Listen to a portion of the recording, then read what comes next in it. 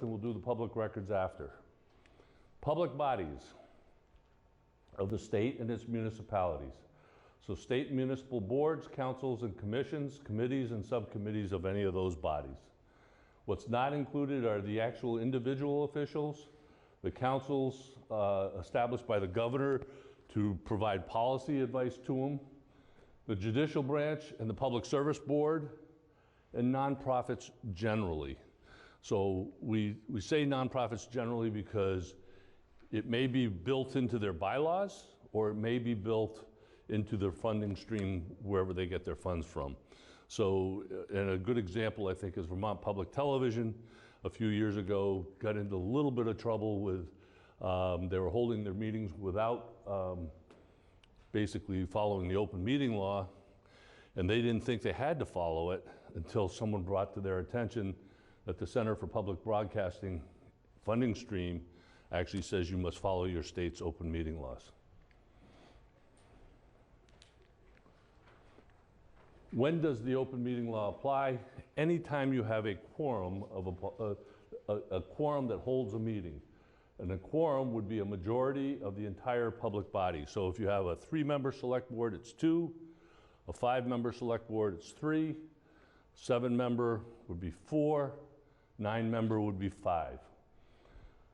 A meeting is a gathering of a quorum of the public body for the purpose of discussing business or taking action. The business of the public body is anything that the public body is responsible for. The budgets, the parks, the public works, whatever it is. And a meeting can occur regardless of where they are. There's no exceptions for work sessions or retreats, and I know that there have been cases where we've heard from people that say, well, we were actually having a retreat, so it really doesn't count. The statutes don't recognize a retreat, doesn't recognize a work session. What it recognizes, again, is a majority of the entire public body discussing business of that public body. So a meeting can occur wherever it is. Now, if you have a 5-member select board and the 5 of them are at a soccer game with their kids and they get together at the soccer game drinking their coffee, they're okay. As long as they're talking about the game, baseball, football, whatever it is. They get in trouble if they start talking about business. If they start talking about budget, about contracts, things like that, that's where they can get into trouble. So you have to really be conscious of it and walk that fine line. And a meeting can come together over a span of time. So you need to watch out for email strings and social media discussions. We advise people not to use social media, not to use email, except for very specific issues. So the legislature did clarify recently that it's okay for communications to schedule a meeting, to organize an agenda, to distribute materials. So Rick, if you're getting ready for your council meeting, your select board meeting, it's fine for you to send out documents that they're going to need for that meeting. Just don't let them start hitting reply all and start talking about it. Clerical work and staff work assignments are not considered a meeting. Routine day-to-day administrative matters if no action is required. And things like site inspections, this would be more for BCA's site inspections to assess damage or make tax assessments or abatements, and quasi-judicial deliberations like a development review board or zoning board. You can, if anybody has a question while I'm talking, just raise your hand and I'll stop. So the public has a right for advance notice. On a regular meeting, which is typically when the new council or new select board is after the election is organizing, they will adopt a resolution that says, we're going to meet the first and third Monday of each month at 7 p.m. at the town hall. So you've taken care of your warning, so to speak, for your regular meetings. But you still have to make and post an agenda available 48 hours before each meeting.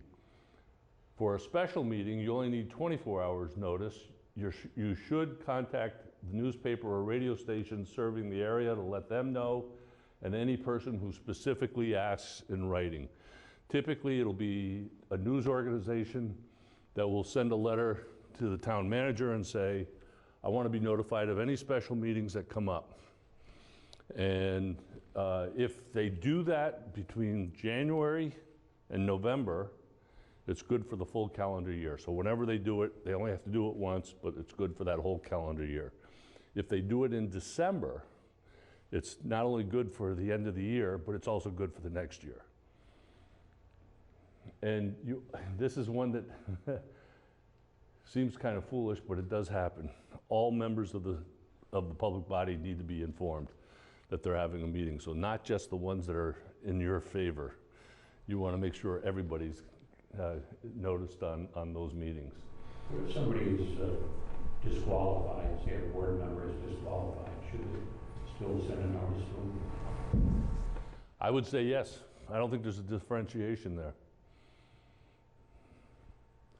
Emergency meetings are only used when necessary to respond to an unforeseen occurrence or condition requiring immediate attention. I think the best case of emergency meetings was in 2011 and around August, September, right after Hurricane Irene, when select boards around this state were meeting to look at the culvert on this street, to look at the bridge on that street, to look at a washout here or there. They were holding special meetings or emergency meetings everywhere. You do have to provide some public notice as soon as possible before that meeting, but you're given some leeway before an emergency meeting. An emergency meeting is not the select board forgot to sign some documents on a Monday night, and the town manager says, hey, I need you guys all back here to sign this. That's not an emergency meeting. You probably will know that with at least 24 hours notice. You can notice it as a special meeting. Agendas. So if it's a regular meeting, they have to be posted at least 48 hours ahead of time. Special meeting 24 hours ahead of time. Where? On a website that the public body maintains or designates if one exists. Municipal public bodies only. They have to post their agendas in or near the town clerk's office and 2 other designated places. It could be a school and a grocery store. You need to make it available to any person prior to the meeting who has requested that they be notified. And what else? You have to address the specific topics to be discussed and any potential actions. The first item on your agenda should be additions or deletions to that agenda. When I was a city council chair in South Burlington, first item we used to say, is there any changes to our agenda? And if the city manager said, yes, I've got something to add to it, I would say, well, that's good. We will add it after item number 5, but we will just do it for information purposes. If there's any action to be taken, we take it at the next meeting when it's properly warned. You don't want to get yourself in a position where it can be abused. And we have seen cases where a select board might show up and say they'll add something to the agenda because there's nobody in the public there, and it's a contentious item and they just want to get it off the table, and they might go ahead and do that. So you want to be careful about that. And then any other adjustment may be made during the meeting, and I think, Rick, you probably are well aware of the solid waste issues is coming around once a year to do their budget presentation to the board, and they're maybe scheduled on your agenda for 8 o'clock or after item number 4 or something like that, and they're running behind, so you just move it to later in the agenda. That's okay, as long as you do it, as long as you make a formal move of that. Minutes. For the most part, the minutes section has not changed in over 30 years. What has changed is down here, but we'll talk about that last. But the minutes themselves have to give a true indication of the business of the meeting, has to cover all topics and motions at a minimum. And this is where I think some people get hung up At a minimum, it has to include the members that are present of the public body, any active participants, motions, proposals, resolutions, and what occurred with those, and any vote results. That's it. It could be done on one page. You could have a 2-hour meeting, and you could do one page for your minutes. It's pretty minimal what you have to do. They have to be ready no later than 5 days, calendar days after the meeting. We always get this question, draft minutes versus approved minutes. The statutes and Robert's rules doesn't recognize either. So if you post draft minutes, you can replace those draft minutes once they're approved, or they can stay up and that's your set of minutes that you have. The important thing is to recognize is that your minutes are the history of your town or the history of your board. And it's important that those are kept in perpetuity, that you can always go back to it. And I always use as an example here about the importance of minutes. When I was on the city council, our city manager was retiring after, actually I had retired already, but the city manager was retiring, and as he went to retire, the new city manager actually tried to take away some of the benefits that he had earned because he couldn't find it in the minutes. And four of the 5 city councilors showed up at a meeting and said, we took that action, we know we did, we don't know why they're not in the minutes. So there's 2 sections of law that can pertain to this. There's something called contract law, so if it's not in the minutes, it looks like to them, the courts would recognize that as potentially being something that could be rescinded. But then there's also something called promissory estoppel, which is a promise made is a promise kept. And in this particular instance, it eventually, when there were 4 of the 5 of us said, we remember it, we did it, we don't know why it's not in the minutes, we just forgot about it. And the courts went along with and gave back the benefits to that city manager. So let me go back here. So the minutes have to be ready for inspection and copying within 5 days. And they must be posted to the website at the same time, in that 5-day period as well. That is the only difference that has occurred is the posting to the website. As far as the minutes being ready 5 days after the meeting, that's been in existence for some 30 years. Right, Mike? So can I take a picture of it? With everything being online now and, people coming up, do you still need paper copies in environment when you're involved of, planning commission? I would say yes. What's online, see, the problem is the law says that you only have to keep it online for a year, technically. I do think in most of the large communities, they'll just keep it by year on their website. So, and frankly, if you think about it, it saves you time from having to go dig the minutes out and make a copy for someone that wants them. And at the same time, it also doesn't require the citizen to drive into City Hall or Town Hall to get those minutes. He can just do it online. Right, well, like Mike said, if someone comes into our office and says, I want to see the planning commission meetings from last week, I should probably have a copy and not say you can use my computer and let's pull them up. You need a paper copy. Well, you should have a paper copy as your original. Yeah. For sure. So, executive session, when can a board meet in private? Well, first of all, what is it? It's a closed portion of a public meeting. You can, and I'm going to go right to this second one here first. You can only go into executive session if you come from an open session. So if, let's say, your regular meeting starts at 7 p.m. and you decide on that particular day you set your agenda up, we're going to go into executive session at 6:30, and then the regular meeting will start at 7.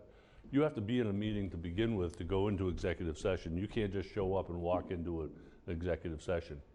So you would say that would be, if you change the parameter, 7 p.m. on a Monday at Town Hall, and you're now going to meet at 6:30, then it would be considered a special meeting. You would set it up so you start your open meeting at 6:30, the meeting opens, there's a motion to go into executive session, and then you move into it. It's only for talk, not action. No formal or binding action can be taken while in executive session, with the one exception of real estate options. Some of the permissible reasons. First, these 6 here are, you have to show premature public knowledge would clearly place the public body or a person involved at a substantial disadvantage. When I sat on the solid waste district in Chittenden County, the meetings used to be, was frustrating to me and some others because they would just say, okay, let's just go into executive session to talk about X. That's not a motion to go into executive session. So we formally would say, we would go into executive session. We're going to go into executive session to discuss the landfill because premature public knowledge would clearly place the public body or a person involved at a substantial disadvantage. And it's for these items: contracts, labor relations agreements with staff, arbitration or mediation, grievances other than tax grievances, civil litigation or prosecution, and confidential attorney-client communications. I remember once we were going into executive session because we were being sued for a zoning lawsuit. We had a zoning lawsuit against the city. And our attorney, we asked that the attorney join us in executive session to discuss it. And so he came in and I said, Steve, can you tell us what you have? And he says, well, I've got 2 things to tell you, good news and bad news. I said, give us the good news first. And he says, we have 2 ways that we can strategize on how to win this case. And I said, okay, what's the bad news? He goes, you're going to lose both. So it was pretty simple. The city council said to him, go out and settle this. But so you can ask anybody that's pertinent to the topic that you're going to have to discuss in executive session. You can ask them to come in with you. The other group is, these are the other ones, real estate purchase options, as I said. The appointment, employment, evaluation, discipline, or dismissal of a public officer or employee. You can discuss this in executive session, but you have to come out of executive session in the open session to take an action. To hire a new city manager, to fire the city manager, to, sorry to pick on you, Rick. You know, to do an evaluation of the city manager. So you can only, you can discuss it in private, but you have to come out to take the action. The other things that are exempt from public is student academic records, suspension or discipline. Exempt public records, if you need to talk about specific public records and whether they meet the test of the law for an exemption, you can talk about that. Public safety, clear and imminent peril, and this was added in recent years for obvious reasons, municipal or school security and emergency response measures. Any questions there before I move on? Somebody sent me a thing today. Apparently a supervisory union went into executive session for some sort of legal thing. When they came out, they voted to allow the superintendent to, quote, sign on behalf of the board the personnel settlement agreement that was discussed in executive session. That was the motion. So there's like no names, no nothing.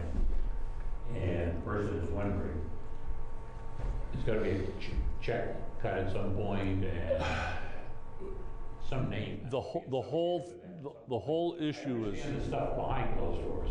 But at some point, if the town's going to pay or the school district's going to pay.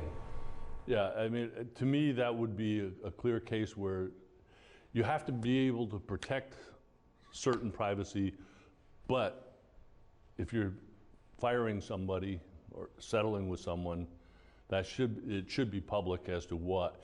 Your minutes, don't forget, your minutes are supposed to tell you the history of your board. So if someone 10 years from now, or 5 years from now, or 1 year from now, picks those minutes up and they see, like we had one town that actually, we had a call from a press that said, they came out of executive session and said, we affirm the decision we made in executive session. I made a phone call to that manager and said, I think you need to redo that one. It's just, you have to be careful, but at the same time, you can give out a certain amount of information, but you don't have to give it all out. But you have to make it clear what you're doing. And the public has a right to know.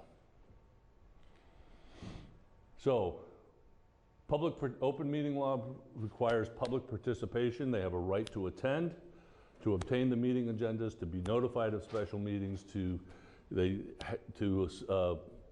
provide disability accommodations pursuant to our anti-discrimination statutes, to allow people to participate in meetings, to give them a reasonable opportunity to express their opinions on matters being considered, subject to reasonable rules. We had a case, South Burlington, let's just say we had a $10 million operating budget. We'd have 2 people show up for the public hearing. 2 people. If the following week we were going to discuss the leash law on the bike path, we had 150 people show up. 75 were in favor of it, 75 opposed it, and everybody wanted to give us their opinion. So we allowed people to speak for 2 minutes at max. We asked people not to say the same thing over and over again, tell us yes or no, and it was a late meeting.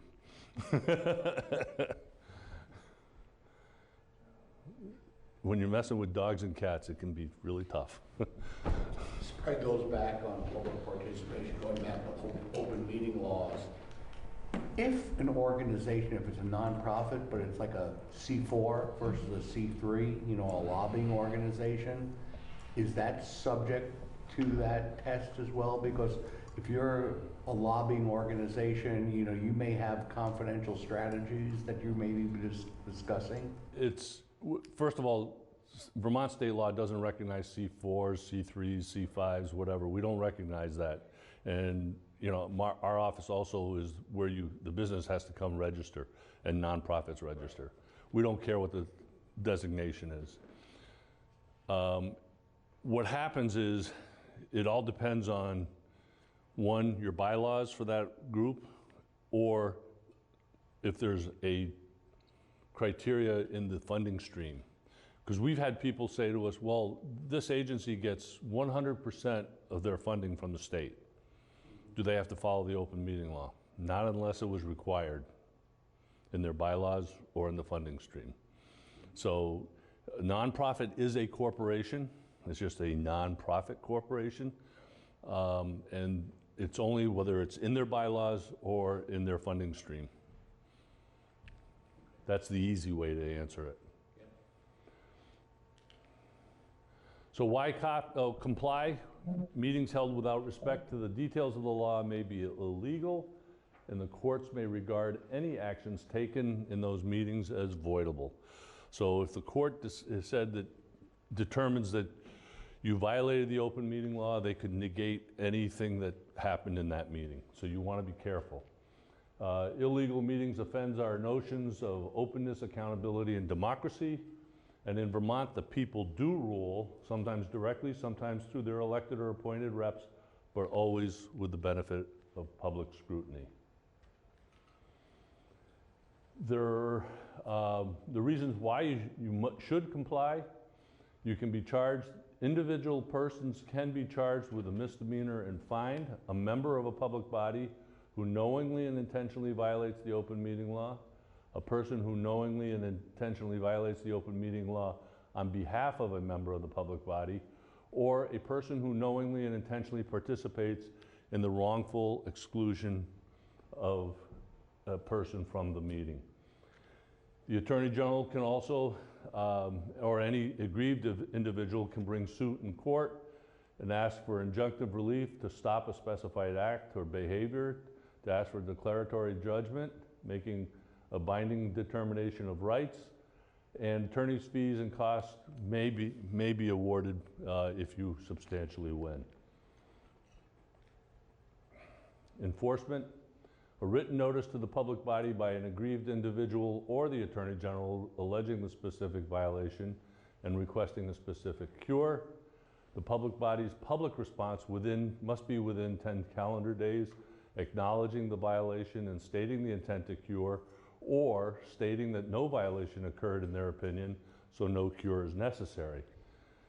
Also, you can also have the public body's cure, if it acknowledges the violation, must be within 14 days. So if they decide, yes, we should have done that correctly, we didn't, they have 14 calendar days to have a public response to it. And then the last, of course, is any aggrieved individual's recourse, if unsatisfied, is to file in Superior Court, and you only have 1 year to do that. Anything you want to add, Chris? No, I haven't had to say much here tonight. I'm here as Jim's legal counsel. He wrote half of these laws when he was on the Government Operations Committee, so he knows them better than I do. If anyone does have any questions, that's what we're here for. Yes, ma'am.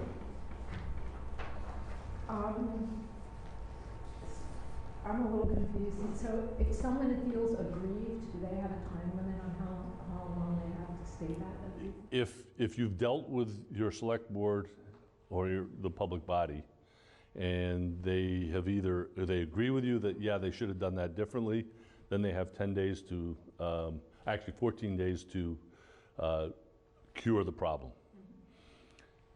If they say, no, we didn't have, we don't agree that we violated the law, then you have up to 1 year that you can file in court. So how much time between the incident of aggrievement and the trying to talk to the board? So 10 days and then 14 days. 10 days and 14, and 10 days. And it is written there. Okay, yeah. Thank you for clarifying that. And one of the things that I've actually been promoting, Chris and I have been promoting to the legislature for quite a few years now, is the idea of having an ombudsperson that would be sort of an intermediary between, whether it's on public records or an open meeting law, between the final decision before you go to court and going to court, that this would be someone at the state level that would actually hear these cases. Most of our states around us have ombudspersons. The most famous was Robert Freeman next door in New York State. He has since retired, I think. But he was there for like close to 40 years. But it makes sense to have someone who is well in tune with the law, that can make decisions, and act as an intermediary. Right now, if you get denied, whether it's a public record or an open meeting violation, if you get denied any action, your only recourse is to go to court. And that's pretty intimidating for the average citizen. It may not be for the media, but it is for the average person. But it's getting more costly for the media. Does they have 1 month from after the meeting, or 1 year, I mean, to Correct. take action. If you're coming up on the 12 months and you finally realize they did something wrong, there's a 24-day period between the 10 and the 14 days. Can you actually file a suit, even though the select board may not have resolved it? You can file suit anytime. You should know that. You can file suit anytime to try to hurry the situation up.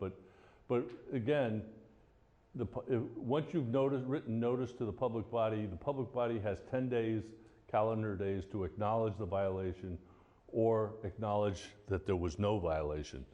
Then there's 14 days for the public response to actually fix it.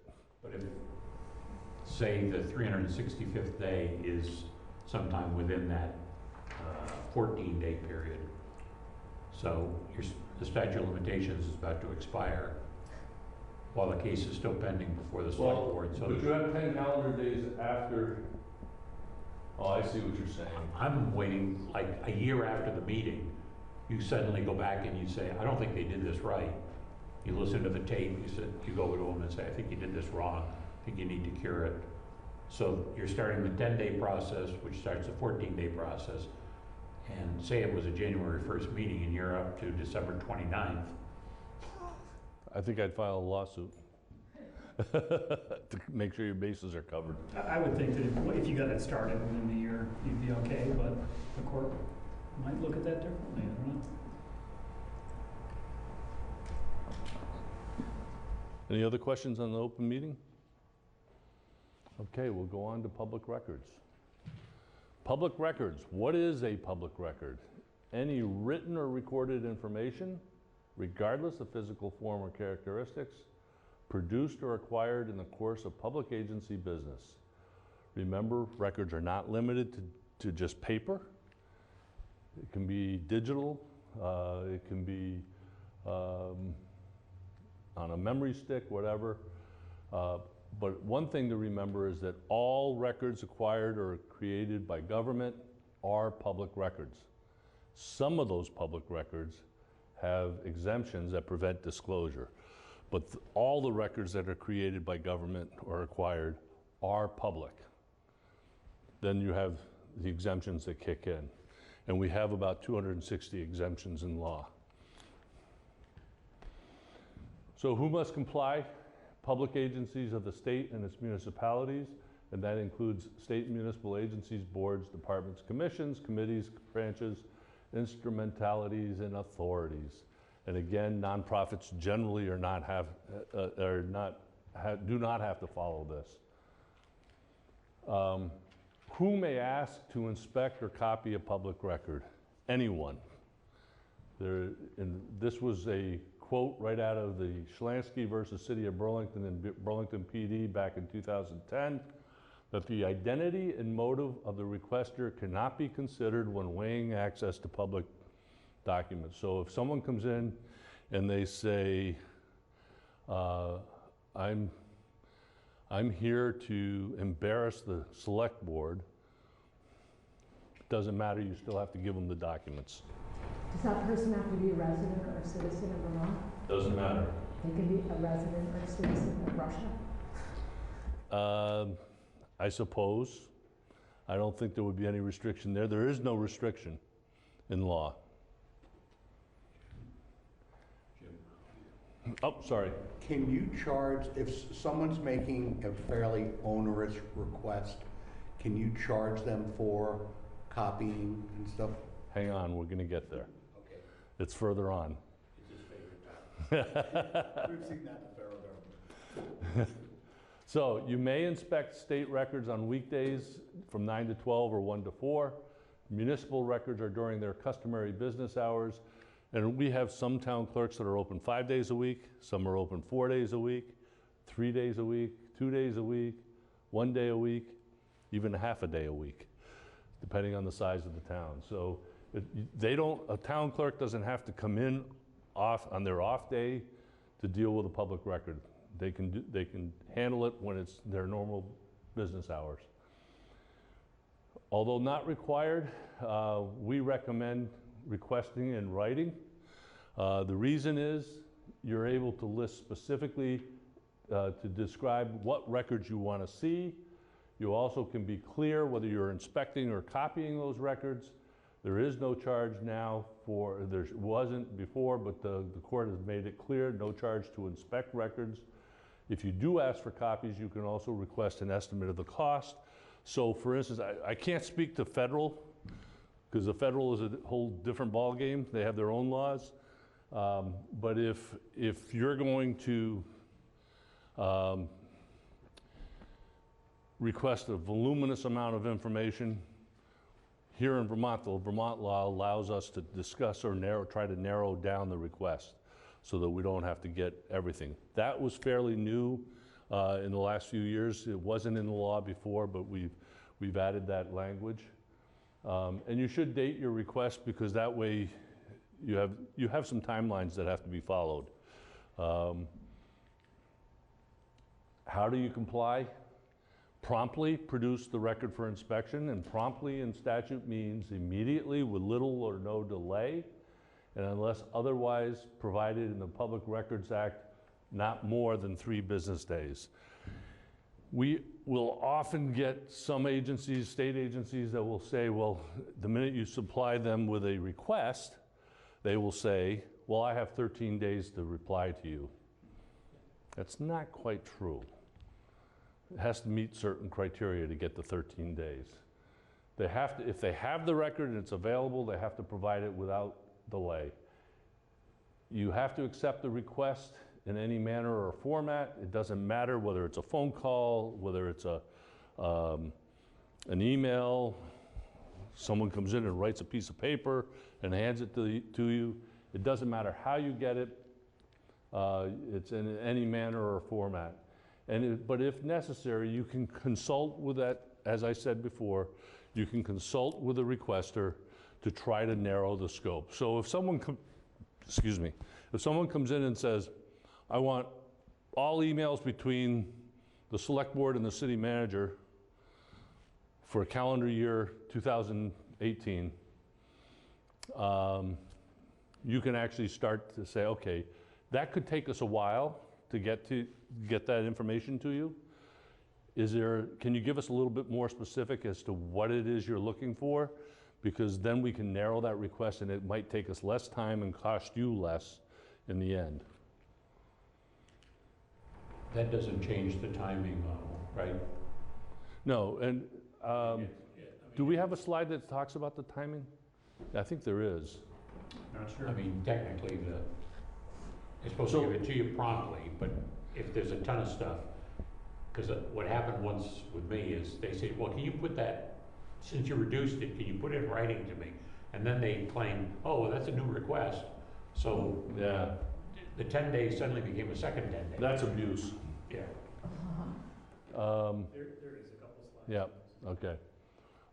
So we'll get to the timing issues, but the custodian must make a determination and promptly notify the requester in writing if they are not going to provide the information. So, you must, if you're going to deny someone, you must include in the notice, the written notice, the identity of the records that are being withheld, the statutory basis for the denial, what exemption you're using, the supporting facts, what are the facts behind the denial, the names and persons of the persons responsible for the denial, and to whom that person can actually appeal to. So if someone comes to Rick, they could always go to the select board after Rick. I suppose some of it stays with you, but at a state agency level, you might be dealing with someone at a lower level, and then it would go to the secretary or the commissioner, would be the next level. If the record does not exist, the custodian must promptly certify in writing, specifically stating that the record doesn't exist under the name given or by any other name that they know of. So you have to submit that in writing if you're going to deny someone because it doesn't exist. So this is the part. So there is, and I think we may have taken the 3-day period out, but so when someone submits a request, you have 3 days to deny it. You have to produce it, if the records are available, you have to produce it promptly. If you need, you might have to have 3 days to deny, and the reason is you have to do it in writing. Anytime you deny, it has to be done in writing. So you can take up to 3 days to deny someone a public record, and then the other piece of this is at the end of the 3 days, you could also say, look, I need to search in remote facilities, like maybe, I don't know, I'm just going to use this as an example, Rick. Maybe you store some of your records at the Public Works garage. Maybe they have a secure spot where you can store stuff. So you got to go to the Public Works garage to find the records that you're looking for. You can also search because there's a large volume of records that you have to go through. to find the specific ones. And in this particular instance, the custodian may also request again to narrow that scope so that you can try to make it a little more finite. And sometimes you may have to consult with your city attorney or your the attorney general on legality. So you can request up to 10 days. You must do it in writing, and you must state the reason for the extension. In other words, why are you doing it, and when you think you're going to have it complete. So making a determination, the rule is public agencies must produce the records for inspection or copying unless the record is exempt. And the policy is that it's in the public interest to enable any person to review and criticize government decisions, even though such examination may cause inconvenience or embarrassment. And the Public Records Act represents a strong policy favoring access. And this is another Supreme Court case, Wesco versus Sorrell in 2004, where the court was quoted as saying, "We construe these exceptions strictly against the custodian of the records and resolve any doubts in favor of disclosure. The burden of proof is on the agency to seek to avoid disclosure," essentially saying it's not on the person requesting it to prove that they should be getting those. It's the agency that has to defend denying. Where are the exemptions? Well, in 1 VSA 317, there's about 40 plus exemptions that are listed there, the original 40. But then there are another 200 that are scattered throughout statutes. Sometimes they're not real clear, but every year after the legislature's done, our office and then also the Leg Council goes through all the bills that passed to see if there are any new exemptions that were added. The Leg Council on the legislature's website has a list of public records exemptions. In our office, in our state archives web page, has a right to know database where you can also peruse for exemptions. And it makes common sense that every public agency should know what are the exemptions that pertain to them generally, because you're going to know which ones they are. So what if only a part of the record is exempt? It used to be at one time, if there was, like, say, a 2-page document that you wanted, but it had a social security number on it, the public agency in the old days, and Mike can attest to this, would deny you that document because it had an exempt item on it. What the legislature has now said is that you must redact the exempted information but still provide the remainder of that document. Must you gather new information or create new documents in response to a request? No. So if someone says to you, well, I don't want it in the NEMRIC fields, I want it set up in my Excel fields, they can't request that. They can request it, but you don't have to provide it to them in that format. You only have to provide it in the format in which you maintain it. However, if you decide it makes sense, we'll do that, but there's going to be a cost. It's going to take us an hour to do, in which case the first 30 minutes are free. The time after that is chargeable. Must I withhold the document if the exemption applies? It depends. The Public Records Act does not require this, but outside law could. And the safest course is to err on the side of openness and consult your legal counsel. We tell people all the time, look, if you're not sure, check with your town's attorney. They're the ones that would actually make the decision, not us. We do say, if it's a gray area, that's where you really need to talk to your attorney, because the court in the previous point, I went the wrong way.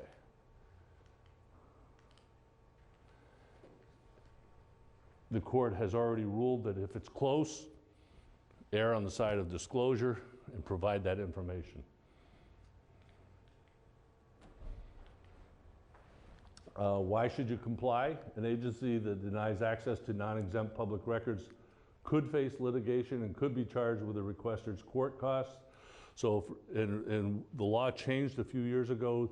It used to say may allow attorney's fees. The court may provide attorney's fees. The law now says shall provide attorney's fees. So if the requester wins in court, prevails, the court is required to have the government agency pay that person's legal fees to get to that point. Any individual who willfully destroys or discards a public record without authority could face fines. That's really a no-no. You should have record retention schedules. I think in the town clerk's office you have disposition orders. You probably work with Megan Wheaton Book at our state archives on other items of retention. Some items might be 30 days, or it could be a year, or 10 years, or it could be in perpetuity. Enforcement, you can always appeal to the head of an agency, and within 5 business days after receiving that appeal, the head of the agency must make the records either promptly provide them, or give you a denial in writing, and again explaining the statutory basis, the reasoning and supporting facts, and what your appeal rights are, who you would appeal to next. If the denial is upheld or there is no head of agency, you can file an appeal in court. There is a 30-day deadline, generally counted from the date of the denial. And that's it on public records. I don't know if there's any questions. You're looking at me. I'm looking at anybody. Thanks. Yeah. Good to see you.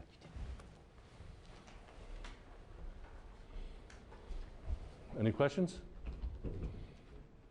Getting into the inspection and copying piece of it, we've had some discussions. We've had some folks who think that the recent court decision means that you can't charge the fees that you charge for land records. That's a whole separate section of the law. Land records have their own fee schedule. They have their own vault time schedule. It's really designed around everything else. More like minutes. Minutes and things like that. That's where the line to explain it to people when they ask. Good. Anything else? So you want to talk about taking pictures of records? Oh, thanks, Mike.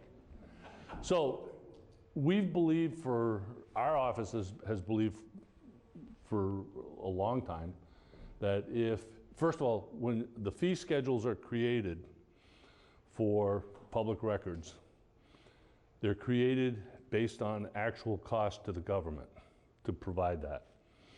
So if someone says they want to inspect documents, and then while they're inspecting them, not getting a copy, but just inspecting them, they say, oh, I want this one, and they pull out their phone and take a picture of it. The court has now said, the Supreme Court, that you can't charge for that. And frankly, there is no cost to the government. I would have a little bit of an issue with someone using their own scanner, because you could degrade the paper or whatever.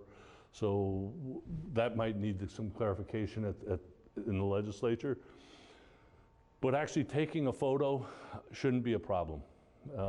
And I know there are some towns and some cities that actually charge as if it was the same as a copy. That's what the Attorney General said 2 weeks ago. The governor and I both came out and said, no, that's not what the court said. And we think that, if someone uses their cell phone to take a picture, so be it. It's a free thing. There's no cost. And the court clerk's office allows you. And the court clerk actually does the same. They do not charge if someone uses their own device to take a picture. So we think it's pretty clear.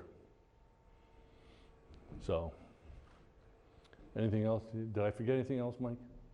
Do you have any guidance for reasonable cost for? Yes, actually, it's on our website, on the State Archives website.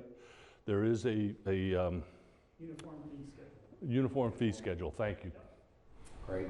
And it provides what we believe is actual cost. It's been a while since we did the schedule. It's probably been 10 years, so some of it might be a little bit outdated, but it talks about 5 cents for 5 cents for a single side, 9 cents Right. for double-sided, color copies $1 a page, things like that. And then the actual cost of the person sitting at the copier, kind of making the copies, it's free for the first 30 minutes. But anything that goes beyond 30 minutes, you can charge 33 cents a minute after that. Because that's the true cost, is the time, you know, The if you time of have the person. a voluminous document that, you know, it's, the 5 and 10 cent is not much, but someone standing at the copy machine, Right. especially if it's some sort of document that has to be maneuvered, you can't just feed, you know, could take a couple hours, and that's cost money. And if the documents are, I'll say clean documents, meaning that there's nothing to exempt from them. I mean, we commonly will ask a requester, do you want it electronically? You know, there's really little cost if you do it electronically. If you have a document, you've got it saved, and someone wants it, we'll just provide it to them. I find when I ask to inspect, 9 times out of 10, they'll email it to me without even, they probably don't want me in their office hanging around. They're thrilled when you walk through the door. Yes. Is there any concern because email documents are not totally secure, where faxes are secure, or if they're encrypted emails are secure? We've actually used on our website a secure portal that we'll set up where we might, if you ask for a bunch of documents, we might say, okay, we have them at this portal. If there was a cost to preparing those documents for you, we might say, as soon as we receive your check, we'll give you the password to get into it and you can pull it off. But it's on a portal that's off of our site. And I think other agencies are starting to do it that way as well. Not all of them. The other thing that I would say is if you're providing a public record, it shouldn't have any exempt information on it, so there might not be the worry that it wouldn't be secure, you know? So you would have had to have redacted social security number or something like that off of it anyway, but. I worked for the federal government for 32 years. There was a ton of redaction that was needed because of Social Security was one of the biggest ones. Yep, and that's, we actually had several million records of liens that people have filed over the years, and back prior to 2000, there was a spot that said, you know, your tax ID number or your Social Security number. So people used to put it there.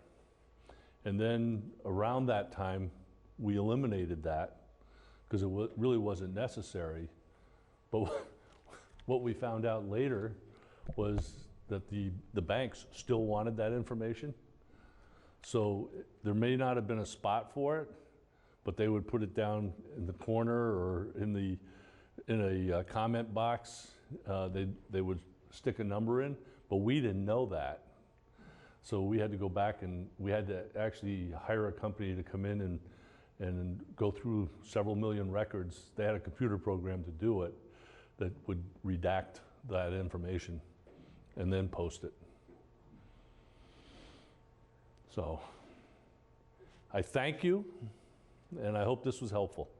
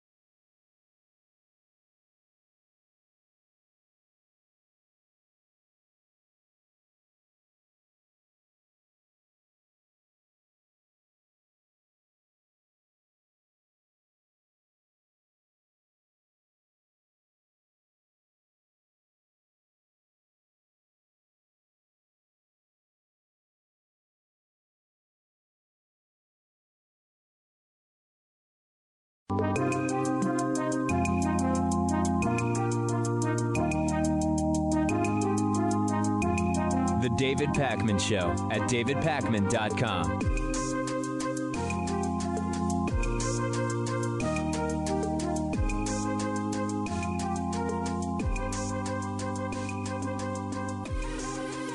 There's a billionaire named Leon Cooperman who cried on live television, and there's a lot of sort of misreporting about why he was crying or what the entire point of the thing was. If you've not heard of Cooperman, he's a hedge fund guy. He runs Omega Advisors. He's been sort of going back and forth with Elizabeth Warren, saying, I don't need Elizabeth Warren telling me I'm a deadbeat and that billionaires are deadbeats, arguing that the vilification of billionaires makes no sense to him and that the world is a better place because of people like Bill Gates and Michael Bloomberg and other rich people. This happened on CNBC. Let's look at it and then discuss. I think, I think it's kind of obvious people can not only see the emotion on your face, but hear it in your voice when you talk about this, Lee. Why? I care.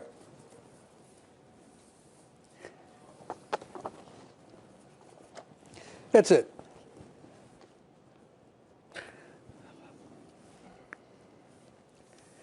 But in all that you have said of where the economy is, where the stock market is, the wealth that has been created since the president was inaugurated through the stock market appreciation, you still think it would be a better idea if he did not run for re-election at this particular time?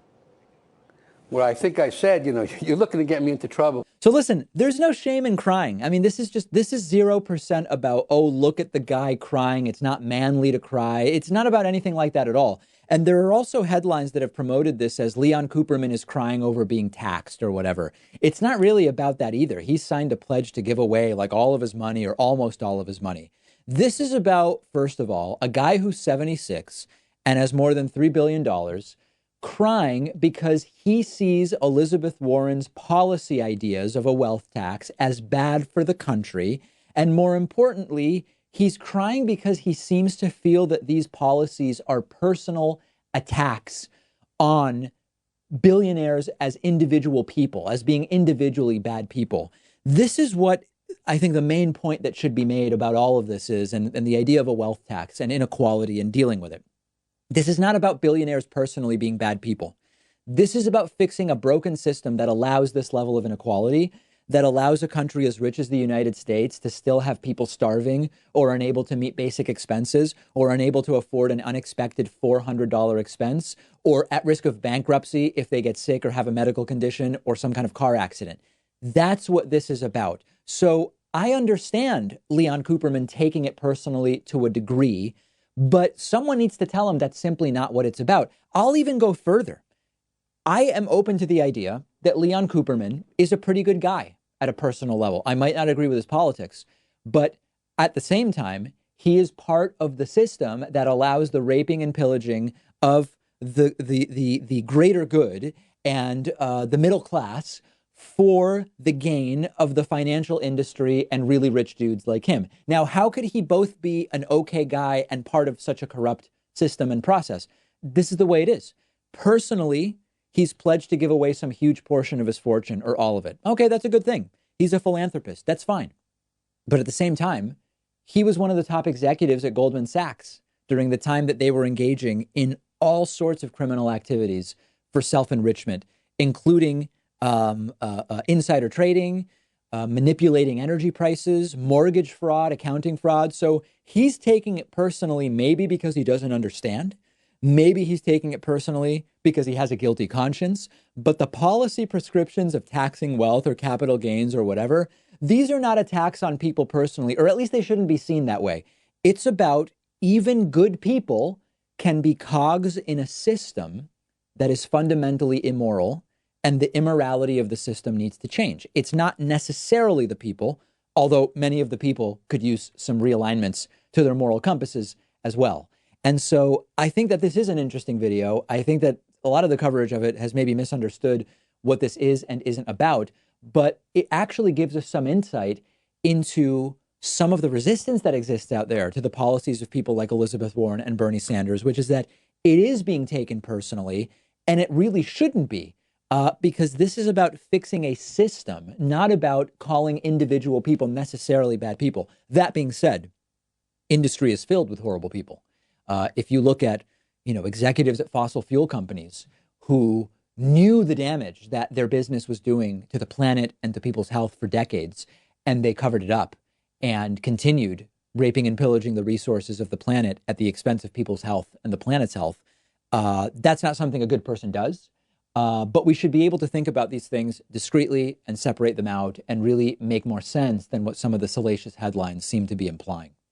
Here's a very interesting story about damage to the Trump brand. Now, I don't want to be confusing here because in total, the presidency has been very profitable for Donald Trump and his family. They've continued making hundreds of millions of dollars in total.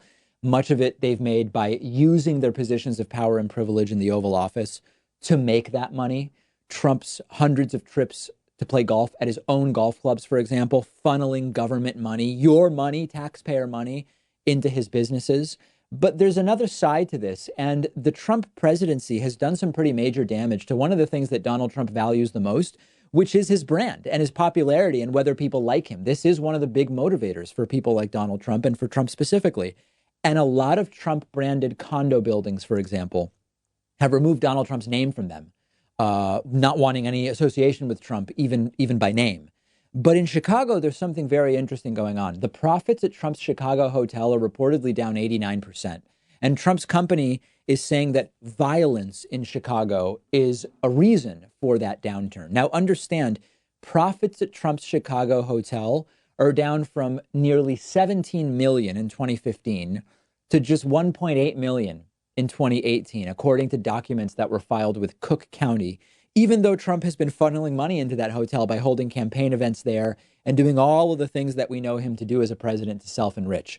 The Trump Organization's explanation for this is that, number one, Chicago is down as a market overall, and that the perceived threat of gun violence has harmed visitation to the destination. Now, the problem with this explanation is that gun violence or not, down market or not, other hotels in Chicago are doing just as well or better over the last few years.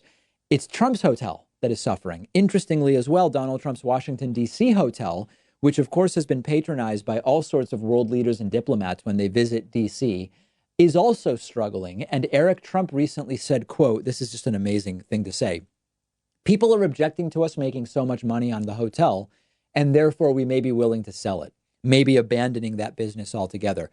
I love how Eric says it like it's unfair. Yeah, people are objecting to having a profit center blocks from the White House from which you self-enrich, thanks to being president of the United States.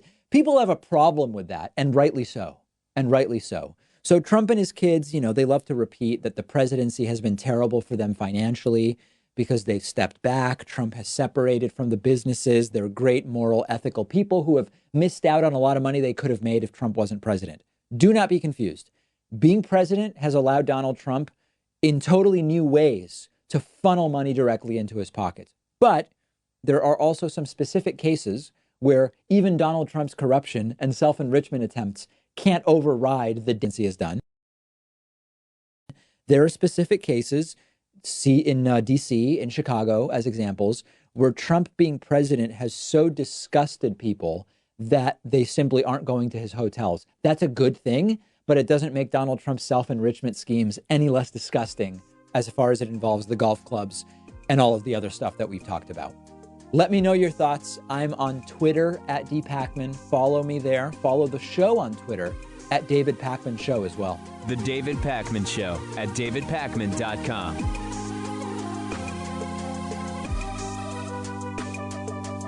The David Pakman Show isn't some corporate media show with huge advertisers and a media conglomerate supporting us. We actually depend on support from our viewers and listeners. The easiest way, the most rewarding way, the most exciting way to support the show is to get a membership at www.joinpakman.com. You'll receive the world famous daily bonus show for supporters only, the commercial-free audio and video streams of the show every day. And you'll be part of the solution because of membership. We are independent and we're able to cover whatever stories we want, whatever stories our audience is interested in, without executives looking over our shoulder. And it's why we've grown from a weekly show to a daily show, much to the dismay of the Hatriots. We can't be pulled off the air unless all of you cancel your memberships. Please don't do that, but please do sign up today at www.joinpacman.com. Support independent progressive media.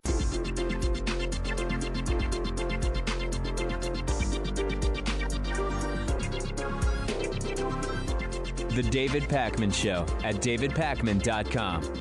Today's new members of the day are Philip Cucciara and George Arnold. Philip and George, thank you so much for your support. I do appreciate it. And someone who's been a member supporting independent media for almost 5 years now is Derek Langendorfer. Derek, I really appreciate your support. Appreciate almost 5 years of that support. Join these great people. Support the programs that you like. Support programs you want to keep on the air at www.joinpacman.com. Takes under a minute to sign up. I promise you it is painless. You can pay with any credit or debit card or PayPal. Very exciting. You can also become a patron at patreon.com/David Pakman Show. All right, let's see what is on people's minds getting to the end of a very, very busy political week. We'll go to the phone lines at 617-830-4750, starting today with our caller from the 714 area code. Caller from 714, what's your name? Where are you calling from? Hi, is that me? Yes, it is. Hi, David. My name is Keandre. I'm calling from the San Francisco Bay Area. How are you? Good. How are you? I'm doing well. So I had a question. So I know that the right they have this thing where, and you talked about this on your show before, where it's sort of like they have these little quippy responses they can throw at you, oh, abortion is murder, and yep. blah, blah, blah. But we in the left have to do a lot of explaining. Well, no, it's not, because science says, life begins here or there, and global warming, and all that. We have to do a lot of explaining. Do you think the left needs a sort of rebranding? And if you do, how so? Like, how can we be as quippy, as quick to respond as the right, and kind of have that level of just ease of understanding? I don't know that the left needs to rebrand. I think the left needs to become better at framing. And George Lakoff has written about this a lot. And he has actually written, he has suggestions about how should the left talk about taxes?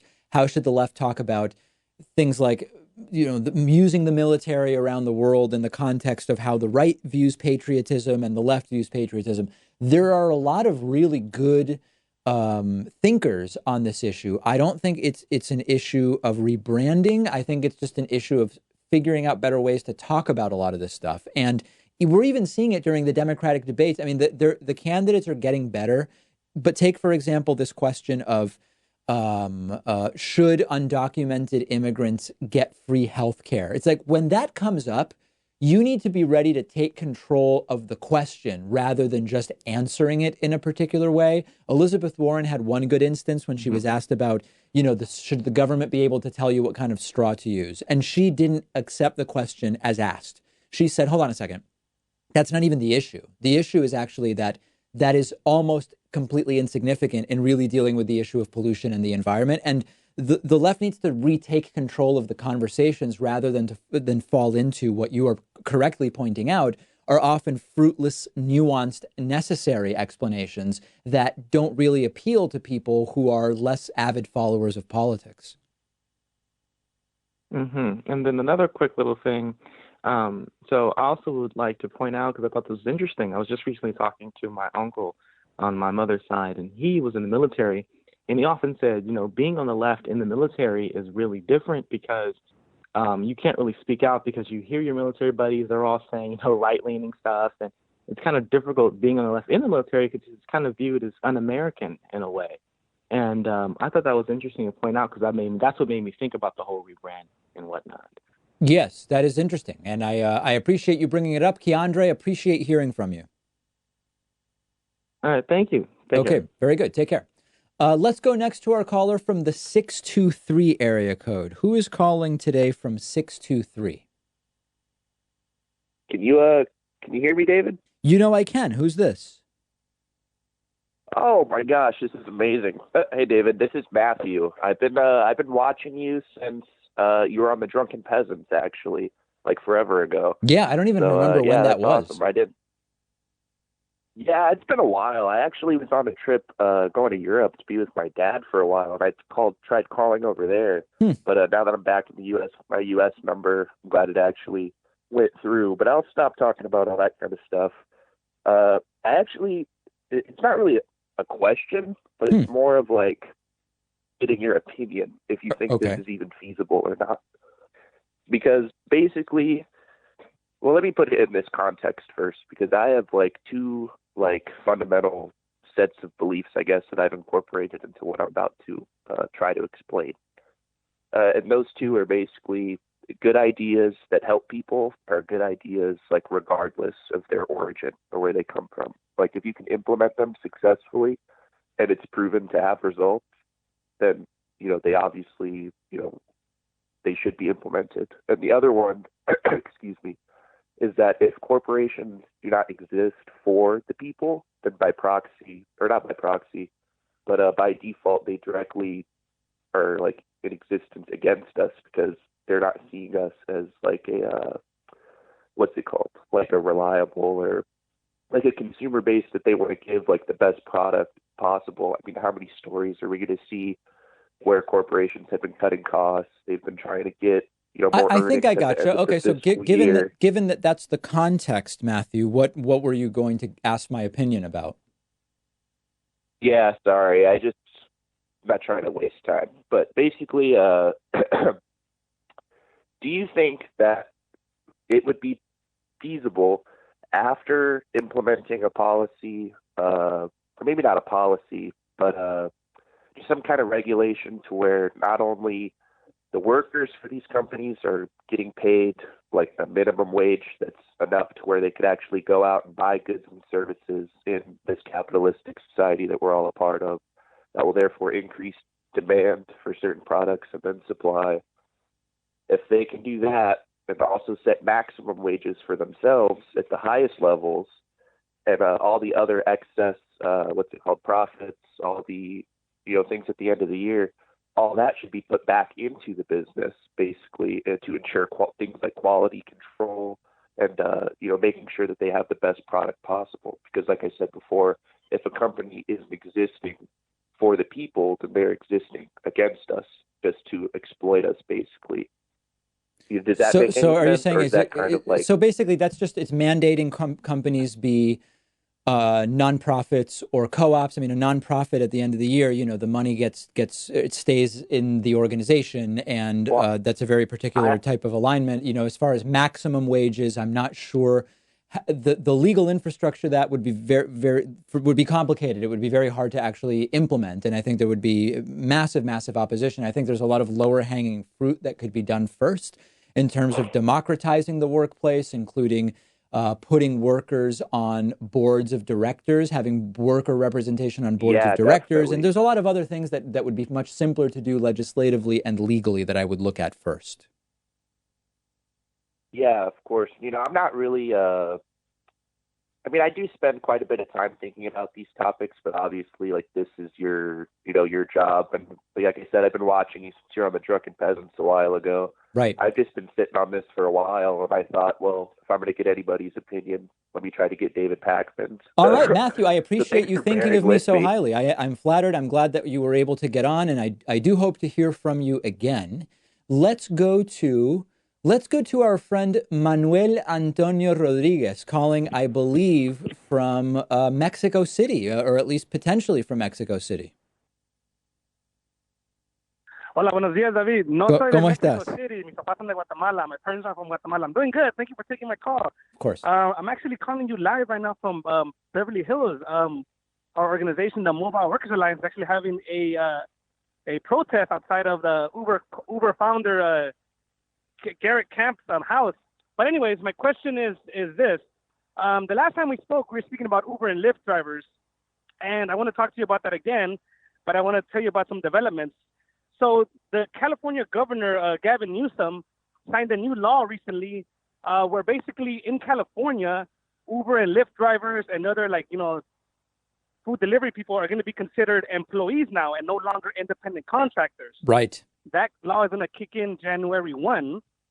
And basically it's going to have more protection for us drivers. And, we're going to, hopefully we'll be, able to collect, wages, overtime wages. Once we start doing that, we'll have more, more benefits, hopefully some paid sick leave with that. But here's the kicker. Uber and Lyft and DoorDash recently announced that they're going to put $90 million towards basically reversing that through one of those, through a California state initiative, like one of those props. Yes. And that's set to take, basically they're going to try to put it on the November 2020 ballot. I guess I wanted to hear what you think about that. I mean, it is direct democracy in a sense that people get to vote on these laws, but, the way we see it is that, and they're calling the Protect California app drivers, something like that. And so basically they're putting in this law and they're trying to say that they're going to provide a lot of benefits for us, such as minimum wage.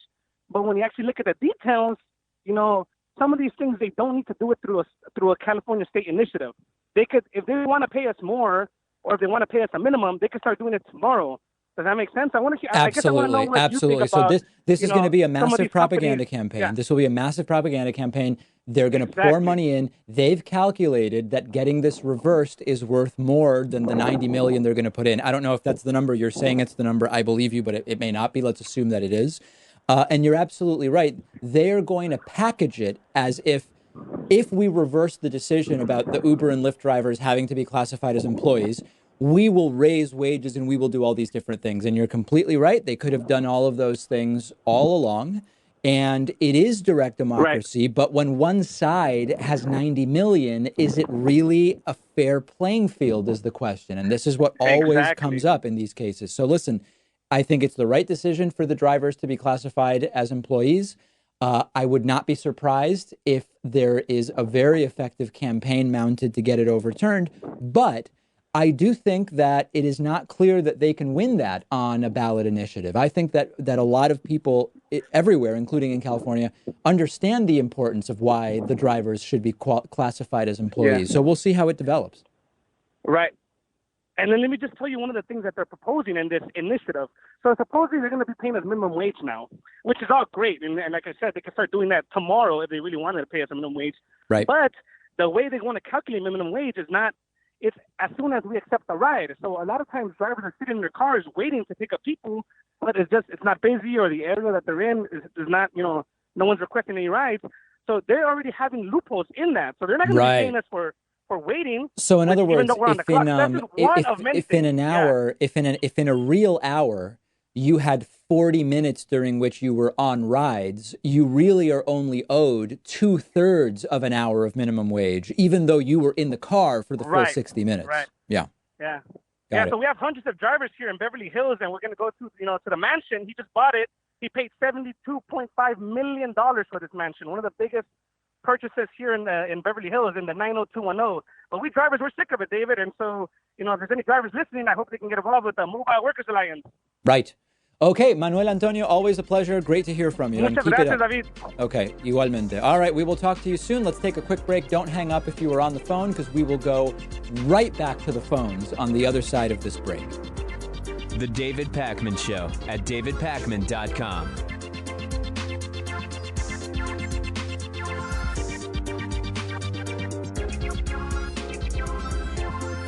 The David Pakman Show is audience-supported media. I really mean that, not just a catchphrase. And much of that support is small contributions on Patreon, contributions as small as $1 per month, meaning just cents for each hour-long episode of the show.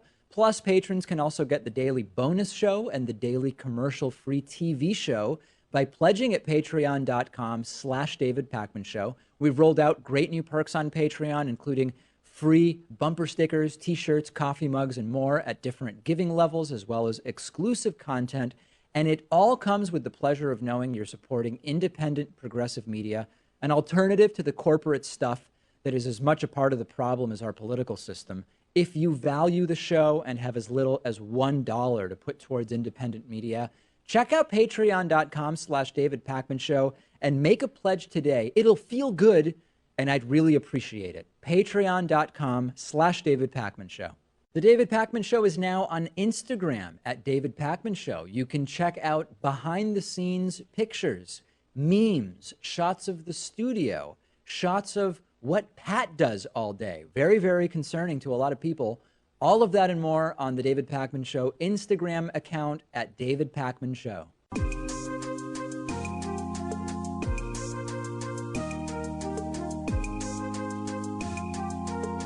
Welcome back to the David Pakman Show.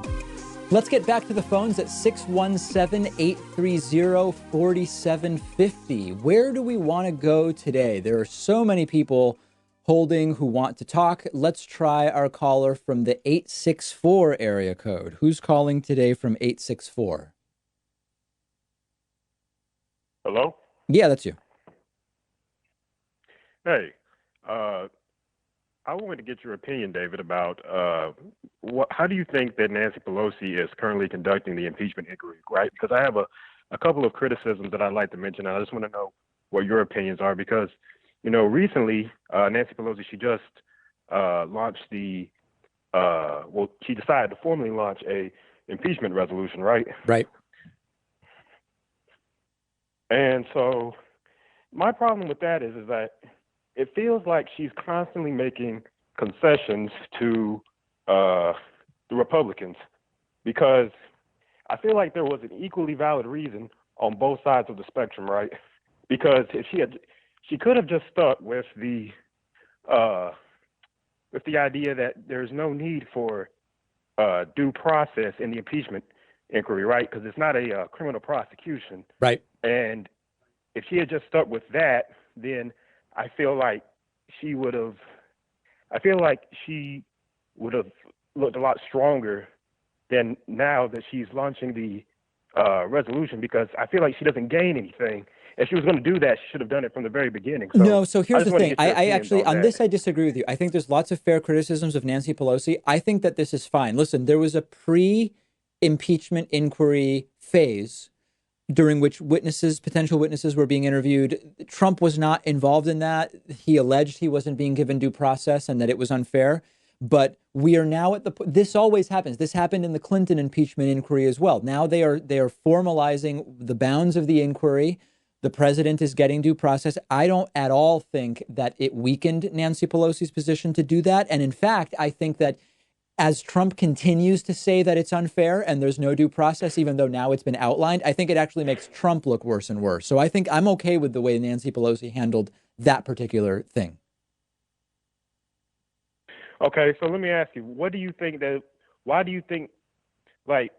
couldn't she have just done that from the very beginning, right? Why do you think, what is the benefit of going back and doing it now as opposed to doing it at the beginning, right? Because now she's giving the right ammunition in order to say that, okay, we were right the entire time. It feels like she's making a concession. No. That's where I just disagree with you. I listen. It's normal that there's a pre-formalization phase, and then you formalize it. I don't think she's giving the right anything. And again, I think the right is going to be exposed as completely not credible in their criticisms because they will continue to say that they're not getting due process and that it's all unfair, even though now it's been formalized. So I'm not.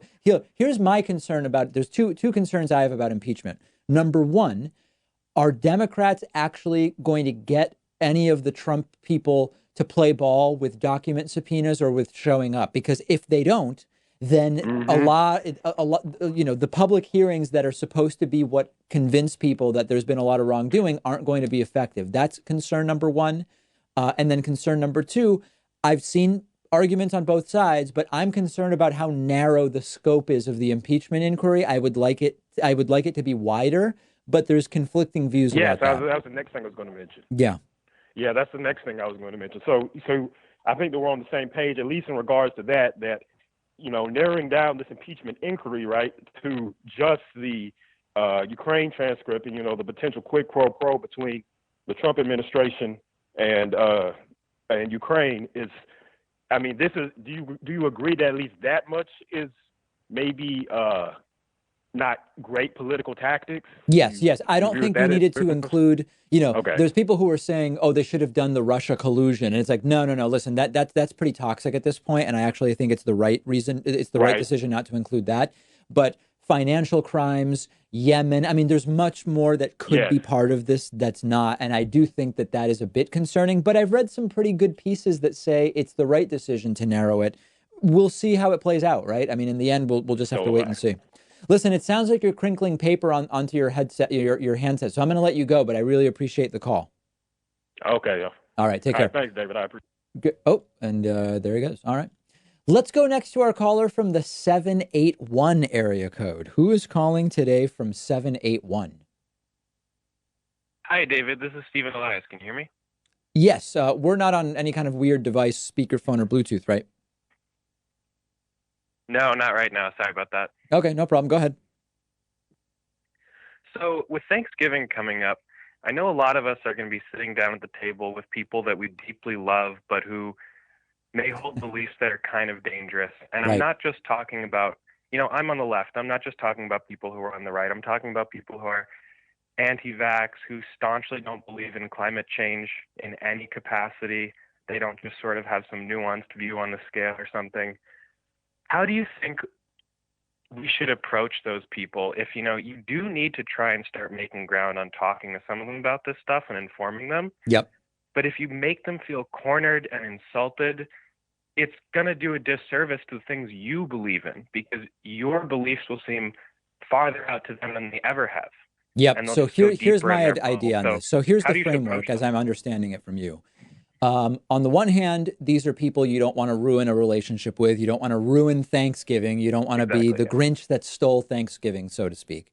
But at the same time, you don't really feel good about just avoiding the dangerous beliefs that some of these people have, whether they are anti-vax or whatever else. So I think here's the happy medium and what I recommend. Apply or employ, maybe better said, a respectful, sort of Socratic method of questioning, not about the facts per se, but about how the people came to believe what they believe. Check out Anthony Magnabosco's YouTube channel where he does street epistemology for some of the technique, and maybe apply a little more, soften it a little more because it might be family or friends or whatever the case may be. And simply, all you're trying to do is step one at Thanksgiving, right? You're not trying to argue all the facts, but you want to get people to at least question how they're coming to their conclusions and start to respectfully inquire about, that's interesting. How long have you had that position? How did you learn about it? Where did you learn about it? Is that a source that you've determined is trustworthy? How do you determine that a source is trustworthy? Most people will very quickly realize that the foundation upon which their beliefs are built is not nearly as strong as they believe. And it's just step one, and then maybe at Hanukkah or Christmas, then you go to step two or whatever the case may be. Mm-hmm. Okay, thanks for that insight, David. Yeah, all right, very good. Okay, great to hear from you. Short and sweet, I like it. Let's go next to our caller from the 909 area code. Who is calling today from 909? Hello, David? Yes. Hello? Oh, hello. Hi. Okay. I have a question. It's a little bit different from other people, but I would really appreciate this information. My main concern is then that. Hold on a second. You're breaking up. Did you say your question is or your name is? There was just the phone. It just dropped, and we missed what sounded like a keyword there. Okay. Can you hear me now? Yes. Okay. My name is Ruth. Sheridan. Love it. Ruth. And my question concerns voter tampering at the polls, because I feel like the polls are already rigged in Donald Trump's favor. And I feel like he knows this, and that's one of the reasons why he just kind of does whatever he wants to do, because what's the difference? He's going to win anyway. And my question to you is this. Okay, based on that premise, which I believe is a fact, what can we do, the voters, what can I do to put a stop to this or to bring awareness to this? Because what's the point of going down these rabbit holes debating if Donald Trump is going to win anyway because the polls are already rigged? So here's my thought on this, and I've been thinking about a lot about this for the last 6 months or so, really longer. Let's not even get into debating in what way the polls are rigged or if they're rigged. Like, let's just concede that to some degree there is going to be a combination of voter suppression and messing with, I mean, even concede messing with some voting machines. Like, let's say there's going to be some of that. There are two things that we can do.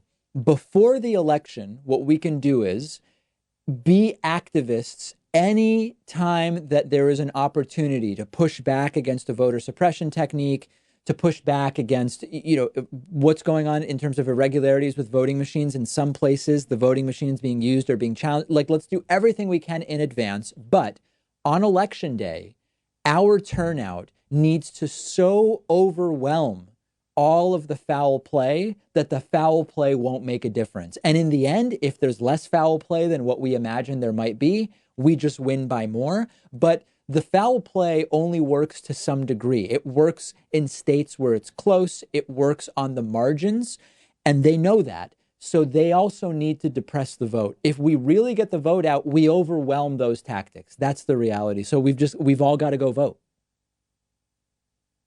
Oh my gosh, I feel so much better hearing that. Thank you. Right, So but we've got to hope. go vote because every time it's the same thing, Ruth, where it's like this time we're really millennials are going to vote and then it doesn't happen, right? So we really need to overwhelm the vote. That's the thing. So the numbers from earlier this week in Mississippi where turnout's up 70%, but Republican turnout's down 6%. That's good. That's what we need in 2020, but it's not a foregone conclusion. Okay, and you're sure that what they have done with the polling equipment, I hear that I guess the Republicans are the ones who fund it. You're pretty sure that that's not going to just change your vote automatically to Trump if you vote for his opponent? That's what I'm worried about. Let's concede that that's going to happen a little bit. They can't give them California with that technique, right? I mean, so this is what I'm saying. That stuff, you can do it at the precinct level in states that are going to be close. So we've got to counter it. Let's assume it's going to happen, and we've got to counter it with overwhelming turnout. Well, okay, then let's get out the vote. That's right. Okay, Ruth, a pleasure hearing you, from you. I appreciate the call. Yes, of course. Thank you so much. Feel free to call in again. Great to hear from Ruth. Ruth bringing some energy. All right, let's check in with our caller from the 574 area code. Who is calling today from 574? Hi, David. Thanks for taking my call. Yes. My name is Andre. I'm a big fan of the channel. So a couple of days ago, you had a caller that called in and talked about the VP pick with Bernie potentially getting nominated, and you guys talked about Tulsi being a pick, and you mentioned that she would be a terrible pick. Can you expand on that and explain why you think that would be the case, and what would be some of your ideal VP picks for Bernie ticket? Yeah, so listen, we don't need to re-adjudicate Tulsi's entire platform, but although it's very often said Tulsi endorsed Bernie in 2016, so their politics are the same. They're not. They're very different. Their foreign policy views are different. Their positions on healthcare are, as we found out, are very different. So, I want Bernie's VP to be someone not who is going to maybe appeal to a few Republicans in the way that Tulsi does or whatever. I really want someone who's committed to the same progressive platform or very close to it that Bernie Sanders is. Now, as far as who would be a good VP choice for Bernie Sanders, honestly, I'm not thinking about it yet. And I'm not prepared to give any names. I know people have called in and they've floated a few different names. A lot of people call in and say, what about Bernie Warren together? I don't know. I mean, right now, not even a single vote has been cast in the Democratic primary. So I'm not really exploring that yet. I'm looking at other things right now. But I'm confident that Bernie will evaluate a variety of choices. And I believe that he ultimately, I could be wrong, but I believe he's ultimately going to choose someone who's highly aligned with his politics rather than sort of from a different wing of the Democratic Party. But I could be wrong. Okay, that makes sense. Can I do one more follow-up? Yes, sure. So recently in the news, the ruling came down that the Trump tax returns would have to be turned over for the investigators, and there's a high likelihood of it being challenged in the Supreme Court. Mm-hmm. Do you think the Supreme Court will take up the decision on that? And if they do side with Trump, what kind of damage do you think that's going to do to the institution of the Supreme Court going So forward? here's the thing. I assume the Supreme Court, if they take it up, will side with Trump and that the tax returns won't be given to investigators. But here's the thing. We're like 360 days from the election, right? At this point in time, I still believe that the most effective way to get Donald Trump out and the quickest is just to defeat him at the ballot box in November of 2020, because we're under a year away. So Trump, even if the tax returns were turned over to investigators, that doesn't mean that they're going to the House of Representatives. It doesn't mean that they're going public. So I am trying to take a pragmatic approach, which is Donald Trump's Supreme Court, a Supreme Court that is increasingly made up of conservative justices and justices selected by Trump, is unlikely to do what we want them to do when it comes to Trump's taxes. Even if they said they've got to be released to investigators, the investigators don't make them public. They might leak. So I think we don't even worry about it and we just vote the guy out in 360 days. Yeah, absolutely. I was just asking more from the standpoint of not necessarily getting him out, but setting a precedent listen, the precedent that the Supreme Court will set when they decide that Donald Trump doesn't have to turn over the tax returns, if that's what they do, will be that checks and balances effectively no longer matter because the president decides who chooses whether the checks and balances still apply. So it'll be extraordinarily damaging. But we can still vote him out in under a year. Right, and that's why they feel so comfortable just ignoring all the subpoenas that are coming down with the investigation. They just Absolutely. show up. There's been no evidence so far that Well, I they'll appreciate be your held time. accountable. Thanks so much. Thank you. Appreciate it. Yep. Hope to hear from you again. That does it for today. Sorry to everybody that I didn't get to. And I do see there are 50 or 55 people. Hopefully next time we will take calls again. The David Pakman Show at davidpakman.com.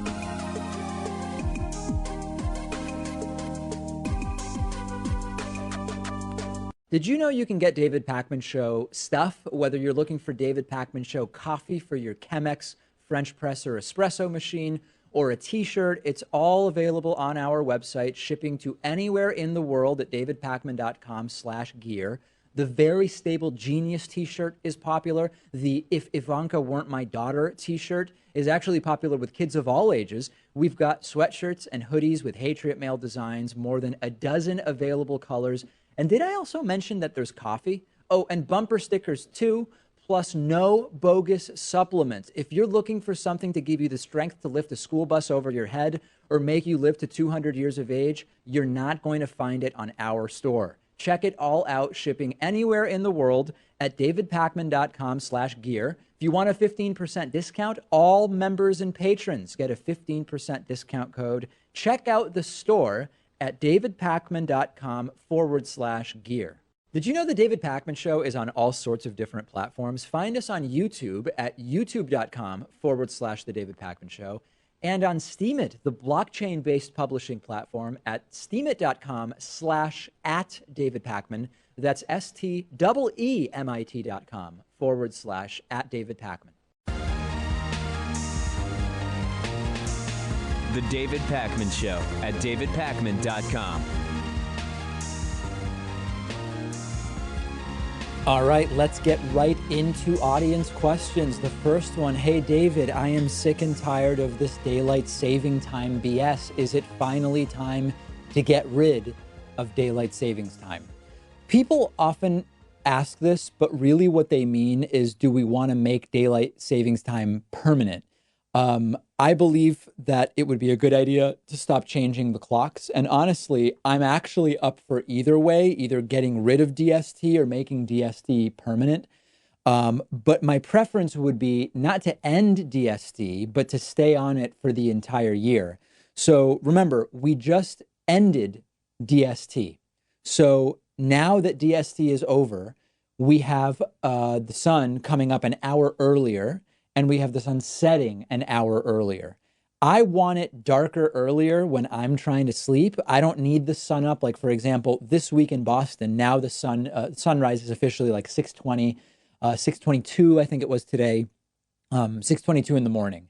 I'm not up that early, and if I am, I'm okay with it being dark still. If I'm up at 6:22 in the morning, I would much rather a 5:30 sunset than a 4:30 sunset. And instead, which is what we have this week in Boston, a 4:30 official sunset, and instead let it be darker earlier when I'm trying to sleep. Now, I know that this doesn't apply to everybody's schedule, but there are way more people who are awake at 5:30 p.m. than there are at 6:15 in the morning, although I know many people get up that early. I understand. I'm not ignoring you. And if you want to make an energy argument by not needing the lights until an hour later, when there are many more people awake that would turn on a light if it's dark at 4:30, you have a huge effective net energy savings. That's number one. There are all sorts of medical claims that are attributed to the switch. The switch itself versus it being light out earlier versus later are sort of two different categories, but there are questions about increased car crashes, workplace accidents, mood, and all sorts of other things. I think that there's probably, you need to look into detail to figure out how many of them are just for the day or two after the switch happens, meaning 2 to 4 days out of the year, and how many are sort of permanent by having the sun set earlier during the winter. You certainly have more people commuting home in the dark when you end DST. My guess is that that also leads to more car accidents. So 36 states have introduced legislation to stop the time change. Some of those say we will stay on standard time all year. Others say we will stay on DST, all year. The main argument that I hear against permanent daylight saving is people who get up earlier are going to get up in the dark, and that's not good. I think that that argument, with peace and love to all of the early risers, I think that that argument is more than outdone by the increased safety of more people getting to commute home in daylight, the increased environmental advantage of not needing to turn on lights until an hour later in the afternoon when many more people are awake. So I am ready to say here today, not end DST, make DST permanent. I want that extra hour in the afternoon all year round. Much of the world, I mean, listen, in Argentina in winter, I think in Buenos Aires, sometimes at like 7:30, it's still pretty dark out. It's fine. People get used to it. In northwestern Spain, for other reasons, because of they're on the wrong time zone, but doesn't matter. In northwestern Spain, where my stepmom's from, in Santiago de Compostela, it often, the sun, I think even at 8 p.m. sometimes during summer, 8 a.m. until 8 a.m., it's still pretty dark. But then you get sunlight until like 9:45 in summer, and it's a beautiful thing. Let's get on permanent DST. Tell me if I'm wrong. Please don't cancel me if this goes against your preconceived notion of the issue. I'm just telling you what I think at the time. Okay, next question. David, should Democrats either slow down or speed up the impeachment process? Listen, I think that the timing of impeachment is just fine. And I think that there are bigger issues about the impeachment and whether it's going to be politically effective, which for me is the main consideration. I still am on the side of impeachment is not going to remove Donald Trump. Okay, every time I say it, some people email me, they say, David, you're putting the cart before the horse, or you are conceding a loss already. And it's possible that impeachment could remove Donald Trump. I see it as extraordinarily unlikely. I see the potential benefits, the political ones that will damage Trump in the 2020 reelection campaign that he is very quickly ramping up.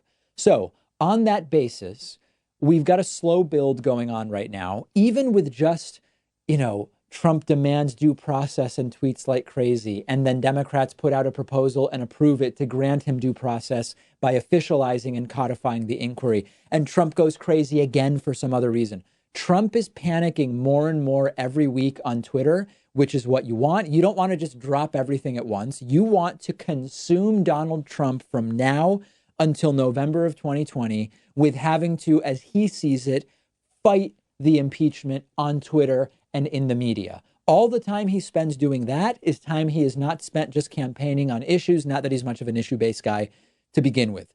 It will be a continued build. He will be tweeting nonsense daily, which he has been. When we get to the public hearings, I would want to get to the public hearings in the next month or so and then go full speed ahead as the Democratic primaries get going in February and onward in 2020, and just continue putting in people's minds not only what Donald Trump has done, but continuing to push him to act in wackier and wackier ways. I think that that's all great. I'm fine also with making the timing politically advantageous, because I believe that the benefit to be had from the impeachment inquiry is a political benefit. I don't think it's actually the removal of Trump. I know some people will email me and say, here's how it could lead to Trump's removal. I think it is extremely unlikely. So I'm fine timing it to be damaging politically. But ultimately, what could completely backfire is if Republicans, if Trumpists, if Trump and the people around him are able to just ignore the subpoenas successfully. And already we learned this week, a whole bunch of people who were supposed to show up on Monday simply weren't showing up. If they're able to get away with that, they will successfully weave a counter narrative that actually could backfire on Democrats for 2020. It could make Democrats appear weak. They couldn't even get people to show up, and the entire thing was bogus anyway. So the question for me is not the timing. I think the trajectory is fine. I think for all of her faults, Nancy Pelosi actually has a pretty good sense of what the timing should be to build as the Democratic primary and eventually the general election get going. I think the make or break is going to be, do Democrats just appear to be totally weak, flaccid failures when it comes to actually getting people to provide documents and show up? Because that's what you need. You need the public hearings, you need the documents, and you need the news that will build around that. Already, there are question marks as to whether Democrats are going to be able to successfully do that. Question mark that hopefully will at some point be answered. Let me know what you think about the trajectory of the impeachment inquiry. So far, I think that the timing has been pretty much spot on. Hey, David, is it now time for Bernie or Warren to drop out because Joe Biden is still in the lead and we as progressives need to take him out? So listen, I've answered this a couple of times before, and it's been a few months, so I'm glad to address it again because we're further into the Democratic primary at this point. What exactly would be the point of Bernie or Warren dropping out? As the question is asked here, the point would be, we don't want Biden to win because he's not a progressive. Bernie and Warren are the two progressives with the best shot.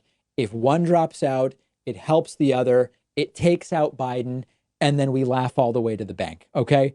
The problem with this is the math of it, and the math of it, as I reviewed earlier today, still doesn't really favor this strategy. You know, I did a live stream over the weekend on Twitch, and I got a phone call from someone who said, hey, David, you know, I think it was Bernie to win or something like that. I want Bernie to win, but if Bernie doesn't win Iowa, should I maybe look at switching my vote when I vote in New York State? The caller was a New York State voter. And I said, guys, you're getting way ahead of yourselves here.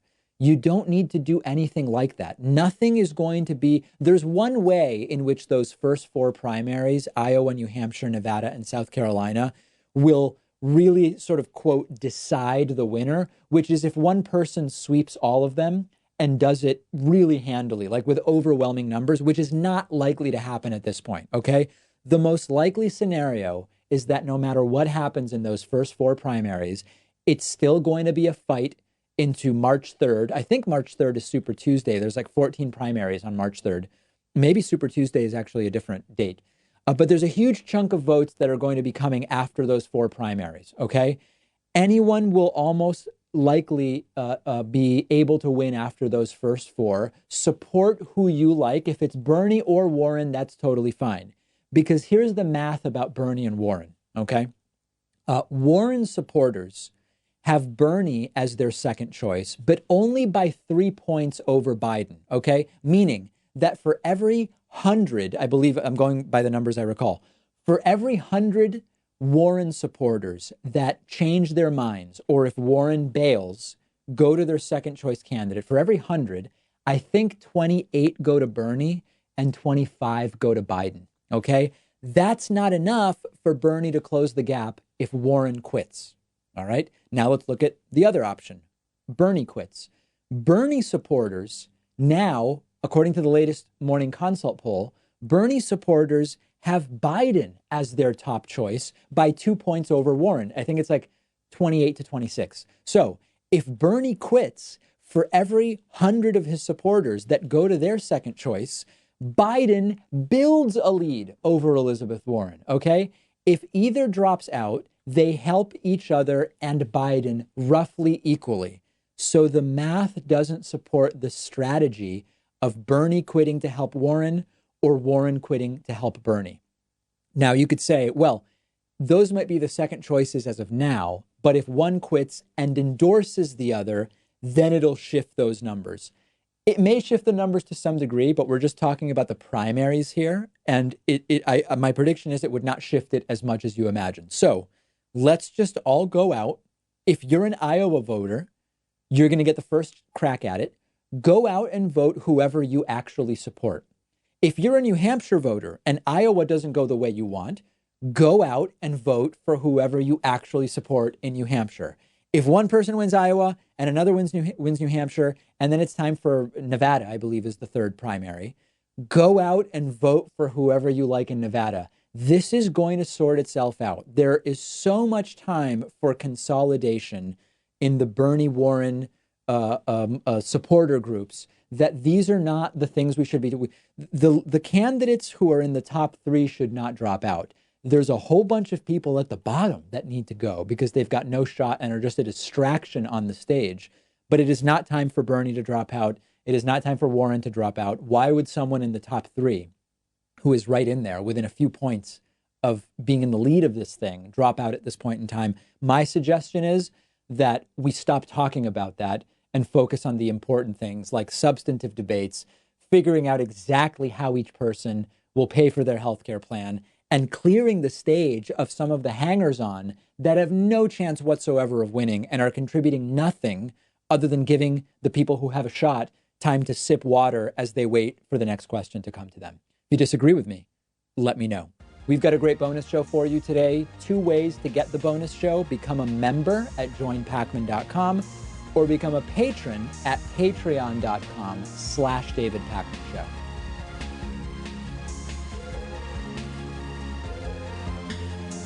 The David Pakman Show at davidpakman.com.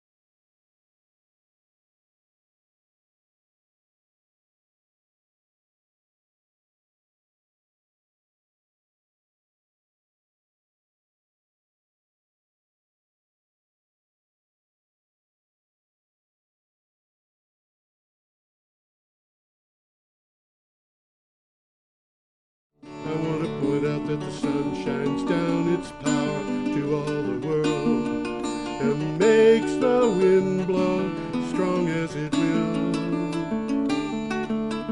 I wonder how gentle rains can fall upon the land, so lovely earth can stay lovely still.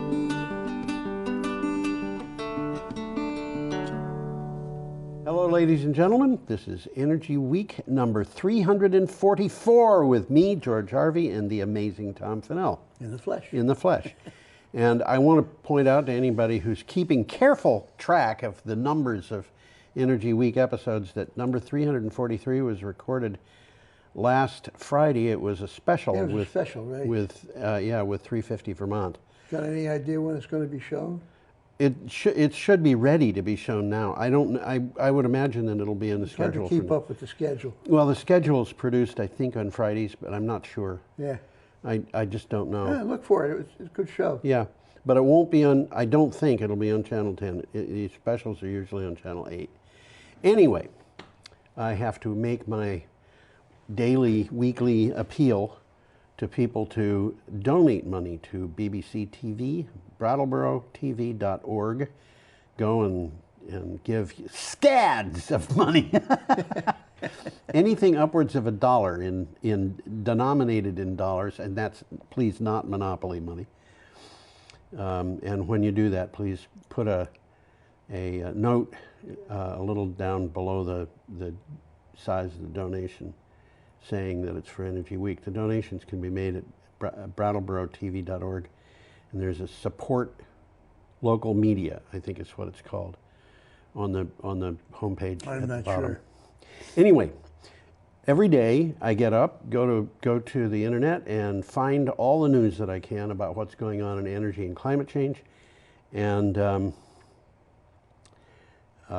I make up for each piece that I want to preserve for posterity. I put together a 50 or 55 word synopsis and a link to the original article, and I put 10 to 15 of these together and put them up on a blog called geoharvey.com, geoharvey.com, and Tom and I do the 20 or 21, 22 that are the most interesting on Like Thursday the best mornings. of the blog. Yeah. So you usually have something to say about this. Why don't you put yourself up? Well, obviously I read these before the show, and some of them are really worth looking at. Yeah. You know, so if I can think of it, I'll try to remember some of the ones. Some of them have videos attached to them. Yes. And lots of pictures and stuff Yep. like that. So I'll try to mention the better ones or the more Yep. interesting ones. Yep. Should we just start on our way? I think we ought to get going. Yep, Okay. I think, Well, we're starting on Thursday, October 31st, and we'll try to keep the viewers apprised of the dates of these articles so that they can go to the blog. Yeah, right, exactly. And you can click on the calendar and find the entry and on that, which narrows things down quite a lot. But anyway, there's links. Yeah, They there's links. usually work. Our first item is from a We've got a publication picture called coming up. Inverse, and there is a picture there. Yeah, I'll see if I can. There it find is. There it is. By Jove, I think he's caught you. I think he has. That looks like an interesting place. Looks like a wheat field, huh?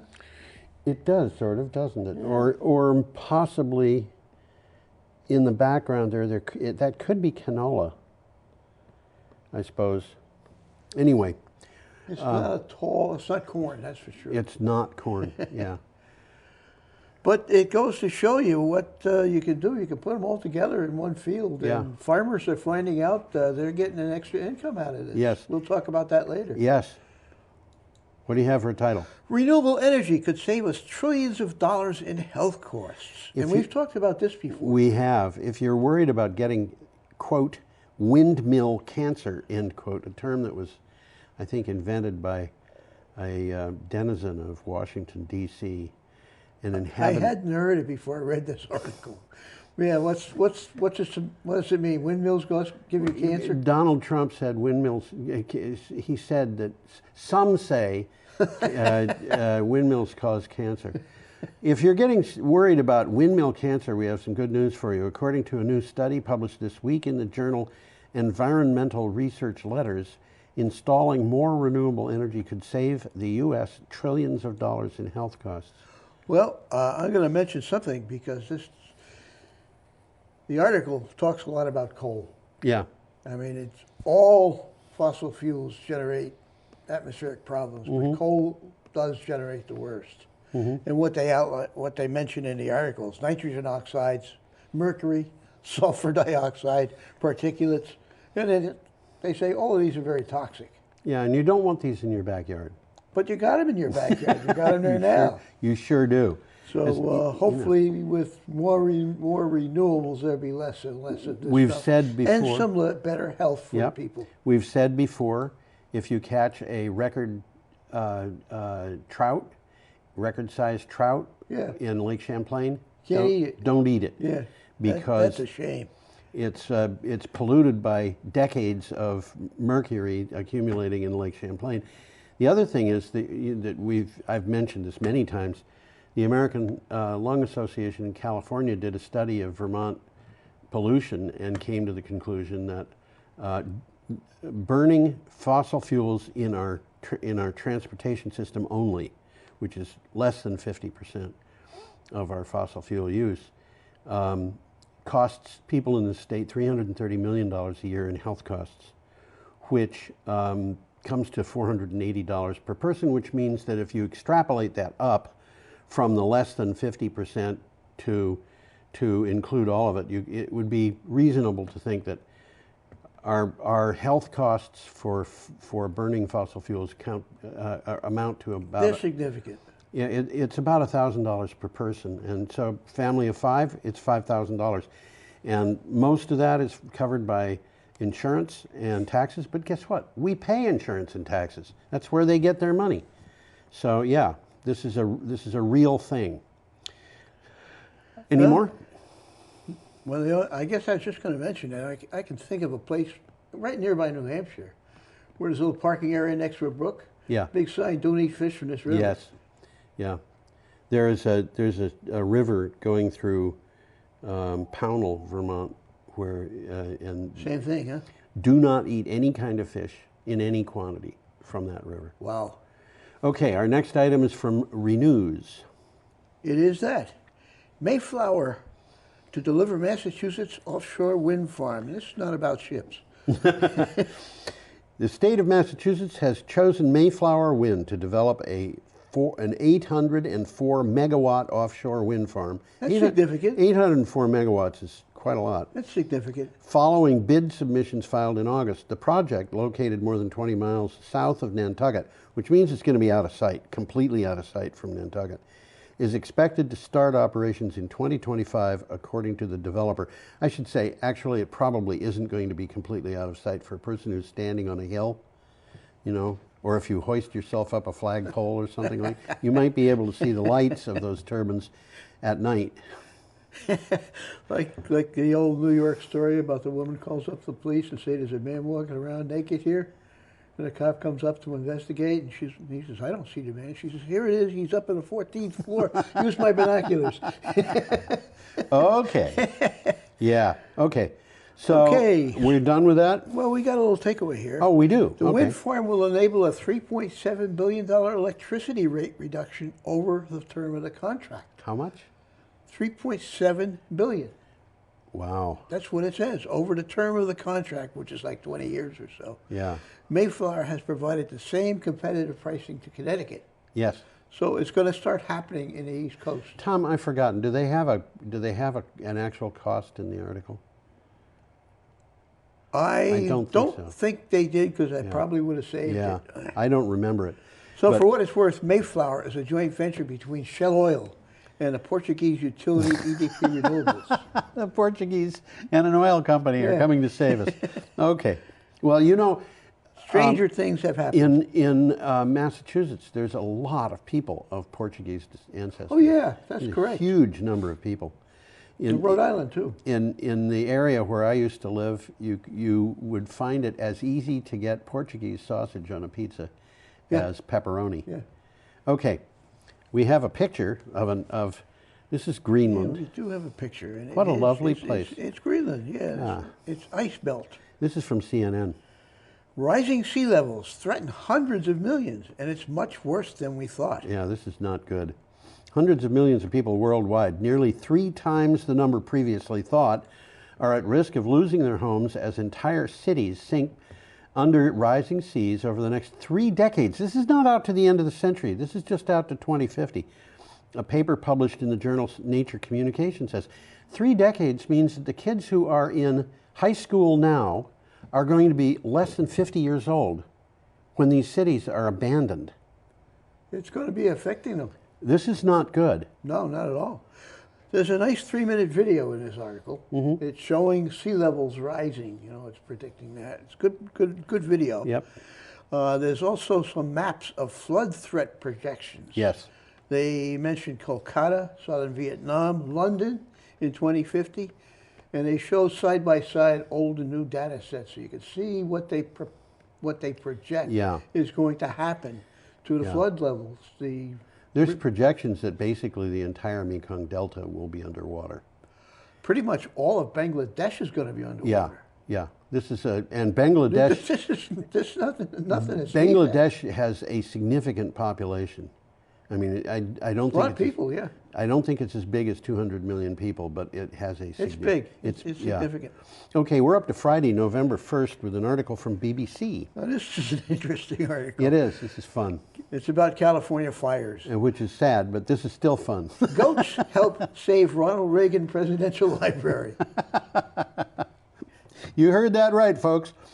A hungry herd of 500 goats helped save the Ronald Reagan Presidential Library from California wildfires. In May, the library hired the goats to clear flammable scrub surrounding the complex as a preventative measure. The goats ate the brush, creating a firebreak. There's a nice image here of a goat grazing here. This is an interesting article. It's kind of fun. I was tempted to put the goats were hired from a local company called 805 Goats. And they included Vincent Van Gogh, Selena Gomez, and Goatsart. And the volunteers have been scrambling to evacuate domestic and farm animals. They're trying to get them out of there before the fires. And carrying away in trailers and stuff like that. Yep. And the shelters have also had to evacuate animals. So this is nothing to sneeze at. This is not, we'll be speaking about California fires more. Well, it's very timely. It's very newsworthy. It is.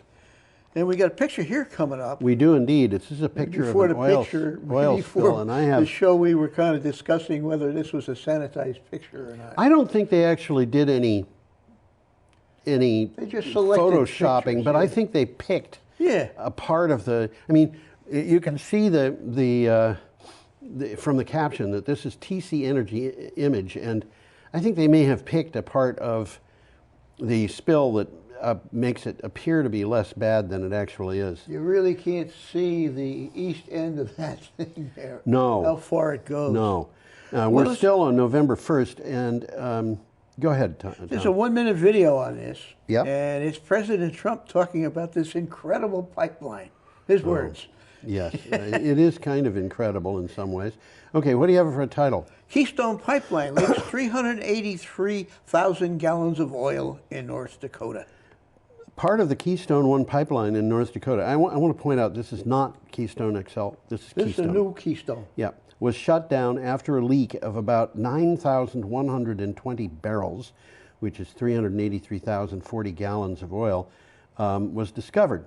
TC Energy Company, the company that's responsible for that image that we were just looking at, said in a statement, a drop in pressure was detected and the pipeline was immediately shut down. Well, but let's hope so. Does that look like that might have 383,000 gallons? 383,000 gallons. I can't visualize with that. Well, you know, it's not too hard. 350,000 gallons would be 500 gallon, 5,000 gallon tank trucks. 70 tank trucks. 70 tank Wow. trucks. So this is more than 70 tank trucks. And I got to tell you, that doesn't look like it's a contamination from 70 tank trucks. I don't think so. Now, you know, another thing too, this is 383,040 gallons. And my recollection, and I could be off here, but not by an order of magnitude, my recollection is that 1 gallon of oil is sufficient to pollute 5,000 gallons of water. So I don't recall ever hearing this that. is That's a scary a lot of oil is terrible stuff. It Yeah. really is. It's awful. It's bad for health. I had a friend who, when I was young, and I was young, he was old, but we were friends, you know, and he would tell me things about chemistry because he was a chemist. In fact, he had a doctorate in pharmacology, and he was considered one of the best toxicologists in the country. And he said the molecules, the hydrocarbon molecules in petrochemicals are absolutely horrible for human health, and they cause a lot of cancer. Which I kind of think been swept under the rug. Well, I think that it was never allowed to really show it. Yeah. Be shown in but nevertheless, that was his opinion. For what it's worth, the Keystone Pipeline system stretches more than 2,600 miles. Right. From Alberta in Canada, east into Manitoba, and then south to Texas. Covers a lot of ground. Covers a lot of ground. Moves a lot of oil. From Manitoba to Texas, that is basically almost from Canada to Mexico. It is from Canada to Mexico. It's really a long ways. It's going to the Texas shore, so that goes to the middle of Texas. That's right. This was built so they could take this crude oil and move it to refineries. It's from the tar sands. From which it could go into tankers and be taken out to sea. Well, this one's interesting too. What? The next one coming up. Yeah. Coal power is bleeding cold hard cash. Yes, indeed. And there's a subtitle to it. Thank you, Captain Obvious. This is from Clean Technica. Carbon Tracker, which is an organization in the EU, looked at the viability of the EU coal fleet as reported in a report it titled Apocalypse Now. It says 79% of the EU's coal power plants are losing money. Coal Tracker concludes that without significant subsidies, there will be no hard coal and no lignite powder in the EU by 2030. This is about the EU. Yeah. But the U.S. coal industry is on death watch. Absolutely. That's what the article says. Coal power plants are falling like dominoes. Yeah, and coal mining is simply unable to compete in today's energy market. And the mining industry, you know, there used to be... They're trying to save it, but they can't. There used to be a Dow Jones Coal Index. 10, 11 years ago. It hit its high at 735. The last I looked, it was about 35. And every single company I've seen on that index has gone bankrupt, has gone out of business. In 2008, it had 8 or 10 or 12 companies. The last several times I've looked, which is over the last 2 or 3 years, there's only been one company on the index. And it's not... This is not healthy. Well, we've got Murray Energy, which we talked about last week. They're going bankrupt. Everybody's going bankrupt. Everybody in the coal industry, and it is not because of Barack Obama. It's been it's the market. It's the market, and there's no way that Donald Trump has been able to hold back the market. He can call it beautiful all he wants to. Clean coal, he can do that all he wants to. He can call it beautiful. That doesn't mean anybody's going to invest in it. He can't deal with economics. Yes, that's right. It's out of his control. Okay, we're up to Saturday, November 2nd. We got another picture coming up. We do indeed. This is kind of interesting. This is an interesting picture. And if you look there in that picture down the lower right, you'll see some vehicles. Give you some idea how big this thing is. Those are vehicles? I thought they were colored grains of rice. They're cars, pickup trucks? Yeah, they're there. I can't even see any people. People are too small to register in this picture, I think. I think they are, yeah. I don't see any. Okay. Well, in any case, the headline says that wind powers Hirama crane vessels. And there you're looking at some Hirama crane vessels. I don't know how that's supposed to be pronounced. Well. This is This is It's German or something. Or it's Dutch. Dutch. And Dutch is difficult for me to pronounce because nothing seems. I think it's probably something like Herema or something like that. But you know, I know a couple of sentences in Dutch. And you can't pronounce. You can't Well, say you know, them. it's interesting because it's a way of comparing English, German, and Dutch. Yeah. In German, if a person walks up to the fruit seller's place and says, "Was kosten die Apfeln?" That means, "What do the apples cost?" I can figure that one out. Was kosten die Apfeln? What do the apples cost? What's halfway between? German. I mean Dutch, Yeah. in which it is, wat kosten de appels? And if somebody had walked up to a New York fruit seller and said that, the fruit seller would say, "Okay, we've got a person here who hasn't really learned English very well," when they haven't spoken a word of English. Okay, sorry about that.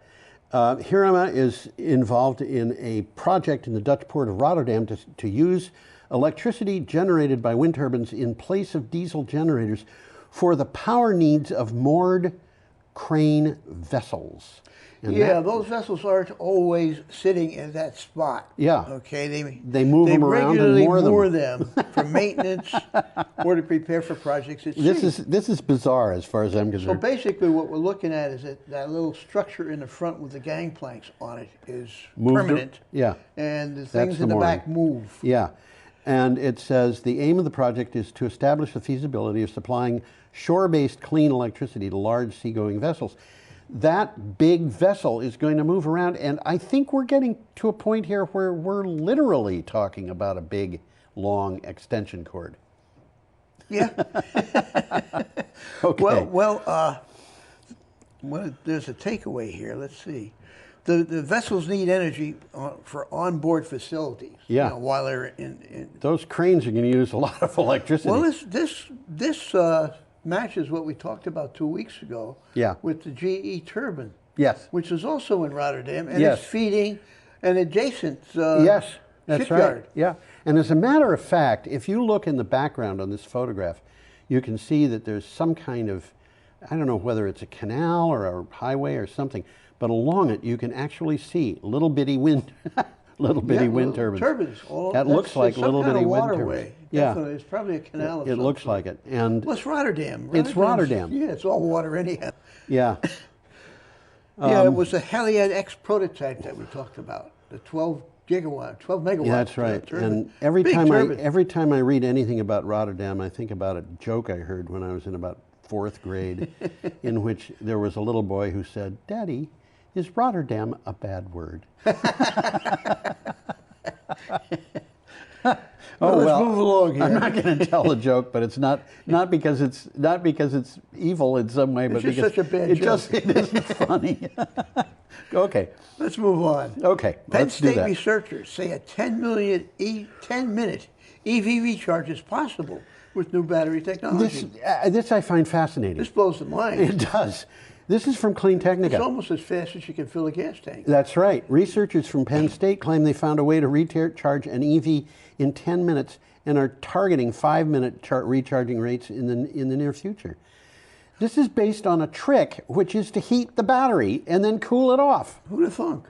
I mean, and then in reading this article, I found Tesla's actually doing that already. Yeah. They just aren't heating it as hot as these guys That's made. right. Well, from the article, of all the complaints about electric cars, Yeah. the one you hear the most is that you can't recharge one in the same time it takes to fill a tank of conventional oil. Yeah. Of course, most people who own electric cars don't do that. Yeah. They charge them at night at home. Yeah. Okay. Yeah. Which is, a good reason for buying an electric car. Yeah, that's right. So some people think cars that run on hydrogen are a better solution, and that's something people are looking at too. I have thought, it would be fun to have a car built, and this would have to be something like one of those 4.2 cars, smart cars. Yeah. But have a trailer and have the battery in the trailer. Uh-huh. And give it a battery that's big enough, because I think this would be possible to do, to take one of these lightweight electric cars and give it a trailer with a battery that is big enough to allow it to drive, for example. 500-600 miles. I would bet you could go to Chicago with one of these things. If the 800 or trailer's 900 big enough, dollars. yeah. Absolutely. Absolutely. But, you know, all that would do is create a headline. I don't think anybody would want to drive it regularly. Okay, that was from Clean Technica. Our next one is from E&E News, and we have another kind of an picture interesting picture here, because it looks like an ordinary wind farm, but it is in... If you look carefully, yeah, there's ice there. Is there? In the Okay, back. yeah. But that is an ice-hardened wind farm, and it's the only one in the world. As of now. As of now, yes. And we're still, by the way, on November 2nd. So, Well, that's what this is all about. Yeah. They're talking about Great Lakes offshore wind. Right. Is it a possibility or a pipe dream? And one of the biggest problems with offshore wind in the Great Lakes is ice. Ice. And, well, okay. As I think I said this is from E&E News, but if I didn't, I've already said it.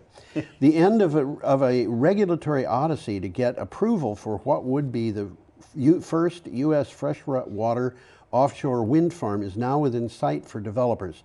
Final approval is needed from the Ohio Power Siting Board for the 22.7 megawatt icebreaker project. This is red tape, isn't it? Yeah, about 8 miles from downtown Cleveland in Lake Erie.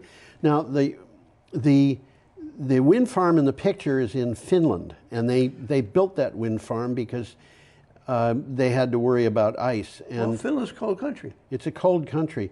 I think that is seawater. I might be mistaken. There's a lot of lakes up there, but well, I think it's seawater too. Probably seawater, which is a slightly different proposition from lake water. Nevertheless, the thing off the coast of Ohio, off the coast of Cleveland, is going to be in the lake, and when ice moves, it can move a lot. I was at Kent School in Kent, Connecticut, in the early 1960s. I think it might have been 1960 that this happened. The Housatonic River had about 2 feet of ice on it, and it broke up in that condition. Oh boy! And, wow. Yeah, and the dormitory that I was in was probably 50 feet from the water, but it was about 15 feet higher, and the ice jumbled up and made an ice dam there, and we had a flash flood, which rose, I think, probably 15 feet over the roads along the river. Oh boy! In a course of about a minute or two. And it was quite an exciting thing, and you know, this ice was just rumbling, and it was very impressive. As the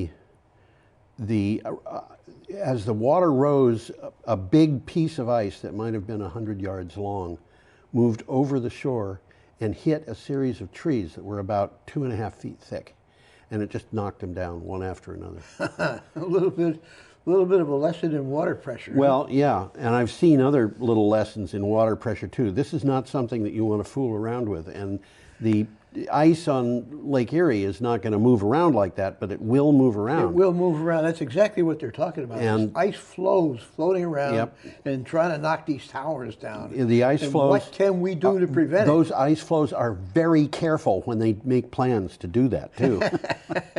And they not only hit the towers, but they hit the substructure under the water. And so they're looking at what the Finns have done here, because there's a movement to put wind up in the Great Lakes. Yes. Michigan is talking about it. And yes. Ohio's obviously talking about it. And I would imagine the other states are looking Certainly, at it too. I would expect Illinois and Indiana to think about it. Minnesota. I mean, the southern Lake Michigan doesn't always ice over. No, I guess it doesn't, does it? That's It Chicago, used to. isn't When it? I was a kid, it did, but it doesn't anymore. Okay, we're up to Sunday, November 3rd. We have an article from Arkansas Online. I'm not sure why. It's not about Arkansas. No, this is not about Arkansas, but it's an interesting article. And the picture that was with this article, which I was also tempted to put in, was a picture of a cranberry bog about 5 miles from where I used to live. So. Oh yeah, interesting. Well, it says cranberry farmers see solar promise. Falling cranberry prices and ongoing trade wars, which are supposed to put America first and somehow don't include farmers, I'm sorry, that's not a quote from the article, have made American cranberry industry, have the American cranberry industry eyeing a possible new savior, solar power. Some of the cranberry farmers in Massachusetts, the nation's second largest grower after Wisconsin, propose to install solar PVs above the bogs they harvest each fall. I didn't know that cranberries was hurting, for one thing, and I didn't know that Wisconsin grew more cranberries than Massachusetts. You know, when you go down to Carver, Massachusetts, You where see that, cranberry bogs where that all over the picture place. was taken, there's cranberry bogs all over the place. And they're kind of fun. Much of the year they're purple. Oh, are they? Oh, They yeah? just have big purple fields. Well, the basic idea is to build solar arrays high enough off the ground in more spread out clusters to allow for crops to be safely grown underneath. We've talked about that Yeah. on the show. I It's a good idea. I thought this was just one more good example of crops being grown under solar panels. Mm-hmm. Okay, should we go on? Yeah, we got a picture coming up Another here. crop, but this one is Different kind of crop. different kind of crop. And this is a picture from Hong Kong, as I recall. It is that, and All it right, says this is- Hong Kong oysters. Yep. Served up as a natural defense against flooding caused by climate exchange. Climate change. Climate change, sorry. Not Climate exchange. exchange. Duh. This is from Yahoo Singapore News. Environmentalists believe oysters could play a key role in protecting Hong Kong's coastline from the effects of climate change, including the rise of sea levels and increasing damaging floods brought about by extreme storms. Well, what you're looking at, I'm going to bring the picture up. What you're Yeah. looking at is called an oyster reef. Yes. Okay, and it's neat rows of clustered oysters. And they're one of the solutions to climate change. Right. And the reason why they're a solution is the reefs, which can rise up to 10 feet. Okay, so they can be, they're a first barrier to slow storm surges. Right. Okay, and minimize the damage to coastal communities. Right. So by these things just happening, if you look in the picture there's a lot of oysters there. He looks pretty happy. He looks happy. And they don't even mention the fact that oysters sequester carbon in their shells. Yes, that's absolutely They didn't true. even mention it. No. No, they create a natural seawall. Right. Increasing the friction between waves and the ocean floor. Yeah, in other words, the waves coming in are reduced. The height of the waves Exactly, are reduced. yeah. So, and if you reduce the height of the waves, that means that, seawalls that might have been topped by high waves will no longer be topped, even though the average sea level is the same. I'm looking at that picture there. I'm going to put it up again. Okay. Why are there spikes behind him? I don't know. I think that might be fence posts. It might be. And the oysters are growing on the fence posts? On the other hand, maybe those are radio masts, so the oysters can communicate with home. Oysters don't need tall radio masts. Oh, there we go. I'm going to Okay. put you up there. So our next item is from Clean Technica. UK halts all fracking operations in the country. This is kind of big. Yeah, well, there weren't that many fracking operations. Well, in they the were UK. working on it. They were working on it, and the natural they gas dropped the industry. whole idea. Absolutely. As and you're going to tell us. There were a lot of people who were extremely upset. There was a lot of articles that were coming up in the news, people, protests, all kinds of things. The UK government issued an order halting all fracking operations in the country, effective immediately. Scotland, Wales, and Northern Ireland already had measures against fracking. So the only thing left was England itself. And Cornwall, of course, which is part of England. No, any Cornishman will tell you will it tell is you not it's part of England. Okay, some of That's them. where the Pirates of Penzance came from. Yes, that's right. And I think there are probably a few Cornishmen who will tell you that Cornwall actually is part of England, but they do it in whispered tones. UK government ministers also warned shale gas companies that it will not support future fracking projects. Well, the takeaway here that just goes along with that.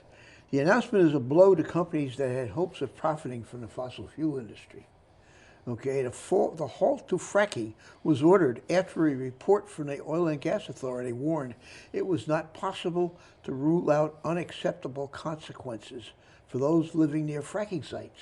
Yeah, along with a Okay. few other unacceptable consequences. Or predict That's the other one that Yeah. I'm just going to mention. Predict the magnitude of earthquakes that fracking might trigger. Next week, we will have something about Chesapeake Resources, which Okay. is the biggest fracker in the United States, as I understand it, and they're going broke.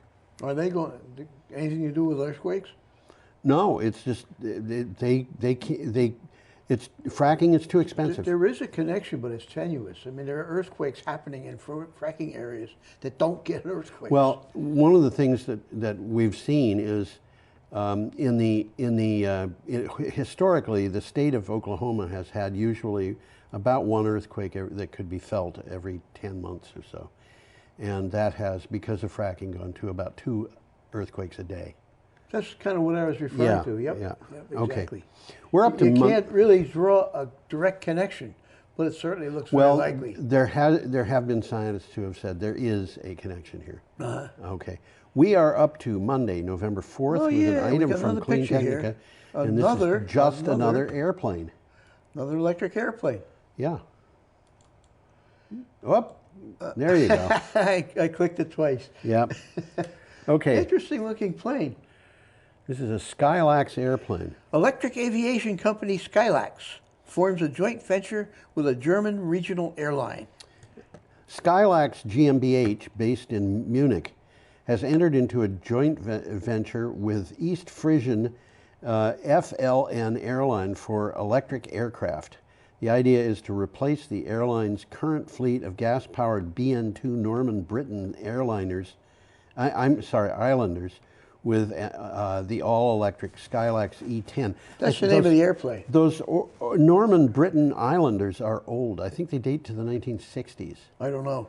But this is a nice picture of it. Why don't you put the picture back up? That's a nice commuter type airplane that will take, because they got 2 models, 6 passengers and 10 passengers. yeah, and Frisia has a whole bunch of populated islands, and of course that's just what this is saying. Yeah. The airline provides service between Germany and several nearby North Sea islands. Yes. That's exactly what they're doing. It's an air taxi. It's an air taxi, and With the existing battery technology, it can cover 200 miles emission and noise free. So it's a short takeoff. Yeah. It's a short trip. Short trip. This is similar to what happened with that, what was the name of the air company? Harbor Air. Harbor Air that we talked about last week. We've talked about, which was going to electric seaplanes. These are just electric Land planes. But it's the same idea. kind of thing. Taxis. Wherever you have short trip air transportation, you get into a situation where there's a great deal of sense in going by electric. They're not likely to be running transatlantic electric planes soon. No, I would say not. But for this kind of service, this is perfect. Yep, I think that what they will have 10 or 15 years from now, maybe even sooner, is a situation where the big aircraft that go transatlantic will be powered by biofuels. Or hydrogen. I don't know, could you really carry enough hydrogen? I don't know. I mean, you'd need really big knows tanks. the answer to that but one. you could carry biodiesel. Oh, sure. And Absolutely. the aviation fuel is not lighter than gasoline, it's heavier. It's kerosene. It's kerosene. So I think you could get to that kind of thing. Okay, do you have more on this? I mentioned it already. Okay. So let's move on. Our next item is from PV Buzz Media. U.S. renewable energy generating capacity to grow by 47 gigawatts, according to FERC. According to review of the Sunday by the Sunday campaign of data just released by the Federal Energy Regulatory Commission, FERC, we are to see net decreases in generating capacities of fossil fuels and nuclear in the next 3 years. Renewables are expected to grow by 47 gigawatts, however. Now, that's significant. What we're talking about here is an overall very slight reduction in fossil fuels, because generation from oil and coal will decline significantly, and that decline is not entirely offset by increases in natural gas. That's kind of what they say here. I'll read it. No new coal capacity, net reduction in fossil fuels, significant decline for nuclear power, plus New wind and solar capacity more than double that of natural gas. Yeah. These are all in the pipeline already. Yep. While net new natural gas generating capacity is projected to increase, that is more than offset by a drop in coal's net generating capacity Right. and a decline in that of oil. Yes. Okay, enough on that? Enough on that one. Yeah, Okay. let's move on. We got a. This is I won't from the say it's a nice BBC. picture. It's a kind of dramatic scary picture. California fires. According to Trump, he threatens to pull federal aid. Huh? President Trump here is being What's going on here? is being investigated for impeachment because he threatened to withhold military aid to the Ukraine. And now President Donald Trump has threatened to cut federal funding for wildfires sweeping California in a Twitter spat with the state's governor. Nearly 100,000 acres have been destroyed by wildfires in recent weeks, and thousands have been forced from their homes. Trump blamed Governor Gavin Newsom, a Democrat, saying he had done a terrible job of forest management. Except that most of the forests in California are managed by the federal government. land. So it's Trump's problem, not Newsom's problem. And furthermore, of the fires that are going on now, as I understand it, only one of them is actually in a forest. The rest of them are not. So Not forests. They're wildfires that are out in the countryside. So it's grass fires. It's grass. It's Yeah. people's lawns. It's whatever. It's the Shrubs. asphalt on the highways. It's just complete. Chevrolet Corvairs. There you go. It's a sad thing when people lose their Corvairs. But this to me, this is like Trump saying, by the way, everybody, I just want you to know, in case you object to my trying to push people around with threats, here's a good example for you. If Hillary Clinton had become president and done this, the Republicans would be crying impeachment in the streets. I think so. As a Republican, I think I can speak for them, at least to that extent. Although I have said, Donald Trump hates me and calls me pond scum because I am a never Trumper. Okay. Let's move on. All right, Tuesday, November 5th. Thank you so much. This is from Clean Technica. Southern Florida, among spots at greater risk due to sea level rise, finds new machine learning study. This is kind of scary. We have a very high confidence that we will see 8 to 12 inches of sea level rise by 2050. But elevations along the coast are not really well understood, a study shows. And some places, such as southern Florida, are facing problems. They showed some pictures of it. It's kind of scary. In 30 years, we could lose, of the southernmost tip of Florida, we could lose half of it. The west-facing half Yeah, the is going to be west-facing half. gone. And Yeah. the east-facing half is probably not going to be very usable. I don't know. That's where the Trump Hotel is, isn't it? Yeah, well, Donald Trump specializes in shorefront properties in Florida. Uh-huh. Somehow, I think there may be a problem there. Yeah, that's his problem, not mine. Okay, well, it's some other people's problem too. What's going on here is, of course, sea level rise is caused by global warming. Yes. Okay? First, the additional heat melts the land ice. Yes. Then the water is warmer, so it expands a bit. Yes. Okay? The combination means as the world warms over the next few years, sea level rise will accelerate. Yes. And they've been talking about New York, and this article says it doesn't look so bad for New York. Not yet. Yet. Southern Florida and the Keys do. Yes. 7 countries in Southeast Asia look worse. Yes. And Bangladesh will almost completely disappear. Another thing that is threatened is the whole Gulf Coast. And the conservative Gulf Coast. Yeah, Yeah. the conservative Republican government of Louisiana, and I've said this before, has warned all the people in Cameron Parish, which of all the counties in the United States had the highest percentage of pro-Trump voters. They have been told that on the show. you're going to have to move Yeah. because of a combination of land subsidence, because the oil companies are pumping the oil out from under you, and sea level rise. And this is the harsh reality that, yeah. Over the last 20 years, these people have been continuously moving further inland. And now they've reached a point where there is no more inland to go to. And people along the coast in Miami, People with seafront properties have started moving to Little Haiti because it's 7 feet higher. Yeah. And Well, what about the little Haitians? They don't care much they about moved them. to Detroit. You know, this is not a good situation. Okay, are we done with that? Yeah, we got a nice picture coming up. We do. This is a, whoops, sorry. This is a picture that we have had before. I'm pretty sure. I know that we've had Well, several we pictures. haven't. That's a Tesla battery. Yeah, we've had Or pictures a of this bunch of them. particular installation. That's the battery that Elon Musk said, I can put it up in 100 days or you get it for free. The Hornsdale Wind Farm in And this is the Hornsdale Wind Farm in the background, In Australia. and the Hornsdale Power Reserve in the foreground. And okay, this is from Renew Economy. South Australia's stunning renewable energy transition, and what comes next? South Australia dumped coal and sources more than half of its generation from wind and solar. It is now a net exporter rather than importer of electricity. It plans to have net 100% renewable energy in a decade and a multiple of that in the future. This is interesting. This is really interesting. Yeah, and this is a government which is basically, what the Australians call liberal and what Americans would call conservative Republican.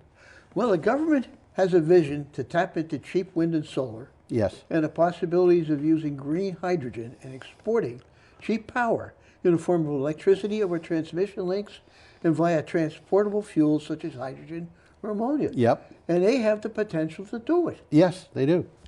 It's transforming their entire situation. And I have to say that I think that Elon Musk did this, and he did it on purpose.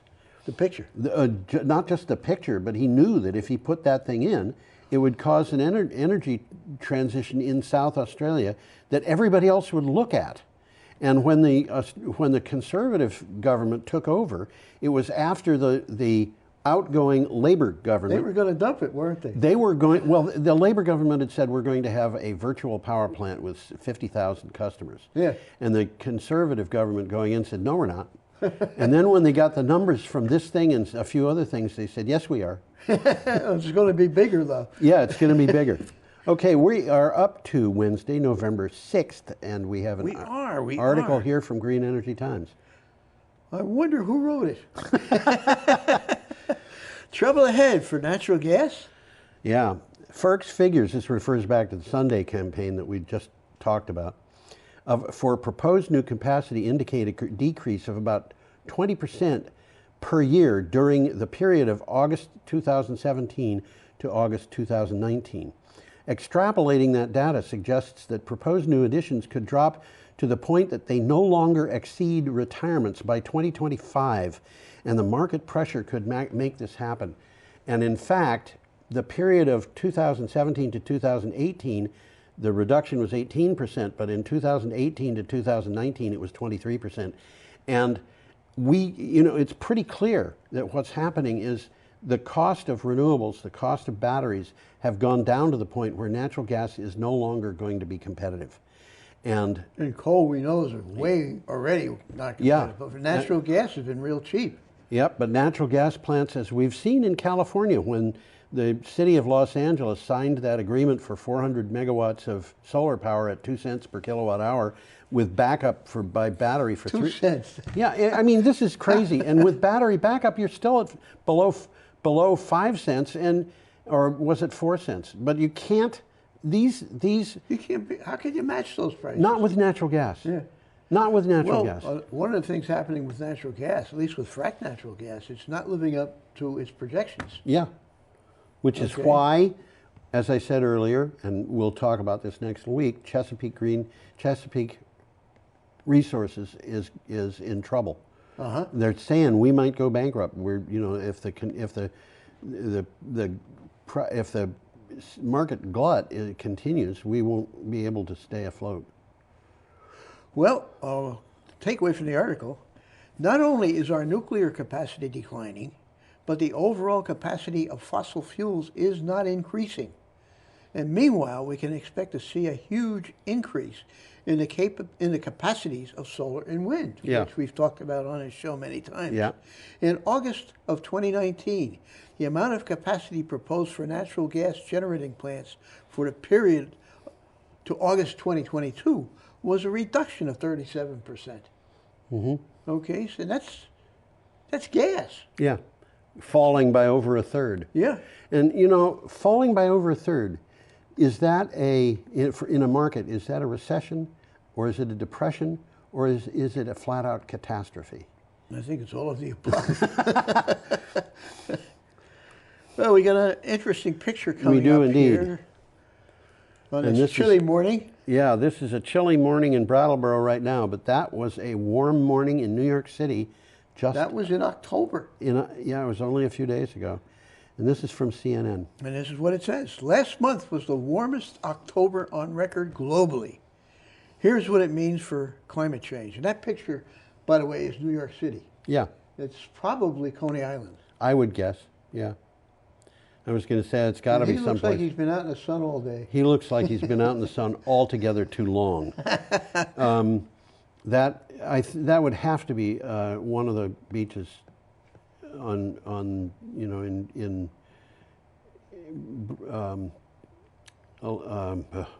Long Island facing south. Oh yeah. It would have to be. I think those are the only places like that. I've never been to beaches in Staten Island, but there's some nice beaches in Staten Island, yeah. but all along the south coast of eastern New York, Long Island, yeah, there's beaches. Yeah, it's almost nothing but beaches. Yeah, beaches in little beach towns like Howard Beach. You know. Why is it called Howard Beach? Isn't it a coincidence that a beach town would be called Howard Beach? Okay, what do you got for a title? Last month, well, didn't I say this one? Did you? Well, I think I did. Last month was the warmest October on record globally. Here's what it means for climate change. The Copernicus Climate Change Service, which analyzes, this by the way is a service of the European Union, analyzes temperature data from around the planet, said October 2019 was 0.69 degrees Celsius, which is 1.24 degrees Fahrenheit, warmer globally than the average of all Octobers in the 30-year span of 1981 to 2010. Well, the heat was spread out across the globe. Yeah. Not just localized. Yeah. 2016 through 2018 have been the 3 warmest calendar years on record. Yes. And one of the things that I find a little bit disturbing about this is that if you look at the climate, at the warming, we were already into a warming trend by 1981, which but means nobody was talking about it. Yeah, what it means though is that the average that they're talking about is an above average, if you will. And above average, I'll have to remember that phrase. It's an above average average. That's a good one. If you were to be able to measure, well, people did measure temperatures, but just not globally, for 100 years to 1981, and what they are saying is that we are 1.25 degrees Fahrenheit above the average for 81 to 2010, but okay, the average for 1981 to 2010 was clearly above the average for 1880 to 1980. That's what the above average means. I'm glad you explained it. I'm not sure I still understand it. Okay, I will not go any further with that. Well, this is the last article we have coming up. That's right, and we have this from CNN. From CNN, 11,000 scientists warn of untold suffering caused by climate change. More than 11,000 Did I say 1,100? It's 11,000. 11,000 researchers from around the world issued a grim warning of untold suffering that will be caused by climate change if humanity doesn't change its ways. The group said that as scientists, the group said that as scientists, they have a moral obligation to tell it like it is. There's a nice 1-minute video here Yeah. CNN usually has pretty good websites. Yeah, although once in a while they give me videos that have nothing whatever to do with the story. Sometimes they and do, yeah. they clog up my limited bandwidth on my computer, and it is 4:30 in the morning and I'm trying to get the news. Well, this 1-minute video has some before and after climate data, and it's interesting. Pictures of towns. How many scientists does it, oh, you're supposed to, no. I'll say this. How many scientists does it take to convince the world to take climate change seriously? Okay? There's no more wiggle room for policymakers. Yes, and unfortunately they're trying to wiggle. Posterity will remember them badly for dismissing climate change as a serious threat to our civilization. You know we've had a thing from the Audubon Society saying that something like 275 species of birds in North America. We've talked about that, yeah. Are threatened with extinction. There's lots of other animals that are threatened. Yeah. Plants are threatened with extinction. But you know what's going to be one of the early victims of extinctions from climate change? Us? The Republican Party. Could happen. Because when people see that they're being had and that this is a bunch of con artists who are trying, I'm sorry, I'm a Republican, I've told you. Well, I was a Republican until I stopped, which happened because of climate change. The other people will stop being Republicans because they're going to look at this and they're going to say, you know, my children are going to have to live with the results of this kind of nonsense. Well, the article lists 6 key issues Yeah. that have to be addressed if humanity wants to prevent the most catastrophic scenarios. Yes. They're all common sense. I got them here and we got time. I'll read them. Do it. 1, replacing fossil fuels. Duh. Let me think about that. 2, cutting the emissions of climate pollutants. 3, and it's an interesting one, eating less meat. Yes. Okay, because I've been cows talking about that. generate a lot of methane. I'm still a doubter on this to some extent. You know. Well, it's their belches that. I know that, and if you mix certain kinds of seaweed with their food, they're belches. They don't belch as bad. They cut the belches by about 90%. But cows are not the only meat we've got, and they are wildly ahead of almost everybody else. Every other meat eater.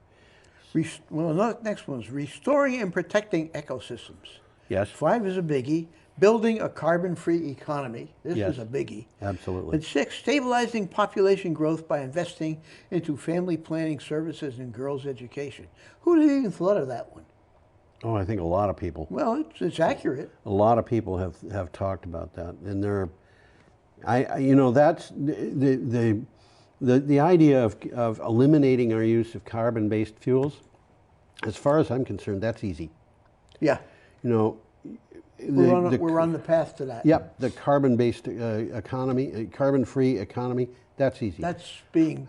Dealing with population growth is going to have to require a mind that's a little bit more powerful than mine is. Yeah, okay. I don't see how to do that, but it may be that somebody will be able to. We can do this in the miserable way, or we can do it in a way that's exciting and fun almost. And the exciting, fun way, unfortunately, is called socialism by people who own stock in fossil fuel companies. Okay. I'm not going to deny that. Well, you know, when did socialism get to be a dirty word anyhow? Well, it started with I think it started with the John Birch Society and the Army McCarthy hearings, and that sort of thing. But if you look at, I asked a friend of mine who was in the John Birch Society, you know, what is it, you know, do you really think that the government should own nothing? And he said, yeah, the government shouldn't own anything at all. And I said, what about the postage system? That's run by the government. And he said, that's socialism. And I said, so Benjamin Franklin was a socialist. And he said, yes, he didn't call himself a socialist, but he was. Well, if Benjamin Franklin was a socialist, then what is wrong with it? Really? And he told me further that practically all of our founding fathers were socialists. And I look at this argument never convinced me. I maybe have been a conservative Republican. I put it in the past tense. I'm not a Republican anymore. But I may have been a conservative Republican, but that argument never convinced me. And there's a couple of others, too, that never convinced me, and another one was Ayn Rand. Okay, should we say goodbye? Well, I think so. We've kind of covered everything. So Let's say, have a perfectly I put us all up lovely on week. television, but we're already up on television. Yeah. See you next time. Adios, amigos.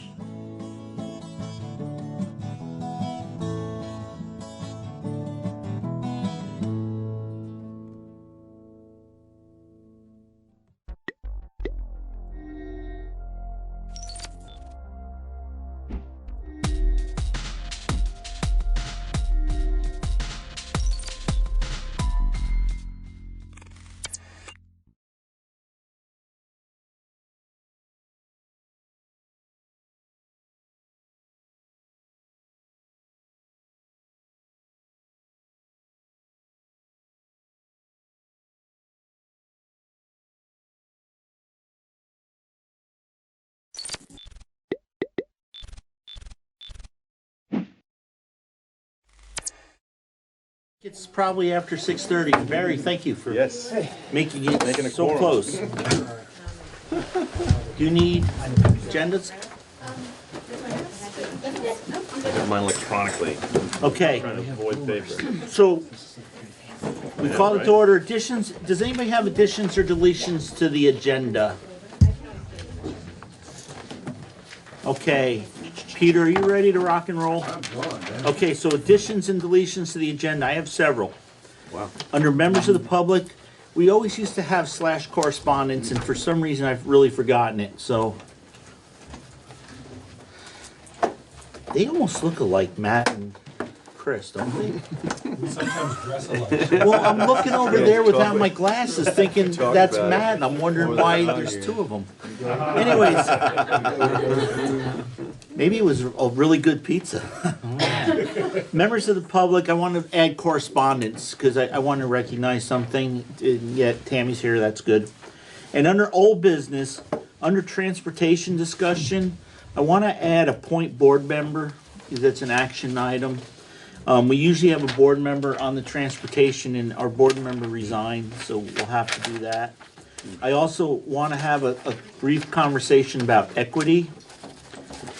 I think, Lori, we had started talking about fund balance policy, and I'm not sure where we ended with that, so I'm hoping that we can just at least have a brief discussion, get Mark up to speed, even if we don't make a decision. Okay. And then an inclusion policy. And then we talked about the 5 major measurements and a website. So I want to add those items to the old business. Not that we're going to make any decisions, but just to bring Mark up to speed, if nothing else. And then under new business, I want to add under financial, after the budget first look, the fund balance. And I believe, Laura, you made a copy of that thing you sent out with the fund balance as you think it. It's in the packet. Okay, perfect. Thank you. And then we have under executive session, we have the contractual issue that we were working on last meeting. So if everybody's good with that, and nobody else has anything, I will go to members of the public. And I know there's a lot of people here, but I don't think, is anybody here for just general or? Everybody's here for something specific, right? Well, yeah, my questions are about transportation Okay. specifically. So do you mind waiting and we'll do that? Fine. Okay, thank you. The one correspondence thing I want to do too, and those of you from Wardsboro, you know, it's probably old hat and I'm really sorry, but I just thought, Tammy, you made the front page of the Bucketville News. I saw that. In your News from Wardsboro Elementary School by Tammy Bates, principal. I think, Lauren, you're gonna have to really watch it. I think she's looking for your job, maybe. So, but I didn't print the whole thing, but it was really neat to see you on the front page and your stuff. So I just want to congratulate you on that and make people aware of that, because a lot of the people from Dover don't really do the Bucketville News, but I think it's important because that was pretty neat. So good job and congratulations. We also had a reporter from the Round of Reformer here last Monday to check out our STEAM teams. So we're anxiously waiting that article to come out. Oh, cool. So be on the lookout for that as well. Okay, well, thank you, and good job. If there's nothing else from the public and no other correspondence, I'm gonna go to review and approve the minutes of the October 21st meeting. If I could get a motion from somebody, please? So moved. And so Dwight moved. Do I have a second? Second. Marcus, well, we'll give Marcus first second. on the job. His first His second. first second. Next one will be your second second. Uh-oh. You have a comment? Yeah. Go ahead. We spelled your name wrong. No, Carrie's name is wrong. And replace board member, it has Mr. McDonald Carey instead of Katie McDonald. Oh. Is it Katie McDonald or McDonald Katie? I think we'd know by now. There you go. Pardon? Carrie's her first name. Hey, Rick. Hey. Yeah, so that's a little bit, yeah, okay. I will look that up. So it's in 2 spots. Okay.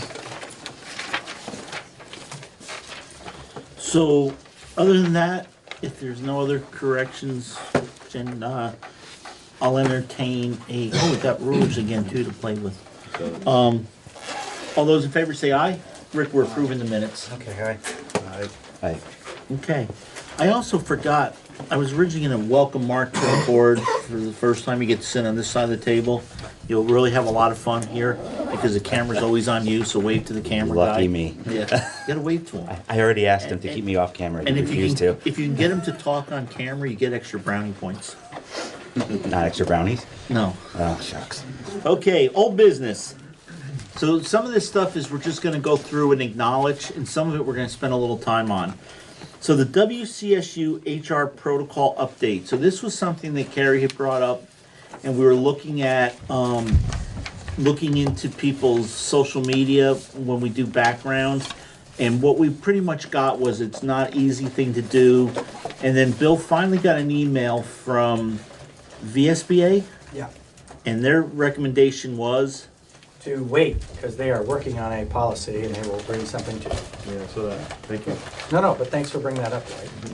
So we're just gonna leave that as a standing thing under old business, and when it comes through, we'll look at it. Is everybody okay with that?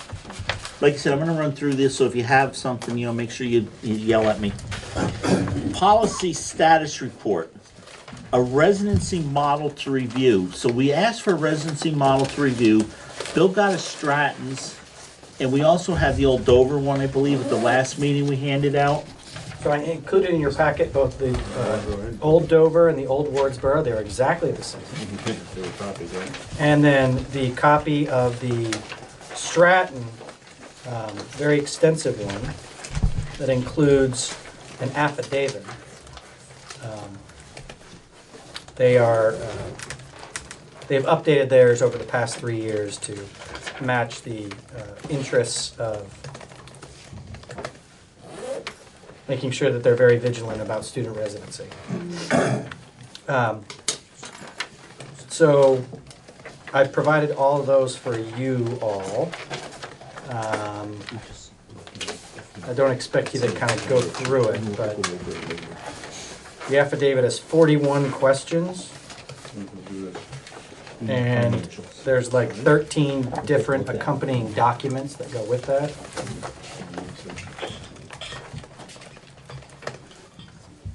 So myself and the administrators can do work in between meetings if the board would like to see something that would look like the Stratton thing for River Valleys. That's kind of where we are right now. Okay, so did anybody actually look at the Stratton policy or look at the old Dover, Wardsboro policies? I looked at the Stratton one, I didn't see the Dover one. Do we want to have Bill whittle something down, the administrators whittle something down to make a proposal to us? Or does anybody have any comments on things they'd liked or didn't like, or they would like to see or not see? Or do we want to bring this up, at a future meeting with like kind of a model policy that's from the central office, and then we kind of take that apart? Were there any issues with the previous policy for Dover that you had, or did it work like you intended? Laura, it was a big thing with Laura that she pushed on, and the big change that happened was the homestead came in after we did this policy, and that made it a lot easier because you have to declare a homestead where before you didn't have to do that. And the homestead made life a lot easier, and because it's on file at the town clerk's office, or with the listers, it just kind of really made a policy almost obsolete. Yeah, Um, I saw that in the Stratton one. yeah. So, I mean, that's kind of where we went to. Rick, can you talk about Wardsboroughs at all? No, we actually modeled ours off of what Dover did. Okay. When we did it, so. And then Stratton has just been a little bit more, Stratton kind of went a little bit more strict, and Yes. they've added quite a few things. And all those things we discussed in Dover, but we also didn't want to set up people for failure. And sometimes, when you have so much stuff out there, nobody's ever going to do it right or be able to get it all. So we didn't want to discourage people either. So it was kind of a balance in ours. So if anybody, Dwight, do you have any thoughts on what you'd like to see in it? The Stratton one I was amazed at the amount of questions and the detailed questions, how many nights do you spend at your residence and things like this nature, and it just seemed like they were very specific on a lot of these questions. I was wondering how necessary those were. Obviously, they must have had some serious problems in Stratton to have that detail, I would think. Now, isn't that somewhat also based on the problems Winhall had?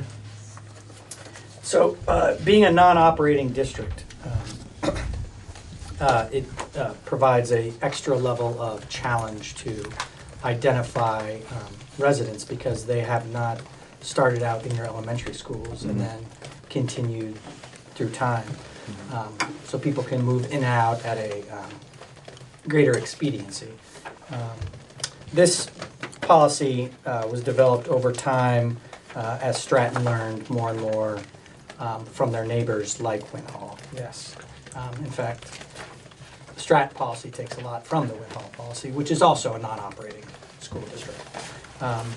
It is pretty onerous. There are, as you point out, 41 specific questions, plus about 10 different documents that need to accompany the application. I would just speak from my history at the Dover school principal that the current policy under Dover seemed to provide a good deal of information when determining residency, but that was 4 years ago, so I don't know what it feels like now. Matt, could you or Tammy talk to that? Or if you want to, if you don't need to either. I mean, Jen actually is the person that makes certain that anyone new that comes into the district is providing that proof of residency. So she actually would probably be the best person to speak to that. I haven't seen the Stratton, so it's hard for me to compare. I feel what we do in Wardsboro, we ask, for either, if they own a house, that's easy, I can go to the town hall, but we have a lot of renters in town. So to get adequate information to make sure that they're actually living, and we've had a lot of people say they're living here, but kind of aren't living here 7 days a week. They come and they have this home, but they're not living here, is I feel our situation that we have in this town. So it's really hard to, on our policy or how to figure that part out and how to make sure they really are residents. So that would be something we would definitely want to make sure is in the policy. We need something more here for Wardsboro. Matt, you're shaking your head. Yeah, I was waiting. I think it's similar. It doesn't sound like maybe it's quite so bad in Dover, but we do have, some difficulty locating people, establishing where they live.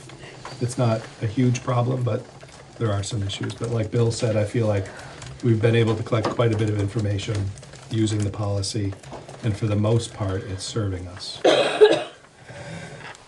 So, would you like identify those areas that are kind of the loopholes, or anything we could do to improve the policy? It's the things that Jen was talking about, just where it's difficult to establish whether somebody's actually living in a home. And I will speak to a case Dover had like 25 years ago where we had a board member who drove by a condo unit every night for a year and wrote down no cars in front and, no lights on. And we went to court with that and we lost. So, I mean, it is, too, when you have to actually enforce it, sometimes it's difficult. So I think, Bill, do you and your team have enough information to kind of hear where we have concerns and to put together something that we can review at a future meeting, maybe in a month? Yeah, I think I can get together with Tammy and Jen and probably Lori and Matt. Kind of take a look at the Stratton policy and the current policies and see if there's some ways that we can enhance or augment. And then bring something back for the board to review. Is everybody on the board okay with that? Yeah. I would, I think the Stratton policy is probably too onerous. I mean, it doesn't leave a single question mark. I mean, it's really detailed. It's really detailed. Is it the policy or the affidavit that we're talking about here? Well, the affidavit is part of the policy. It's part of the policy. Yeah, you have to complete the affidavit to.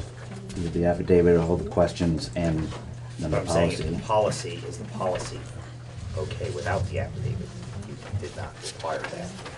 Well, I think that's kind of goes back to, when you do the policy and then you have the administrative procedures or the procedure that goes with it. So I think we did want to see procedures before on some of our policies just to make sure, especially when we did the policy on which school you can attend, which building you can attend. I mean, that was one of the things, is a lot of that was administrative, but we wanted to see, what they were using for administrative. So I think, Bill, do the policy and then also any attachments that are gonna have to go with it, which are procedures or administrative processes.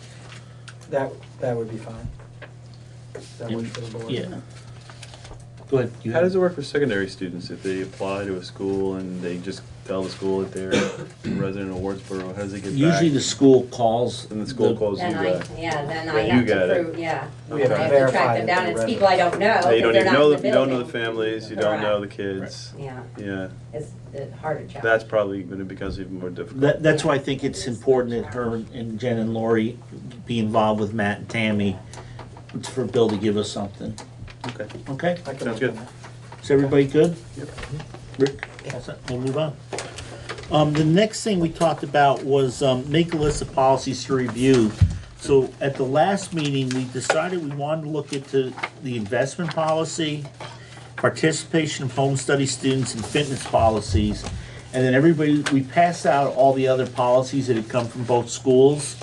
And we were gonna look at them, and if anybody had anything else they wanted to put on the list, and then we would start with whatever ones, if there was any ones that anybody else had. So Rick, anything else that you wanted to see? No, I'm all set right now. Barry? I'm all set. My way of saying I'm completely unprepared. That's fine. I think that's plenty. Yeah, we have the residency Yeah. one and those other three. We can Right. start with them, but Yeah. if there was something somebody thought should get bumped up ahead of those other three. No, these are just the policies that we haven't adopted. Right, these are not required policies, but they're policies that we like from the other schools, like maybe it was a Wardsboro or Dover policy.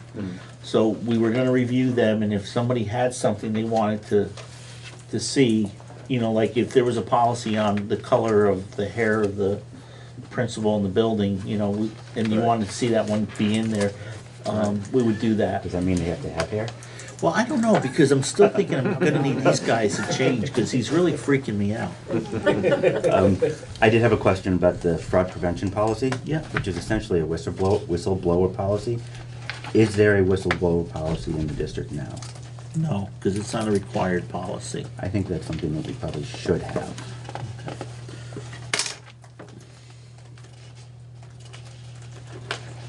Based on the current news, it's probably. Current news. Okay, so that'll give us 5 policies to work on over the next few months, What are if they again? everybody's good with that. Well, I think it's in the So minutes, it's the whistleblower, participation of home study students, Yeah. fitness, investment, and then the residency, with the residency being the first one. Okay.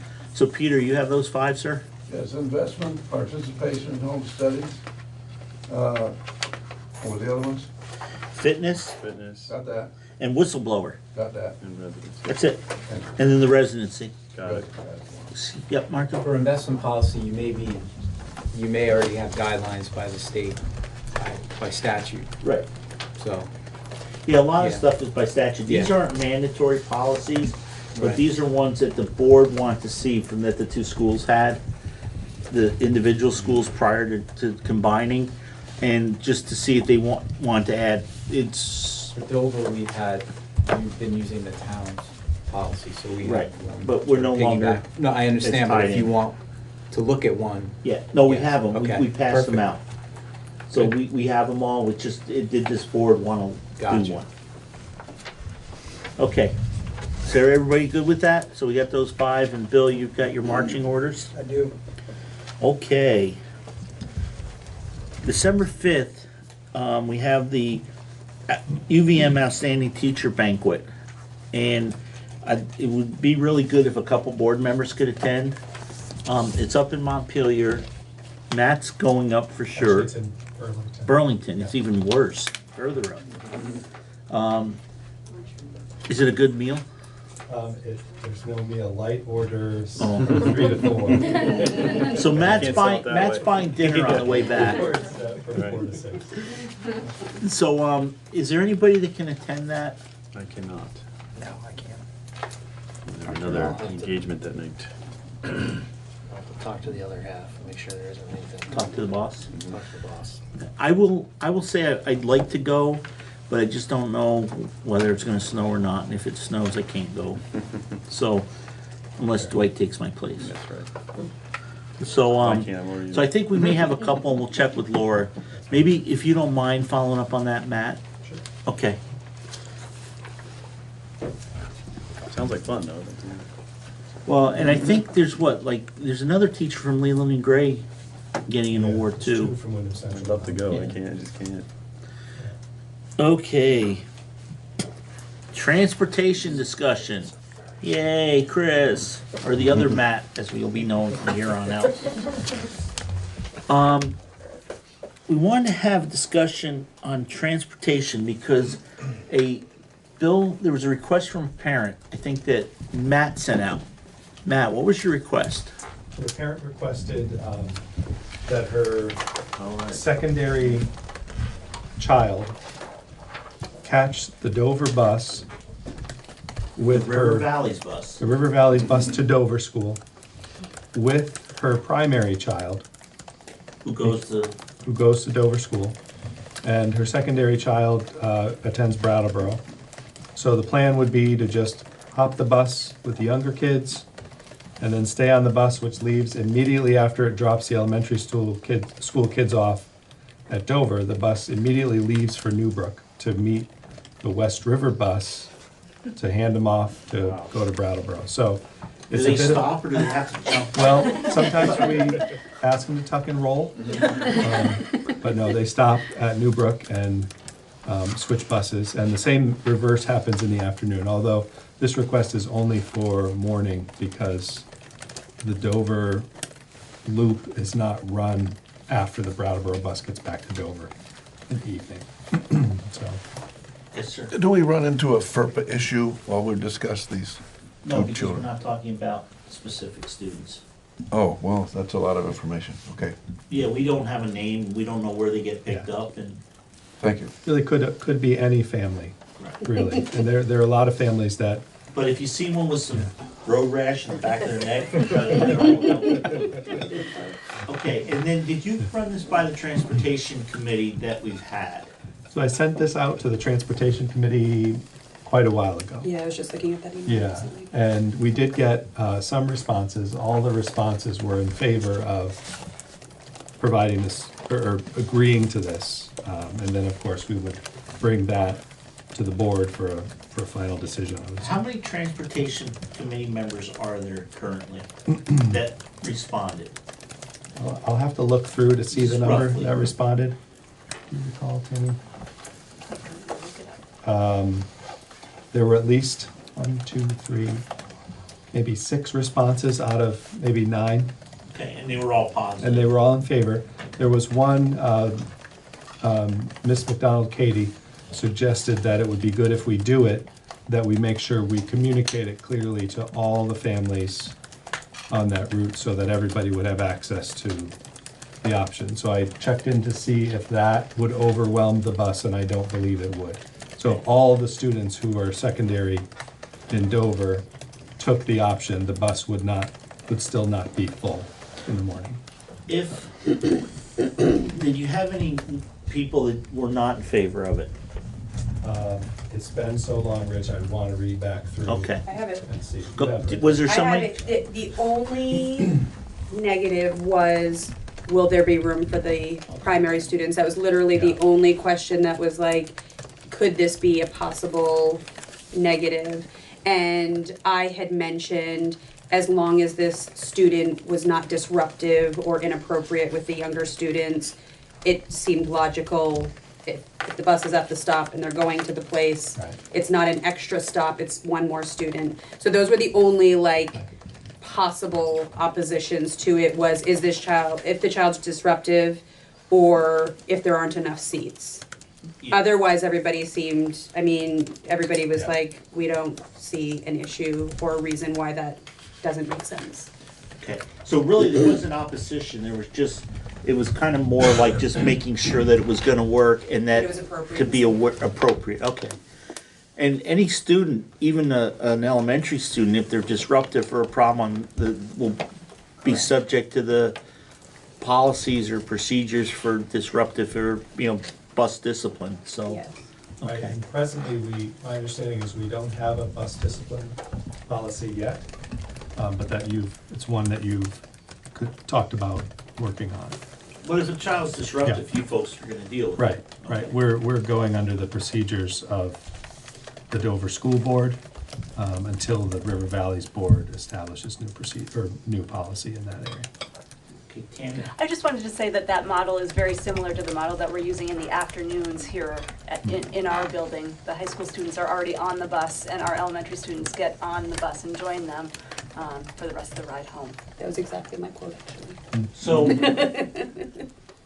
I guess Wardsboro, you never had a transportation group in the past. No, and the transportation policies were done by the transportation company, not by Right. the school itself, so it was not. Because you didn't have your own. Exactly, because we didn't own the transportation. So, just so you folks know, when Dover past procedure had been, we would kind of like, we asked the transportation committee to handle this, to be responsible for this, and we try to involve the road commissioners and the bus drivers and the administrators and, get it, and a couple parents, try to get a good cross-section.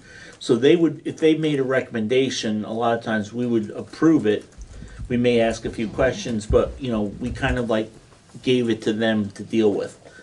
And we did have board member representation at the time this question went out from our transportation person. So hearing that, does anybody on the board have an issue if we go with the recommendation of the transportation committee? None whatsoever. Question? Yep. Couple questions.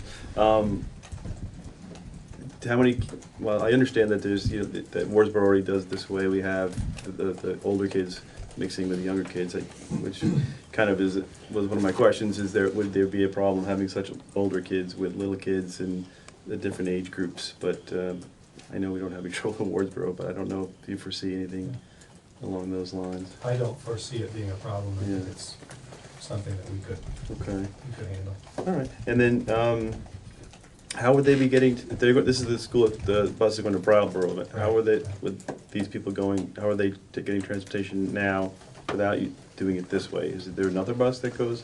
Yeah. So this is a different way of getting there, essentially. This particular family is taking the mover. Okay. Down through Wilmington, and it runs it's a longer run for them in the morning. That's it. That's all I know. Mark, you got anything? No. Good.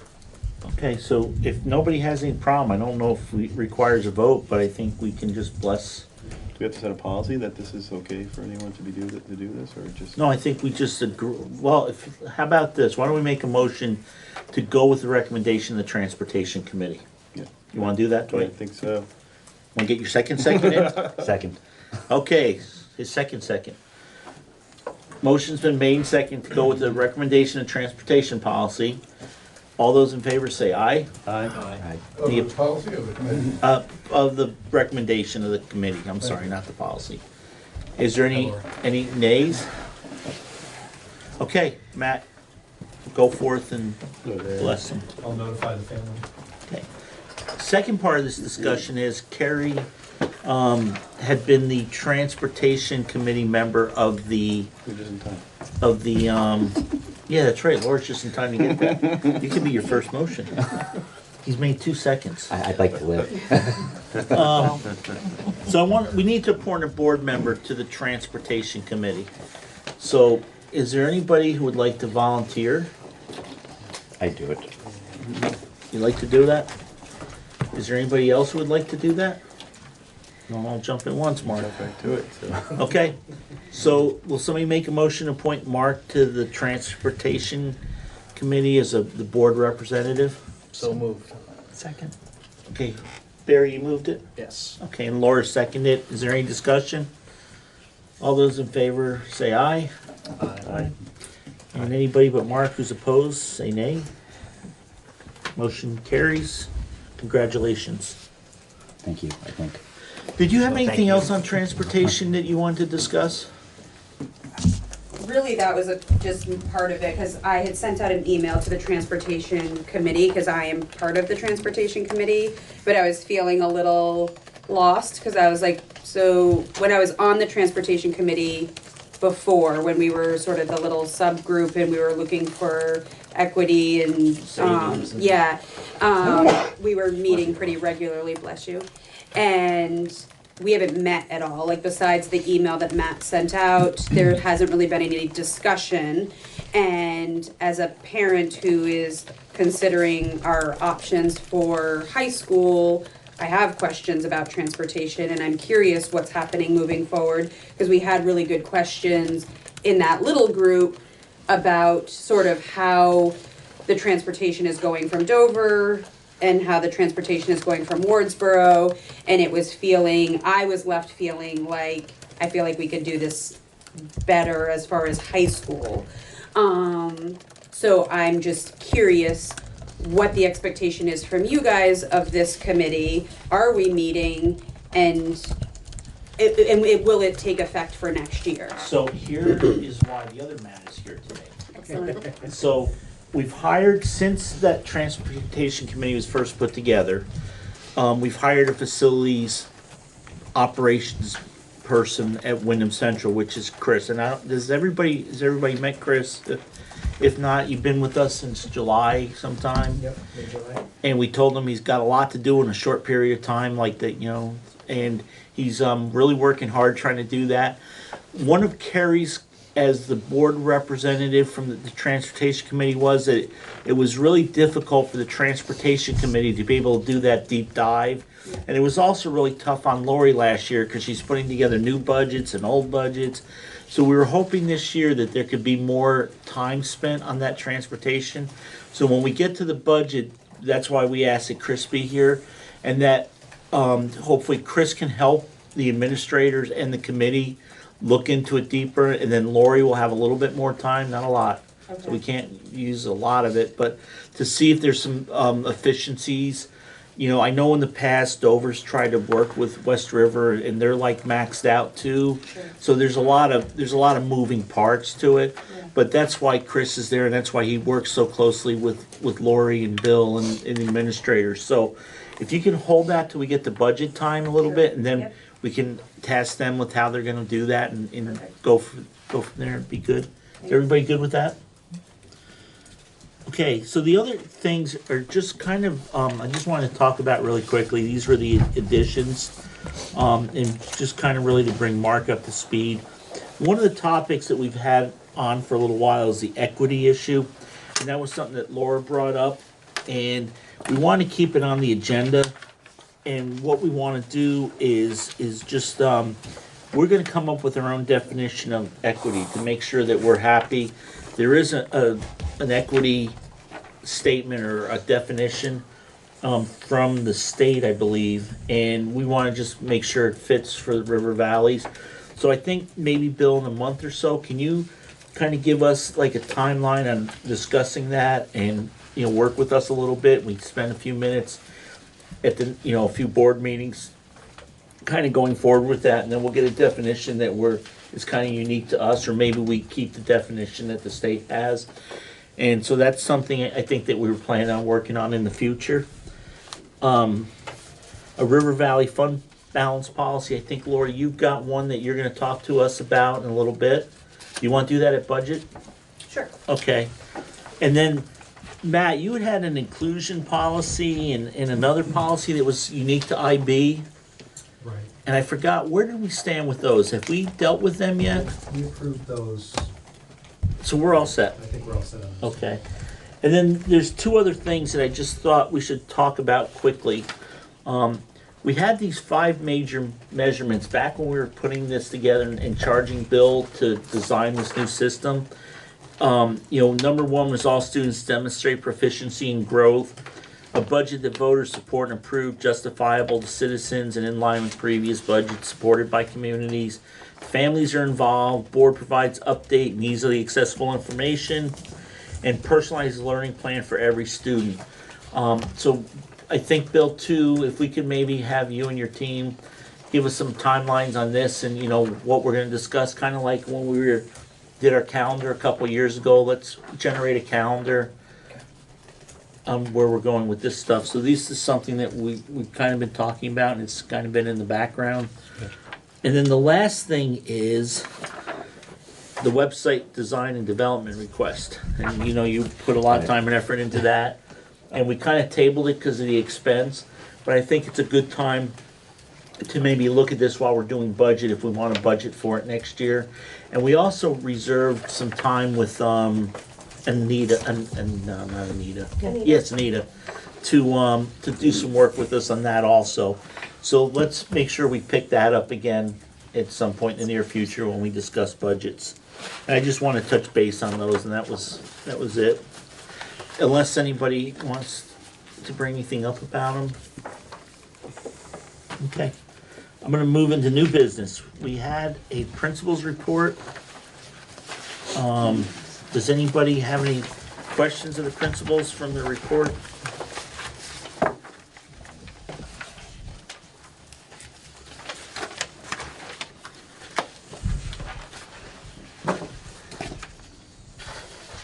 Chris, I got a present for you too. All right. Okay, if there's nothing on the principal's report, we had the superintendent's cabinet report for November 2019. Kind of almost 3.5 pages. Any questions on that? Matt or Tammy, any updates on anything not on the principal's report? Even as far as school events, I think mostly everything that I would report on tonight is included in the principal's report. So I don't really have anything in addition to that. Matt? Just to put the Dover Community Feast on your calendars for December 12th. Thursday. There will be food at that one. There will be food.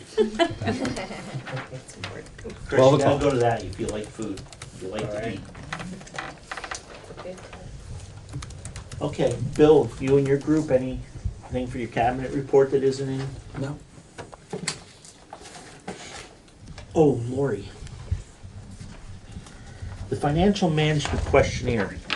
So I have a note that we do this in November.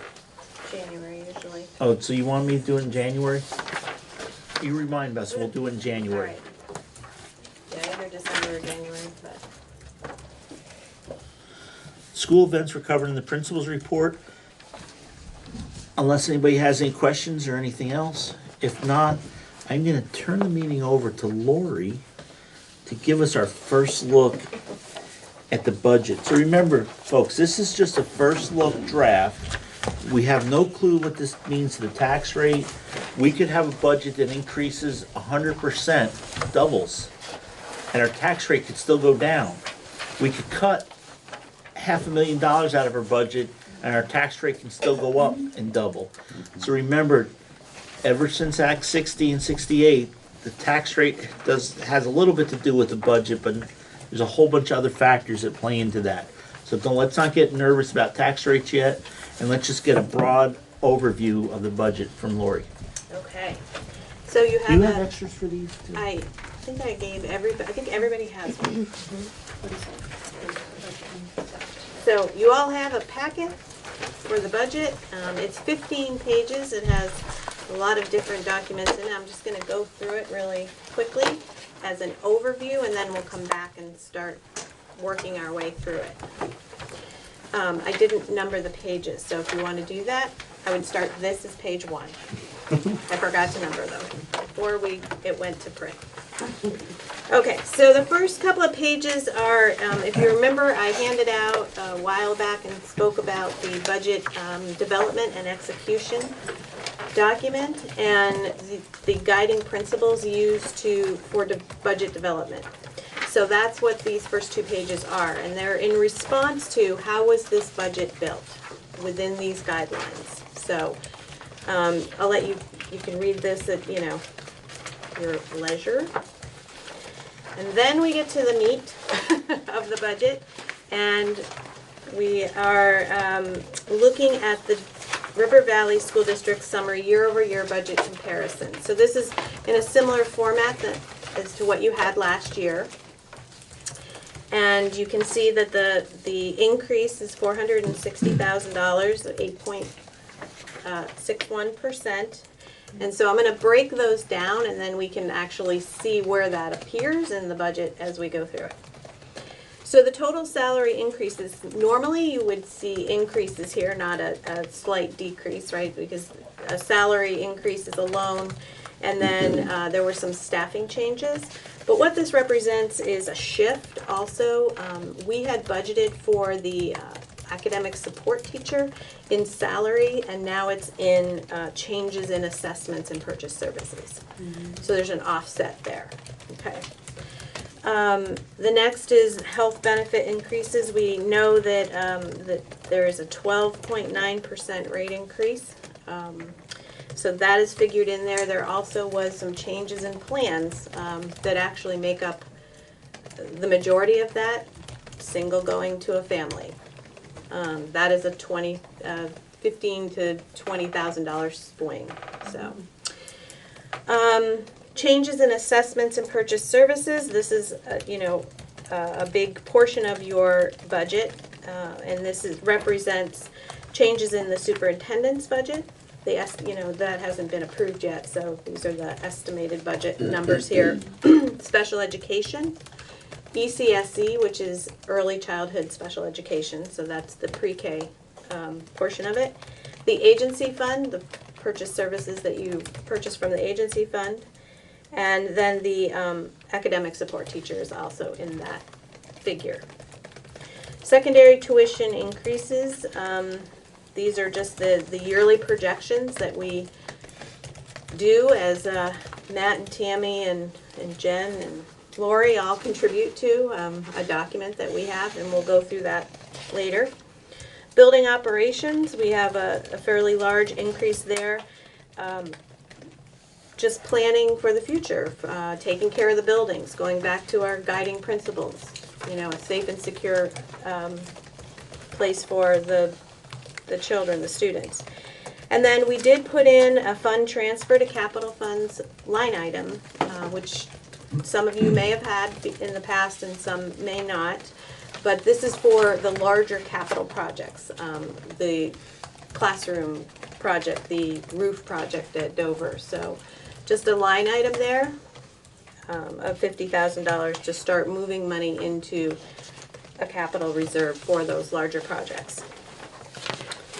So that's what the $460,000 is made up of. And then on the next page, I've broken down the budget, and I'm not sure how much time we have to go through every line item now, but okay. So why don't we do, Lori, if it's okay with everybody, since this is the first look, why don't you do the broad strokes? Okay.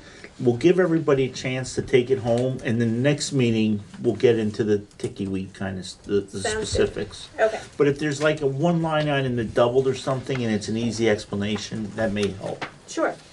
So I've broken down the budget so that it's easy to kind of go through and look through in sections. So the first section is the pre-K. These are the total pre-K costs, and you can see that this pre-K number is up quite a bit, and I'll speak a little bit to that.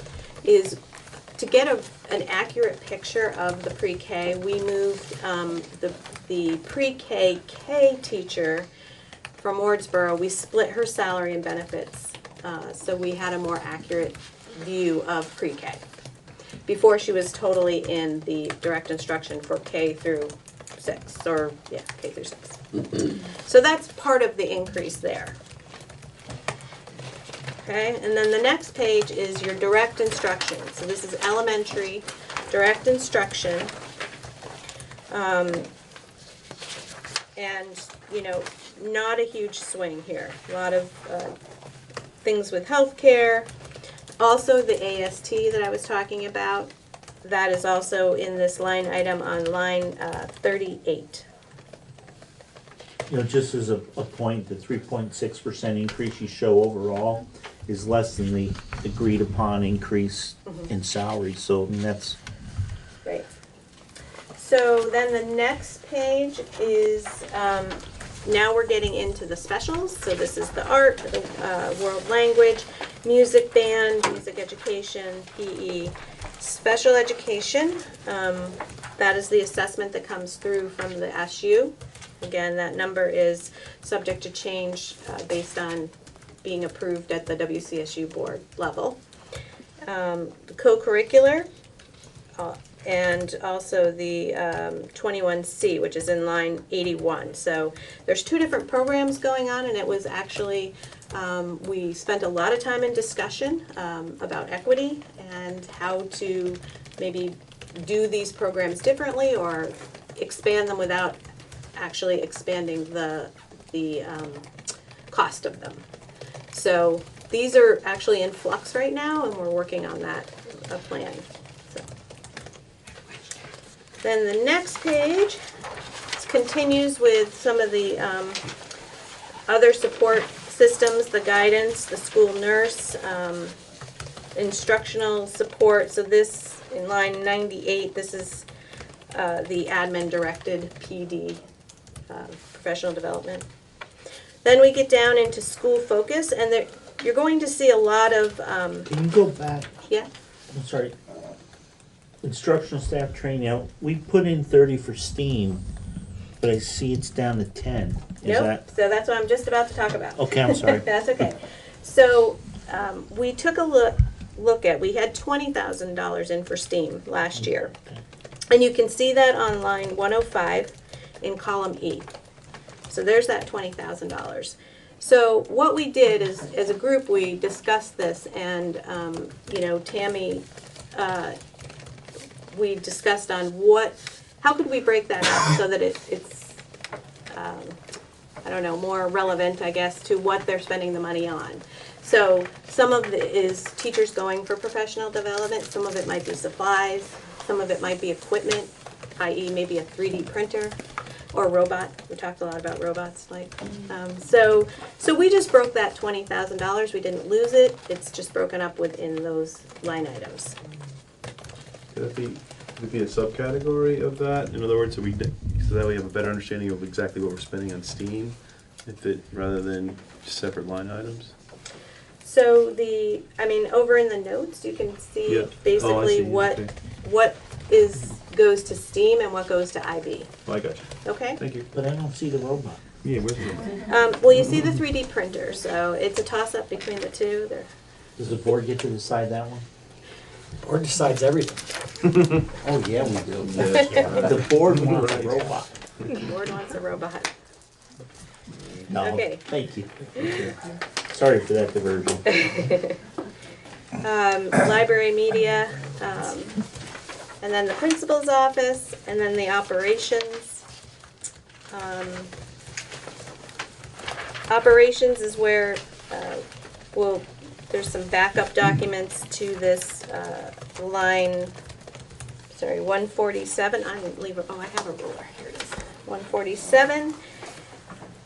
So that was one of the big swings that we talked about, and that's, you know, for basic maintenance and that type of thing. So we'll talk about that in a couple of seconds when we get to the backup document that Chris provided for us.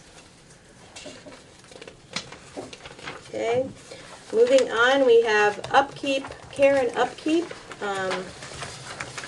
of the grounds. So most of these costs here are Dover costs that have come over.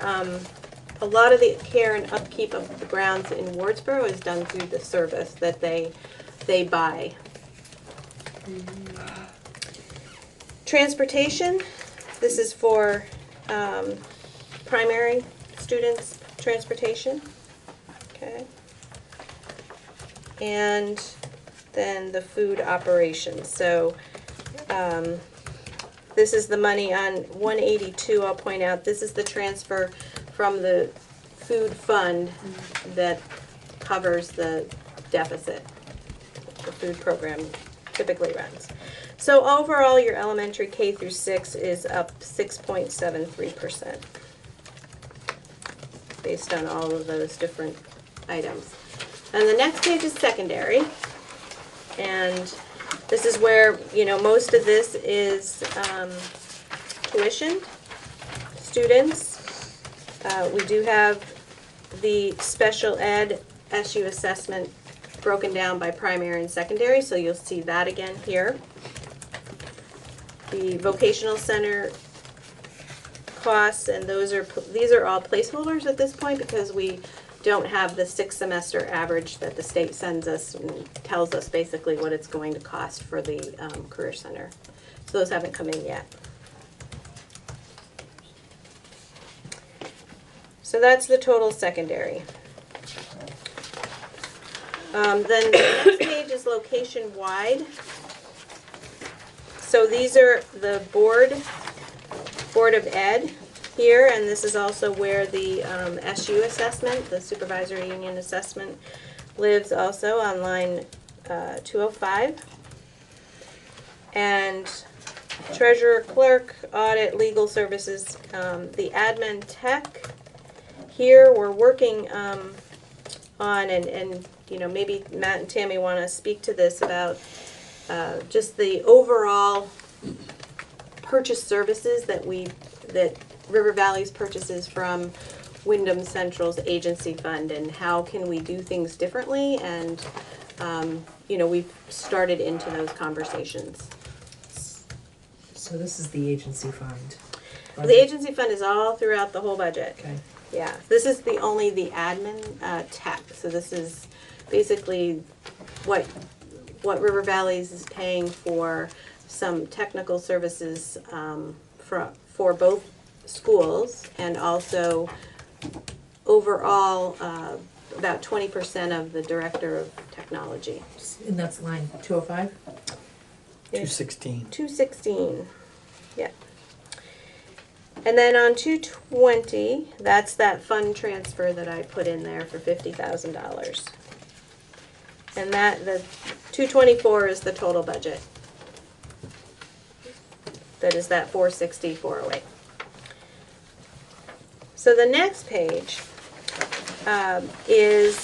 refers back to the building ops, the different items that were needed for general maintenance. And also, I think I did put into that number, which, you know, this is all up, you know, obviously up for discussion, but the ERV replacement, I did put this in the current budget rather than the capital, doing something with capital funds, because I think it's a fairly immediate need, but Chris can speak to that more, I guess, if you want to talk about any of this on here. Let's see, name. Ah, yes, go ahead. I'll you take it from here. Sure. So some of them you'll see, parentheses, they have CNA on there. So that's from our capital needs assessments. This is what was the engineers determined for this fiscal year should be budgeted for. So I've just included these costs in here. Some of them I think are up for discussion. I think some of them might not be as prevalent as some of the other capital planning items we have, but again, that's open for discussion. So I did not include any of those because the other needs seem to be, you know, like the ERV replacement, that needs to be done fairly soon. Good. Hang on a second. Yes. I'm not quite following what this sheet is telling us. Sure. Okay, so this sheet here, if you see, I don't have a column thing on here, but it says budget submission for first draft. Yeah. Oh, I see. Got it. So those totals there Are in. are in the budget. Great. Thank you. Mhm. The next page is the tuition report. So this just breaks down basically the students. So I will tell you that this in the green for fiscal year 21 is about 3 students heavy. And what I mean by that is that they're just phantom students. And all of the 6th graders that were going into 7th grade are all budgeted at the higher 17,600 rate instead of the public, and because Leland and Gray's public is very close to Burton's rate anyway.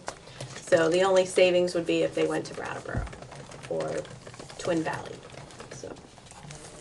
So I budgeted them at the higher rate. Now, when you say phantom students, is that through the state or is that just you? No, that's just putting in Okay. the extra students. Right. To cover move-ins. Right. Mhm. Okay. Do you have all the tuition? No. No, they don't come out. till No, the January. announced tuitions Okay, don't come yeah. out for a bit yet. Okay. And then, moving on, this is our big overview here. The fund balance projections. Marco and I were finally able to talk on the phone. We've been planning to meet in person for like 2 weeks, 3 weeks? 2 months? Yeah. We were finally able to talk in person to talk through the fiscal year 18 audit report. So that's reflected in here. So these are the different funds that that River Valleys has coming out. So to break it down, let's see, let's go all the way to the bottom, and there's, which, oh, hey Matt, I must have printed it before I put those things in there. So in the bottom there's, I don't have Dover and Wardsboro there, but you can see in fiscal year ending 18, which is the beginning of 19, right, there was 1.2 million, almost 1.3. And so fiscal year 19 ending fund balance, which is the beginning of fiscal year 20, the year we're in, 600 and almost 700,000.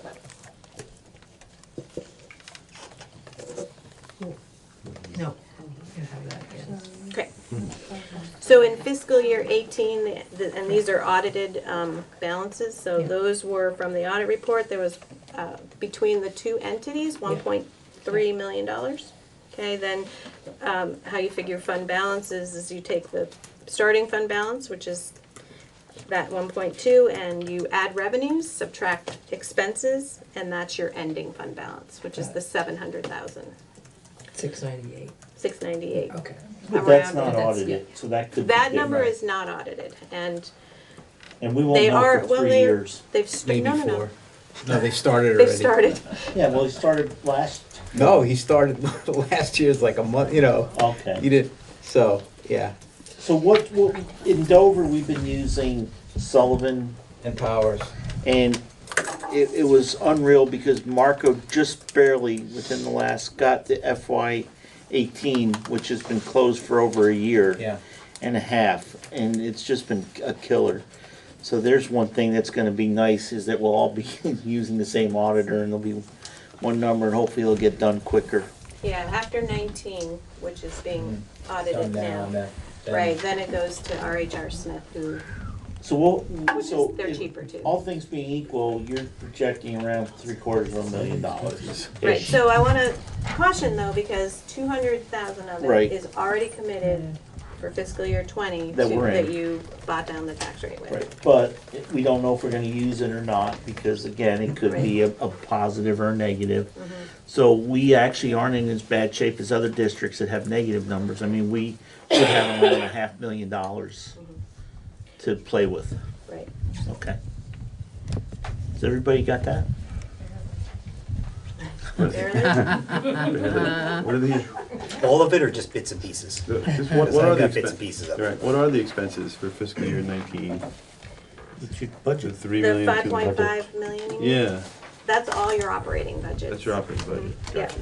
Okay. And it could be, you can, if you go up, you can see in the capital improvement fund outlook, Right. you know, Wardsboro did spend some money out of their capital fund, $21,000. So it's all of those expenses for all the different funds. Gotcha.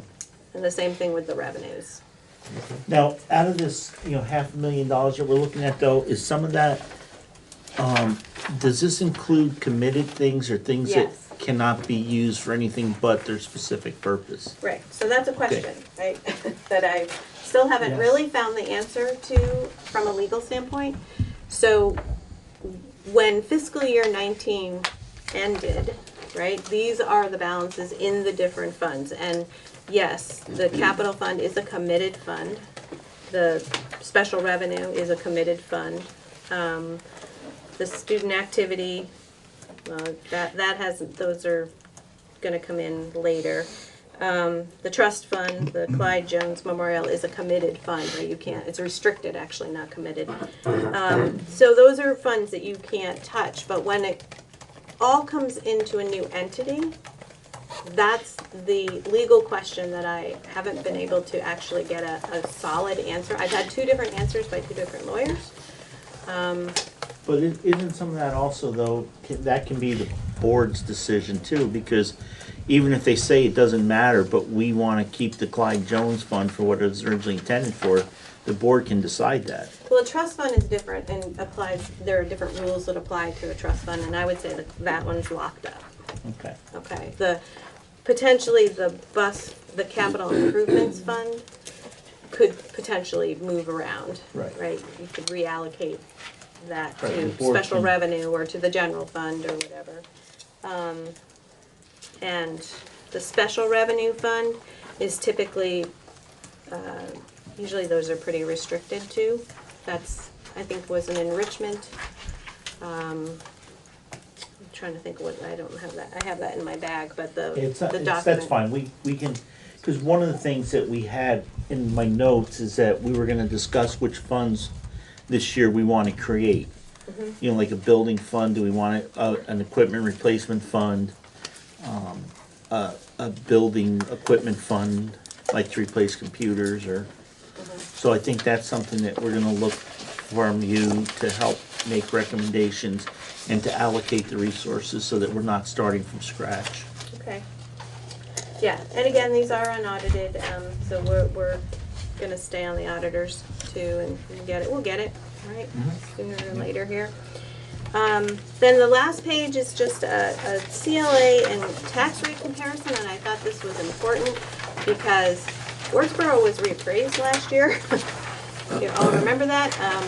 And your CLA took a nosedive, which dramatically increased your tax rate. I think we were projecting $1.43 with the CLA that was in place at the time, and these are right, I don't have the resource here, I'll put that on there, but these are off the state's tax, so you're at $1.62. So you can see your CLA went from 109.93% to 97.39. So this is exactly how, what Rich just said a little bit ago, that you can have a $460,000 increase in your budget, and once you get into the CLA and the equalized pupils, it can change it dramatically. So this changed pretty dramatically for Wardsboro. So.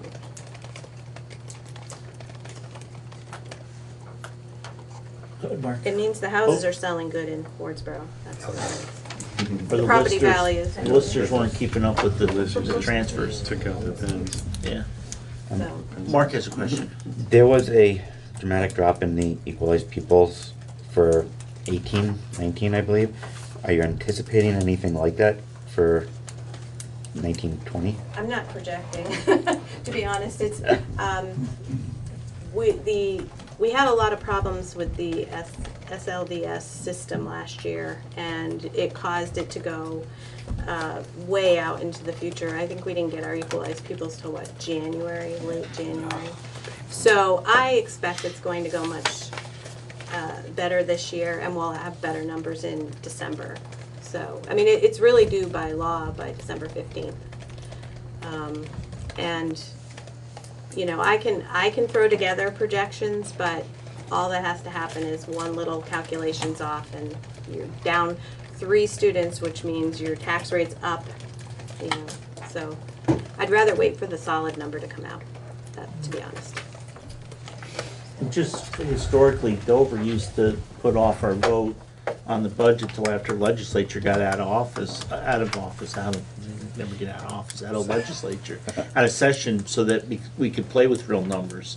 You know, because we're all projecting numbers, and you go to town meeting and you can look like a real, you know, you can say, hey, we're projecting the tax rate to be $1.50, and it comes in at $2, and you're a goat. Yeah, so if anybody knows if Dover's going to be reappraised this year, that No, would be good. Dover does a rolling reappraisal. Okay. Because we didn't know that at the time of the building the budget, that Wardsboro was gonna be reappraised. But again, too, It though, doesn't- even if, you know, if you're at 50% and they reappraise and go at 100%, even though your taxes, again, the tax rate, this is a frustration of mine with Act 60 and Act 68. The tax rate is only one part of the equation. It's also the value. And if this town says your house is valued at 50 and your tax rate's $1, and then they value your house at 100, but your tax rate drops to 50, you're still paying the same exact amount in tax. It's just how you got there. And, you know, that's the one problem is, you know, even with the CLAs, it's kind of always balanced out a little bit. You know, it's tough when you go from a big drop, you know, or you go up high, but then if you go up and if you're at 110%, then really they've overappraised your houses at 10%. So if you're at 100,000, you should have been appraised at 90. And it's, you know, one of the confusing parts of the whole formula. Is it a requirement to reappraise when the CLA reaches a certain? No, there's different requirements because some people do it every year. Some towns do. Some towns don't have any sales, you know. How was it 110% or something required? Well, it used to be if you were like lower than 60% or 90. There's been a whole bunch of different rules, and that's been one of the frustrations with these two, because you've got different listers in different areas doing appraisals. Some towns you have 500 sales a year, some towns you have 5, and you know, in those smaller sale markets, you know, somebody buys something crazy just because they fell in love with the pond. I mean, it could affect everybody. And then just lastly, this is a document that I gave you with the thing, and it's frequently used terms around budgeting and tax rates, and I thought it was really good. It's really spells out all the different things that go into the tax rate, so. Cheat sheet, yes. Do you have any questions? Well, yes, anybody from the board, I mean, let's not get into specific line items, because I think let everybody get a chance to digest it. Now, do we get you at our next meeting or not? I think so. I think, yes. I'll be at West River and Lori will be here. Yeah, Okay. that's right. I was trying to remember which. We coordinated. Okay. How about can I just say, like, in general, my questions at the next meeting, and I will read if it's helpful, are around the SU. The SU Yeah, assessments? I mean, the big is, and that may be a simple answer. No, it's good. Well, actually, the SU assessments are just the number they're gonna insert. It's the SU board that will decide what the SU assessments are. So it's all kind of lumped together, so. So let me just point out one thing, because when you review this, it might help. Yeah. Anytime that you see, you just turn to one, and let's see, actually you can't turn to just one. Let me find one. The account code, which means Yes. agency fund or. 1201? Yes, so 1201 is a 5593. So anytime you see the account code 5593, it means it's an assessment. Anytime you see the account code 5591, it means it's a purchase service from the agency fund. Agency. Yeah, so that'll help you to see it throughout the whole budget. Thank you. So, before we get to Chris on something, November 13th? 18th? No, November 13th, the WCSU will be getting the first look at, Lori will be doing this dog and pony show with the SU. And myself, Rick, and Barry are the 3 members who get to go vote and ask questions. Are you guys gonna be able to make that meeting? Because if not, I'd like to see if we got other board members who can make it. Just so we have good representation there. I should be able to make it. Excuse me, I should be able to make that. Okay. I should be able to. Okay. So, Laura, a lot of that we'll be able to bring some stuff back to the next meeting after that, because they'll give us a budget. But at the last WCSU meeting, Bill and Lori projected a 3.4% increase to the superintendent's budget. Obviously the agency fund budget is really kind of something we don't vote on until after all the budgets are approved, because those numbers vary. But the agency fund all comes from the administrators. You know, they tell Wyndham Central what they need, and then they just bill it out. And then special ed has our new funding formula we'll be using for the first time. So that'll be kind of interesting to see, but we definitely expect an increase in special ed, because, I mean, there's less money coming in, and we're pooling everything. May I again? Oh, yeah. So just, I'm not sure, so here's what I would like, is just to be able to easily explain to a member of the public. So that's a big target, that increase. So just to be able to, you know, like have it kind of, oh, it's this and this and this, you know, or at least, and I will look through here and pull it. Are you talking but- page 3? Yeah. Changes Yes, when in we're looking, assessments and when we're purchase looking at, services. yeah, when we're looking at the variances. The 174. Yeah, I mean, it's just a big, it sticks out, right? So, and it's kind of glumped together, so it's easier. Just, I would just like to be able to say. So underneath maybe These- subcategory of superintendents and agency fund and. But For me, and I don't know what the chair is gonna want, but for me, I just would like to have like the big buckets that are changing or shifting, just an understanding, and maybe that's an offline, no, it's not an offline conversation. But this is really, this is not anything that we use for anything. This is not what This we're is gonna just vote us. on. This was just something Lori's giving you to kind of see the big buckets. Right, I mean, this, we don't vote on this, we don't hand this out to Oh, anybody. the summary? Yeah, this page, 3. yeah, page 3 summary. I You mean, want a narrative attached to that, so that you Well, can. so, you know, we do the this looks like something like a Charlotte bond, which I imagine that would be probably built out a little bit more, maybe not, I don't know.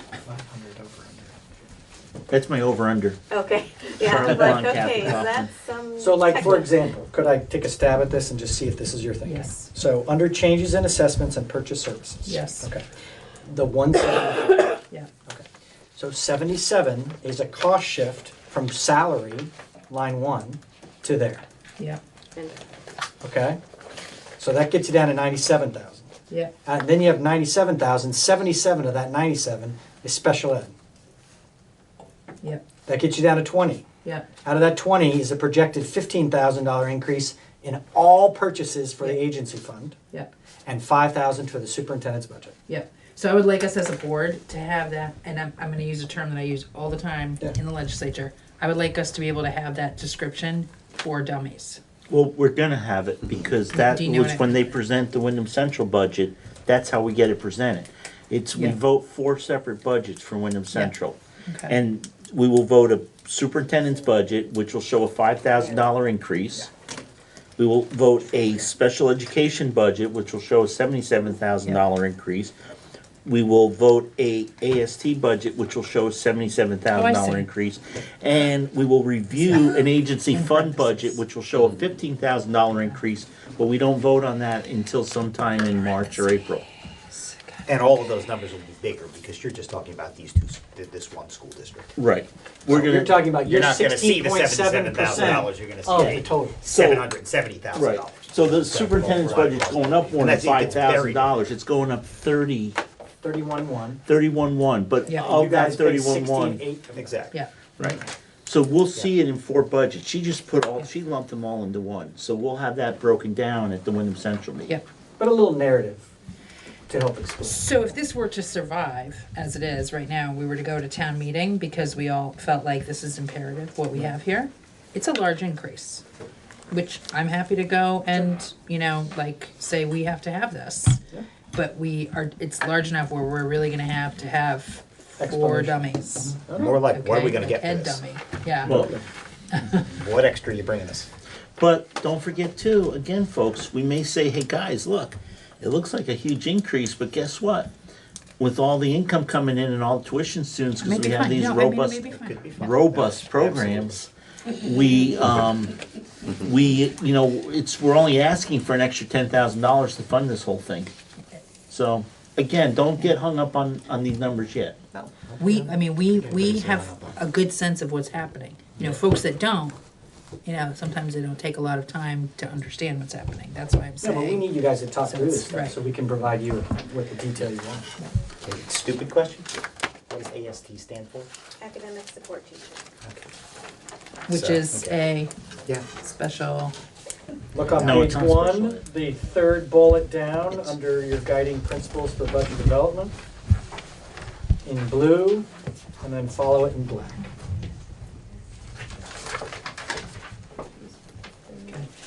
So I think it'd be good if everybody, seriously, you know, I always joke about we're school boards and we need homework, but read the definitions, read that first few things that she wrote up, and then just read through the numbers, make marks, but I think next time, especially on the superintendent side, the WCSU side, we'll have a better packet, and we do, what we usually get at Wyndham Central, which we'll be able to bring forward, is here's some notes, they always submit, here's why we're seeing this $31,000 increase, and here's why we're seeing a $77,000 increase.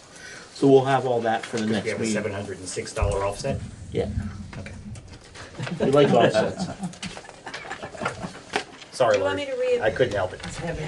You want me to re-explain that then? That's an important one. It is, Go ahead, because you don't see the offset. I don't see a $706 offset on a $700,000 increase. So typically, you would see an increase just from salary increases alone, right? You wouldn't ever see a decrease from salary to salary unless you negotiated a 0% increase, Or negative Or increase. reduced FTEs. right? Right. So you would always see an increase there. And so I would expect that between the salary and the benefits, we could find that 77,000 just in the fact that there were some staffing changes, which caused an increase, but it's not reflected in, because it shows that 706. I just don't want to be on stage saying, well, we saved you Oh. $706, Okay. but it cost you $77,000. I hear you, I hear you. Yeah, I mean, that's really not a. Yeah. That's the way it works. Yeah. That's I got how a nickel, will government you give me a works, hundred? Rick. Man. Point out the positive. Okay, so if everybody's okay with the budget, again, not that you would vote for this budget, but that we're gonna let Lori go while she's still intact. And we'll see you at the next meeting. There's no reason for not. I wanted to pick on Chris for a minute. So one of the things, Chris, that we were hoping your position would do for specific for River Valleys was transportation. And you heard a little bit from our a member of the transportation committee and our former board representative, you know, really felt that there could be some savings and some, you know, or some, not even just savings, but some, you know, increased services or whatever. And so what can we do between now and when we have to approve a budget in December? You know, what can you help us with, or how can you help us move that forward, number one? And I'm gonna give you a two-part question, like, almost like an interview. And then the second part is, you know, Dwight worked really hard and used some of his stuff from, you know, his real career, his real job, and, you know, looking at the studies that we did of the buildings. And he actually had proposed, and I don't know if you've seen a copy of it, you had a 10-year or 15-year? I think it's 10-year. 10-year. Based on the report. Did you have a chance to see the report from the engineer? Yes. Okay, great. So there was the one for both buildings, and they made a recommendation on what, so helping us to implement that, I know Lori put 50,000 in for, to move into a reserve for building maintenance, and then a bunch of building maintenance items. So, you know, are there things like, one of the things I know, we asked Lori and Matt to give us some ideas on things that were needed. And I remember Lori talked about the ERV is on the Fritz, and it's located in that attic, which poses a huge challenge. Right. And parking lot, and then Dover has the roof, and you know, our furnaces are 20 years old, and, you know, we all have the electric because we've got the solar now, and we have some huge credits, and do heat pumps make sense? So how are you gonna help us with all that? And you got 10 seconds. Wait till the camera comes around. Yeah, it's really just looking at seeing what those options are, seeing what the costs are associated with, looking at the actual needs versus where they were on the capital needs assessment that was done. You know, just for example, the roof for Dover was on that capital needs assessment, but it was way out there. I mean, maybe 5 to 8 years from now, and just based on the when the roof was installed and what that useful life of that looks, I don't think it's going to make it that long, which is why I suggested we start putting some funds away early so we can really get ahead of that for when that needs to be replaced, rather than being caught with our pants down, essentially. Yeah, but then those efficiencies, looking at what we can do with our solar, our net metering credits, and changing some of the heating, you know, those are just things I'm going to start analyzing. But yeah, I've started taking a look into the capital needs assessment, and as we get through the budget season here, you know, we'll be able to see where we can start looking for those efficiencies coming in. And Oh, no, okay, I'm yeah. like, Perfect, but yeah. what about transportation? Because we do have, you know, people, one of the things is, and I'll be very honest with you, I've been chairman for a lot of years, and the 3 biggest meetings I've ever chaired was when we did transportation and a ski program, and I forget what the third, cell tower. Yeah. So it had nothing to do with education. You know, we talk about how bad our test scores were, how great they were, and we hardly got any. But, you know, talk about transportation, and we packed the house. But we have a lot of interested people, and we think that there's a lot of, you know, with us both having choice, one of the things to allow equity or to allow our students to have more opportunity is to make transportation more available to secondary students. Because there's a lot of families that, you know, if there's not a bus that can get their child there, they're not going to get their child to maybe a better opportunity for that child. And I think, you know, the transportation is a very important thing, and we really need to jump on that too. And I know you just started, and I know it's, you know, you've hardly gotten your feet wet. But I think for this year, this budget, we did tell voters that, you know, trust us, we're going to get through this budget. But next year we'll come back with a much, you know, tighter budget, and we'll be looking at things, and we'll be looking at opportunities, and one of them was transportation, and we said it's a little too early now for us to do anything, but we will bring you transportation next year, so we need to have transportation to bring to them. So, and you do have a group of people that are willing to work with you, so I'd really like to see that get moved too. You know, the building stuff is pretty easy because all that legwork's been done. We've got the studies, we've got projections, we know what we need to do. If we need to massage things a little bit, just because it says after 20 years you should replace your furnace. If your furnace is running good and you're at 90% efficiency, I'm not all for just buying a new furnace because, you know, the plan said to do it. But I think transportation is something that we can get a lot of bang for our buck for, and we really need to look at. Do we have a clear direction on transportation? No, that's why I'm asking what we want. Oh, okay, with the board. So Well, we had, and I want the transportation committee involved because that's, you know, what we charged them with was, and they said that they needed help with that because they couldn't do it on their own. They needed but we gave them a charge, the transportation group. We have not met.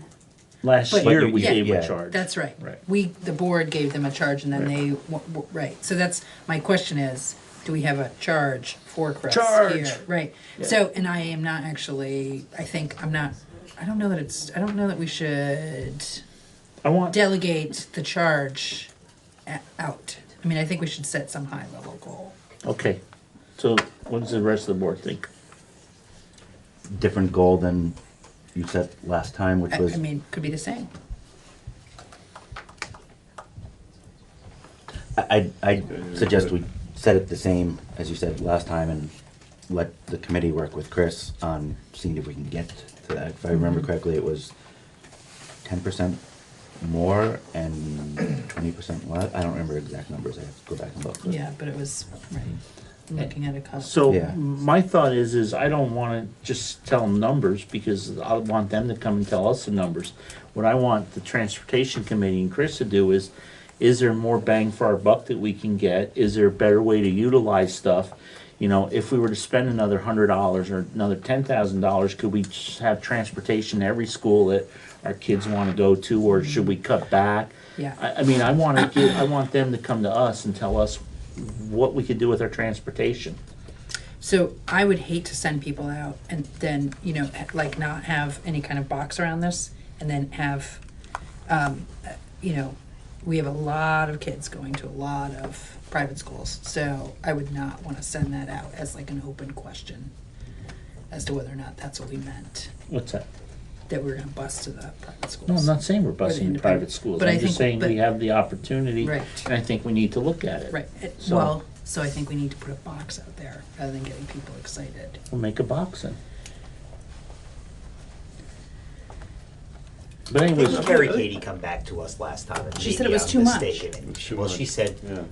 us working in a vacuum is not going to work. That to we give it needed to- to look at the larger picture, But- right?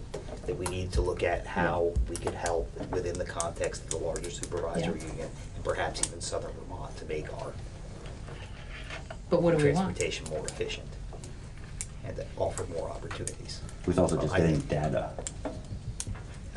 that's what I'm saying, is Right. she said that working on our own in a bubble Yeah. was not feasible. I mean, that So was, wasn't I the- think, what she came was the back and said. timeline also And difficult? tell me if I'm misremembering. No, So- I think you're right. so how about if we do this? How about if the charges to see if there's more efficiencies and if there's more opportunities? Working in a larger community. I don't think I think we just ask for more efficiencies. He can go however, they can go wherever they want to go with Wherever that. they want to go with those efficiencies. Sure. Yeah, I mean, I don't want to restrict it to, you know, because maybe it's, you know, the larger community includes public transportation. Well, I think that's what she was selling us. Yeah, I don't know. Yeah. I thought she was more talking about like with West River. I think specifically she was talking about West River, yes. But she Yeah. was saying that us working on ours by ourselves, we can't make it more efficient. So Chris, is that enough of a charge, you think? Efficiency and opportunity? I think so, and I've done some legwork already. I I've know looked you- at some of the options of what the cost was last fiscal year for transportation. What if we keep it in-house? What if we utilize some of the resources we have and bring everything in-house? What if we outsource everything? So I have some of those numbers, and I'm happy and willing to meet with the transportation committee and discuss some of those figures, see what they look like, and also some of these other problems that have been presented as far as being equitable to our secondary schools.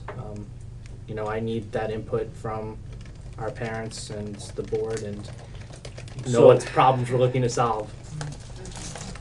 I mean, so I just want to be real clear for everybody here, like, if we come back with a proposal to bus secondary students to non-public schools, I'm gonna have a big problem with that, unless we've figured out how to do transportation for every student that doesn't go to a public school. So I really would like us to be clear about that before. And so does everybody on the board feel the same way? Or we could leave it wide open, and then, you know, we potentially are setting ourselves up, maybe the board wants to look at that, but it's gonna be a big problem for me. I think we should look at it. We have to know where our kids are going. I mean, we need to, Mark's thing is we need to know what the numbers are, let that bear that out, what they're looking at, so yeah. Rick, how do you feel? I have no feelings on that. Yeah, I think Barry? I don't wanna, yeah, I That's mean, Barry, you got any thoughts? Yeah, I mean, I could agree with Doyd, and Mark, you know, let's get ideas of what the broad spectrum is of what we're looking at, and then narrow it down from there. I mean, we can narrow it I'm not down and sa- say, I'm not no saying- going to Burlington. I'm not saying that we bus all private schools, but let's get all the numbers of everything, and definitely Switzerland. Switzerland? No Yeah, going to Switzerland either. yeah, Sweden. Sweden, it is Sweden. We have some students in Dover going to Sweden. Yes, You good? that'd be a long bus ride. I'm good. Yeah. Okay, so for now, efficiency and opportunity. Yeah. Expanded opportunity, equity, all those fancy keywords. So would you like the director of operations to convene the transportation committee? No, what I was gonna say was, if he just contacts maybe Mark, contacts the other Matt, the Matt, and Tammy, and then Matt, I was gonna ask you, the transportation committee we kinda had set up last year, that was included a West River person, the road commissioners or foremans from both towns, the bus drivers that just in Dover, and then a parent from each town, and then board member. And the administrators. And then you two, so it was like a 10-man committee. Was Carrie the parent from Dover, though? There was another parent? She was the board member. Yeah, Okay. Terry was the board. So you work with Matt and Tammy, you know, to coordinate all this. Matt and Tammy, you guys kind of have to lead it a little bit because, you know, Chris doesn't know the parents. If there's other parents that wanna come, I mean, it has to be a warned, open meeting. There has to be minutes because you're a subcommittee of the board. And we just, so that we know what's going on. And, you know, unfortunately, again, we're like setting you up almost for failure. We're saying, Harry, you got a couple months to do this or a month and a half to do this. Yeah, But- why don't we ask the parents to come in and tell you, like, So, I'd like anyways. to apologize in advance. It's not that bad. Yes, it is, Laura said. We'll see. So, is that good with the board? Yeah. Will the board be notified of when the meeting? Yes, because it has to be warned. I know, but that's not the same as getting an email. Okay, so, Bill, can you make sure that the warnings go out to all the board members? Yes, ma'am.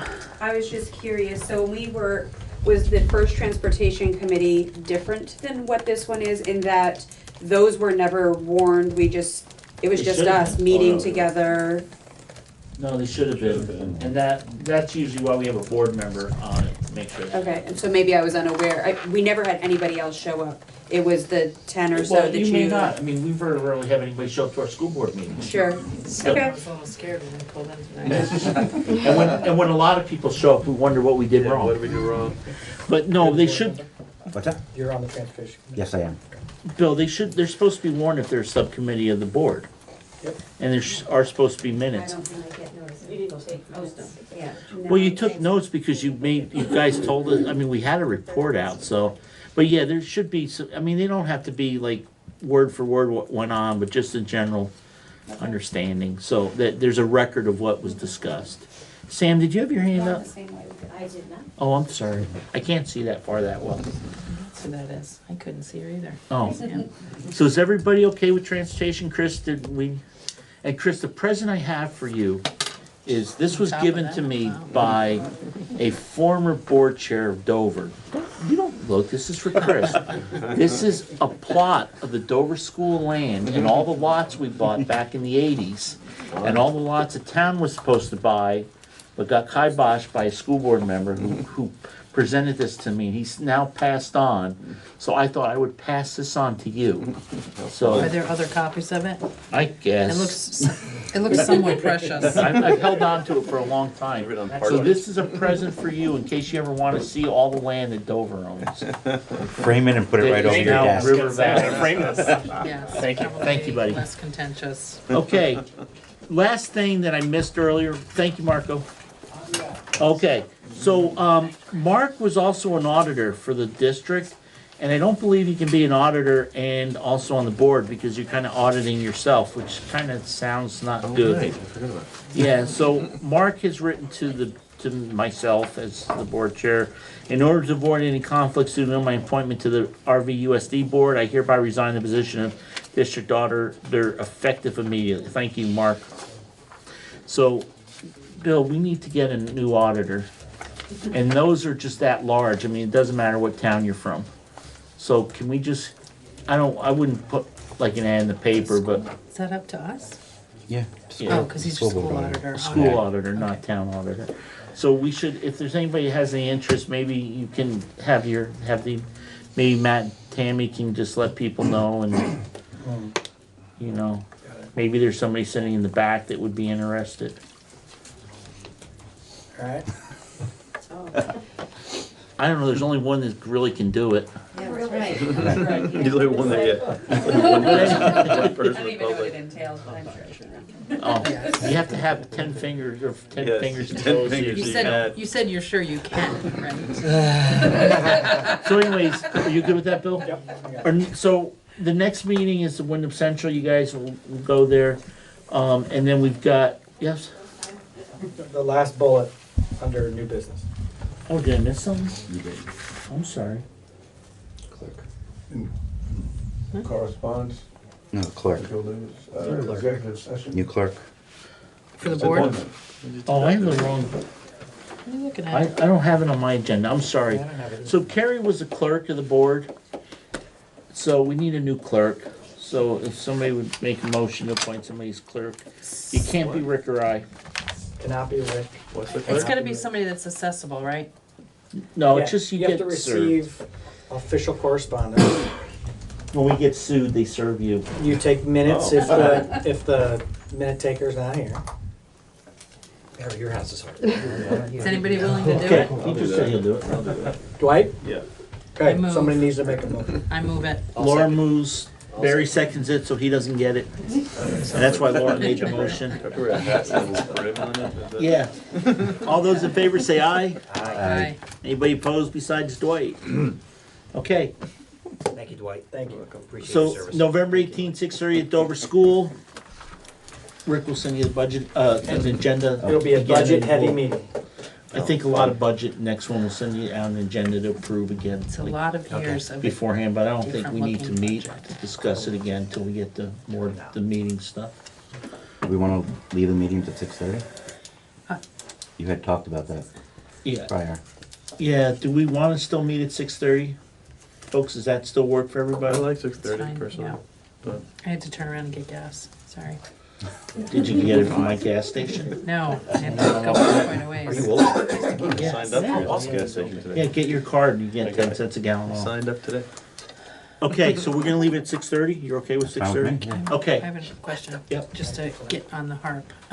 So with transportation, we just had that big, is that and they for- left. Right, and then they left. So this is for this budget? So if we can, if they can do something, because we kinda said that we would look into it. I think we at least owe the people give it the old college try and see if we can do it. I don't know what the old college try is, because they kicked me out, but. Anybody, anything else? Because if not, I'm gonna talk to you before I walk out the door. Who? Sam, He's looking over your shoulder. I'm looking over your shoulder. I'm looking through you. Executives, I need a motion going to executive session for a contractual issue, and we'll bail out and go next door, but there won't be any decisions made, so you guys can bail if you want. And somebody, Peter, will send you, and I don't think we see you again now We for a need- month, You need your right? rulers, Yeah, I'm gonna go abroad. Right, so have a good trip and be safe. Mark. Oh, hey, guys, did anybody look at the numbers while I was there? Numbers. Right there, the file, I passed it Oh, over there. no, yeah, I reviewed the entire package. You did? Most of it. What am I supposed to do with it? Sign something? Can I have somebody make a motion on executive session? Okay, Laura moved and Mark seconded. All those in favor say aye. Hand me this thing as I go through At this. 8:08, I guess, or There you whatever. go, Dwight. What are you talking about? Yes, Rick. Yeah. Okay. Life is good. So is it, there's no way?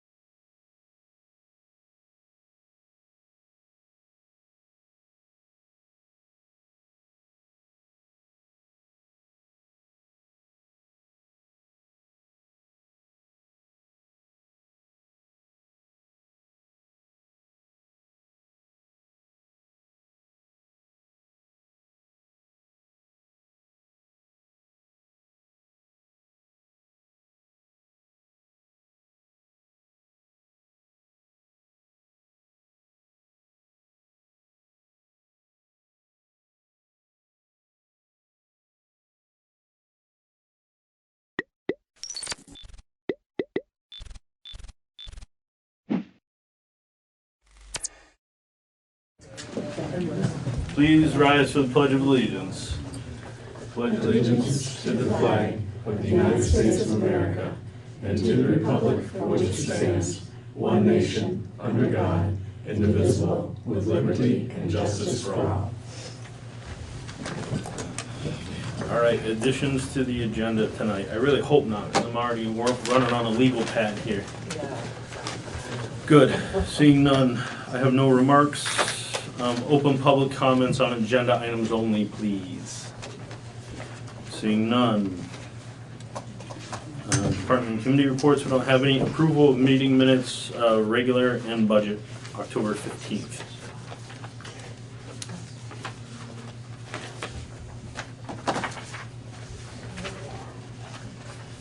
Bueller? On page 3 of the 15. Which one, budget or regular? Regular. I'm assuming it's regular because there is no page 3 on budget. Right on tonight. Yeah, look at me go. The sentence about the solid waste committee is a little funky. The solid waste committee will find out what the bag prices need to be and raise the prices immediately. They don't raise the prices, select board would. Suggest. And recommend. They recommend. And when Jean withdrew her motion, and Jeff also has to withdraw his second on the approval of minutes, the next one down. Oh, you're right. They probably didn't, but that's for Robert's rules. And then, on the treasurer's report, Jean made the motion to approve the payment of the following warrants. Warrant. Did you say warrant?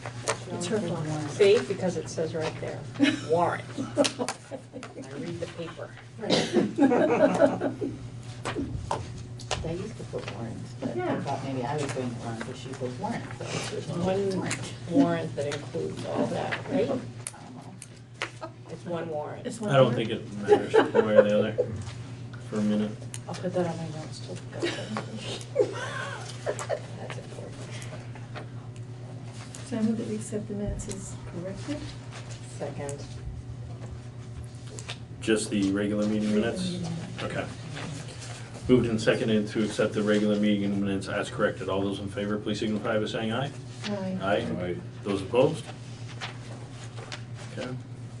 Budget meeting minutes, please. I move that we accept the budget minute as printed. Moved and seconded to accept the budget meeting minutes as printed. All those in favor, please signify by saying aye. Aye. Those opposed? Okay. Bills and warrants. Warrants. It's one warrant. Isn't it one warrant? I don't know, my notes say warrants. Well, Maybe you're warrant. It could I very well move could that we be. approve payment of the following warrant, which includes 10T accounts payable, $190,834.95. 41S payroll. Would that be the second warrant? I'm No, sorry. that Keep is going. included in the warrant. 41S payroll, $8,327.32. 42S payroll, $7,798.84. And 43S payroll, $8,187.50. Second. Moved and seconded to accept the bills and warrants as read. All those in favor, please signify by saying aye. Aye. Aye. Those opposed? Okay.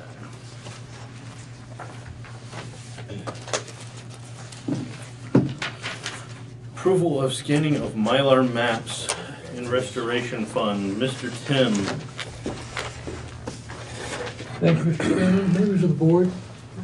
I'm seeking approval to scan the approximately 535 property maps that the town has in its vault to be able to digitize them and make it a lot easier for researchers and people looking at the historical records included in the maps to get them. Right now it is extremely clunky to take, for instance, a 24 by 36 map and bend it every which way to Sunday to try to get a reasonable photocopy of it. And this also goes along with my priority of wanting to digitize as many land records as possible. I have looked at various vendors, but the one that I have suggested is the only one who would do it in-house. Those maps, many of them are one of a kind, and I will not let them out of my sight. I would rather shoot somebody than let them out of my sight, actually. Be that as it may. Hope you weren't listening, Sheriff. But quite seriously, those are irreplaceable and in many cases priceless. New England Municipal Resource Center, which does a lot of our different programs in-house, has agreed to come in and do them in-house for approximately 2 to 3 days at an estimated cost of $3,600, which would be paid for by the restoration funds collected in preparing and filing deeds. Current balance on the restoration fund is $21,406. Mr. Chairman, I move that we approve the scanning of minor maps by Nemrick for a sum of $600. Second. Moved and seconded for the approval of scanning mile land maps for $3,600 coming from the restoration fund. All those in favor, please signify by saying aye. Aye. Aye. Those opposed? Thank you. Thank you, sir. Delinquent tax collector discussion. Mary Lynn, you can come up if you want. I Okay. saved you a seat. He even wore his nice sweater for you. There's a ruler. It's put away. That only comes out for budget meetings.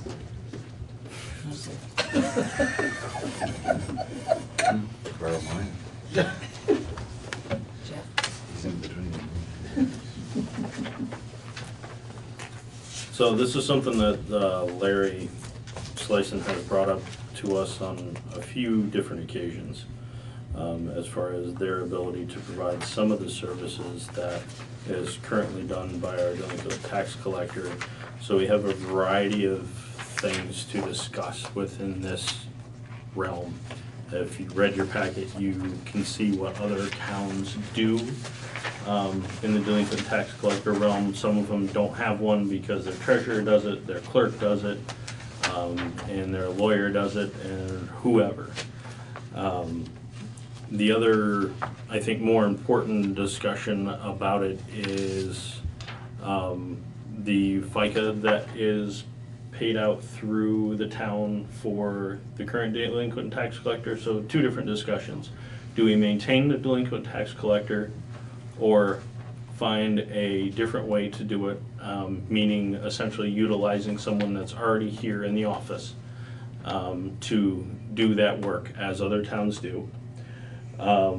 Or 2, make a policy, if we maintain a delinquent tax collector, that they pay their own FICA, because it only makes sense. Because currently, we not only do we pay out the 8% to the delinquent tax collector, we also take care of the FICA for them as well. So it's kind of double dipping on the taxpayer side. So, On that note, is it appropriate to just do a 1099? No. You're considered a town employee then? Town employee. she's an elected official town employee, just like we are.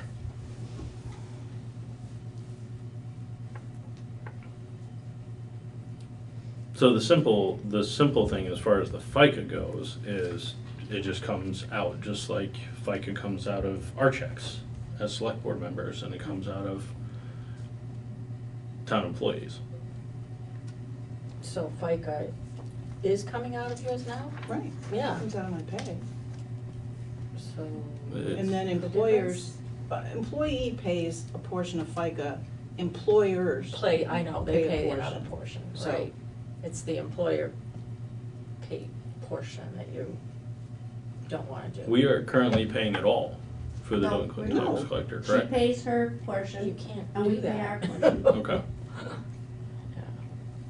So I'm confused about why we're even having this discussion now. Because that's why we went over on the FICA for, this year, was it this year we went over FICA? That was an extenuating circumstance. With the sale of Entergy to North Star, there was, North Star neglected to pay their bill on time. It was a large bill, it was $500-something thousand. That's why she went over on her FICA. She does not normally go over on the FICA. And the 8% that we pay her is not part of the principal. It's an addition to. It's an addition to what is owed the principal amount. It's 8% of the principal that's still due. It does not take anything from us. That's a penalty that is applied. And then we get the town gets the 1% interest, which is more than what her FICA is every year. So we're not really losing anything on this position. And there's a second factor to that too, that the town also collects 1% interest. Correct. Above and beyond. Right. So I think probably the interest that's been collected has more than covered That's what the I just said. FICA that the town has had to pay.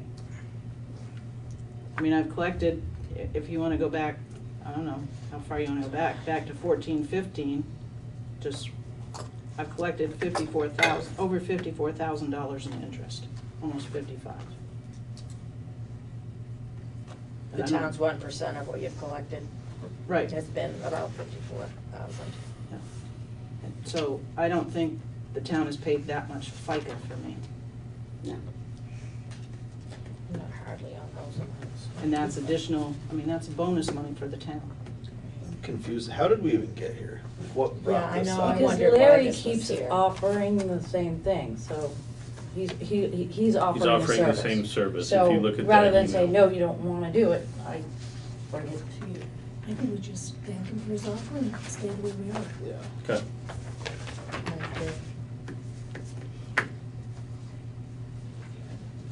I agree. Okay.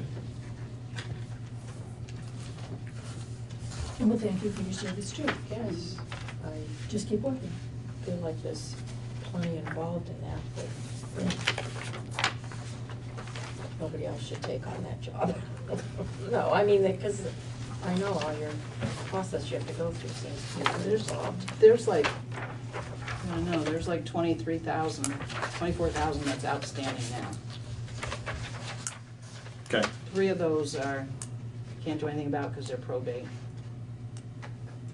So, you know, it is what that is. We know those well, or at least one of them. All right, moving NIMRIC to the cloud. It's additional $1,000 a year. Essentially, from what I understand, this is something that we have to do, and with NIMRIC. So that's that. If you make a choice, you have to do it. Yeah. Am You need a I motion correct for in that? that? Yes, our only choice would be to go with a totally different software. Okay. Which is much more expensive, and I had talked to Tim and Cindy, neither one of them are really interested in moving to a whole different system. But I didn't wanna say, yeah, move all of our documents to the cloud, you know, without it being a select board Do you want a decision, but motion we to don't that? really have the choice. Mr. Chair, I move that we allow Mary to move our stuff to the cloud. Second.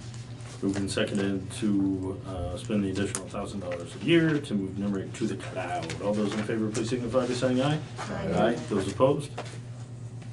Okay. Floor refinishing lower level. So we got a quote a long time ago to refinish the floor down here. It was Last like year. $6,000 or something crazy. I believe it was 4. Okay. So we got an additional quote from our current cleaning vendor, which is MFT, to do it for $1,800, which is much better than $4,000. So, do we want to do that? Does anybody else recall this I could have sworn there was more than one bid that came in last year when we were discussing this. I thought that we spent quite a bit of time discussing this before it was even we discussed what to do first, because we didn't want to, this was my I don't know about Yeah, how many I bids can't that we either. had, but my recollection is that we got bids to do both upstairs and down, and we decided to only do upstairs last year, and that we were to do downstairs at, this budget year. Yeah, because this was so much more involved than Yeah. they So- anticipated. And our current cleaning vendor threw his hat in the ring, being new to us, and he's significantly lower than the other bids that we received last year to do down here. So, I think it needs to be done, the floors have never looked as bad. And they're dirty, they're filthy dirty. I don't think they've been washed all year or anything. so do we So wanna I- go back and look at all the bids again before we decide? to No, move I don't forward? care, I was just curious, but Okay. so at town meeting, there was money voted on and approved. That was just for because we broke downstairs No, into last two year, parts. we did this year we did upstairs, it's this budget year that we have budgeted to do down here. right? Correct, because it was so much money for Yeah. down here. We added $2,000, I think, or $2,200 to our building maintenance budget just to cover the expense of refinishing the floor. So I think that's the conversation that you're remembering from town meeting, because the conversation started and I think people were thinking that it was the whole $12,000 for the floor, but it wasn't. It was just an additional that we added on because it was an extra expense. But at town meeting, we talked about specifically this downstairs part being split into two sections. Because it was $4,000 for the whole thing.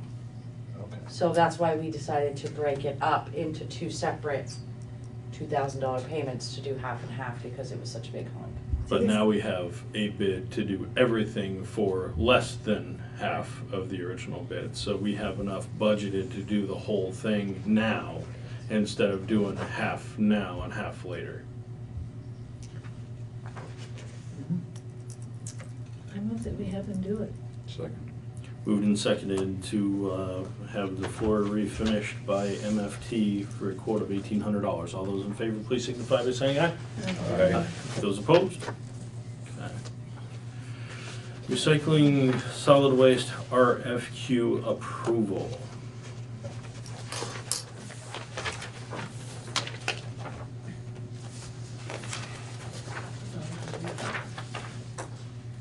I have been working on this with Bob the last 2 weeks. There are some updates. Mostly, the biggest thing that we changed was there's no reporting required. So we don't have to do it, and the hauler doesn't have to do it. It's whoever takes the yard that takes the waste has to do it. And I confirmed through VLCT exactly what insurance would be required from our hauler. So that is all in there now.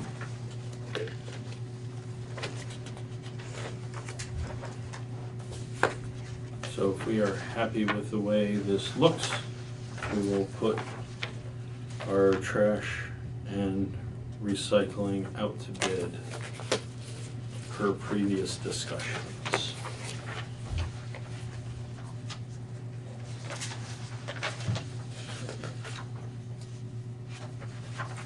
So the school does have a dumpster for organics?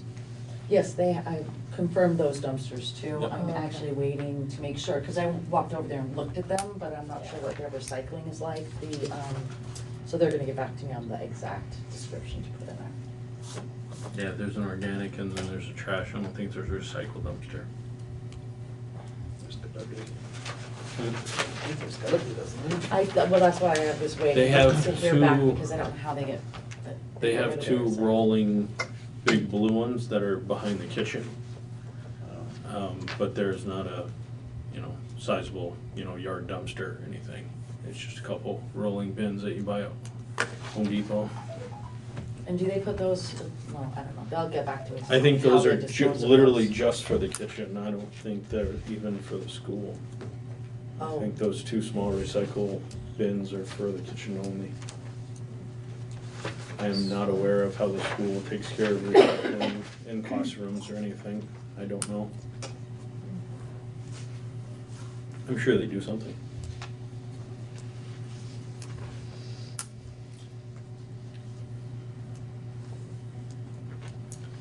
I don't think we put it up to bid. I'm sorry, I'm just curious if this.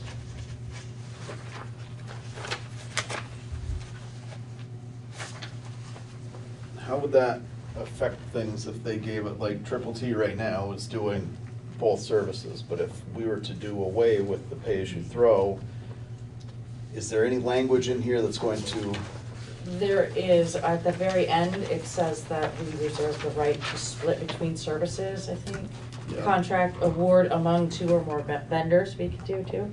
Okay. And that's why he sort of broke it out like this. Yeah, So I there's see. a separate price for each one. This is a little above my knowledge set, so I'm Yeah, really relying that's mostly fine, I on just wanted to Bob make sure that somebody didn't give us like a group pricing and then we split it up and that changes things, but that Yeah, no, language that protects it. sentence is in here. So with that, I will second Sandy's motion. Could we be bound if they did away with pay-as-you-go and therefore we did away with curbside pickup? Will we be tied to this? That would be part of the contract, that if things change, then we have right to inform them. And that will do through the attorney. That'll go through the attorney. Thank you. Any further discussion? All right, so we got a motion and a second to approve the recycling solid waste RFQ. All those in favor, please signify by saying aye. Aye. Aye. Those opposed? Okay. Auditor RFP responses and award. I will, I just wanna add one more, there's last minute sort of, entry into the audits. I do have copies of their entire proposals here, but if you wanna add under Yuliu and Associates, I'm guessing on the pronunciation of that, that's the top line, top person from Portland, Maine. They, did send in a proposal for $12,000, but just for the, this is their entire proposal that they sent. And this is just for the year ending June 2020. So it's not for 3 years, this is So it's $12,000 for 1 year service. correct. And they, this was their entire response. They didn't actually respond to, the proposal that we asked for in our RFP. But I do have the other two here if you want to read this. Our HR is our current provider, and we have used Sullivan in the past. And Sullivan, that's a 3-year? These are, our HR and Sullivan are both 3-year. Okay. 3 years, that's why I think Sullivan, I put the price range Yep. on your sheet because it changes. I can give you the exact numbers for the 3 years if you'd like. Cindy, do you have any input for the board on how RHR has been doing for us versus what Sullivan Powers was and all that? I've worked with both of them. They're both good to work with. I feel that they're in some ways Sullivan Powers is more thorough because they're more familiar with Vermont because they're from Vermont. That being said, I've had no problems with the one we currently have. Okay. Chris? Jeff? There's a substantial price difference. My opinion is we continue to do business with our HR Smith and Company. Sandy? I'm with Jeff. Jean? So, Okay. I will agree with all of you. The only thing that I'm going to ask, or I would like us to ask as a select board, is we did not get a face-to-face visit at all this last year, and I know it was a lot of conflict of schedules, and I think they had a loss in their family, and I have them scheduled to come down December 17th at 6:30. okay, great. To meet with the board. So we need to just stay better on top of that this year, and if you're the one that's scheduling it, then just we gotta be better Last time, coordinating schedules. The owner, Ron Smith, he had an illness in the family that resulted in death. Yeah. So he, and then they got into their busy season. When I contacted him, he got right back to me and said, I gave him a choice of 3 different meetings, and he picked that one and said he would be there. Great. So we'll accept the motion for the RFP response and award. Second. Moved and seconded to accept the bid for RHR Smith and Company for auditing service for the next 3 years. All those in favor, please signify by saying aye. Aye. Those opposed? Okay. Done. So, as we do every year, we try to throw some articles in to not make our budget sessions any longer than they have to be. So we're gonna blast through these and see what we wanna do, what we don't wanna do, and pretty much they're all pretty standard of what we do every year. So let's go with A first. And I guess I'll read it out loud just so you guys know what we're talking about. Shall the voters establish an emergency repair replacement fund to cover urgent unbudgeted expenses for the repair or replacement of town property and or equipment costing over $500 upon approval of the select board? So this is something that we had talked about, and here's the article to make it happen. Are we all happy with that? Yes. Chris? Yep. Gene? Do you have to put a cap on that? Because we have another fund that covers emergencies also. And that's for $10,000 or more. This is for our lower end, to anything that's not, but no, we don't have to put a cap on it. Have to put a No. limit on it, okay. The minimum's the important part. Yeah. So everybody's happy with that one as it's written? Yes. I'm waiting for you, Gene, I because you're know. the only one that's still curled lipped. No, I'm just thinking because the other fund has stipulations for replacement of the money. I Yeah. mean, so this is just establishing the fund, but do you need to kind of have the workings of it also included at this point? I don't know the answer to that. Oh, you You know better what I'm just to saying? change the requirement of the other ones, the other one. What's that? Or would it be better just to change the requirement of the other one? Well, the other one only gets funded by whatever department uses it, putting the money back in, otherwise it's just gonna. The other And one's remember for the interest capital from that. purposes. What's that? The one you're talking about creating is for smaller purchases. Right. So the one- Under $10,000. Right, but we just keep throwing money at that every year, or how is I that think- really gonna get Well, funded? what we would need to do is if we dipped into it, because the history is a lot of times we don't. But yet the taxpayers are still raising it through taxes each year because it's in the general fund. If you make it a separate fund, you can have a motion each year to add to that fund, just like you do the culvert fund or the capital plan fund, whatever amount you've spent from it. You could make a stipulation, like the emergency capital plan has that, if it's used, the next town meeting, they asked the taxpayers if they want to put the money back in. And it would bring it back up to what it has in it. If the taxpayers choose not to, that's their choice. To have some kind of Right, and we can, definition of how it works. if you, this is something you wanna do, I'll connect with Larry, because Mhm. this may or may not be correct. I'll connect with him to make sure that all that is set up that way. Yeah, So I think it needs to get defined a little more. We like the general concept, we just need to Yeah, get the this is really legalese to more it. concept Mhm. talking, because these all need to, these are all brand new, so they're Right. all going to need to be vetted. Okay.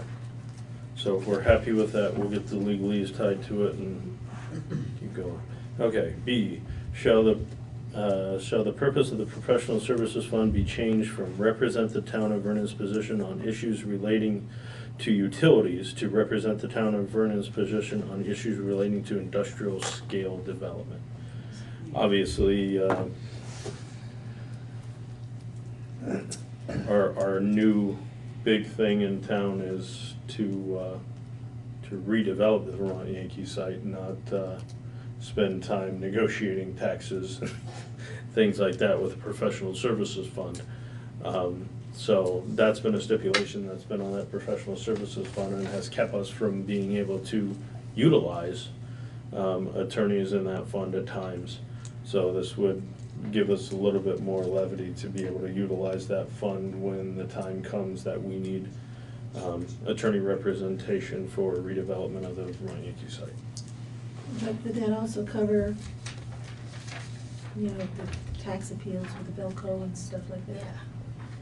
If it's just. Still have a utility. Industrial scale development, I mean, you still have, Belco tends to grieve their taxes every year. I mean, I'm concerned that we're going from a very specific purpose relating to utilities to another very specific purpose.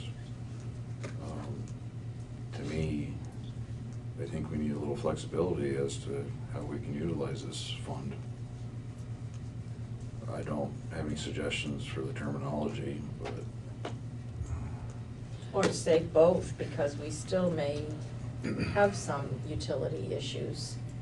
To utilities and or And- industrial scale development? Yeah, Yeah, I was just trying to come up with Yeah. something that would cover everything. yeah, I just think it So- should be something more general to give the select board a little more flexibility as to how to use this fund.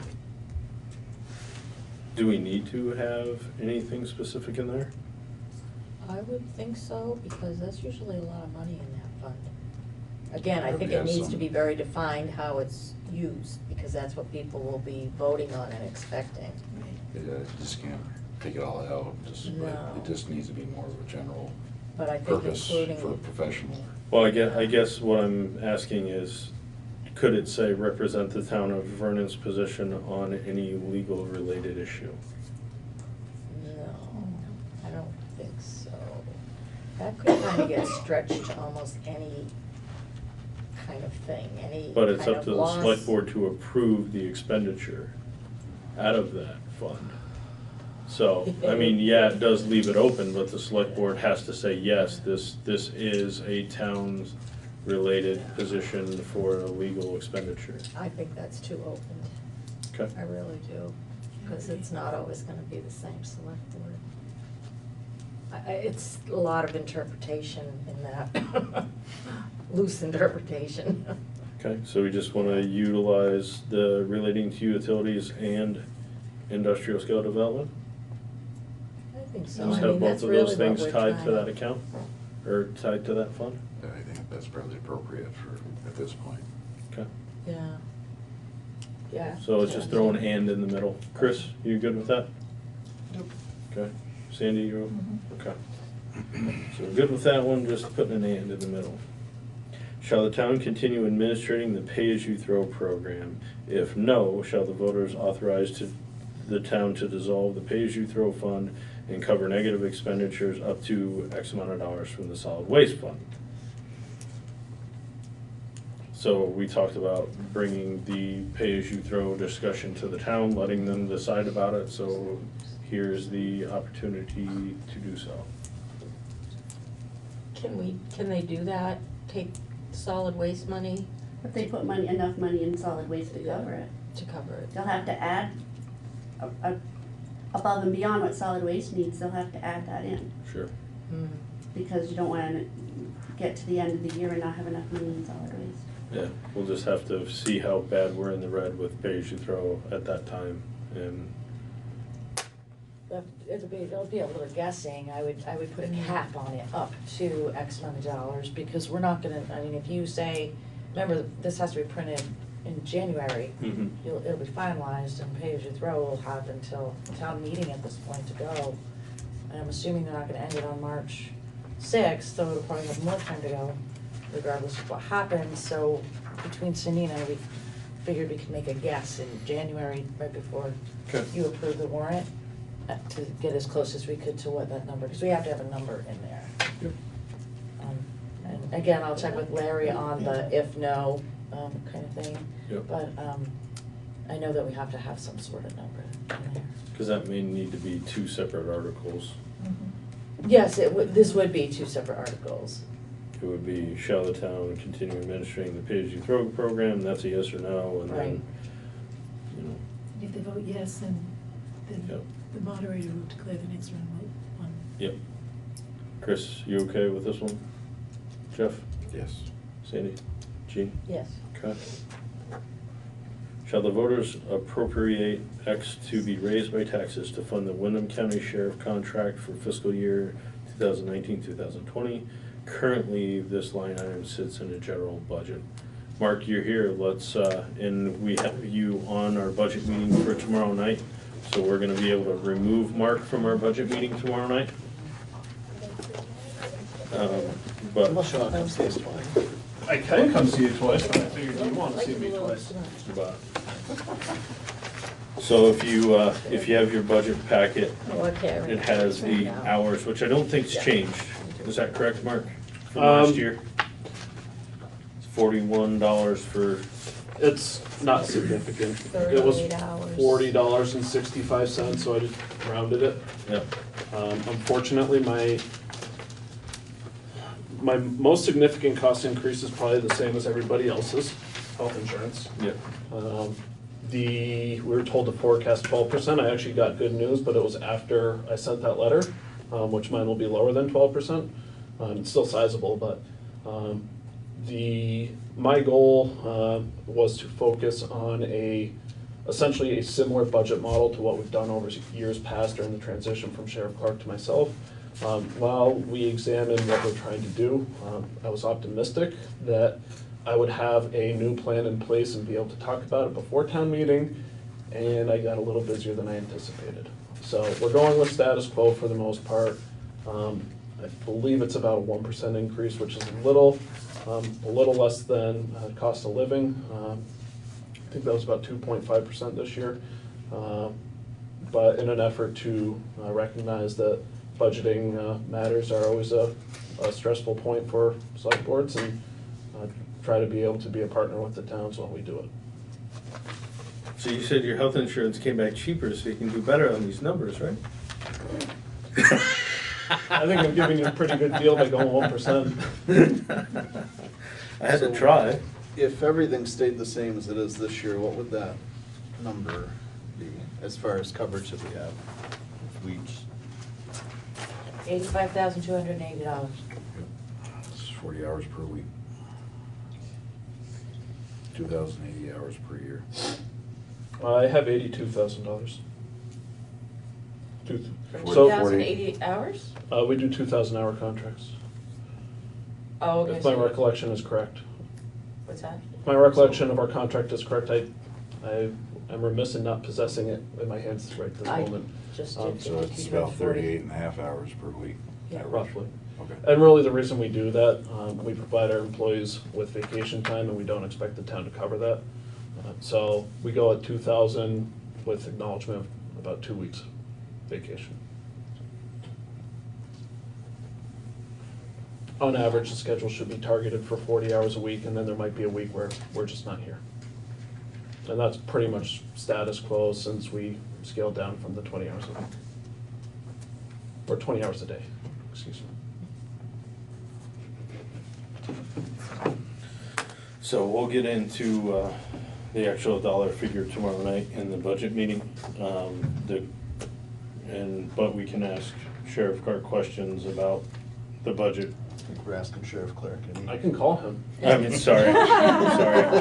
It's just enough years of saying the same name over and over again. I apologize, Sheriff Anderson. I've introduced myself as new Sheriff Clark, it's okay. That's good, that's good. I'm the new hatchet at my work, so that's my nickname. So, do we have any questions for Sheriff Anderson regarding budget stuff that we'll be discussing tomorrow night? Let's start there. Chris? Jeff? So, as of now, with no decrease in service, you're proposing $82,000 a year for 2,000 hours times $41. Correct. Okay. What was it this year? Just do that. 84,552. 84,550. I have 81,300. Well, it was budgeted 84,552. I can go grab the contract if you want, the exact number. Let me see if I have. We can deal with numbers tomorrow night. We're just trying to figure out articles. But we need to be on the same page about Yes, we do. what you're charging us to. So I like your numbers much better than ours, so. The hourly rates are, it's really a question of how many hours you want. So last year we gave you an hourly rate, which is $40.65. So if it's a 2,080 hour contract, then it's a 2,080 hour contract. And that actually might be an exception for Vernon, because there was a desire for 40 hours of work a week. And so then we would bring in people while our deputy's on vacation. There's also, because we scaled down from a full-time operation to a less than full-time operation, we were still taking on responsibilities at court. We were still taking on investigations just because of the relationship with the state police in our office. They anticipated us handling calls that we weren't able to handle, such as death investigations and whatnot. So sometimes we had to adjust hours to adapt for that, but there might be, Vernon might have had a caveat just because of that reduction.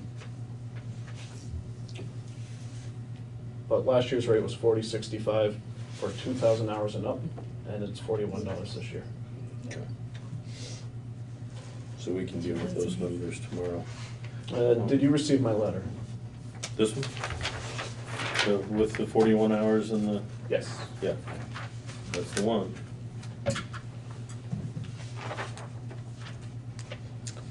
Do you have any other budget-related questions? Sandy, budget questions? Jean, budget questions? Okay. May I just ask one non-budget related question? What is going on when it comes to coverage when they're not in town? Who is state police from Westminster coming? Not necessarily from Westminster, because they don't sit in their office and wait for a call, but. Well, yeah, you know, I'm yeah. aware, but I'm just curious. Yes, yeah, that is the case. We always have someone available, just depends on where they are.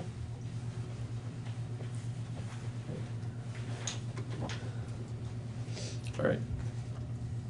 So I think we are good there. Our discussion now goes to whether we make this a article instead of part of our general budget. So, Chris? Works for me. So I mean, currently, we have it as part of a budget with the line item is law enforcement. Correct. Right? Mhm.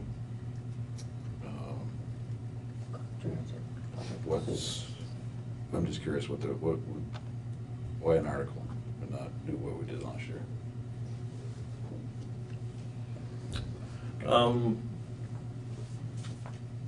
Just from my standpoint, we don't have to, but the thought is that this is a fairly long and intensive discussion typically. And being able to do that outside of the guise of the budget is, I think, will be beneficial to that discussion. Okay. That's my personal feeling to it. Because we spend the majority of our budget talking about the sheriff's department, and that's pretty much it. This seems to be a pretty popular debate topic at town meetings. Yeah. Every year. So if we can get the, budget passed and then work through our articles efficiently, it will, I think, will give us an opportunity to have better discussions instead of being in the middle of budget discussions. That's just opinion. So. Sounds good. Okay. So can I offer a comment on that? Sure, absolutely. My only concern, and it's up to you how you do it, it really makes no difference to me if it's an article conversation or it's a budget conversation. My only concern is that, I understand you have it listed as X. If you move past the budget conversation prior to the question of do you want a contract with my office, which I think is really the question. If you essentially ask that question afterwards, you might lock yourself into X,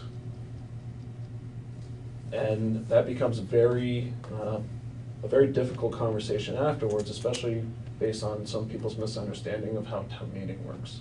I would encourage you, if if you wanna ask it as an article, either ask it prior to it, or have a line item for law enforcement be in the budget, and ask the question of if you want to actually have law enforcement service from my office. So you're raising the possibility that if we pass a budget with no line item for law enforcement, this article comes up after the budget and it gets defeated.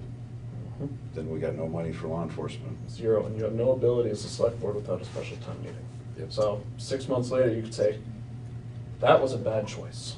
And I'm gonna say, that was your bad choice. Another thing is. Knowing our town as well as I do, I don't think that's gonna be a problem. So, the reason I say that, you can fund your budget with the money and not spend it. You can, if you present the article before the budget, then if it's a yes, you just figure out what the number is in the budget meeting, and then you can make a informed decision what you want your tax rate to be. And if you say no, it's simple, and you can still fund a law enforcement line item as a precaution, should you decide or get new information that Amazon wants to base its headquarters here and they require 10,000 person police department, so. So, but an article, we can change the dollar figure on, we're not stuck to it. So in this, essentially, we can do the same thing with an Right. article as we do with budget. With the article, if he puts in that amount of money, we put in that amount of money, Mm-hmm. and it passes, and then you have this humongous case that comes up. We have no money to pay that, because you can only pay what's in that article. Oh, I see what you're saying.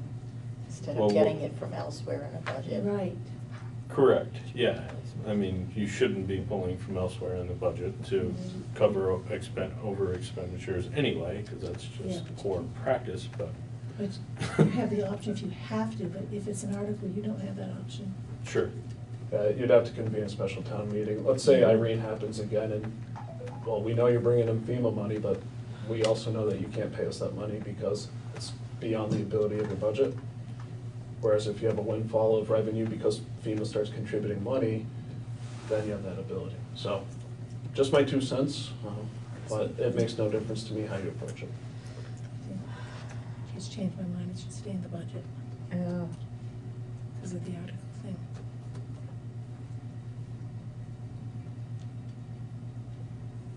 See that now. Yeah, because if something, we have to run over, we can't run over an article. I don't think you should run over a budget, No, you period, shouldn't. but. No, but you So- can. An emergency, you You can. can, but you can't overspend the line article. Oh, I'll try a special town meeting for that. It was a great idea, though. I think it's still a great idea. I don't anymore. I don't either. So what do we wanna do with this? There was 3 of us that they thought it was a great idea, and 2 that don't. So, has the new information changed any of your minds? I mean, we can't lock ourselves. Yeah. Gotta join them. Okay. Don't fall out of your chair, Gene. Okay. Then we have a really long budget discussion ahead of us again. All right, let's keep Well, I going. think it'd be there, it'd be in an article, you know, it's still gonna be long discussion. All right, That was a I think good point. we're. Thank you. All right, are we all set with Yep. Sheriff Anderson? May I ask one question? Sure. Is there any issues, things that I need to be aware of?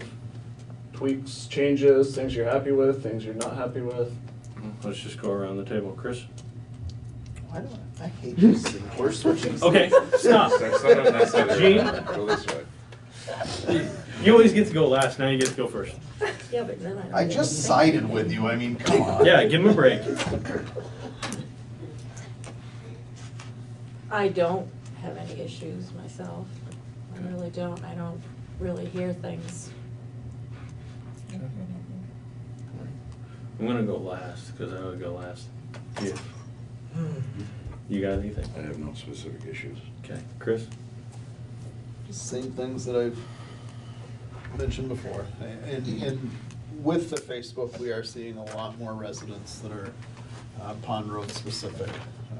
And Dave and I have had conversations about that, and I know that he tries to get to town a little bit earlier for some of that morning traffic, so I do appreciate his receptiveness and willing to accommodate there. Our rec department, the school being open, things like that, I don't necessarily see a lot of movement from the deputy around that. When the school is closed and the rec department is open, we're still seeing him in the same places along 142 as opposed to on Pond Road, where all of our kids are at the rec. During the school year, I will say that Dave is present in the morning and in the afternoon, and I actually appreciate the fact that he drives to each of the blinking yellow lights to ensure that they're working before he writes tickets, so. But Pond Road is, we are seeing a lot more complaints on that stretch. Yeah, and we're aware of it. What's that? Did you get stopped? Yellow blinking lights? No, Why you no, mentioned that? I know he's there. And everybody does. Yeah. So, and that's been our intent. The issues on Pond Road, there's a plurality of issues there. Some of it is the simple nature of scaling back coverage. Some of it is that we can adjust our hours in ways that target certain behaviors. We've had our smart cards down in Vernon that do data logging. So we were pulling the data out of that to actually try and identify places that it would be valuable to do. We do pull them off the streets in the wintertime because plow trucks and cars sliding around doesn't fare well for them. So we try to use data to deploy forces. With the school year, we try to have our, generally speaking, we try to have our deputy present while children are at school. We consider that and we've received feedback from the community that that's a priority. Not to say that children, that people feel that children aren't a priority and that hours can't be used elsewhere, and so especially when things like vacations come along, we shift hours into the evenings to give variance to our schedule, as well as, I mean, I have employees, they call out sick, they get hurt, they have to go to training. So there's times where that regular schedule that we provided isn't. And I think that's also good because it provides defeat to the belief that these are the hours they're firm. I'm certainly happy to consider during the summertime adjusting hours. I'm not even sure that it's the adjustment of the hours, just the location. If the school isn't open, let's focus on the other area where our children are. Sure. And so, thank you.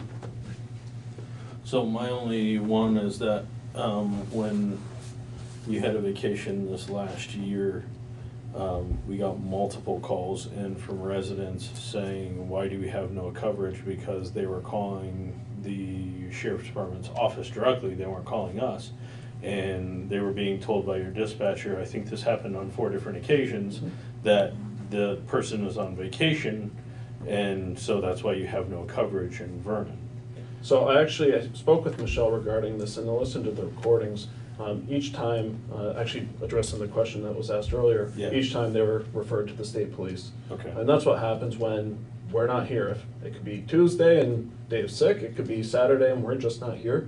But people call 365-4942 or 254-69? 6962. 6962, and that goes straight to the sheriff's office. So then I we don't think they were refer to the emergency calls, I think they were inquisitive calls, Yep. and they had the same question as this gentleman. Sorry, what was your name again? Zach. I'm Zach. lieutenant at rescuing. That's why I Okay. asked. I'm curious about the protocol. This brings up another point. So if say I call 911, somebody's breaking into my house. If it's not during the hours that the sheriff's department's in town, then is the 911 operator aware that like sheriff's department's off duty, state police are up next on the run card? Or? It's actually a little bit different than that. We run it backwards. So I'm going to give a lesson on 911, and I apologize for anyone who knows it, and I don't want to waste time. So it's going to be quick. Quick version is that each town has a 911 coordinator. The 911 coordinator designates who the emergency services for that town are. So Rescue Inc. is the EMS provider for Vernon. the fire department is the fire provider for Vernon, and the state police are the 911 provider for Vernon. So if you dial 911, regardless of which public safety answering point receives the 911 call, it goes to the state police, flat out, period. Well, our arrangement with the state police is when we're in town, we notify the Westminster Barracks, which is also a PSAP, but also the dispatch facility for the local barracks, which happens to be in the same building, but they're separate entities. And they say, hey, we know we have a deputy on, and so then they refer the information to our office. So it essentially gets dispatched out equally as quick as if it's to go to the state police, with possibility of a slight delay just getting the information from their dispatch to our dispatch. That way, we don't have to flip the switch on and off, and oops, somebody forgot to flip the switch, who's responding? It's always the state police responding unless. So we felt that that was a more reasonable approach. So the difference will be they're responding from where they are.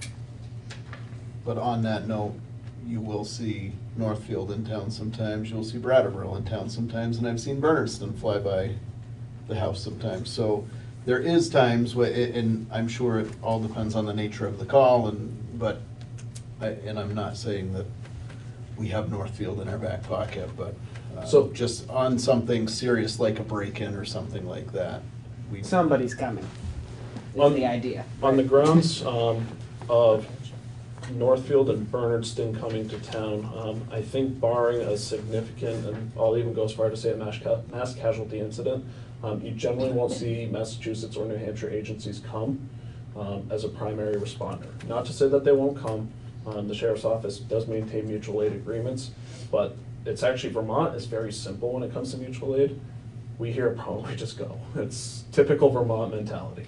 Massachusetts is, I guess coming from the state of Vermont, Massachusetts is insane in how much control they exert over mutual aid agreements. So they're very specific. They can only, there's certain triggers that you have to pull. The requesting agency needs to do stuff. So while we have those agreements with Northfield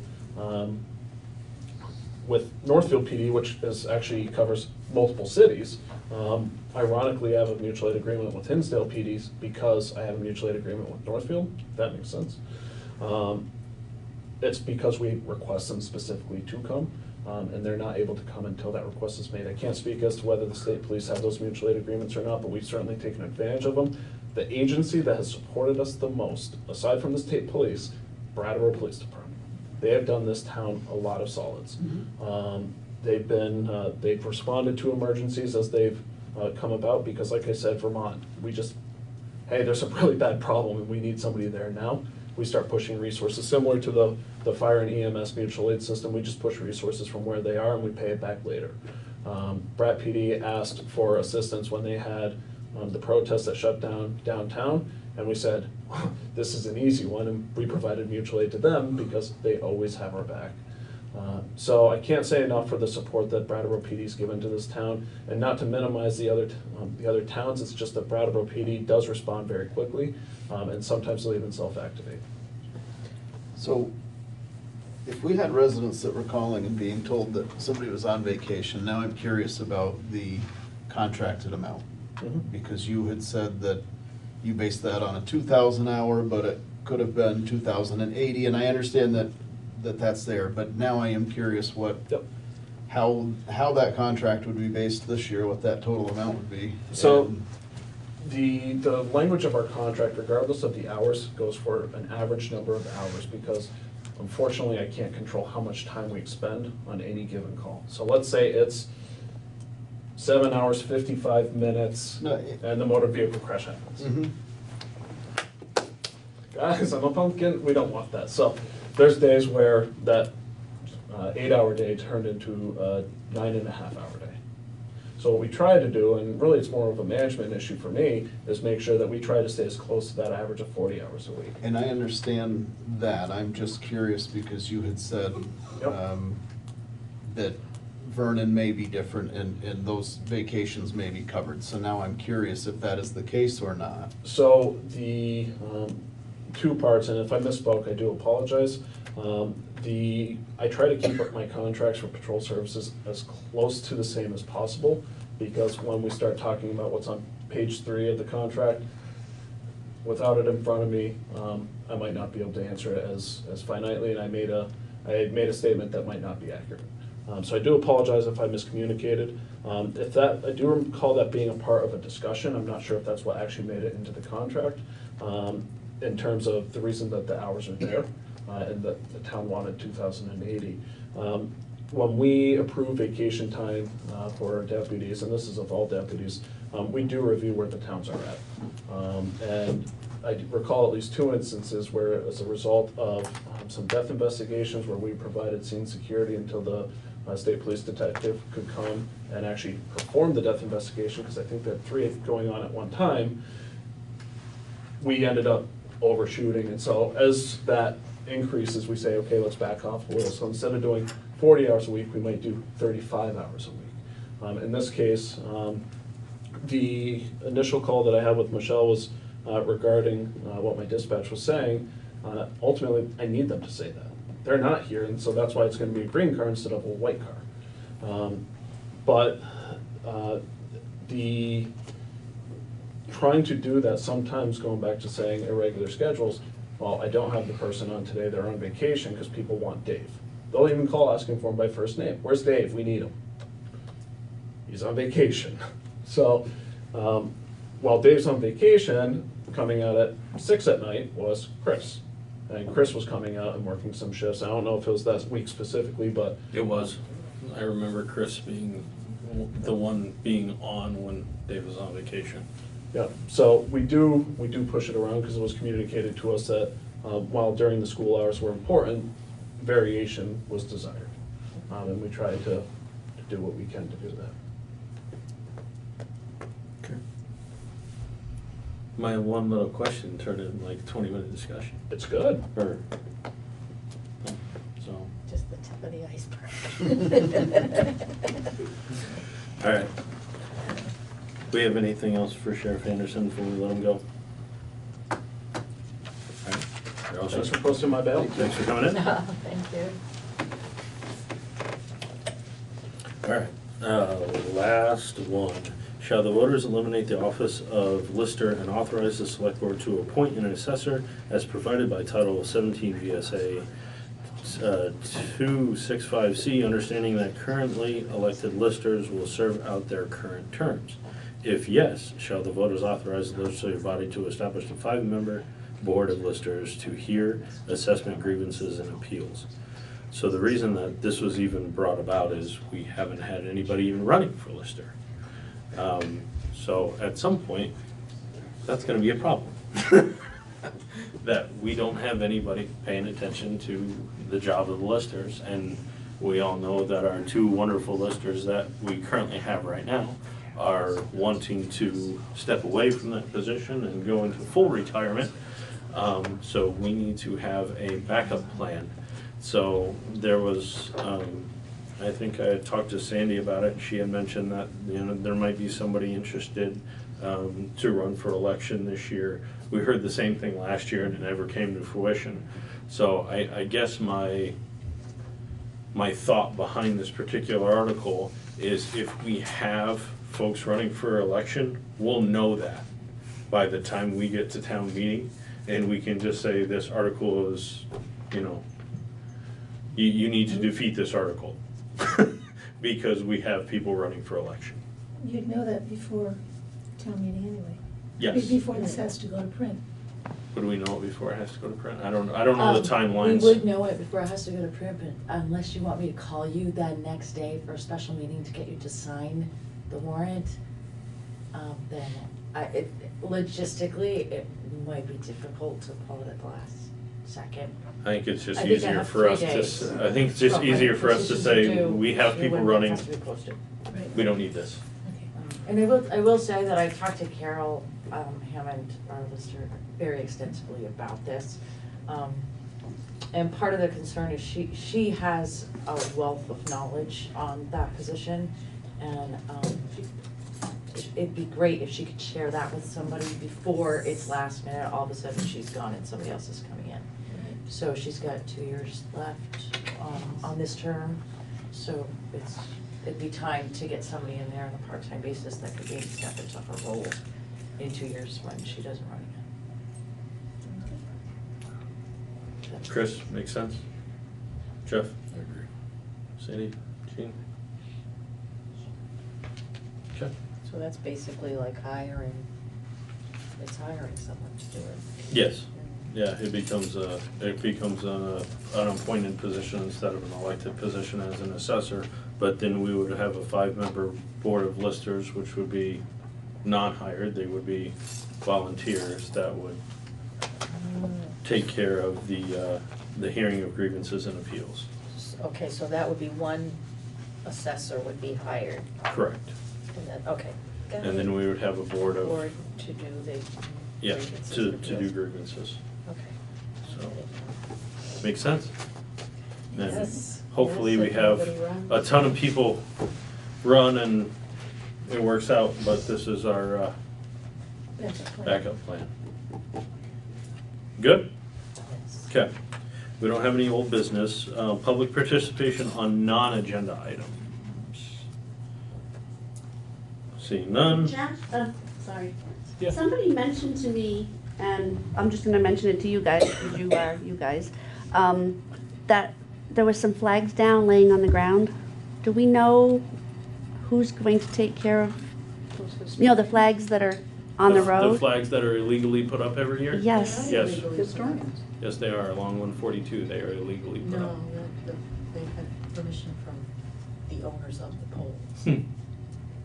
It has nothing to do with the town whatsoever. I didn't know. The Somebody flags asked me. the flags that are down typically get brought into the town office and we take care of them until the people that put them up Okay. come around.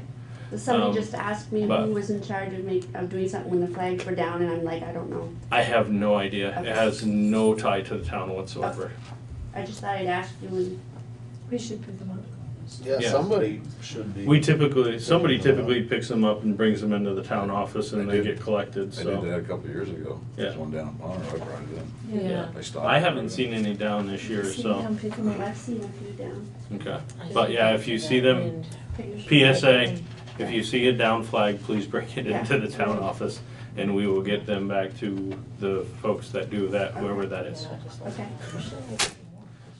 Okay, Yeah, they've changed everything. all right.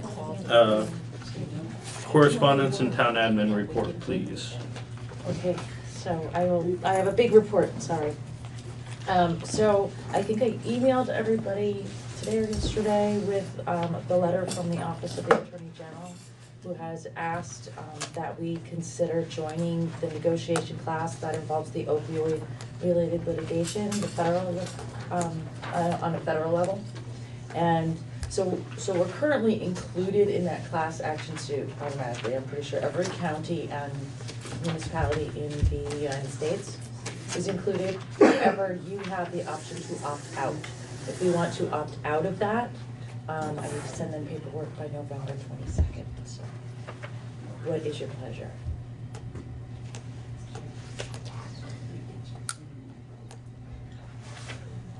It's not anything that costs us anything, so. Taking money. for It's a what? reason. I have a very bad moral issue with this, but that doesn't matter. I think it's stealing if you win a class action lawsuit like this, but that's just my personal opinion. But that's totally personal. Nobody at this table would agree with me at that, I'm sure. I understand what you're saying. Yeah, Yeah. I mean, if you're not impacted, why should you take money? that's exactly correct. Thank you. Well, that's true, I mean, but I don't know how the money gets divided up. It may Or never whatever. come as cash, it may just be forcing them to do To do education in schools, things. or you don't know what it is. I think there's right? anybody around that isn't affected by it. We see it daily. Every one of us is affected by that. No, I'm not saying we're affected or we're not affected. I don't agree with being part of the suit, that's all, as the town of Vernon. I'm not saying whether we're affected or not. Because I think you're right, we are affected. Every one of us is. You drive downtown Bratt Road, you see it. So. I just see it as further push to make those companies accountable for what's gone on. Sad to say that's what it takes. I'm just glad I don't have your job.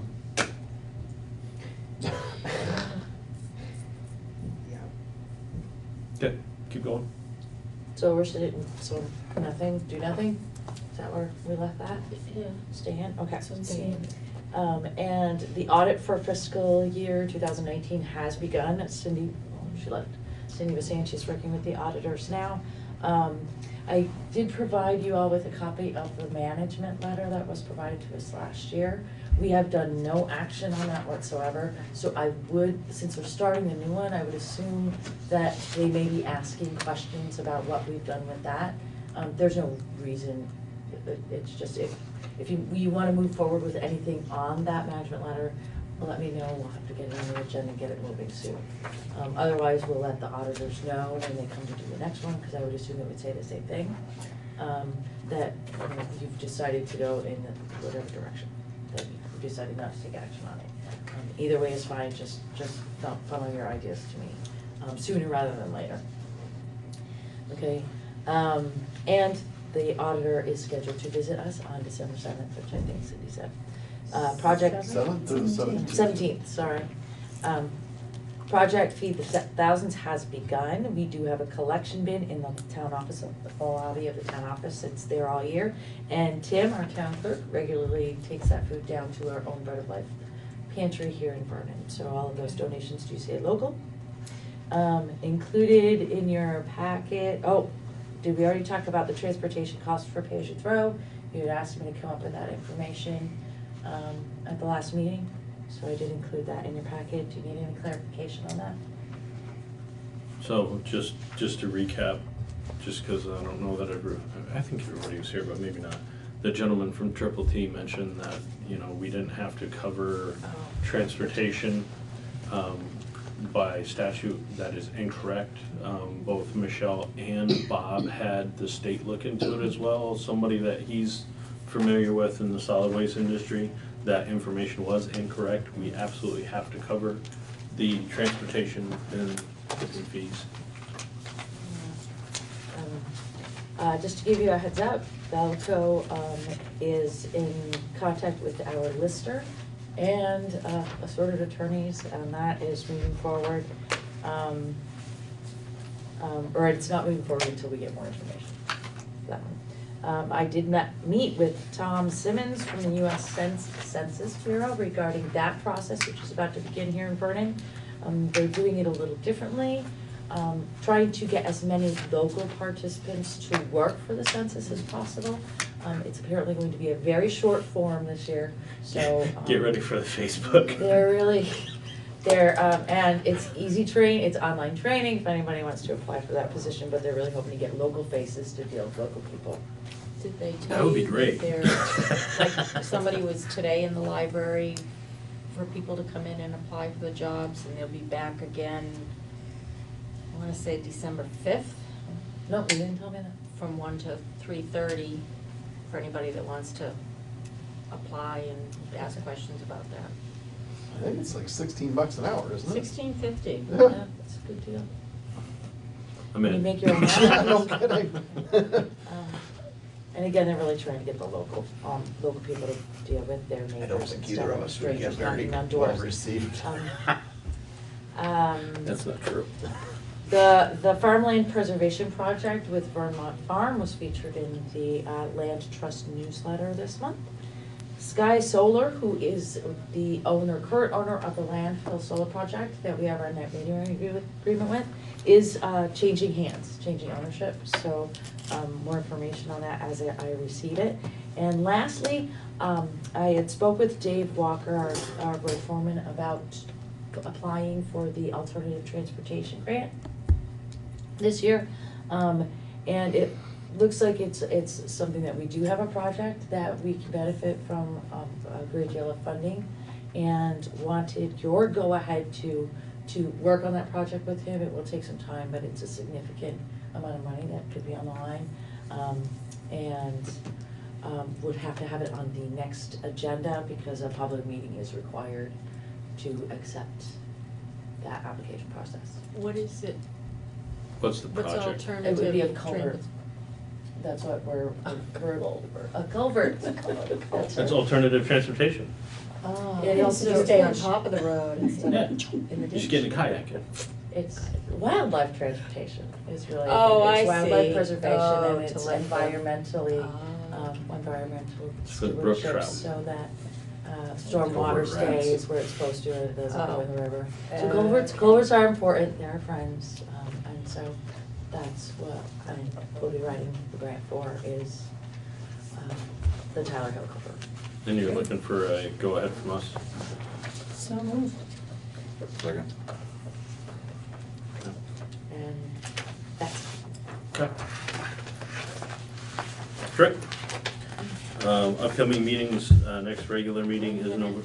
Did that need We're a, gonna get that. Yeah. You don't really need a motion. It didn't need for a, that. it didn't need a vote. It didn't need a Everybody's okay with We it? need a motion, yeah, General- we need a motion at the Yeah. next meeting. So we It's don't need okay a motion, Okay. we'll get rid of this motion. Yeah, Yep. we'll need one at the next meeting. General consensus is yes. Yes. All right. Upcoming meetings, regular meeting on the 19th, budget workshop on the 20th. We are adjourned.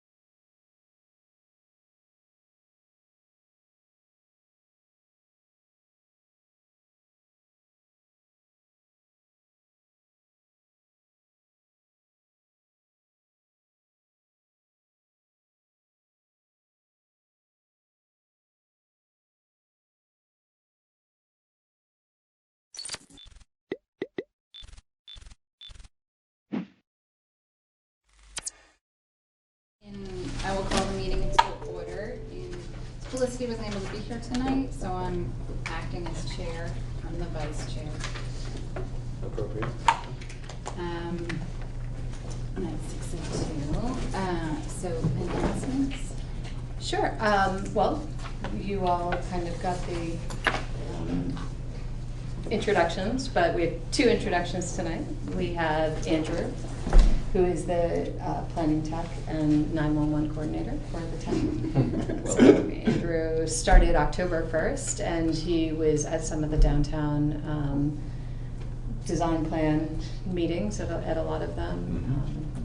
And so he comes to us with a lot of skills, a degree in urban planning and sustainability, and some great skills that we're looking to put to use. Are you from the area, or did you move here? So I went to high school in Connecticut. I guess that's where I really grew up. I was born in Seattle. Went to college in Washington State, Bellingham, Washington. My family brought me back over here, and in this job too, I could say. I've been looking for jobs probably for 3 months. It wasn't really going my way in Washington, so that's kind of when I made my way back east. But I'm here now, officially a month in, so it's going well. Yep. And you so you're found an apartment in town. Yeah. You're settled Yep. in. Yep. And you're going to become can he be a town meeting member and work for the planning board? It's a good. It's funny. Brian has been, and he works for the Oh, okay. department. So Yeah, and he's I think also he lives could- in the town. Yeah. Right. So you have to be a rep town meeting member. You have Of course. to live in town. Yeah. But yeah. There's always that balance when you're a Brian planner has for the town you live in. before, yeah. You know, Yeah. where's Well, sometimes you need expert knowledge. Yeah, right, yeah. As a town meeting member. Well, that's my so- philosophy. I want to live in the place I plan. Yeah. Yeah. Yeah. So it's good to be here. Yeah. Looking forward to working with you all. Yeah. Great. Welcome. And welcome to Prudence, who is the newest planning commissioner. So that's exciting. I've worked with Prudence over the years, when you were at the hospital and you were at the Department of Health, so. Yes, yeah, I was at the Department of Health for 5 years. I was district director and retired last spring from that job, and then I was at BMH for most of my career. As a nurse? You were No, administrator. I was in VP for most of that time, doing physician recruitment and planning and operations stuff. And if I could just add, Prudence works with or volunteers with the Brattleboro Coalition for Active Transportation. So she brings a lot, like she said, healthy community design, biking, walking, that kind of thing. Awesome. There's interest. So Looking anyway, forward to getting did to we know go you all. around? We can go around and introduce everybody else, or? Yeah. Sure. Okay. I'm Josh. Hi, I'm Tom. And Kathy. Of course, you can ask if you want to know something more. Yeah, sure. Next time I need to say more, I'm just gonna follow you. I know where you work, but do you want to say like where you work, or if you work outside the home? And Yeah, I'm a project manager for the company. I own my own little motorcycle shop out of my house. I've been here 2 years. I'm working on fixing up a house for like half a year now. I have a degree in public health, some relation to and sciences. So Yeah, and I've lived in town for, 14 years or something, and am currently river steward, and have been on the planning commission for a long time. I don't know. Yeah. And I have 2 little kids. Great. Oh, right, so I gotta, okay, any other announcements? Announcements, so. I'd like to introduce myself. Okay. Hi, I'm Ricky Rosati, and I applied for the sustainability coordinator position. So when I saw that as there's an update on the agenda tonight, I knew I should be present.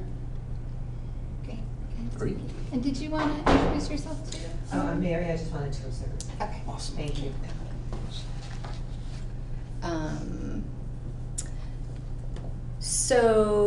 This is an announcement.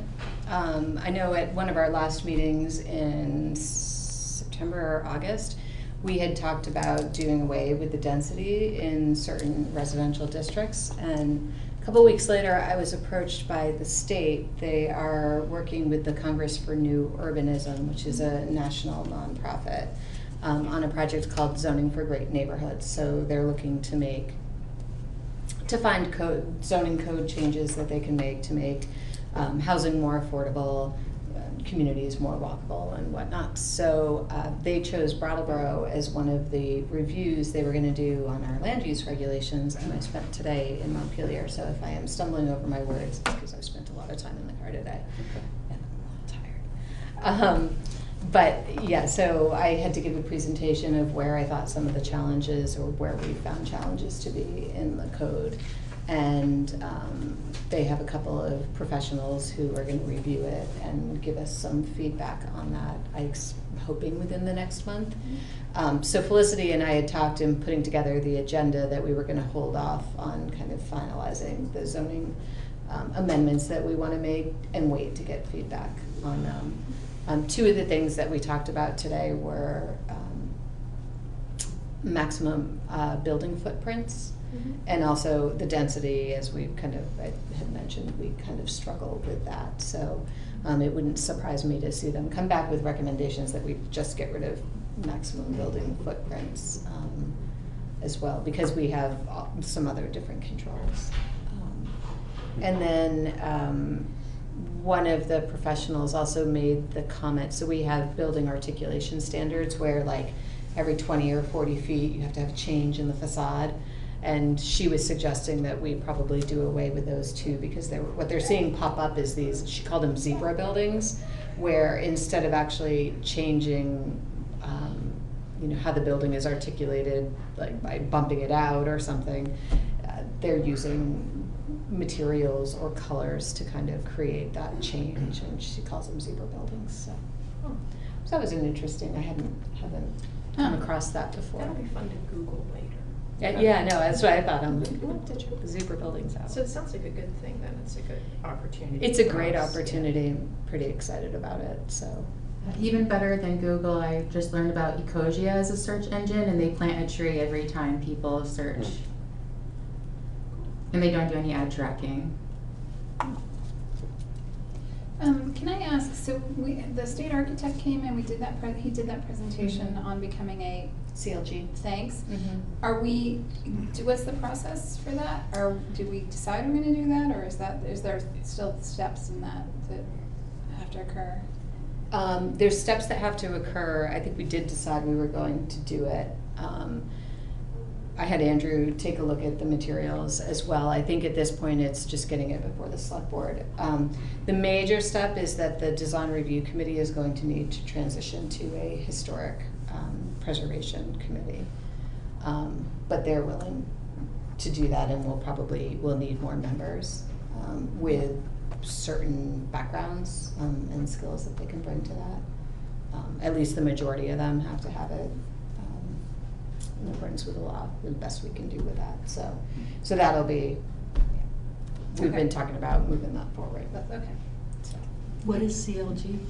Certified Local Government, Local Government. which I don't think is the most appropriate name for the program. It really has a lot to do with like historic preservation. Yeah. And Sue, you guys probably can get a better yeah, and I understanding what it think is. like my takeaway from the presentation was that it will just enable us to have greater access to grants for historic preservation work.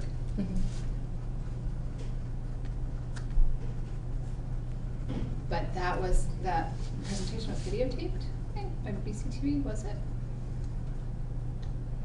I believe it The board was. meeting room. Yeah, so I'll try to you file. can follow, you might be able to just watch it on the BCTV like archive. Cool. Yeah. Yes. All right. Other announcements? Anyone? Okay, so then public comments. And we have a member of the public. That's you today. Yep. No? Okay. Well, I'm curious, when you were talking about the urban design, was there any focus on making sure that new buildings provide water filtration for residents? No. Is that on the agenda? It's not, because we view that more as building code, and we don't have building code in Brattleboro. That sort of thing would be regulated at the state level, right? It could be, yeah. required or not, but water systems Mhm. at the state level. Some jurisdictions, they have a building, Sure, by building Burlington. code or development code, like where I came from in Washington, my internship, we had one, so we had those kind of standards, for water and, yeah.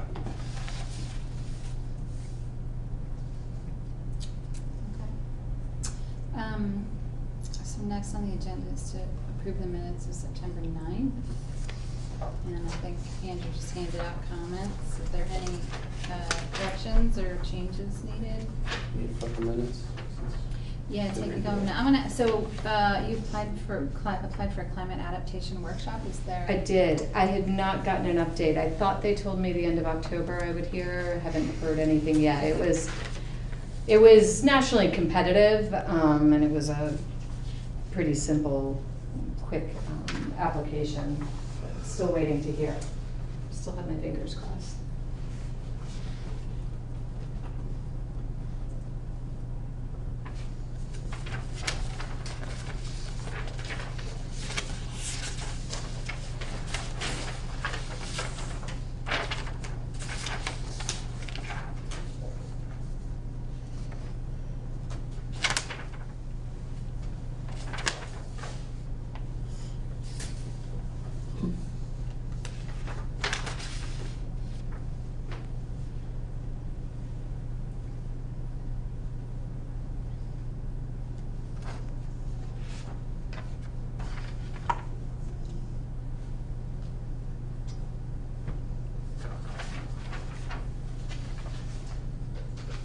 Good, all set? So any changes or, Do we have to make a motion to adopt it before we discuss? Is that the proper? Yep. Yeah, I'll make a so, motion to approve the minutes of September 9th. we need a second for that. Here. I'll second it, I was there. Okay. Who seconded? I'm sorry. I did. And any There's the three of us, right? discussions or changes or discrepancies, concerns? No? Okay. Looks good to me. So, those in favor of approving the minutes, say Aye. aye. Aye. Aye. Okay. Have you been, are you actually So that's a for. member? I'll abstain just 'cause She's- I wasn't. Yeah, she's actually a member Only the of three that. of us were there. Yeah. But that's okay. Yeah, So are you? You can right? still vote if you Oh, want. you are a But Oh, really? She was not a She member. is, yes, Bridget was she not is. a member, so Oh. But at the time, yeah. she should abstain. All right, so yeah, so that's 4 in favor yeah, I think and then that- 1 abstention.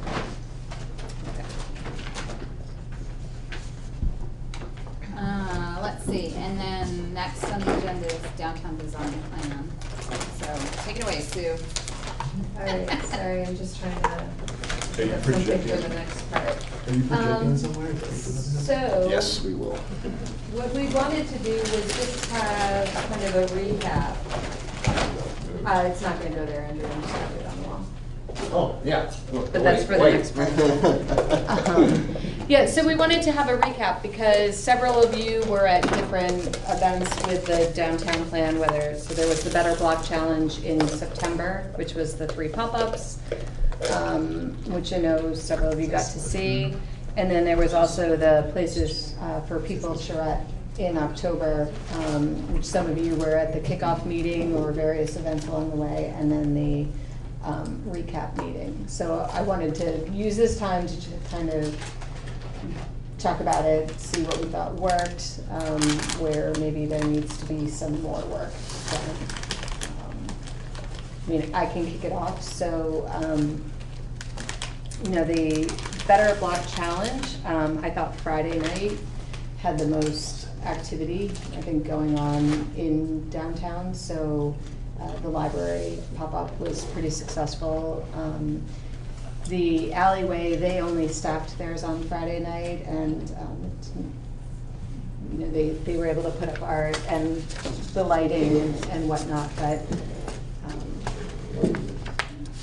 I don't think the impact was as great as here at the library or the bike lane on Flat Street, sorry. I thought the bike lane, worked out well. Prudence, you weren't there that weekend, were you? Yeah. It was a lot of work to set it up, but there seemed to be a lot of interest in the bike lane. They had also run a petition, and they had a lot of people sign it and were interested in seeing a permanent bike lane on Flat Street. So, if you want to jump in, we're recapping and providing thoughts and what we think needs to. Of the The work that went challenge on. in places for people. So we started the Better Block Challenge, which I know you came by on Sunday. And Yeah. we had All through All Main through. Street and checked out all the projects, so. Yeah. Yeah. We had a booth down in the Latches that was not a great place to be, especially Saturday. The consultant liked it because she could observe what was happening with Malfunction Junction, but we did not get kind of the walk-in traffic. It would have been better had we known it was going to be such a gorgeous weekend to kind of move the table around and have been stationed at each site. Oh, yeah. For sure. That wasn't worth it to have kind of a drop-in place. Josh spent some time Sunday morning as well. There were a couple more people. We moved outside and were trying to get people to take the surveys. It was a lot warmer outside. Yeah. I saw it Friday evening, remember when I came by that Righteous Art Space? And I wondered how it was the next 2 days, like in the middle of the day, maybe when it wasn't in kind of that interim time like it was Friday evening, where maybe people were, some, were still at work, or some were going home to get dinner, or out at dinner, or not out roaming downtown yet for nightlife. Friday seemed a little lackluster as far as participation to me, but I wonder how during the middle of the day, Saturday and Sunday were. I thought that, I know the bike lane was more successful on Saturday than on Sunday, and they did more programming on Saturday. They had the blender, they had a couple of rides, and they just seemed, it was a bit more programmed. I think there were people that didn't quite know that they were supposed to ride in that area because it was marked off parking spaces. It was a little, Yeah, some of those things can take a while to adopt. The library, I think they did well all weekend. I mean, because they had the seating out front, so people would come and sit down and read and maybe partake in the art. And in the evenings, like I think on Friday night, it got a little dark and the lighting's not that great out front.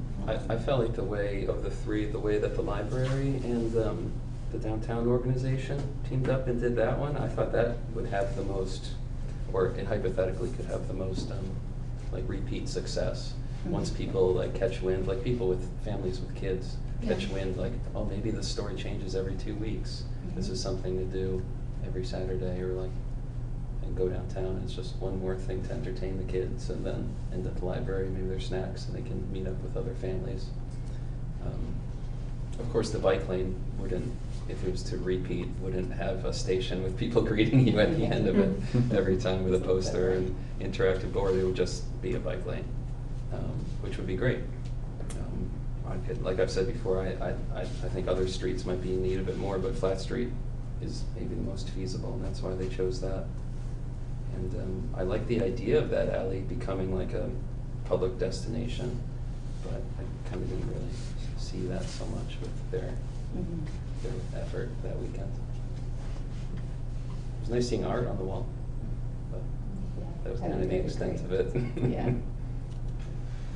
Some nice lights they had too.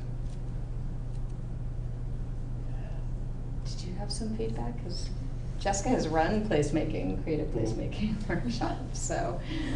Yeah, I thought it was maybe, it was just such a small selection of projects, and it was such a short time period for them to be up, that I don't think we really made a big impact or were able to gather as much input as we could have.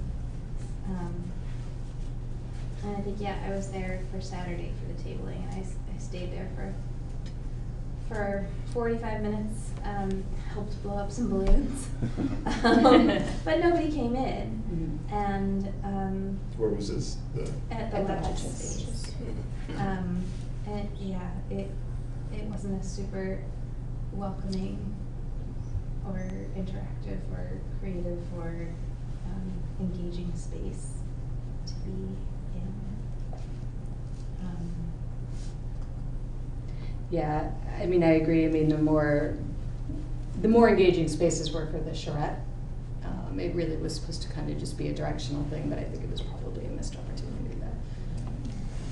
For sure. Just and the people that I encountered on Saturday, I took my daughter and we walked up and down Main Street to see all the different projects, and people were curious about them, but they didn't know how to figure out what it was all about or why there was a book page in the planter or so the I guess the branding of the project, the sort of message about what all these little pieces were. Even in the alley with Insight, I know they did they had like more of an event on Friday night. Is that true? Kind of and no. Okay. Yeah, but yeah, it was hard. I ran into a lot of people at the library that were like, "This is so cool," and they had no idea that it was part of a bigger thing. They thought it was just something fun the library was doing. Yeah. No, I agree with that, which is why I also think like having tables at the different places to have some interaction would have been better. So that would be definitely learned a lot about that. So the charrette. Which I missed. The charrette did not have great attendance throughout. I think the most of an audience we had was at the recap meeting that was down at the museum.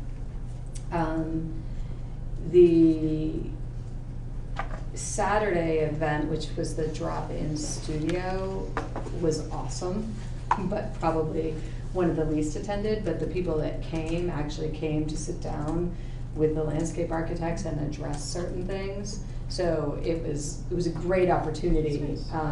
But that definitely, again, 118, I love the space of 118 Elliott. It's really flexible and it's easy.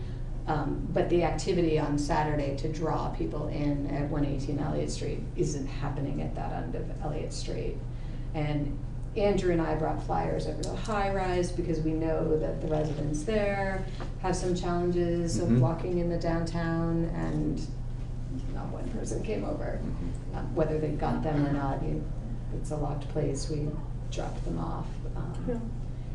So that was kind of unfortunate, but for the people that did come, I think it was really worthwhile. Friday night, lots of people stopped in. That was kind of the art focused evening of what kind of public art do you want to see? Do you have suggestions for locations? So we got, information out of that. And then, so there were more kind of photo preference services. There was photo preference on Friday night. There was also photo preference stuff going on Saturday. And our consultant Brandy has actually turned that into another survey, an online survey that people can do. And we haven't printed out copies yet, but it's kind of the photo preference to kind of pick up and get more feedback. I like that survey. Yeah. Yeah. We ended up, the first survey that went out, we have probably around 550 responses to that one. The last I spoke to Brandy late last week, we had about 100 on the photo preference survey. 550, that's really good. Yeah. Does that include the ones we got from Groundworks and? I'm including the ones we Boys and did. Girls Club? Okay. Boys and Girls Club Yeah. had it, Groundworks had some. Yeah. We still get people that come in our office and fill it Yeah. out and put it in the box. That's what I so. think again. Great. Yeah. Did you guys have observations on the charrette work?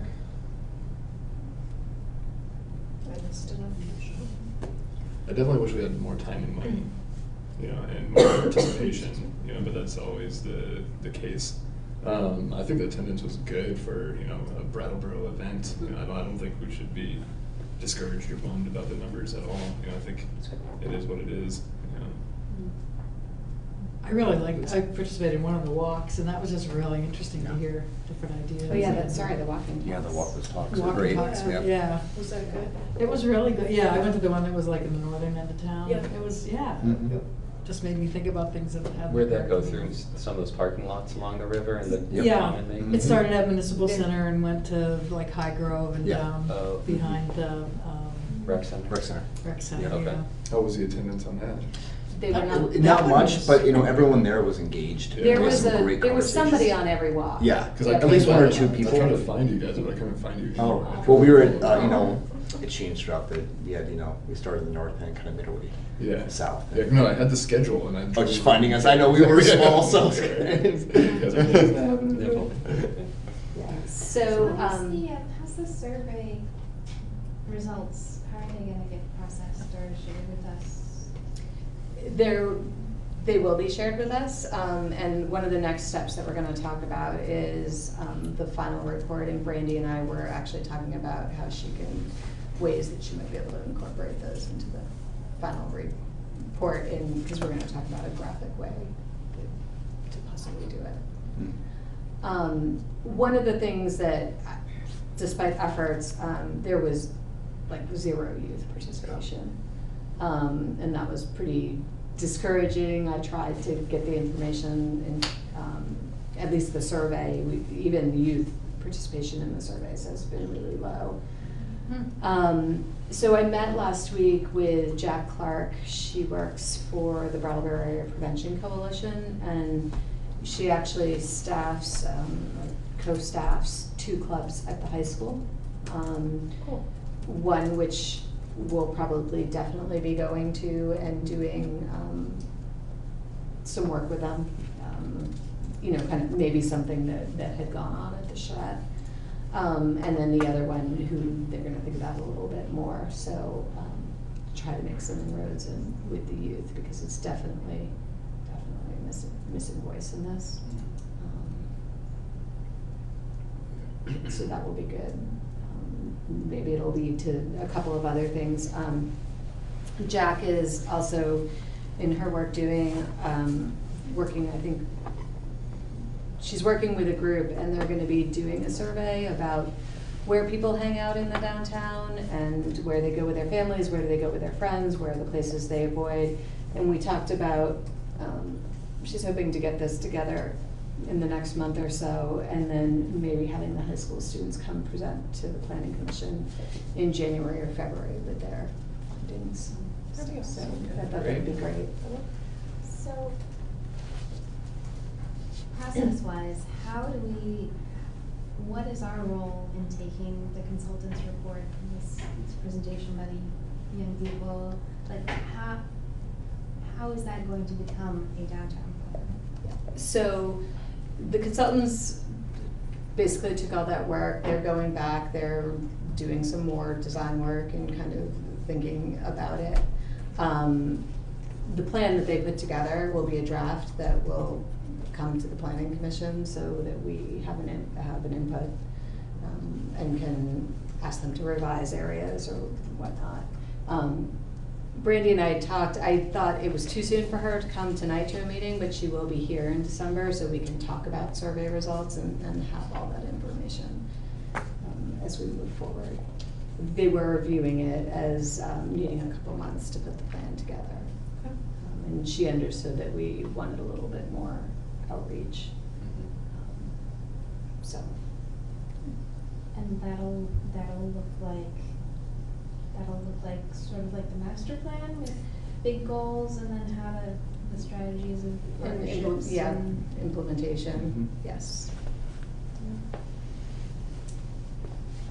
And so the next question and the next thing on the agenda is, what do we want it to look like? When they proposed when they put in a proposal for the project, it was left a little open. We could do a poster, we could have a traditional document, and then there's another suggestion, which is a story map. which would be, do you know story maps, Yeah. Kathy?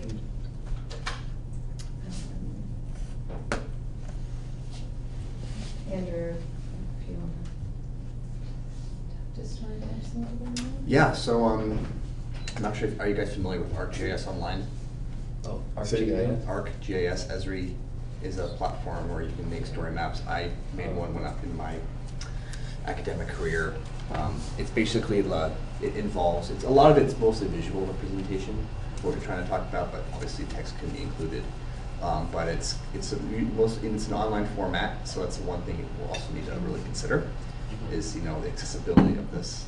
You can make them PDFs, but you also, that takes a lot of work itself too, because the format has to be changed and played with, and but it could be a really cool way of representing the information that we collected, the consultants collected, and it's a creative way of doing things, and it's fun. That's kind of how I think about it. I mean, Kathy, are you familiar with the 2D? Anything you can pipe in? Yeah, I mean, when I was thinking about how, like, what format to present it in, that's kind of what, you know, you sort of having that ability to, like, an interactive thing where Yeah. you could kind of look at downtown from different points of view, or Mhm. maybe see if there are different scenarios, right, or different.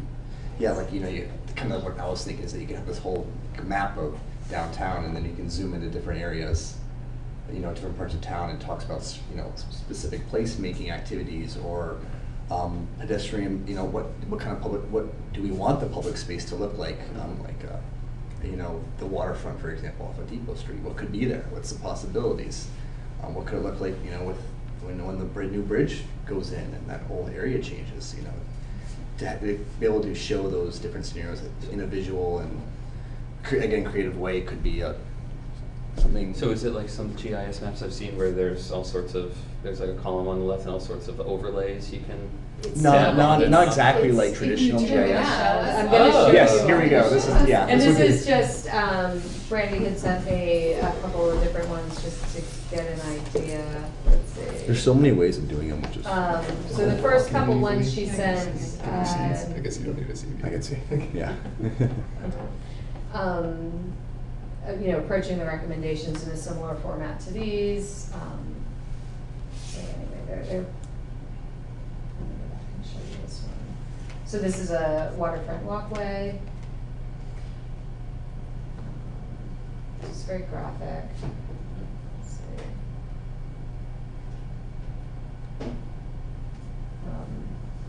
So you can have kind of the background information about the area. And there's generally like a pathway through it, right, in Mhm. terms of the way that it's structured, so you're controlling the narrative of. Yeah. I just want to see if Where is this? Okay, Nice. so there you go, so. Vancouver Island. Thanks. Yep.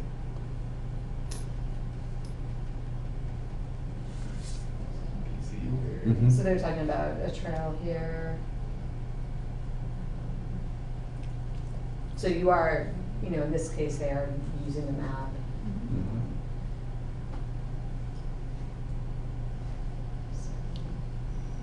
It's just, you know, it is, again, it's all online, you don't need a special program to run it, but you do need a computer. Yes. So I guess my one concern is there some way to do a story map online and then also kind of have a printed So this is the version or plan and something? implementation section. We had talked about having like an executive summary or some sort of smaller document that would accompany it. Yeah, okay. I'm just trying to see. So it kind of highlights the different areas and, you know, what was done. This is just, let me see if I can pull up another example. So who maintains this then? Who maintains it? Well, it wouldn't be a changing document. I mean, it would live on the town website. Oh, so people can't go, because you were saying something about like adding things or whatever. Well, I mean, I guess so obviously Brandy's gonna be creating it. You can, you're talking about like editing it, like. Yeah, so the general public can't go in and do anything with it. No, Okay. they have their No, one, no, no. That's Yeah, basically, that's yeah. what, yeah. I thought you were saying Yeah, that people Brady- would go in and like change. Brady things. did not. Oh, no, no, no. She There has was a Sims game like that, that would be really cool. Like Lego Sims blocks. is how I stuff learned like Yeah, that. those were just ones she sent me to kind of, Yeah. you know, to take a look at. So what's the, okay. You know, these are some of the issues we're dealing with, sorry. Who is the audience for this, and how or why are they using it? Yeah, what's the point? Yeah. So it's a plan. So the audience is local, you know, it's the public, it's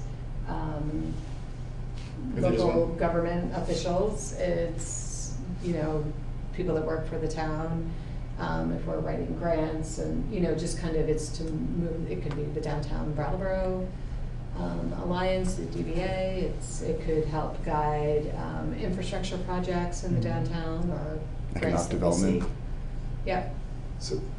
So like to keep people, to like monitor project, like progress Not on to monitor and projects, stuff. to put forth the projects that, how we Yeah. wanna see, you know, put forth projects to kind of get the downtown that we envision, that we have come up Yeah. with this common. I could see it being useful in the sense that like when we're building the bridge going across the river, like just to keep people, you know, up to date on dates or whatever, so that, you know, there's. It's not like, meant it's for not that, I that. mean, it's, think Yeah. of your town It's like plan, it's more of a think about it. visualing, yeah. It's like a sub-area plan to the town plan. Think of it like, you know, it's downtown. It's just more visual town plan. Yeah, because I It mean, is the more town visual. plan talked about creating a downtown plan. This is Yes. kind of, so, you know, we're in a way implementing that, but then here, we're implementing many things, you know, so, Yeah. yeah. It's setting forth projects Yeah. or changes that we wanna see in the downtown, whether it's we want wider sidewalks on Main Street, or we want better sidewalks, or we want more street trees, you know, we'll see what comes out of it. So it could be something that I'm having a little trouble thinking about how it would be used and how people would engage with it.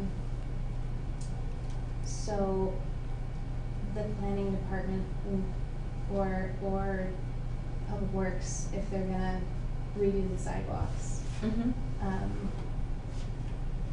they would refer to this Yeah. when, I don't know if they have to pitch projects to the select board, but if they're doing a big change, maybe Yeah. they would bring this along with them and Yeah. have a nice, beautiful presentation to To say, update them and look, say, we voted for this. we voted for this, this Yeah. is part of our. Or there's plan." support for this, yeah. How did they get that on this though? Well, that's what we've been doing with all the hour. It's not, they're, like, different departments aren't putting projects on Yeah. there per se. Okay. It's So I didn't more, really know. I'm it's trying to more of figure a out what's public, in there. a public process Yeah. of what does the public wanna see in the Yeah. downtown. And then it's gonna result in a recommended master plan, right? Right. Yeah. That we vote on ultimately in the Mhm. select board. Yes. We'll take it to the Excellent. select We'll board, take it to the so select board, hopefully yeah, they'll yeah. vote on it and, you know, it'll become kind of a guiding An official document for document, yeah. decisions. Yeah. So it's just a town plan with. It one is, it's picture. just. It's an old- Yeah, it's just, Yeah. I mean, it's in its core. Yeah, no, which Yeah. I'm totally fine with that, that's awesome. That's what a Yeah, lot like, of we need more planners is visuals, like. yeah, Is the- exactly, yeah. Is the I'm just- goal in making it creative and interactive and beautiful and visual and online? Yeah, Is the goal engaging more people in the implementation of it? Or is it just to have a tool internally for the town? I think it's both. okay. It's both. I mean, so. And then, if the engagement piece is part of it, then is there some kind of call to action or conversion where we can get people engaged through this piece in the process? That's a good point. So if somebody looks at this and they're like, I'm really inspired and I wanna know how I can help, you know, Mhm. how will they know what to do? To tag on to that, I wonder if we can know, like, what sort of format would be the most persuasive to the implementers, the builders, the people who cut the checks. or who have control of the public Mhm. verse book or whatever the phrase is. Yeah. That's the public. I know, but Yeah. I mean, sometimes to implement, to go from plan to the next step, there's like requirements for the format or the content that's in it, right? Or, Not really No. for that kind of thing. I mean, Oh. there's, funding. Usually one of the biggest challenges to implementing is funding. This is another one that I have up that incorporates video that was taken through their process, so that's something that, we've worked with BCTV to record some of the events, so something like that can kind of be Is this a different town? incorporated. Yeah. Okay, can you click through real quick? So you can embed videos. As you can see, Canada's really, they like using their story maps. That's not a real city. Yeah. That is a vision. It's Epcot. Yeah. Yeah, so they go through their engagement process. That's pretty So this is one that she pointed out as liking the format of, and can see something like that. So. I'm just trying to get to the. I think it's a nice idea, as long as at least we can have something that can be for people who don't have access to online and can still give them at least the message. And I like the suggestion of having a really clear call to action for people who find it. If that's something that we can figure out, if Randy could suggest how to do that, it'd be nice to have that in there. I like it because if Brattleboro had something similar to this, it would make us look like more techie and advanced. Yes. Well, it's one of those Like a interesting things, facade like, of, like, someone knows what usually they're we doing. sit here It's too late to at apply for a the planning commission meeting and you're all on your laptops or whatever, because we've kind of moved to the, let's not print so many copies of things, so there's that benefit to it. Yeah. This is, so with the story map, Jessica, this would get to your question about the survey, because there were lots of questions targeted at different parks and whatnot. She's thinking that she could actually kind of create some maps with pins on it, and you could click on it to see what respondents said about the various places. So it kind of takes that survey result and puts it right on a map, which sounded attractive. That would be cool. See. Yeah. Yeah. So do we need an action from us in this kind of agenda item, or is it we're just sort of getting some general feedback to direct Brandy? Or Yeah, I mean, I getting a think, sense of- I think she'd like to know what format we would want it in, so some sort of clear, I don't know if you need to take a vote, but, I'd hate for her to get into one of these story maps and then all of a sudden we're like, no, but I think she is okay with the story map and kind of an executive summary or a couple page handout. And who's guiding like the artistic direction of it? Is she? She is in her team. Yeah. Do all the different formats conceivably have as much content and actual, ideas proposed and things figured out, but they're just in different formats? Or like, if we choose posters, that kind of have a lot less. I think a poster meat and will have a potatoes lot to it. less. I Yeah. think that. Yeah. You have I to think not, that you right? can put That'd so be much huge. more information on a story map. Right. Yeah, I mean, we did They're get. so accessible to people that are using them in When Yeah, you people may say- feel daunted by a Did you say a 100-page posters? document. We have a poster hanging in the office that the state of Vermont did with their Vermont Downtown Action Team that came around. You miss all the background information that you could put on a story map or that you could put on, in a document. Mhm. But it's a good visual of future projects. I have never seen it. You haven't seen the I've been video? on the planning commission for like, what I mean? Come by Like a the- poster come by the office. occupies one spot in time, and this story map, 100 people could be looking at it simultaneously all over the place. I just feel like in terms of like accessing the information something like this makes more sense. If, you know, if Brandy's willing, it would be great to have a story map, an executive summary and a poster, but, you know, like, I don't know. Well, what if we did a story map and just a poster? Like a one-page Poster. handout. And then we have a PDF of it. Here's an example of a Yes. poster, of our VDAP poster. I'm more concerned about, like, do we need to archive that information somehow, and if it's only kind of in a story map? I mean, the poster would sort of. There is a way archive you it. can archive story maps, I've done it. Yeah. Is there a way you can summarize this in maybe fewer words? In fewer words? Business card of the poster. Well, so there's your map, kind of the, okay, so they were suggesting, let's see. Okay, this is Harmony lot here, so a potential open space, a parking and event space here. Potential infill on, look, it might be where the snow block is. Yeah, potential infill development here.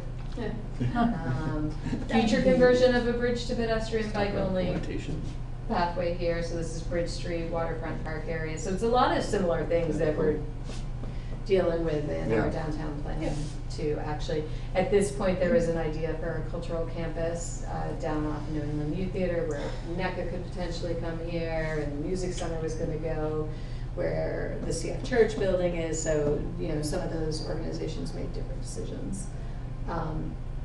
But this is, you know, like the idea of a poster, and it's like a 3x4. We have one in the office, so. I think there's more information that can be shared with the story map or with a document, but. Also, to consolidate it down to like one page, we can have it say, go to the Brattleboro website to find out more information, you know, like on Yes. specific things, instead of cramming that much information in one thing, if we're trying to do a handout too, if that's the goal of all of this. Because I really like the idea, you know, of the, what is it called? Story map. Story map. I do like having one somewhat like this visual of the whole area that people can look at and be like, wow, look at all these new proposals of ways to add vitality. And then they can go to a story map or something to delve deeper, but something to really hook people on. You know, posters that can be put around, or a simple one-page sort of email that will show that. I feel like with a story map, it's attractive, but it seems a little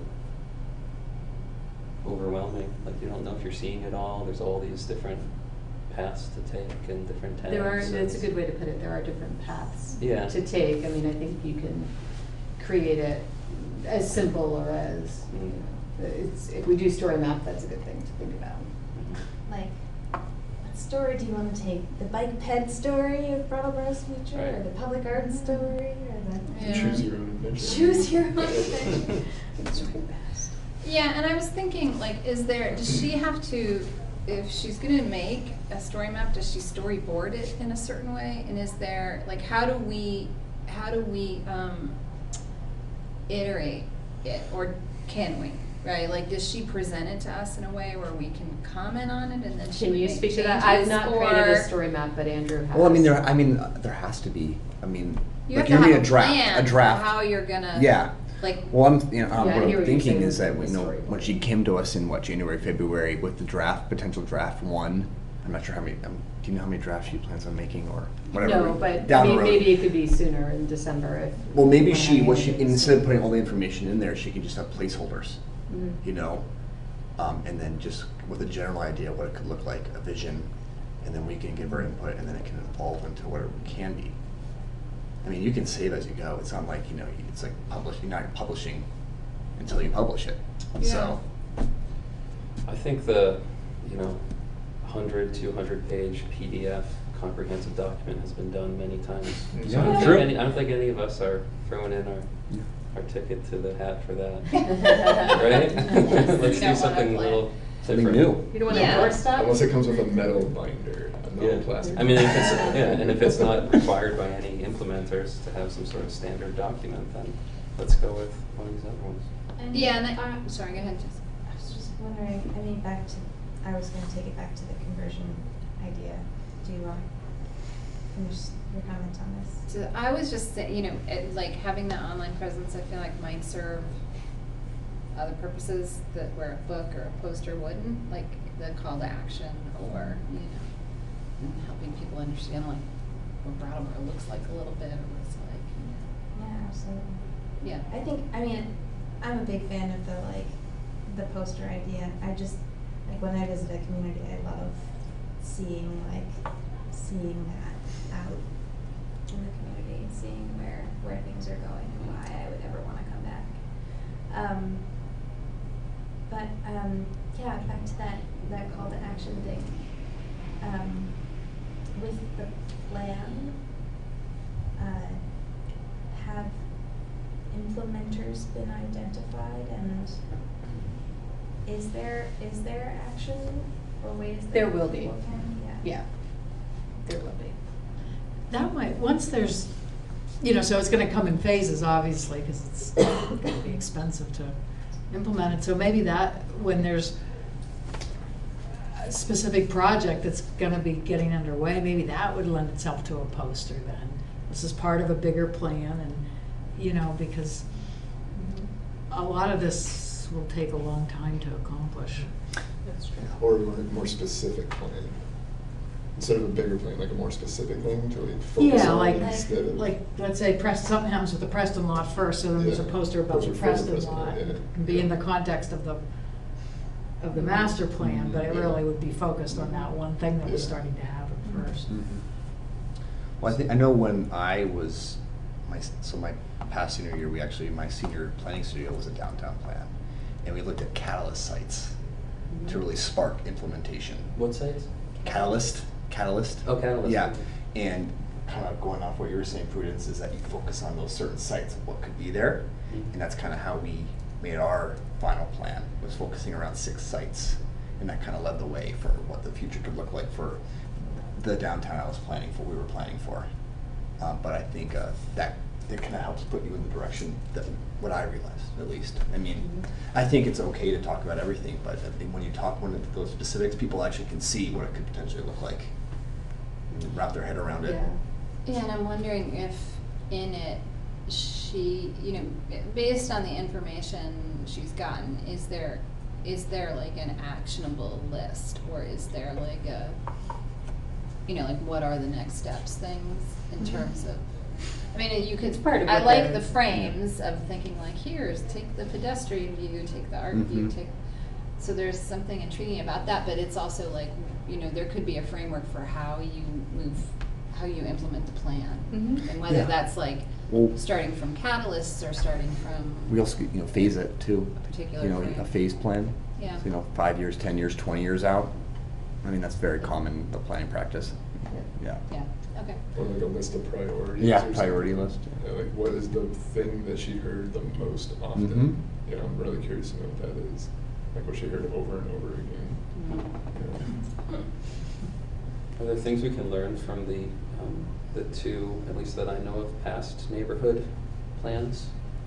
The West Brattleboro plan and the Putney Road plan. However, that was like 10, 15 years ago or something, right? So the West Brattleboro plan was 2007, 2008. And that one is kind of had a lot of photo preference type stuff, which then got translated into the zoning districts and the building design guidelines.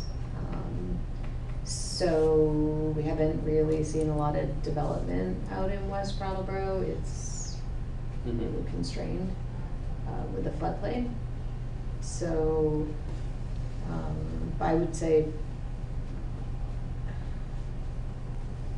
but we use that plan most recently. The state's looking at resurfacing Route 9, and we said, well, hey, what about a bike lane and sidewalks, or, bike lane actually, because there's some challenges to sidewalks out there. So that's kind of how that plan is there weren't really major projects there. There was a, there is a desire for a green in West Brattleboro, but that's not moved forward, and a lot of the right of way is the state of Vermont, Right. so it's kind of been a challenge. The Putney Road master plan is an interesting plan, and it really involves massive population growth. Right, yeah, it kind of was hinged on, a massive flux of people coming here and money and development. Yeah. Wait, did that not happen? Still. I wonder if there's a way, I mean, any proposal is, or individual specific proposals in the plan is subjective in terms of if it's achievable or conservative or bold, but I wonder if we should set the overall theme, or not theme, but like tone. You know, just like, hey, let's just propose easily achievable things, or just propose the biggest, boldest things that excite everyone. But then it's like, are any of those gonna happen? I think easy goals. Yeah. So. I think it might be a mix of those. I mean, I think some of the stuff that you might see, so I know at the closing meeting, there was a lot of discussion about sidewalk width or bike lanes on Main Street. Yeah, that was nice. They parking and proposed that kind of spectrum. thing. Yeah. So I think, it could be a really bold idea to get rid of some parking on Main Street and widen the sidewalk. Yeah. So I think that, but then there's gonna be stuff that will probably be recommended for Bridge Street or the waterfront, which we know that area is changing. I mean, that is kind of our catalyst site, Yeah. because we know that the Hinsdale Bridge is gonna move, and that's gonna change that, So the way John, that is, so are there you- things we can do to make that Yeah, I do like the format of where there's like a big bold proposal made, but then also a more easily achievable one, because then people are like, oh, wow, they get inspired, and they're like, well, this is reality. So, and then they're like, oh, and look, in reality, there's this easily achievable minor change, and then it might make that easier to happen. It's like a good cop By by cop having kind of thing. the radical thing, yeah. Or Malcolm X and Martin Luther King. I heard that analogy from a scholar of it. All right. So am I hearing a kind of a consensus around, you're intrigued by the story map, you like that direction rather than just a, 100-page paper document, right? So I'm not sure I'm getting a consensus on whether it's an executive summary or a poster to kind of follow, to accompany it. But maybe I can have more conversation with Brandy about that too. I would love to see one image that tries to encapsulate everything. I mean, without detail, of course, because it can't be detailed, but. No, definitely for the folks that don't have access to the internet as easily as some others, definitely need some sort of printout, but it'd be awesome to keep it small and minimal and. Another option could be having a map station that's like laminated outside, that's big, like you can use, other towns have them, in places like malls have them, like you are here, and it shows like where the rest of the areas like around that spot, or they could be like as big as like 5 by 5. Could even put it behind glass. Yeah, or plexiglass. Exactly. No, the Common Ground has those like window displays that they never use. There used to be like books inside them, and now they're just empty. I don't know if you guys remember those. I just think it's a sweet spot for a map of Brattleboro, like a "You Are Here" map. Yeah. And I think I would also, just some step or two in the iteration of it to like check in. I mean, it's partly a little hard to get your head around like what it can look like, so I feel like that'll help. Okay. Maybe we can do that, have one in December. Yeah, whatever. Yeah, if we could definitely see aesthetics before she gets too far into it, before they're turning back. Okay. Cool. It's exciting. All right. So next on our agenda is sustainability coordinator update. Actually, there was one more additional outreach. Oh, Because sorry, I forgot. thought you. So I were talked saying- about our plan to try to engage more youth. We also talked about, we didn't really feel like we had got enough feedback from the business community. So I'm gonna try to figure that out. I mean, we had worked with DBA and did a morning, one of their merchants meetings, but it was poorly attended. It was the Tuesday after Labor Day. So we need to do some more outreach, whether it's just face-to-face and stopping in the stores and having discussions with them, but we do need more. Because of Do how, you need support on that? Do you have a? We don't have a system plan yet. for that? Okay. Deb, For the I business have a com- couple. sorry, I don't want to. Just, oh, thanks. I definitely think we need to go door to door to the business community, especially for how strapped thin they are and how they have no time and, you Yeah. know, to get any information on them. We need to see them at their places of business. I agree. During holiday season. I agree. Yeah. And I don't need to, because I have plenty to do, but I would go with whoever wants to do that.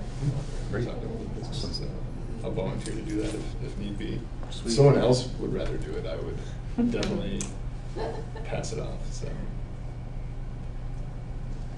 Okay, cool. We'll let you know when we're planning that way if anybody is available and wants to come. Thanks. So is this still sustainability coordinator update? Yeah, so Felicity just asked that this be on the agenda because we've all had an interest and supported the position. So the town is in reviewing the, we're in the process. Okay. Still, we had an overwhelming response of applications, and it was pretty amazing. So, now we're down to an interview phase. So, hopefully, I think in the next month or so. Do you know how many people applied? I believe it was 74 applications. Wow. That's great. There may have been more that came in after. Yeah. Great. All right. And then potential land use regulation amendments. Yeah, so we still had, so now we're waiting for the Congress for New Urbanism to give us some feedback, but we've had a couple of other things come up, and we wanted to come back to the industrial zoning district discussion. We seemingly had a lot of requests for shipping containers for people to put them in their yards for storage. It's a new thing, and we don't have clear guidance in the land use regulations. You had, wait, say that again. You We had have many requests Yeah. for people Can I to look, ship. can I use your picture for a second? Yeah. Are they And converting them into homes? They're not, no, they're just for storage. And so that's Somebody is selling them in town Different apparently. than like sheds. Yes, we view them as different than sheds. Like storage purposes. Well, the sheds are storage. I mean sheds, yeah. Or other like cargo containers, you know, those Yeah, yeah, metal. So this is some, you'll see is a draft code. What I wanna find is the. Do you have your flash drive? Wait, which, is the blue or the black? The blue. Right. Blue underline. I just wanna So, look up the section again. we look at that haven't, section. we haven't addressed shipping containers as a accessory structure. I do know that they get used for housing, and we probably have less of an issue with that as opposed to using it as a storage container in the residential areas. So we have, the interpretation has kind of been that if you were allowed to have mini storage in a district, then we would allow a storage container. So that would open up the service center, the industrial zoning district. That we have less of a problem with than in the mixed use area, which is smaller lots, smaller buildings, kind of more dense development. Same with the neighborhood center. And the residential neighborhood. So we've had some requests in the residential neighborhoods.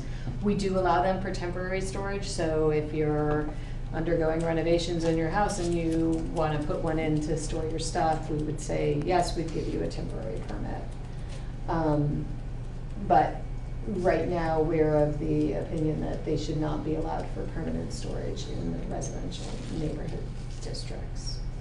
Right now, we're of the opinion as in we're not. We as in budgeting. staff, we have not, it's been our interpretation of the zoning that Yep. you couldn't have it in the residential neighborhood in the Okay, mixed so use. it hasn't, I don't know why I was assuming it was residential, people asking to have these for storage containers, but it sounds like the requests have come from like businesses or like industrial uses or something? Well, or is no, I it- mean, somebody wanted to have one on their residential property.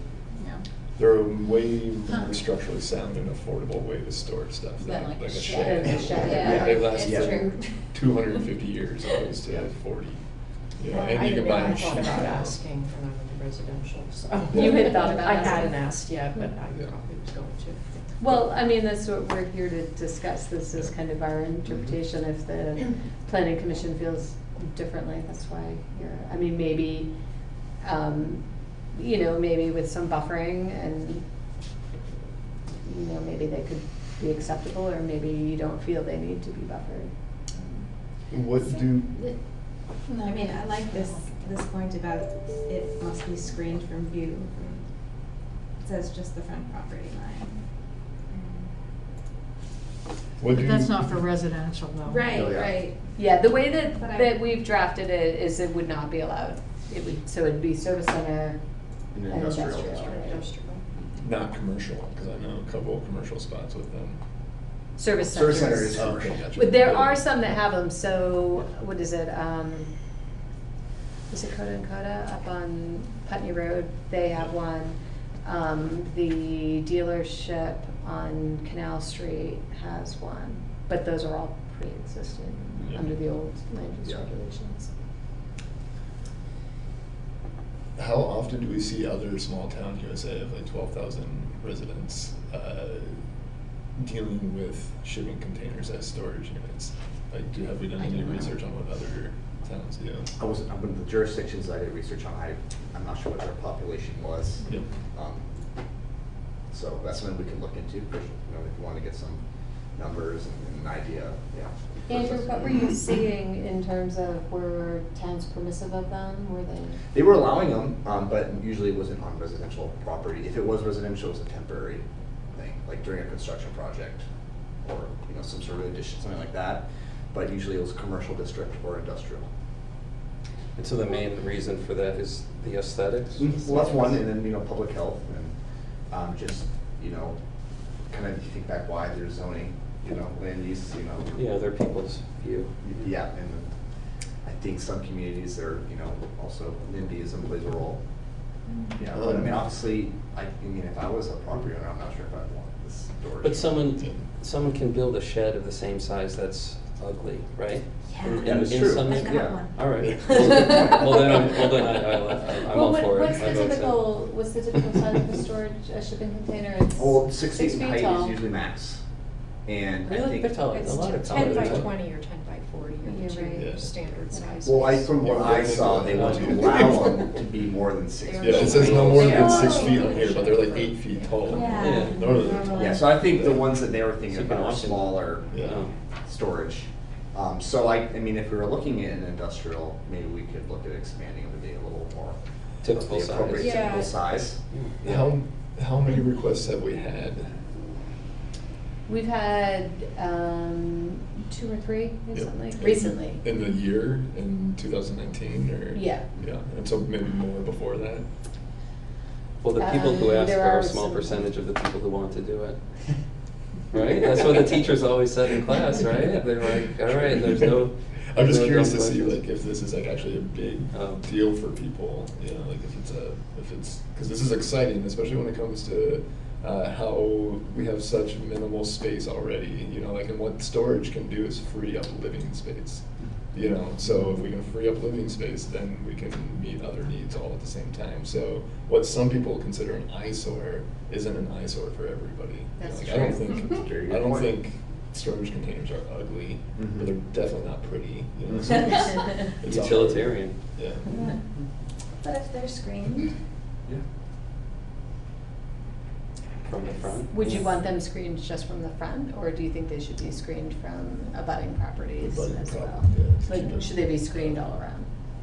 What are, And are you gonna screen them with arborvitae, because I can't stand them. No, just kidding. what are our chicken coop rules?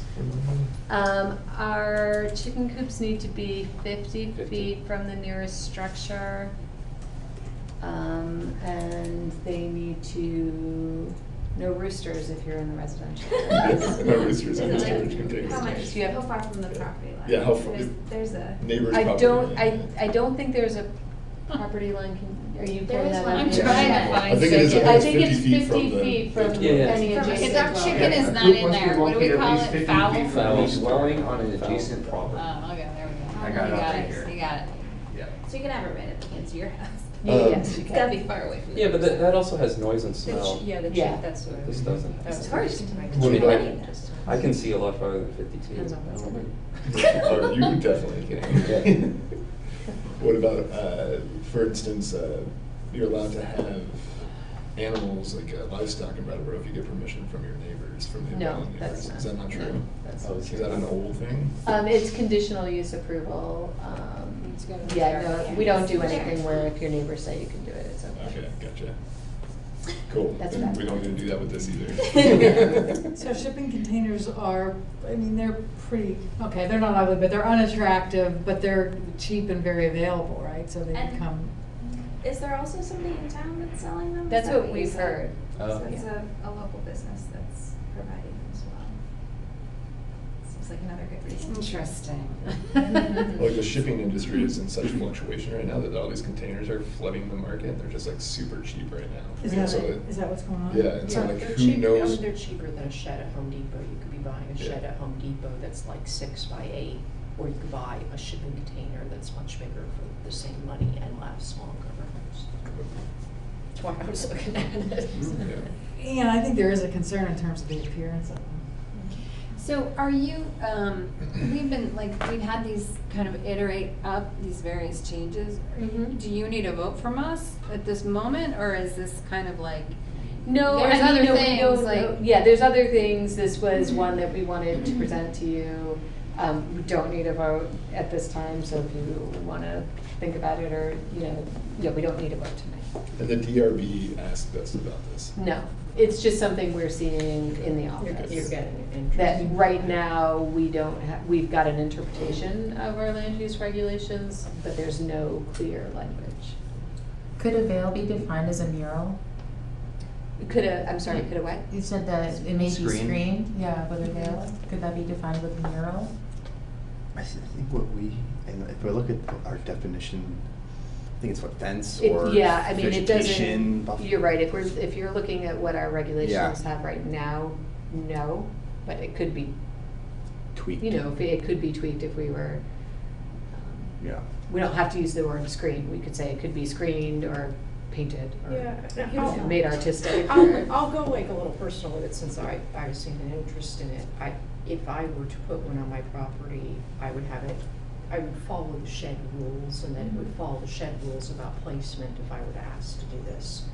And I would also cover it in a way to screen it and make it really look like a shed when you're, looking at it, but that it would be a shipping container on the inside. And that would be more economical for me than to actually go to Home Depot and buy a shed. So I don't, this is just me as like a single person. I feel like that would be reasonable if it looked that way for my neighbors. And if my neighbor did the same thing, I would feel like, yeah, that's fine. But it seems like the interest you have gotten is not in residential districts. If I'm understanding by your recommendation, you've got service center and industrial interests, and it could be that maybe we approach that, think about that first. So we had interest originally in the mixed-use zoning district, so in that little area in between the hospital and the Price Chopper area, right, so along there. Originally, we had interest there, then we had it in a residential neighborhood, and then we did have one in the service center. In the service center, we said, we do allow mini storage in the service center, so it was associated with a commercial business, we said, okay, there. We did say no on the other two because that's not districts where storage, mini storage is allowed. And, you know, we weren't thinking that it was like a shed or, I mean, it is an accessory structure though, Right. to a Yeah. primary structure, so it is Yeah. providing storage like a shed would. And that's the section we thought would be most appropriate to include it into, is the accessory structures. I know me and Brian, discussed other areas potentially to put it, but, Sue thought, and I agreed that it made most sense to put it there. And then we could just, because then we can really talk about what zones it should be in, what are the standards.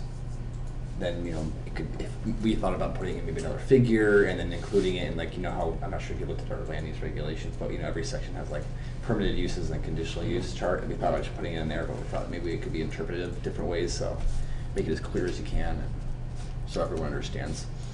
I really like the shed rules, like abiding by the same rules. So one concern I would be is especially folks without the resources to building a fence or planting greenery or anything. If you're buying a shipping container, you're on a budget, and you have a lot of stuff to store. I love the idea of pushing this through and approving it, but I feel like we should all do some research. I'm really curious to know what other towns are doing for the same exact situation. I would love to see some more information on the size. I would love to see the possibilities of doing it in residential and mixed use and what that might look like. There might be, for the size, it might be worth considering something about how it's constrained by the, we have other things that constrain how much of the site footprint can be filled up, so, I mentioned earlier, there's sizes up to like 10 by 40. My lot, you couldn't even get a 10 by 40 on it. So that would naturally be very constrained, and, for a lot of the lots in the residential urban core, they're quite small. So I can't remember, but I know we've got quite a bit of stuff in the document that restricts, how much of the space can be taken up, and that might be worth figuring out, how that naturally just limits what the sizes of these things could be if someone did it. And I do like the idea of, if we were considering it for residential, figuring out some sort of screening thing that would be economical. The other thing I thought about is, if you think of, we have a lot of people who are renting here, I'm a homeowner, but this could be a benefit for people who are renting if a landlord has something like this. It's economical storage, it's out of the rain, it's a place where somebody who's renting can store things as a benefit of being a resident in rental, rather than having to pay for a completely separate storage place, which is pricey, and can be prohibitive, some, especially if they don't transportation. I'm wondering, the consideration of like it in the rural. I just had all the zoning districts over here in the rural, and then also in the mixed use. And then, do we need to consider the flood hazard overlay district and not having it there? Those shipping containers can float and get taken away. Well, that's what I'm thinking, like, are we creating I a found one in the hazard? wildlife refuge on Long Island. So if we have a flood, After we'll I go read into our shipping Sand. containers Yeah, in our backyards and people. I mean, we do have, the floodplain overlay. So, we, Code. right now, we have a definition for small accessory structures that with a floor area of 200 square feet or less. They are permitted in the special flood hazard area. They're not permitted in the floodway, which is like the more restrictive part. So. But would a shipping container be 200 square feet or less? Well, it could be if it's a 10 by 20. Yeah. And they do come smaller, they have even. I was just, the first result that came up when I searched said there's two standard sizes, 8 by 20 and 8 by 40. Okay. So that's 160 or 320. Okay. The only other thing I would say, just because it's permitted doesn't mean it wouldn't need to be elevated. So. You're talking about only floodplain. In the floodplain. Yeah.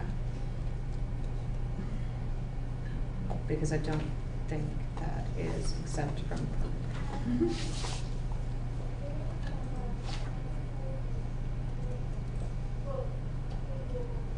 They have to float because all the shipping ships, if they capsize, then all the goods sink to the bottom of the ocean. That would suck. Okay, so you want Right. more information on what other towns are doing about the size? Are there options for screening that is economical? And want to consider allowing it in the mixed use and the residential neighborhood? And then rural as well. And rural, sorry. But all, like rural residential, rural, and. The rural district. Just the rural districts, okay, gotcha. And then the last piece, is there any special considerations for the flood? Yeah. Okay. areas? Okay. Well, we can do that research. Intriguing.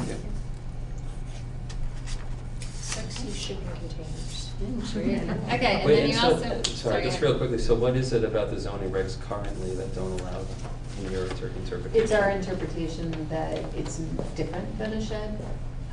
It's just not a shed. Because it's got a different Sure. foundation, you know, it's constructed differently, different roof pitch, all that. Okay. So that's kind of been the interpretation.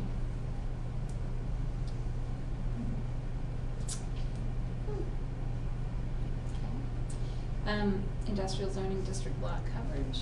Yep. Do that, or? We can have a quick conversation about it. Well, for some reason, my thing wasn't saved to this. I don't know. Don't know. You have, no, you don't. Was that the driveway? Yeah.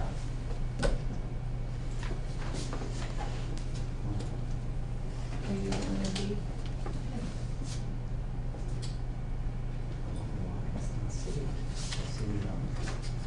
Alright, well. Alright, So we had You can talked bring it about back the to lot me. coverage. These are all our town plan photos. That's all right. I have this and we can pass it around and I'll just describe it. So Sue, do you want to just kind of give the intro? Yeah, so, Yeah. we were looking at the lot coverage in the service center. If you might recall, we thought it was a little low. And then we got to talking about the lot coverage in the industrial zoning district. So you had asked us to kind of figure out what was the impervious coverage in the industrial zoning district? What was the average kind of impervious zoning district? Right now, we have it at, I think it's 60% you're allowed to have impervious coverage. So we were trying to figure that out. Unfortunately. Well, what I found is that for like the totals, about roughly 30% of the land in the in industrial parcels is impervious right now. Roughly 30%. Yep. Total. In the total zoning. Industrial Okay. zone, yep. We could, I don't- we couldn't do a parcel by We couldn't do, parcel yeah, because of, basis yet. potentially tomorrow I could fix that, but, so we'll stay in touch in terms of parcel by parcel data. The reason I couldn't do it is because in order to combine, I'm not sure if you guys know GIS, but basically if you want to combine a similar field, you need similar, like there's basically an attribute table that goes with that GIS data, I think it's metadata to data. And then you need to have similar field for each, like impervious service to the industrial parcel. So it needs to be something that would bring them together, and there isn't for the data I have. So you have to build that. Yeah, so I have to build that. So we'll get back to you on that, but so what we found is that we each got the totals. As you can see, the northern industrial parcels have a lot more impervious surface compared to the southern end for different reasons.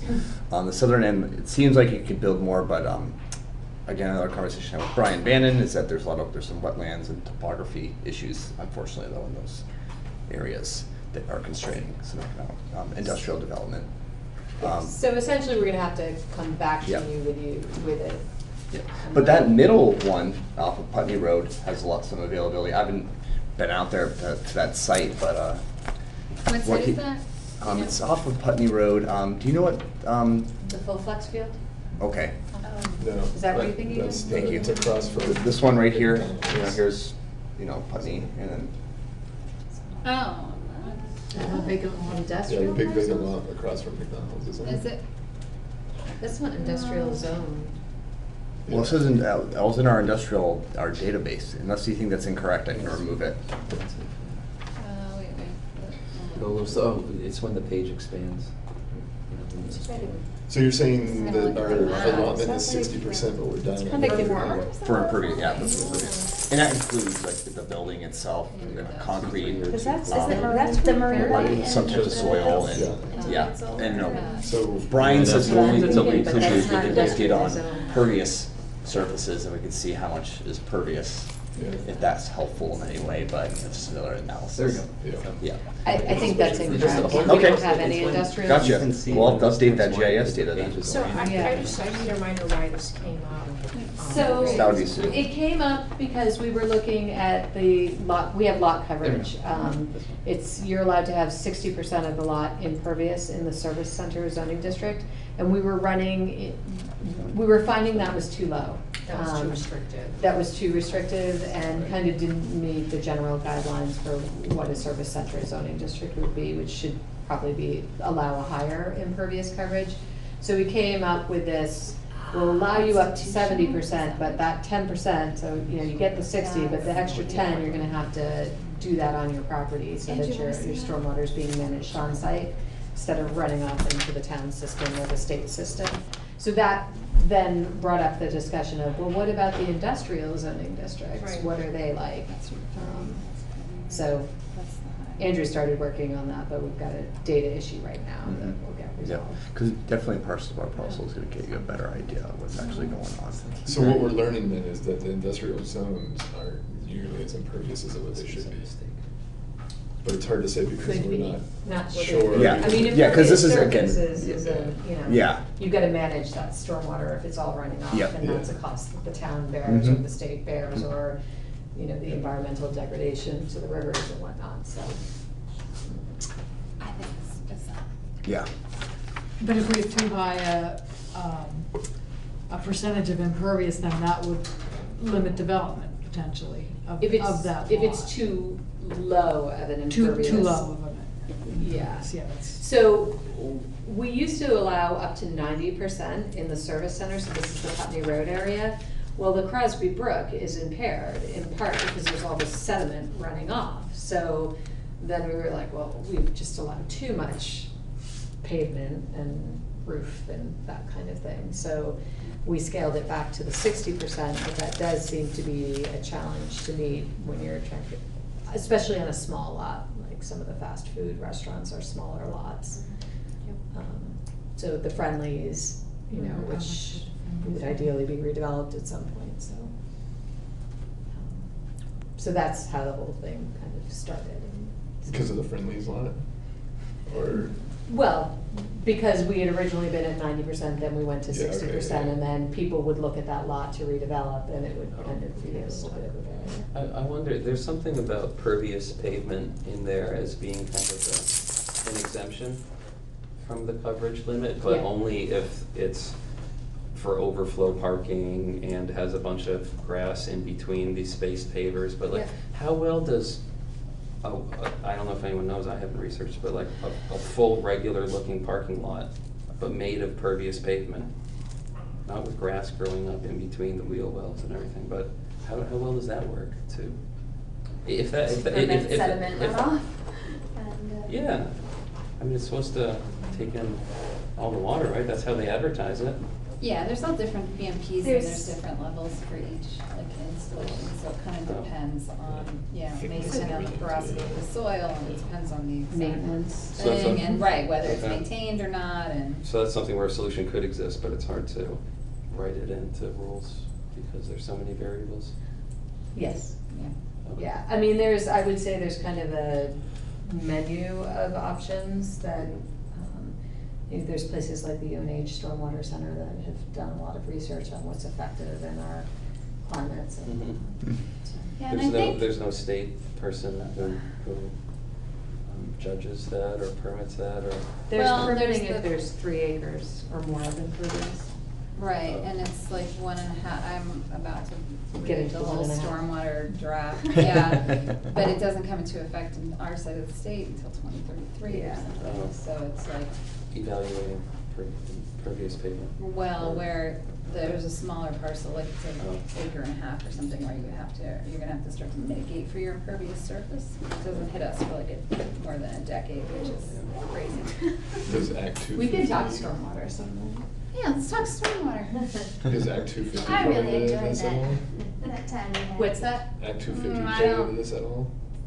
Does Act 250 what? Play into this pervious percentages at all? I don't think so. Not at the Yeah. moment, no. No. Not unless Yeah, they. sorry, I didn't know. Sorry, no. It's being reviewed by the legislature right now, like there's some, we're working on the second year of possible changes. All right.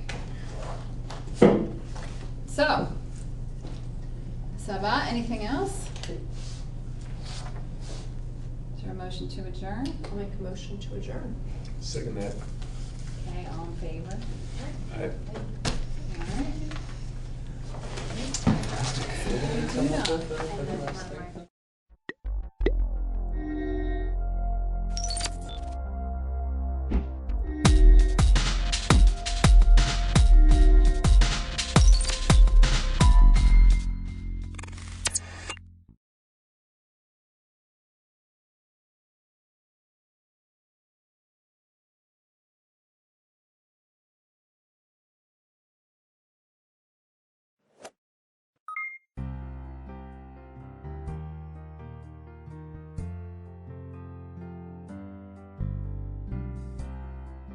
And welcome to another episode of Into the Issues. My name is Steve Pappas. I'll be your host. My guest today is Secretary of State Jim Kondos. Jim, thanks for coming. Thanks, Steve, for inviting me. There's a handful of things that I want to talk to you about, and we're going to do it in order because I think that it will all make sense to the viewers once they hear our conversation. And none of this is going to be a surprise to you, but in recent weeks, there's been what's turned out to be a very controversial case out of the Burlington Police Department, which has now been pretty widely publicized and reviewed, and it's involved body camera footage of a police department incident. And but there's more to it than that, and what's come from that has become an issue of what the public needs to know and how the public should get that information, which is of obvious interest to the media, but it's become of interest to you as well as Secretary of State. And I'd like you to kind of explain why that is. So first, our Vermont Constitution and our state statutes, and the state statutes actually refer back to the Constitution, but they've enshrined the public's right to know. And that means that whether it's an open meeting or public records access, that the public has a right to have access. It's about holding government accountable. Mm-hmm. It's about knowing what your government is doing. So it's actually, I think it's pretty fundamental to transparency. And we can talk later about the transparency tour, but I think it's pretty evident that this is about having the public, and I include the media as part of the public, having that ability to hold their government accountable. Well, and part of that is because you see the media as the eyes and ears of the public. Exactly. They're the watchdog. They're the ones that have, that's their job, is to look for accountability, to hold government accountable, but it's as a kind of an arm of the public. Mm-hmm. So why is this particular case so concerning to so many people? So there are two aspects of public records that sometimes get lost, if you want to call it, in the shuffle. One is whether you want to just inspect those documents or do you want a copy of it. Right. So it's clear in the statutes for both sides. At least I think it's clear, and I think the courts have determined that as well. But the idea that if you go into a government agency and say, I would like a copy of those documents or a copy of that body camera film, they have to do something to prepare for that, mm-hmm. to give you a copy. And you need to understand that there are all records that are created by government or acquired by government in the course of doing their business are considered public records. Some of those records actually have exemptions that prevent disclosure, medical information, social security numbers, things like that. There's a whole host of them, as you know. Yes. And when you're talking about preparation, you're talking about somebody actually has to review. Someone, like if someone comes in and says, I want all the emails between you and this person in government that talks about EB5, let's say. Someone has to review each one of those emails to make sure that there's no information that should be redacted and protected from being put out. So there is a cost to that. The first 30 minutes are considered free, and then anything over that, from as far as making a copy, as far as the labor to review and redact, those costs can all be charged off for copies. I want to keep reiterating that. If you say, I just want to inspect them, I just want to look at those, the courts have now come down and said there is no cost to that. Right. There was a case, which I'm sure you probably are familiar with, in 2011, VSEA versus the Agency of Natural Resources in the state of Vermont. And Judge Crawford, who's now on the federal bench, Judge Crawford actually, in his decision, said that inspection is the burden of government. The government bears that burden to prepare those documents for inspection. And the argument is that, okay, if we have to go in, if Steve Pappas asks for all these emails, we have to send someone in and read those emails and redact any information. Therefore, we have to make copies. That was the argument that has been made before by some government agencies. We have to make a copy of those and then redact that information out of it. Judge Crawford didn't go along with it. Right. That court decision was it was a lower court decision. It was never appealed by the state.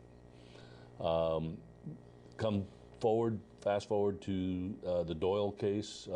Reed Doyle had asked for to be able to view, to be able to inspect the body camera film of a incident that occurred in the city of Burlington. Right. To be clear, he asked to inspect it. He asked to inspect it. He wanted to watch He it. didn't ask for a copy. Right. Just wanted to inspect it. And the city of Burlington, and I don't remember, it was they told him that it would cost him about several $100s to get to view it. Well, that acts as a burden, that acts as an obstruction, and he wasn't about to do that. The ACLU got involved, and I think rightfully. The ACLU argued the case, they appealed it to the Supreme Court, and they went forward with that appeal. My office filed an amicus brief, a friend of the court brief to support that concept, that there should be no charge. And I keep going back, Steve, to the fact that if government agencies would only manage their records better in the beginning, it would be less problematic, less of a burden to the government agency to get those documents prepared and ready to go. I think too often what happens is the records are not managed properly, and consequently it does become a burden. It requires many, many hours. But the courts have been clear now, and it's gone to the Supreme Court, so that is the law of the land. Inspection is free, a copy is not. So what happened recently? The Attorney General's office put out a protocol that said that if you decide you want to inspect something, and we prepare those documents, and then you take a picture of it with your phone, that they were going to charge you for that. My argument is that that's not allowed.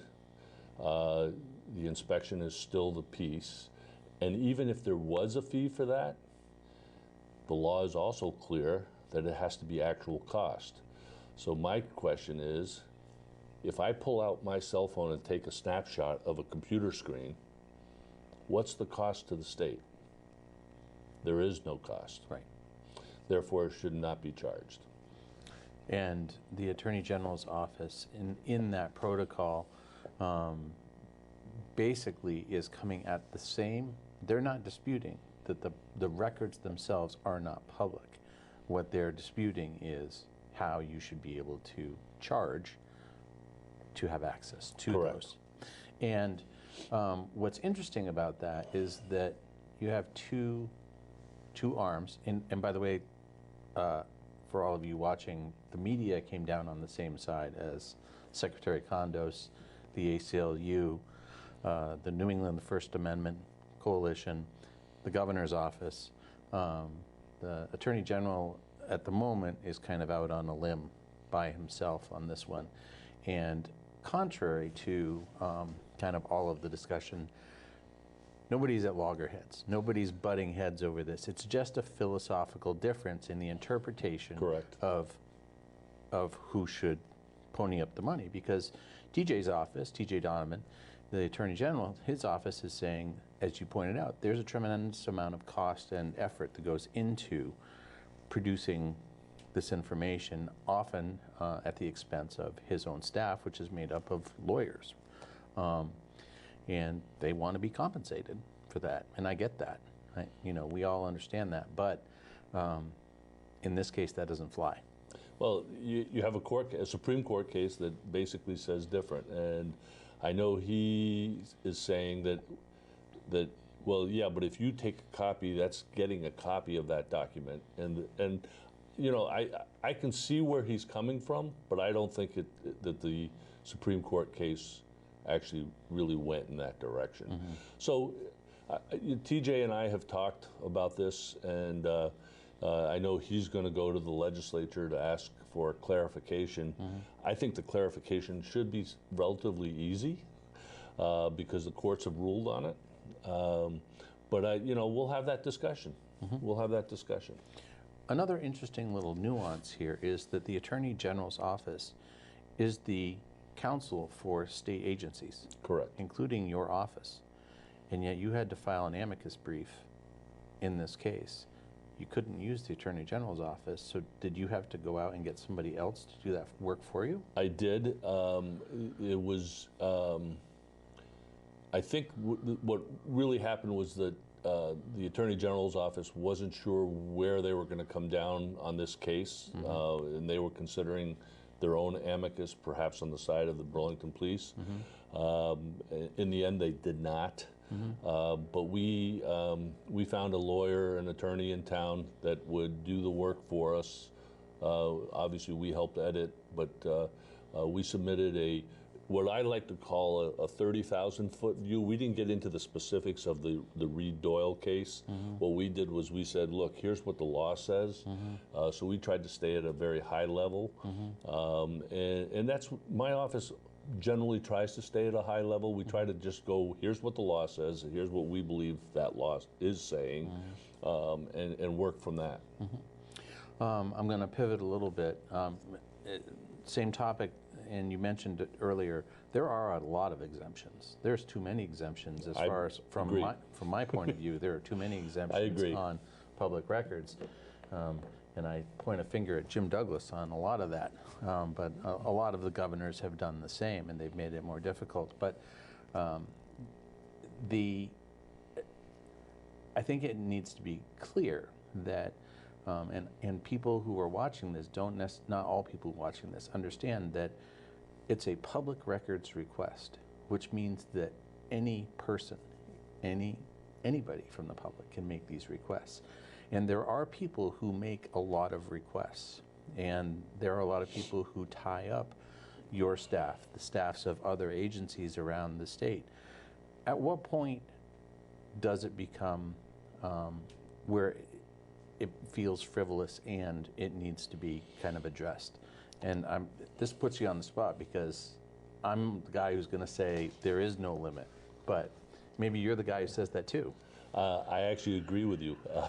I believe, in fact, I have said often to my staff that regardless of Who it is, why they're asking, that's not our job to determine. Our job is to fill that request, and that's the role that we will take. In fact, there is another Burlington Supreme Court decision, and I don't remember which one. I actually have it in my transparency tour paperwork, but there is another decision that says that the agency, the government, cannot ask who or why you want this information. That it's basically agnostic to it, and I agree with that. I mean, you know, yes, we have some frequent flyers out there who will keep us very busy, keep us on our toes. But my job is to provide that information as long as it meets the law. And you're right, there are too many exemptions. I believe that. I know the legislature has worked to reduce them, but every year additional ones get thrown in there. So right now, if you look at the statute in Title I, which is where the public records access language is, there's about 40 exemptions there. But scattered throughout the state statutes are other statements, are other exemptions that are put into a section, a specific section of the law.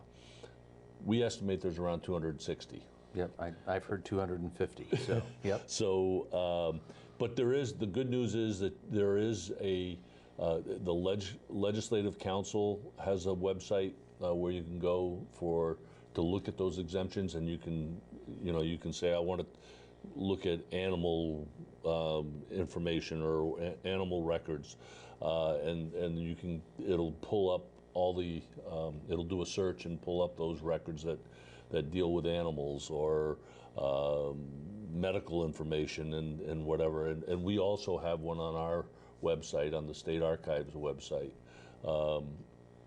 that allows the public to look at all these exemptions. It was a lot of work putting it all together. And we often will get, at the end of a session, some of our staff and some of the Ledge Council staff will actually go through the bills that have passed. Oh, here's something that acts as a exemption, therefore we got to highlight that. So, and that happens. But there's a lot of it are legitimate exemptions. But I think there's also a lot of duplication, and I think we could actually shorten it up a little bit. The federal government, as you probably know, did that a few years ago. They had reams of exemptions, and they're down to like a dozen in general. And I think that's the approach that we need to take at some point. I know there was a committee that looked at it over a 3-year period. They did reduce some of them, or they combined some of them, but I think there's more that could be done. So public records are under your purview. As Secretary of State, you have really taken this to a different level, though, as far as making sure that the public understands and public officials understand not just what they need to know about records, but what they need to know about process in their towns, in accountability, responsibility, and you yourself served on the South Burlington City Council for quite some time. 18 years. 18 years. And kind of saw it all there. I mean, you and I have talked at other times about kind of some of the things that you've seen. And now you are kind of the gatekeeper for a lot of towns in determining, well, can we do that? Can't we do that? And rather than doing it kind of piecemeal, which happens probably all the time, you are setting out again. This is how many? 5th year? Well, it would be the fifth official year of the Transparency Tour. Yeah. You're doing what's called the Transparency Tour, where you actually go out to the community and you go to towns, communities, and invite other communities nearby to come in and essentially get a refresher on how to do this. It's not mandatory. You wish it were. I do. I wish it were too. But what exactly is the Transparency Tour what are you aiming to do? Education. Yep. That's the big thing, and we've really consolidated or shortened it up into a pretty brief presentation as such. It's about the total presentation is about an hour and a half, maybe an hour and 15 minutes, but it depends on the questions that we get, and then we get at the end we get a lot more questions. But we basically divide it into two sections. One is to talk about the open meeting law. The other is to talk about public records access. As you can probably imagine, a lot of our effort or a lot of our focus is on the open meeting law. Yep. That's where we seem to have the most questions. Yep. But we travel the whole state. We usually do it in the off year from the election, so the odd year, the odd numbered year, and that's this year. And we're starting it, I believe, if not next week, the week after, and we'll do it for about a 6-week period. And we have done so far in the previous years, we've visited well over 50 communities. We'll go if a town specifically asks for us. Like we had one town that had been sued by some residents, and the judge said, well, you need to have, one of the conditions that he placed on them was to have that town go through two presentations on open meeting law. Mm-hmm. So we were one, VLCT did another. We worked, the original was with VLCT and Steve Jeffrey, and he went with us on these things, and literally we go from Franklin County to Windham County, from Bennington County to Essex Orleans counties, and I mean we go through the whole state, and I think the most people we ever had was up in St. Johnsbury a few years ago, and well, there was a lot going on in St. Johnsbury at that time. There was. We had over 150 people show up, and we've done it for as few as 3 or 4. So, we don't really care how many. We like to have more people. We generally will notify the town manager or town administrator, the select boards, planning commissioners, and any other, we ask the town clerks to notify their various boards, like the cemetery board and whatever, that we're coming to town and neighboring towns. And we usually send out, obviously we've sent it to you already, but we will follow up as each week with those towns that we're going to that following week, right. To try to drum up as much support as we can. It's a pretty informal thing, and to be honest with you, I enjoy doing it. It's really about education. It's not playing gotcha. Mm-hmm. Well, we'll go back to that. So everybody knows you can expect an editorial from me in the next few days, because every time you do one of these, I come out saying, thank you, Secretary Condos, for doing these, because it only makes our job and has the eyes and ears of the public easier, because everyone's sitting up a little straighter and going by the book, and they're doing, when they do their job as intended, it makes it easier for the public to be able to get information and understand the decisions. And it's so important. Yeah. The public has a right to know and a right to participate, right. And that's the point that we try to make this nice and simple, and again, as an educational piece. So when you say, when I ask you initially why, and you say education, what do you mean? Because when we talk about open meeting laws, I know what you're talking about, but the public may not necessarily understand why it is so important for these boards to get the primer. It's not necessarily a primer on Robert's rules and all of those pieces of it. It's important because there are certain processes that are mandated by statute that have to be done. And so what kinds of things are we talking about? So if you're going to have your regular meeting, if you meet every, let's say the first Monday of each month at 7 p.m. at Town Hall, that's a regular meeting, and typically you've passed a resolution at your first meeting that says this is when we're going to meet. Mm-hmm. Regular meetings are supposed to be warned and noticed. Your agenda is posted 48 hours ahead of time, so the public has a right to see what's going to be on that agenda. And, and what is a warning? Is it- Well, I should, let me go back a little bit, because the warning, basically, it's just announcing that the meeting is happening. Right. And it has to be posted in a couple places. If the town maintains a website, they have to post it on their website ahead of time. If it's a special meeting, so if any one of the factors, if it's not going to be on the regular day, or the regular hour, or the regular meeting place, if any one of those three changes, it's called a special meeting, and you only have to notice that 24 hours ahead of time. So it's really about, again, to get the public out to know what's going on. You know, we've also made some changes over the last 8 or 9 years.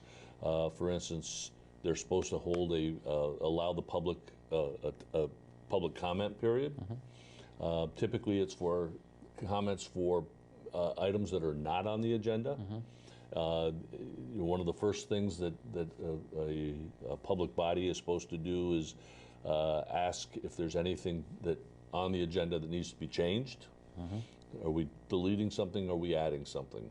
I always tell people when you're adding something, it should be for information purposes only. If you're going to take an action, it should be on your next warned meeting so that the public can be notified that you're going to take an action on something. The reason is you could get some hanky-panky going on where a board says, well, this is a controversial issue, we'll just go to the meeting and see who's going to show up, and if it looks okay, we'll add it to our agenda. We don't want that to happen. Right. The public has a right to know, and the public has a right to attend, and the public has a right to participate. Things like minutes. Minutes, the law has been in place for over 30 years that says that the minutes are supposed to be ready for someone to look at within 5 days. It doesn't say final draft, it doesn't say draft or final minutes or approved minutes. It just says minutes have to be ready. It's pretty minimal what you have to have in your minutes. It has to have, obviously, the meeting, when it is. It has to say these are the agenda items.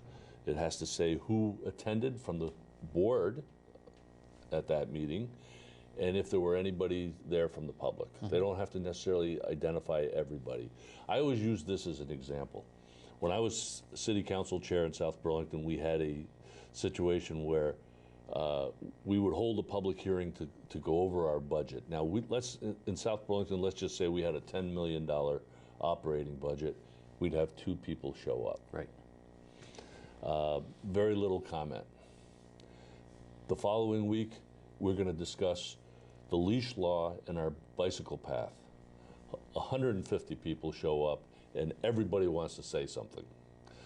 So that's the kind of thing that you got to balance, but you got to allow the public the opportunity to speak. You got to give them a reasonable opportunity. Those minutes are now required. If you have a website, you're supposed to have those minutes posted on the website within the 5 days or after the 5 days. That raised a lot of consternation among towns because they were saying that it was problematic for them, a burden to have to post those minutes. And our argument and what the legislature ultimately agreed with was that part of the law hasn't really changed. It's just that if you have a website, it's got to be posted on the website. Right. And in the old days, it might have been difficult to, you have to let it load up. I remember with AOL, it would take 5 minutes, 10 minutes to load something up and get it posted. Now it's just point, click, and it's done. Right. So it's relatively easy, and it's just kind of basic procedures that you have to follow. Yeah. Well, and we're almost out of time. It all comes down to accountability, right? It really is. And that's what you're doing. Is these are elected officials, they're laymen in most cases, and while they love to do it, there are rules you got to follow. And that's right. The media appreciates it. I know the public appreciates it. So, my guest has been Jim Kondo, Secretary of State of the state of Vermont. Jim, thank you very much. You're welcome. We covered a lot of information in a short amount of time. We did. All right. And thank you for watching. Until next time, See you around.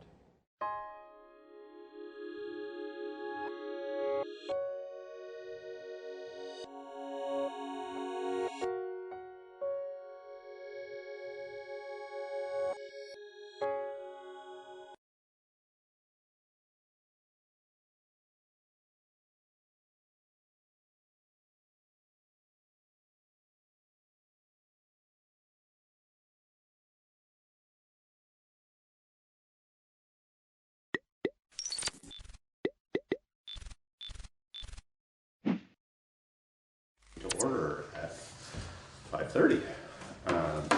Any adjustments to the agenda? No. Okay. Approval of minutes of October 23rd. I move that we approve the minutes from October 23rd. I second that. Been moved and seconded to approve the minutes of October 23rd. If there's no further discussion, all in favor? Aye. Aye. Public comment on items not on the agenda. You all look familiar enough that I don't think you're just random public. But No, you're special. any comments on items not on the agenda? No. They painted the lines on Westminster Road today. I noticed that. They did. Oh, wow. Nice. Oh, that's good. Actually, I was just driving that last night thinking, man, the sheet without them. Loving this wide lane. Yeah. All right, so we will move on to select board items. So first is 2020 census and school district vote. And that's me. The 2020 census will start in 2020. And Laura, I apologize, you heard the same pitch at the Putney Huddle a couple Sundays ago. It's really important that we participate in the census. I encourage you to tell anybody who asks you about it to participate. $675 billion in federal spending is determined by the census. School lunches, road projects, health care. I don't think that we will have any change in representation to Washington, D.C., but it could affect our local representation, our state senators and our state representatives. Right now we have 2 of each. If there's a significant undercounting, maybe you lose one of those. So it's really important that we participate. The procedure, the census workers are out now around town, so if you see somebody with a tablet, what they're doing is they're going out and verifying every mailing address in Putney.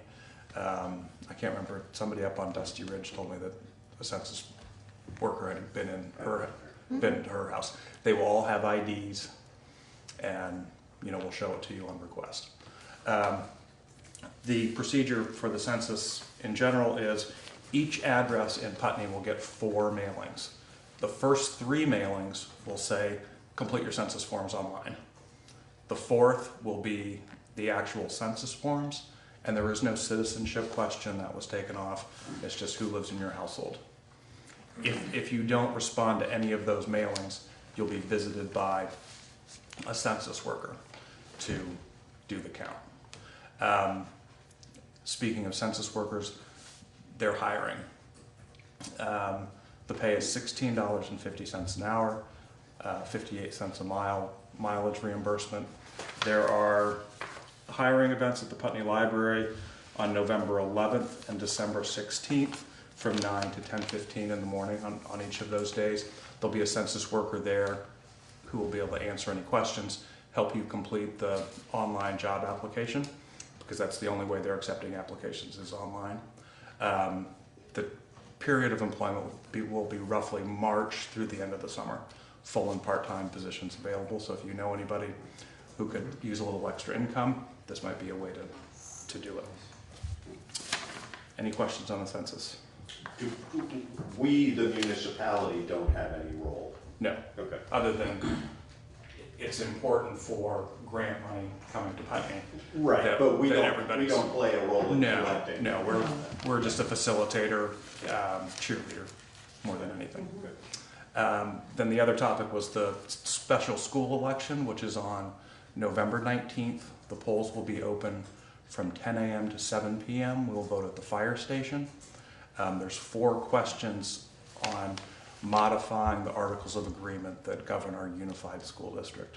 Early voting is on now. You can vote at Town Hall. You can call, email, and I can send you an absentee ballot. Sounds good. Thank you. Thank you. Thank you. Thanks, Jonathan.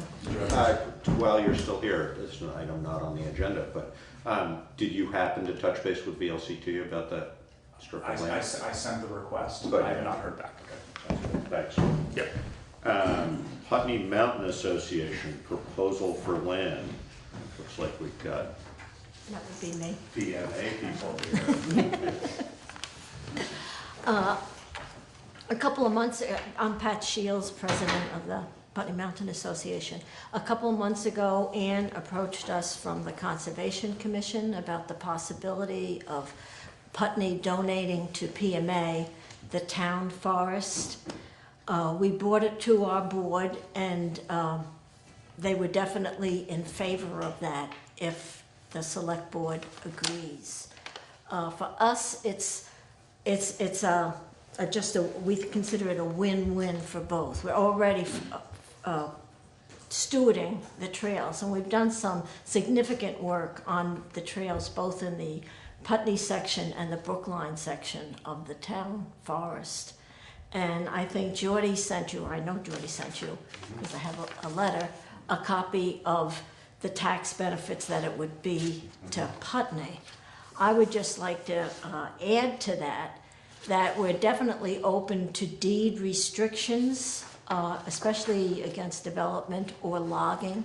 Normally, when we purchase a property, we use VHCB monies, and then they require us to put a conservation easement on the property.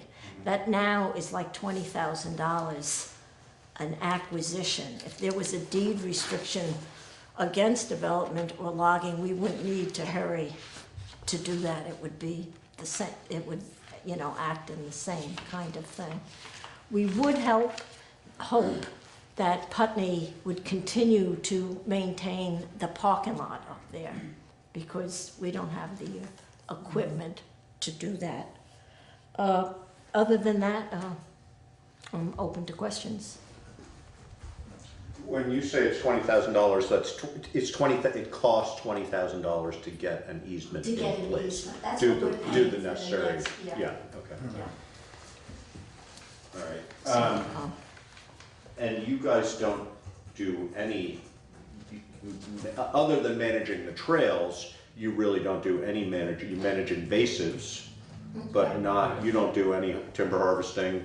We don't do timber harvesting, no. We'd like to be open to being able to thin trees where it was necessary. We do that on the summit now. And for me, a big advantage, Geordie's going to roll his eyes at this, is that it has a flat piece of land, and it has the potential. The advantage of the piece that we're talking about. It's flat enough that we could eventually do an accessible trail on it. We've been looking to do that, and we just don't have any other properties that are graded like that. Accessible, and it would just be accessible within that property. It wouldn't give you access to. I mean by accessible, handicap. Yeah, no, I know, but just on that property, it wouldn't access other accessible trails that you already have exist. It would just have a section that was accessible. There would be a section. Yeah, We do not have, we have an accessible trail. Yeah, okay. And I can just say that the Conservation Commission simply doesn't have the resources to do things like that. So. Plus. Comments? I think it's a great idea. Questions, comments? Let's see, okay, so I would assume, if it's not, that the property would have to be surveyed. Do you know? No, we do not do surveys prior to acquiring a property. Do we have a survey on that? No. Predates the need, yeah. We're currently doing 2 acquisitions in Dummerston, and we didn't get either of those surveyed. Yeah, no, I mean, that's just an added expense. Right. obviously. It's a very big expense. I put it that reason that Pat is here instead of me is because I work for the You town have a also, conflict so of I'm- interest, yes. I'm here as a lister and can answer some questions, but. But he did lay out some significant ways of doing it so that we wouldn't have a huge tax deficit the first year. And Just because we're in an open meeting, do you Yeah. want to talk a little bit about Yeah. that? I Because can we've talk already, we've about. seen the details. Right. Yeah, talk about just the nature of the tax, of what the, Okay, so. what the assessed value, et cetera. Okay, so the Brookline parcel at 85 acres assessed at $104,000. And Putney currently pays tax on that and then gets reimbursed to the extent that it takes to do the Holland Hill Bennett Road maintenance. The Putney portion is $114,200 for 48.8 acres, and that's tax exempt currently. Because the town owns it. Yeah. So, and neither of these are currently in current use, is that correct? Neither is in current use. Right. And to be, for a property to be in current use, an application has to be in by September. Right.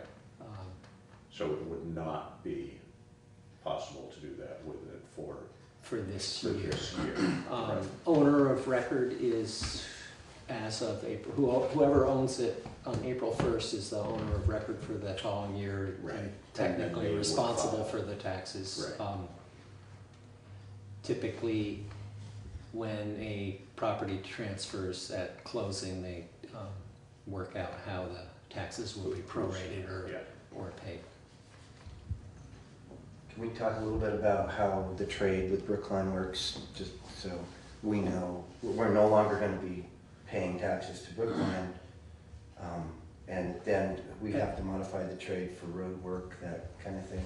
Do we, So we what- understand that? Yeah, so what we do with Westminster right now is we charge them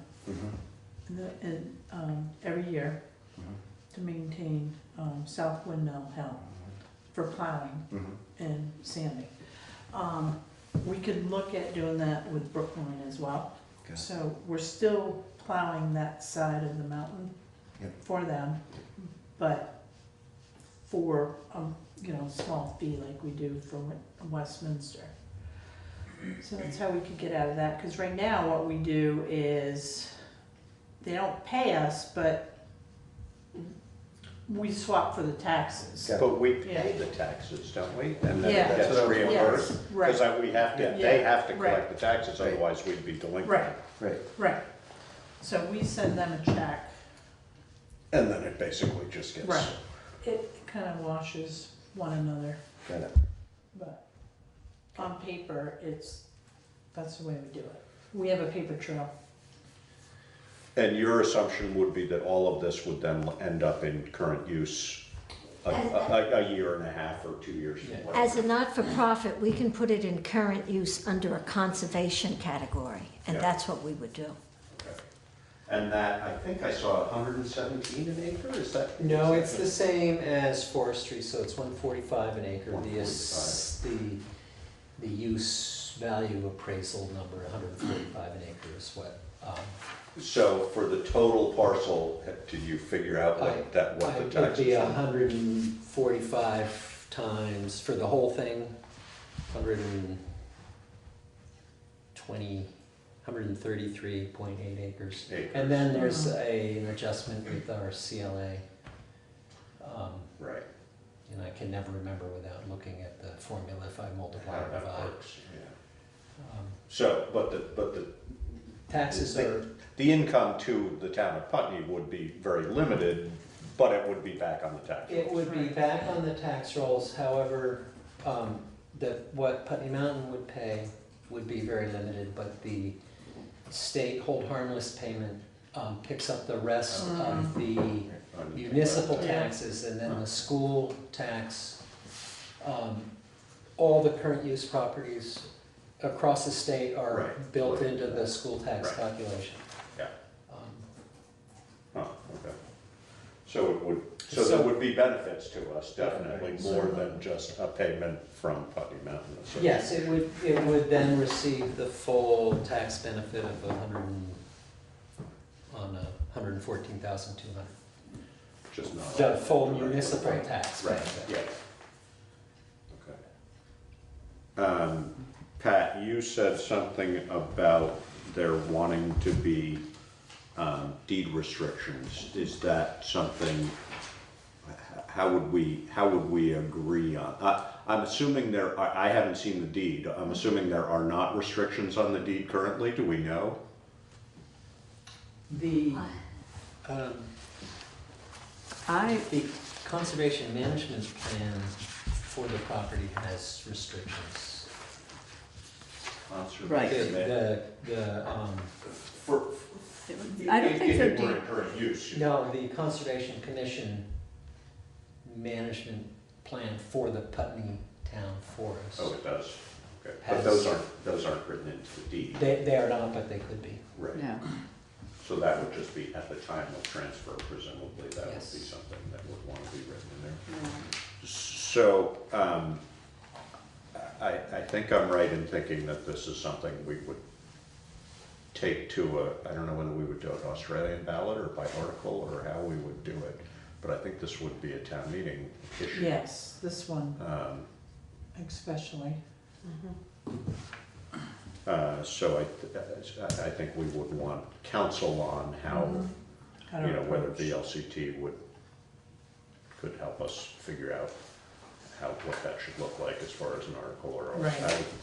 I would think Australian ballot would be better for something like that, but I don't know. And I was just thinking, council might also want to weigh in on the deed restrictions. Yes. I was the one who actually, sort of thought of that in terms of the town wanting to assure that there wouldn't be development of the land or logging for profit, although taking out some trees for other purposes as they may figure out. It's fine. Forest management, yeah.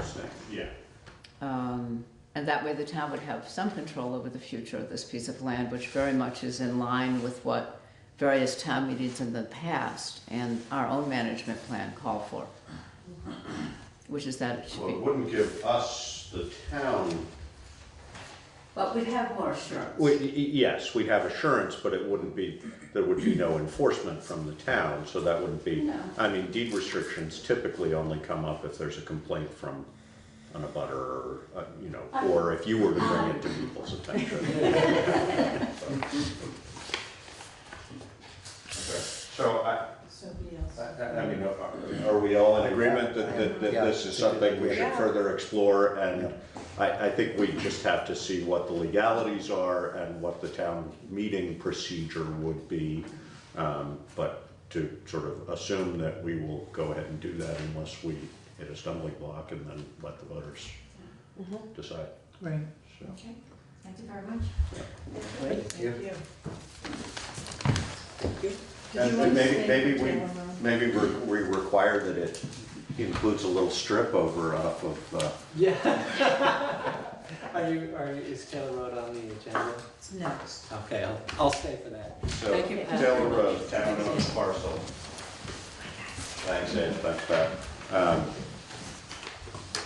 So this is the parcel we encountered last night. Yeah. Yes. Last time, yeah. Well, we've talked Taylor Road?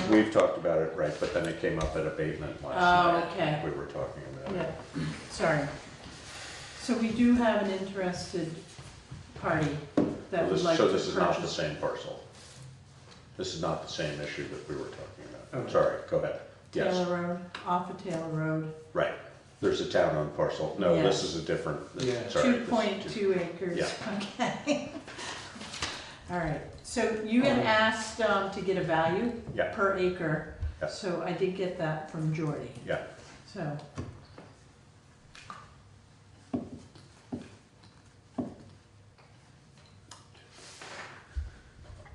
So Jordy, one of those is the RPK management with the 3.3 acres. These are, And then Okay. the town parcel is 2.2 acres. okay, so that, or 2.3. So that one, the town parcel is currently assessed at 17,300. But if we took the 3-acre parcel just transferred for, it would come down to 11,500 for, But per for acre. that. Per acre? No, For the whole per, parcel? yeah, per acre. Per acre? Per acre. So that would make it more than the 17? No, Because no, not per acre. Not per acre, okay. Wait a sec, 3 point, no. It says per acre. It says per acre. Oh, it's equal to the, Right. Okay. if you take the per acre value from the more expensive one and prorate it out. Got it. Yes. So the total would be 11.5. Right, but again, not per acre. Not per It says per acre on this note, but that, It's yeah, equal that is to, confusing. it's equal So, to the per acre for the adjacent. for the parcel. per acre price paid For the for the adjacent price. So if somebody was arguing as, if somebody came in to grieve it, they would say, hey, I just purchased this for whatever it was, Right. 18.6 or 19 or Yeah. whatever it was, and that would mean its per acre value is, You I divide- mean, divide whatever out it is, whatever, yeah. $5,000, and then Yeah. times 2.2, it'll do 11.5. Yes. So if we, well, who decides if we are choosing as a municipality to sell a parcel, who decides the value? Is that you guys legally, do you know, or? We are charged with assessing at fair market value and to be fair and equitable. So, I guess my this feeling. looks really low to me. Well, that's what I was thinking. I mean, Yeah. my feeling, if it's been at 17.3, are we doing a disservice to the taxpayers to slash the price if we're considering selling it? That's why I was asking if it was per acre, because we are Then it assessed would that be a long more. time ago for Right. more than that, and it And- seems like other pieces of property that Yeah. size are going for a lot more than that per acre. So, This is without going out there, this is not assessed as a buildable lot. If somebody put a house on it, the value would jump tremendously, and it should. Right. It should be.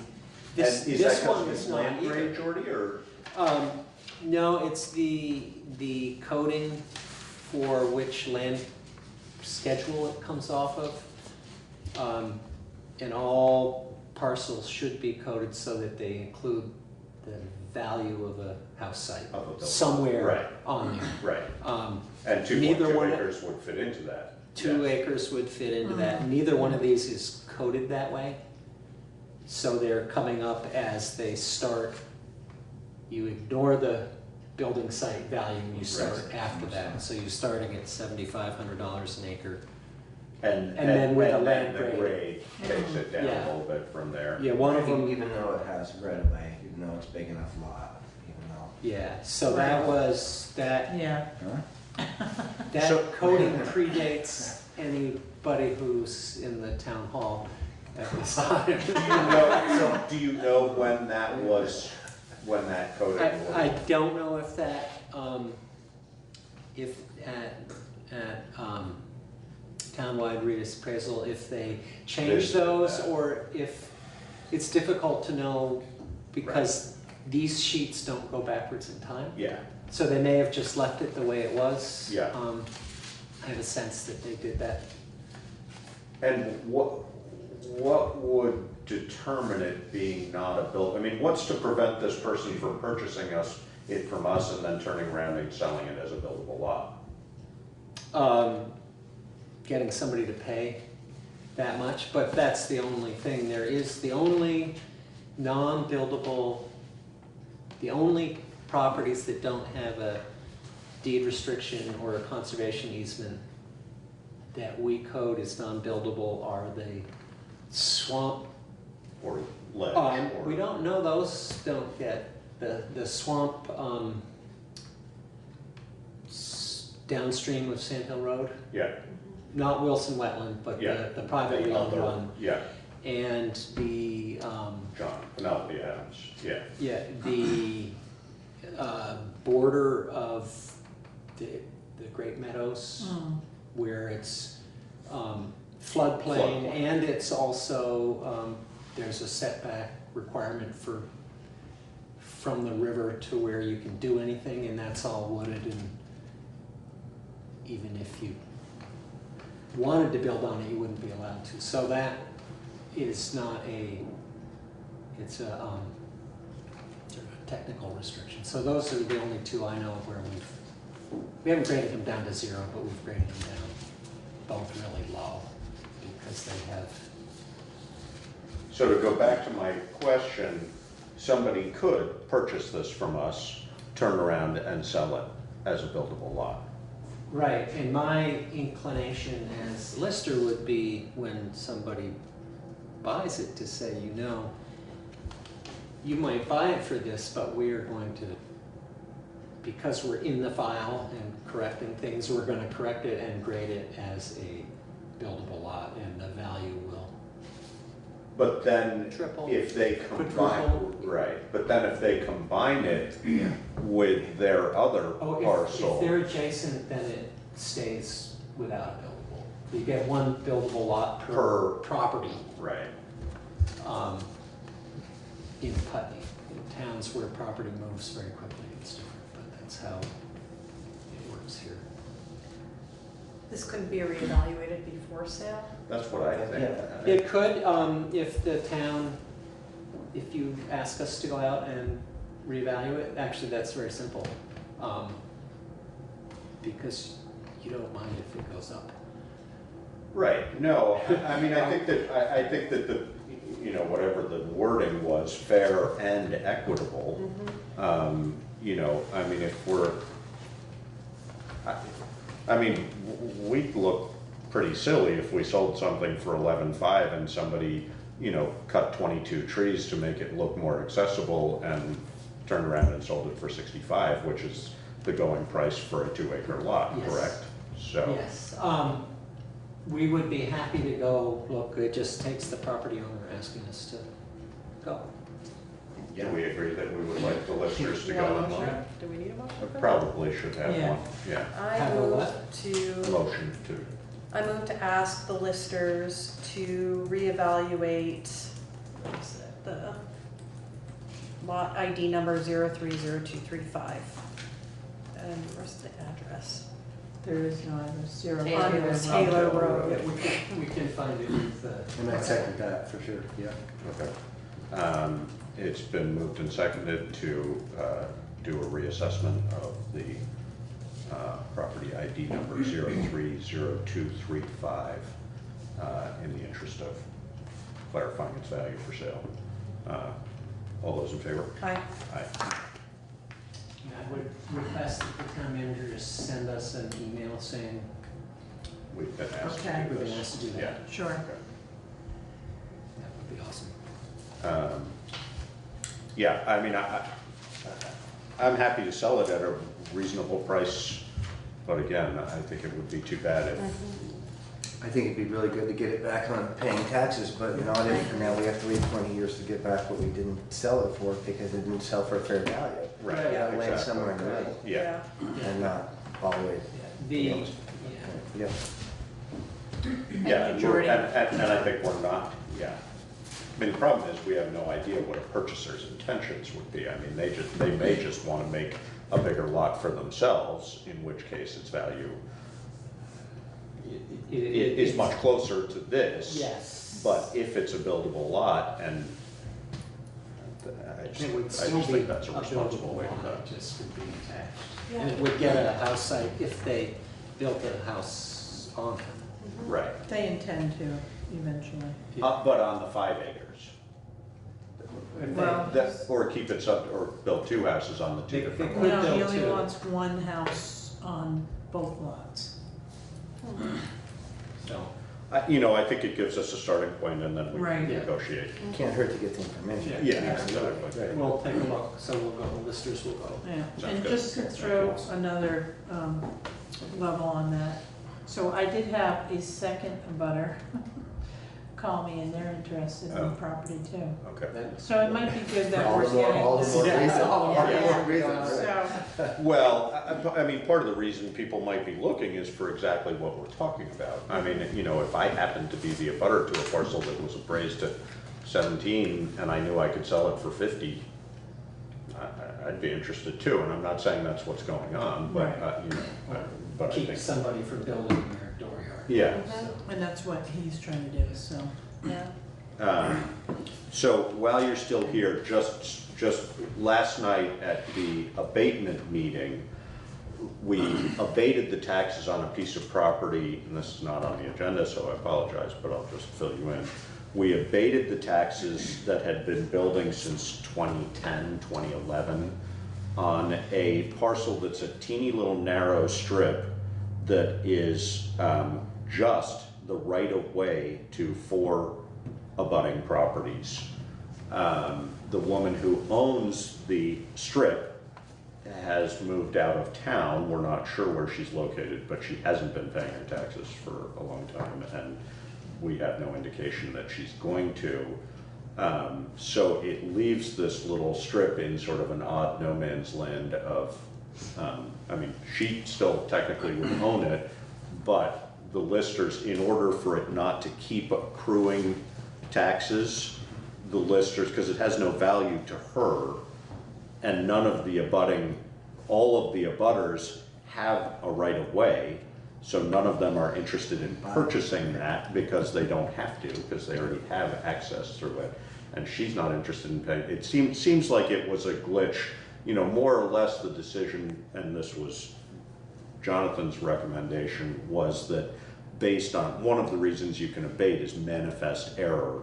We think it was an error on the part probably of the DRB at the time that it was subdivided, that they allowed it to happen that way. So there's going to be this little strip that this woman, Karen Bills, still owns, but we are going to value it at 0 so that it doesn't keep showing on our taxable project. But Jonathan is also going to inquire with VLCT for an opinion about whether there's a way we can, I mean, what we talked about last night, and this was sort of out of the purview of the abatement group, which is the BCA. But, ideally what we would do is just give the right of way to all those people, but we don't own the property. So unless we were to put it up for tax sale, purchase it, and then distribute, basically give it away, but there would be costs involved in that because it would probably have to be surveyed, it would have to be deeded, it would have to be, and what we talked about last night is that there's no value in that for the taxpayers.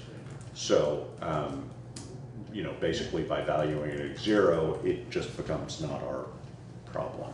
So, but that may come back to us depending on what Jonathan finds out from the VLCT. All right, good. All right. Thanks, Shorty. Thank you. Barrows and Fisher oil contract renewal. So I requested bids with Barrows and Fisher and HB Energy. So HB Energy was 20 cents more, at 2.959, and Barrows came in at 2.759. We're looking at 4,100 gallons, which includes the library. So this is the contract. Is the library using their mini splits for heat at all? Yes. Yeah, They I are? think but when it gets really cold. And I know they're not effective when it's really cold, but there's. It's an oil backup system in there? I was thinking Yeah. it was a propane backup system. No, it's definitely oil because they ran out That's last it. year. Oh. It's not, yeah, Probably not propane then. so, So they use three tanks plus to keep the library warm. tall ceilings. 3 tanks. Well, it's 1,000. Oh, that's what it shows, yeah. Yeah. No, I wasn't seeing How big is There's that high building? ceilings. I was There's gonna really high say, ceilings. what's the square footage of that building, do you know? I Just don't curious. know, no. that. Gotta be, three, no, it's bigger than that. Yeah, substantially. I bet it's 3,200 square feet, Okay. something, All right. somewhere in That that makes more range. sense. All right. I would Okay. think, I'm not sure. And they're open 7 days a week and. They keep it pretty warm. It's pretty warm in there, yeah, yeah. I'm curious, do they turn the oil heat on and then turn the mini splits on when they come in? Or are they, how does that, because there has to be like the most efficient way to do that, and I agree. I wonder if they're following the most efficient way to do that. No idea. I don't know, yeah, I mean, in an ideal system, you probably have a controller that does that automatically.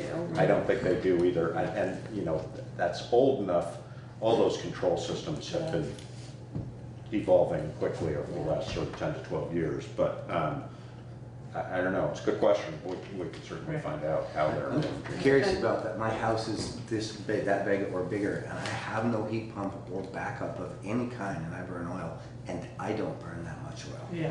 I don't keep it that warm during the Right. day, I probably turn it down to 58 or something, and turn it up to 65 for a few hours at night, but I don't burn near that much oil. The so. other big difference in a building like that, even though they have an air, they have double doors, there's doors opening and closing Right. all day Right. long. All day long. So, Yeah. but I think it would be worth inquiring. I mean, we could also look at what their electric bill is and Right. have some sense of the usage of, I mean, it would be hard to tease out the details Well, of look that, at, but. look at the difference between what we use and they use, and we have a giant hole in our toilet. So we should be using more than them. But we only You really only use do a one small floor. fraction Right. of the actual. And you don't But have it's a good point. ceilings that go 2 levels. No, they have really high ceilings in there. Josh, do you know if the Energy Committee ever did an audit on the library? I would certainly imagine so. So I mean, maybe we I can would, inquire and we with would. them. Yeah, I I don't think doing an remember. updated one would be good. Appropriate, It'd be probably. nice to do the comparison, the electric with the oil. Yeah. And the fire department too, while we're at it, because Yes. they also have mini splits now. Right, well, they have the new ones. I know with the library too, in the capital plan, they do have mini splits for heat and air. In the library, yeah, we have replacement costs for them. Right, I mean, they have right. existing mini splits, but. Yes, yeah, but in the capital plan down the road, Right. we do have an estimate to replace them. No, but, Laura's question is an interesting one, because it may well be that on November 1st, they, flick a switch and then it's all, I just Right. don't know how they do it. Yeah.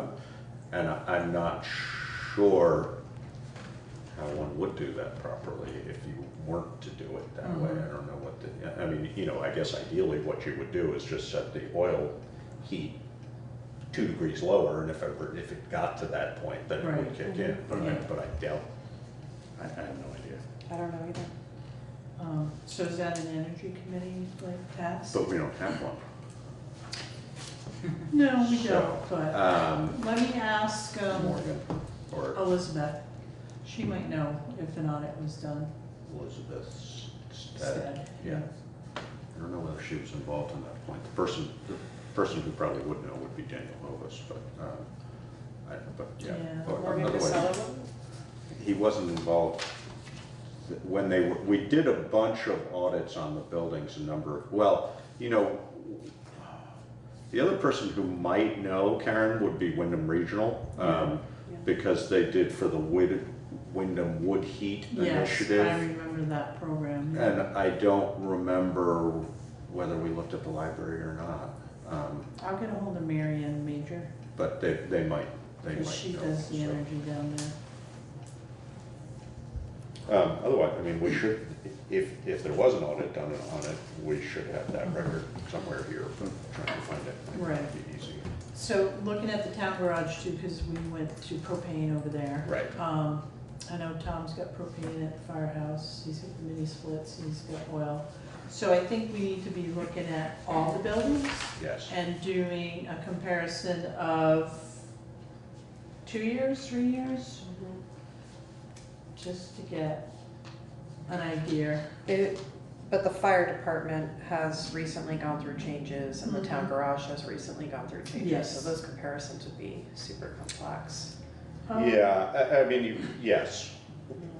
But we can get a year. Yeah. We could an get a sense, idea. yeah, we could get a Information. sense, definitely. Right. No, I mean, the town garage is gonna be almost impossible, because they just ran a wood stove all, you know, we have Right. no measurement of what volume of Yeah. fuel they were using previous, and you know, I can only imagine they just hemorrhage heat out of that place. Yeah, But- open the door once. Yeah, Oil, exactly. propane, electricity.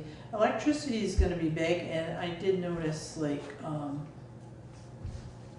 it was up in all the budgets Yeah, for the fire station and the garage, and I'm like, well, it might be time to look, I can't remember exactly when, but it might be time to look at our purchase agreement and what the sort of bounds of that are. for the solar. Exactly. We've been going over that the last 2 years. Morgan Casella looked at Right. it, so we aren't getting our 10%, but you're right, because every month when I see GMP bills and then I see the Next Sun bill, I just like cringe. It's just like astronomical. I don't get it. Well, I'm I mean, just- that's what we should essentially ask. Yeah. We should ask next, what is it, next gen, Next next Sun. Sun? Next Sun. We should ask them to come and explain it to us. Yeah. And- I don't have a problem doing that. Yeah, I Yeah. mean, I think that's not unreasonable, Yeah. and it may be, I mean, that must have been It's fair. 7 years ago, 6 years ago, at least, I would think, something like that, that we did that. It wasn't too long ago. I want Was to it say. 5 or 6 I want maybe? to say 2014. So 5 or 6, Yeah. yeah. It's fairly new and it's long. That agreement is long. But We should just look at it and see Yeah. why it, because it should, I've been looking at it, and unless I just really don't understand and I'm not pulling the right numbers, we're paying more every month. well, that's what I'm saying. We should look, I'm not saying we should look at it as in we should look at the piece of paper. I'm saying we should look at the agreement and talk to them, and if Right. You're we're saying our not. rate is going up each month? You're No, saying like- our usage is going up each month? No, our Well, bill, you- we pay more with the solar than we do if we didn't have it. So, from what I can, Which certainly is not what was sold to us. right. But that's what I mean. We should, Yeah. you know, there should be some sort of a reconciliation. Is it not being accounted properly at GMP? Is it not being accounted properly at Nexon? Is it, you know, did we get screwed in the first place? You yeah, know, we've been tracking I don't the know. billing every month, Right, and that contract due with Next Sun, so that wasn't the original contract, so. it was sold. It was sold. Right. So you're already into a different company, but Morgan Casella can wrap his head around the whole thing. And he's explained it to us, and we still look at it and we're like, there's something wrong with But has he explained it and said this makes sense and we're doing okay by it? Or has he just explained it? No, he says we are getting what we signed on to in the agreement. Did we So- know But what that we signed doesn't on to, mean or that did we sign on to? But it's a net metering, I mean, we only get 10%, and then everything else is going out to other towns, so it's, I would like to see Yeah, us I get, don't remember it well enough to. yeah, I the would like actual to see us get more, or at least get the buildings that are using the usage, so, and there's certain buildings that, like, the water treatment plant is on that agreement, firehouse is on that agreement, and some of the pump stations. So we're limited, we can't even put all the buildings on there, cause we only have a certain percentage that we can buy into, basically.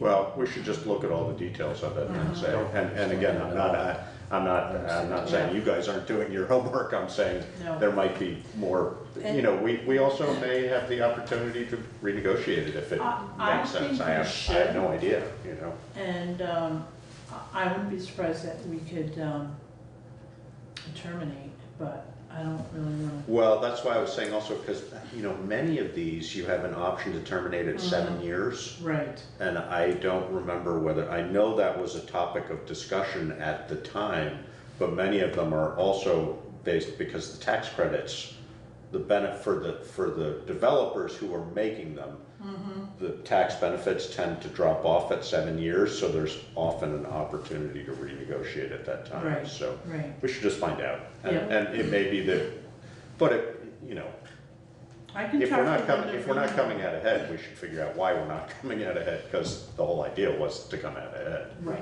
You know, the other thing I think we should be considering, and right now we probably don't have this option, but for example, you know, the roof of the fire station is a pretty ideal spot for a bunch of panels, and, you know, a building like that that's already using a bunch of electricity, you know, that might be an opportunity. Right. They're not allowing this, we're saturated, the grid Right. here is saturated. However, if it's under, I want to say it's either 10 or 15 kW, then it doesn't fall into that category. You know, we might be able to do that on that building and not have it be a problem. But somebody, we were talking last night, Pete Stickney, John and I were talking last night, and Morgan was apparently had said, you know, down below the highway department is where we should have our own array. We explored that at the time that we did this, and it didn't make sense at the time. Right. But I don't think we'd have the opportunity to do that until the grid opens up a little bit more, which seemingly GMP has no motivation to make that happen. Yeah. So I don't think there's going to be any new big installations in this area for the foreseeable future. Yeah. But we might be able to put a couple small ones, you know, we could put something on the roof of the library, the roof of the fire station. I don't know, I mean, since we're a municipality, they might count them all the same and not allow us to do that, but it would be worth looking into. Yeah. So. Energy committee. All right, So do you but want- back to Barrows and Fisher. Yeah. So only 2 bids, you comfortable that that's the best price we can do? Yes, right at this point.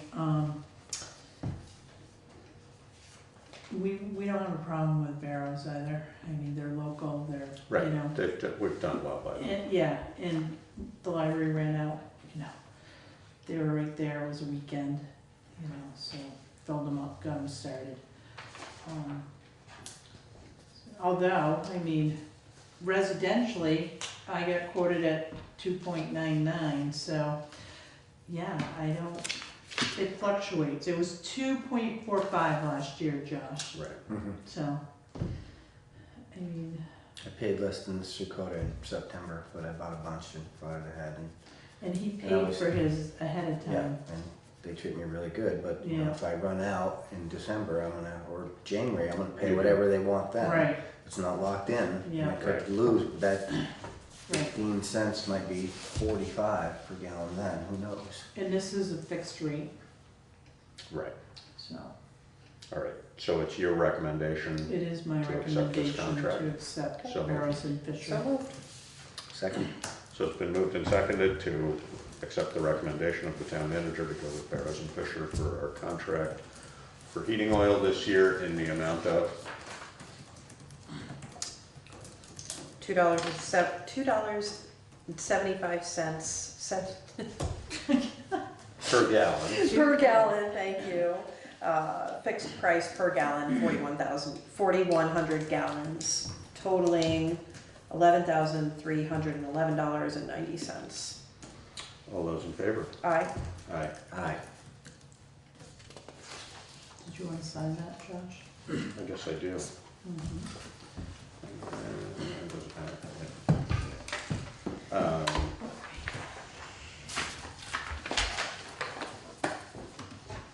My signature isn't nearly as neat as hers, though. let's see, and it is the. Six. No, November. it's no longer 10, is it? I've been doing that too. I did that today. Yeah. Yeah, wishful thinking. Tomorrow after the snow, we'll know it's 11. I think it's gonna be freezing rain. Yeah, nasty. So next is our resignation of our animal control officer, and we received Karen had received an email letter of resignation from Josh And that Eman. was his public post right there. I'm stepping away from the ACO position as of tomorrow. The Joshua ACO profile will be shut down shortly thereafter. This page will stay up indefinitely as it has become a great resource and will hopefully continue to be. The town has been wonderful, but I do not currently have the time or resources in my own life to continue moving forward as the animal control officer for Putney. So we would like to thank Josh Eman for his service as the animal control officer, and we wish him well. Yeah.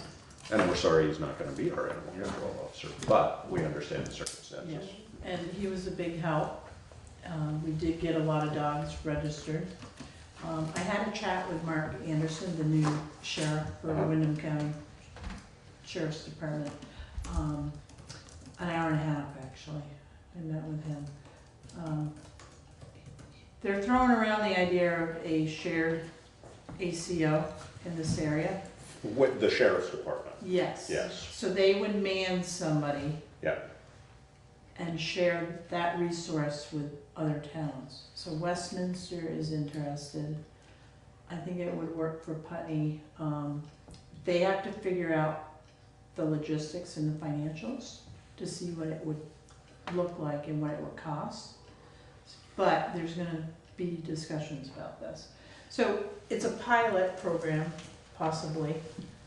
And right now it's hard to employ, even police. So it may be tough to get somebody for ACO, but the ideal person could be, somebody that's semi-retired, has some police background, definitely animal background, but it's in discussion. And I think it might, if it starts, it may grow. That's the intent. We've certainly been pushing them that way for a long time, and this speaks to our discussion of last time of how frustrating it is that we don't have, enforcement is non-existent, Right. we just don't have the ability to enforce, so. And somebody through the sheriff's department, they could do all that. Yes. Yeah, they'd be more empowered. Right. I think it would be good for us to do an exit interview with Josh. In conversation with him, he brought up a lot of different aspects of the job that he found difficult, and I think it would be good for us to understand those difficulties going forward in conversations with the sheriff's office, so that whatever they choose to do, if we're signing on to it, we are able to mitigate some of those concerns in advance. And he said that he sent me copy of what his texts look like, how often he was getting them. He was getting numerous calls. He had calls going through the dispatch at his work. Yes. He said that Karen was very supportive, but he felt like he didn't get the support he needed, not from you, Right. just in general. Yeah. That he never had a day off from it. And unfortunately, that's something that I feel like if we had been in more communication with him, we could have helped him set those boundaries, like shut your pager off for 2 days and take some time off, because it's important that you're taking time off. But I just think it would be helpful to us to know what the challenges were and what worked. It might, that sounds like a good idea. It also might be helpful from an educational standpoint. When we don't have an ACO, we don't get calls every day about animals. So, Right. What was he doing that attracted those calls that we could either maybe help with an educational aspect or just setting limits on, Yeah, you know, right. do not call the ACO unless, you know, A, B, C, D. And I've never looked at, you know, the site that he refers to, you know, I don't know how he had that set up, if he was inviting that, and that would be much to his credit, but it also may have been part of Yeah, would overwhelm sort of you. the downfall. Yeah, absolutely. Because again, you know, when we don't have somebody in that position, we don't get that. No. We get calls, but not Right. that often. Right. So, He was getting calls that would have been far more suited to the game warden, calls that Right. frankly Yeah. even the game warden wouldn't like. right, Do. yeah. Yeah, exactly, Yeah. All the so, more reason that it would be great if Wyndham County did some, because it's Absolutely. the organization, Yeah. enforcement, Yeah. and they're getting calls like that anyway. Yeah. So, Yeah. way, And, really good idea. and ultimately, you know, many of these things, I think one of the things that's stressful about it is the people you're dealing with. And, you know, when they really go sour, the sheriff's department is gonna be there anyway. Yeah. So, you know, better to have Right. them be the ones that Right. know why, you know, Johnny hates Johnny's dog from the last 22 years, you know? Right. Who knows? Right. yeah. Right. No, you're on target there, Josh. They would know when to call the game warden. This is really a game warden issue. And Yeah. Right. They would have a main line right to it. Yeah, Right. yeah. And something that I wondered, if we weren't to end up going through the sheriff, if that weren't to work out for whatever reason, would it be better to build a team of people that were doing this, that could sub in for each other and coordinate with each other and bounce issues off of one another, and maybe have more area and people knowledge just through a group, than have one person doing it? And I realize, you know, filling We filling can't one even find position one, is hard. exactly. But No, sometimes no, when you you're create right. a team, you Strength attract in more. numbers, Yes. yeah. No, it Yeah. could be. So it just was a thought that. No, and you know, I mean, I know I've said this to you guys before. It's amazing. I mean, this is like, this pattern has happened. Yeah. You know, I've seen this 15 times over the years, so Yeah. I've just, you know, Yeah. No idea. it's rare that the only person that lasted more than 6 months-ish was Henry. Yeah. And Henry wasn't even really sort of officially doing it most of the time. He was sort of the default guy. Got it. But it's that background in law enforcement Right. and the ability to know the people involved and so on and so forth that made a huge difference. But no, we just never can hang on to somebody for this position. Yeah. And I think that's twofold. I think it's hard and there's no money in it for people. Yeah. I mean, there's some money in it, but not a lot, you know. Sheriff Anderson stated the same thing. Yeah. You know, if you're gonna have somebody in that position, you have to be able to pay them fairly well, Yeah. Yeah. you know, because if they're on call, you know, weekends, Right. you know, And they're confident, and they know where Right. the resources are, and Right. they can contact people, Yeah. and they can deal with it all, right. then that's I worth mean, something. you know, from an outsider's perspective, ideally, 2 or 3 of their officers would be trained in animal control duties, and they would be the ones that would tend to these things. I don't. That never seems to have been realistic, and I don't know why it isn't. It may just be willingness on their part or time and money. You know, Right. I don't know. But, I think even if the sheriffs do it, to have just one person is a dangerous, it's not gonna be sustainable. You know, it has to be more than one it has to be a team of people, especially if you're talking about a wider area, not just Putney. People have to have a day off. yeah. Right. No, I agree. I mean, but again, if you're not, with a wider area, yes. I mean, the reality is in the town of Putney, you know, in times when we haven't had somebody, you know, I mean, there are years that we only get 6 calls in a year Right. for the animal control officer. So, and not that, I'm not disagreeing with you, Right, it's just, right. how do you manage that in a way that's productive for any, I think, I've always said that I think this should be the sheriff's department. Absolutely. Yeah, I Yeah. agree. And they could have multiple people trained in it, even if they're not on. Exactly, Yeah, somebody it's just a backup. to be, Yeah. exactly, somebody so that somebody can have Yeah. a day Right. off, and no, it's not their favorite thing to do, but guess what, you're the dog person Yeah, today. you're on it you know? today. Yeah, Well, if more towns show interest, I think you're gonna see it happen. yeah. So he's just kind of getting feelers out there right now. But I think we also, you know, in that discussion, we need to be prepared for the fact that it's probably gonna be a chunk more money than we've ever considered Well, paying it's- before. Absolutely, if they're gonna train people to do it right and know what they're doing. Because the few times I've seen Wyndham County try to deal with dogs in my neighborhood, then they weren't trained right and it turned into kind of a Not such a fiasco. good scene. Yeah, Yeah. it's gonna take some money. Yeah. Resources to make it happen right if they're gonna do it. Well, So, we have flexibility with the contract, so maybe he'll, build something into that. I don't know yet. I don't know what it's gonna look like, but we're starting to talk about it. Sounds good. Do we track incidents? Do we keep records of the different incidents, and have we over the years? Because I'm curious if. I don't know about over the years, but I know Josh, you have to document everything. Because if somebody goes to civil court, they're gonna ask you for those documents. If you go to court, you have to have everything documented. So. I'm just curious if we have, it seems like over the last couple of years, we've had more incidents, but maybe it's just my awareness of them.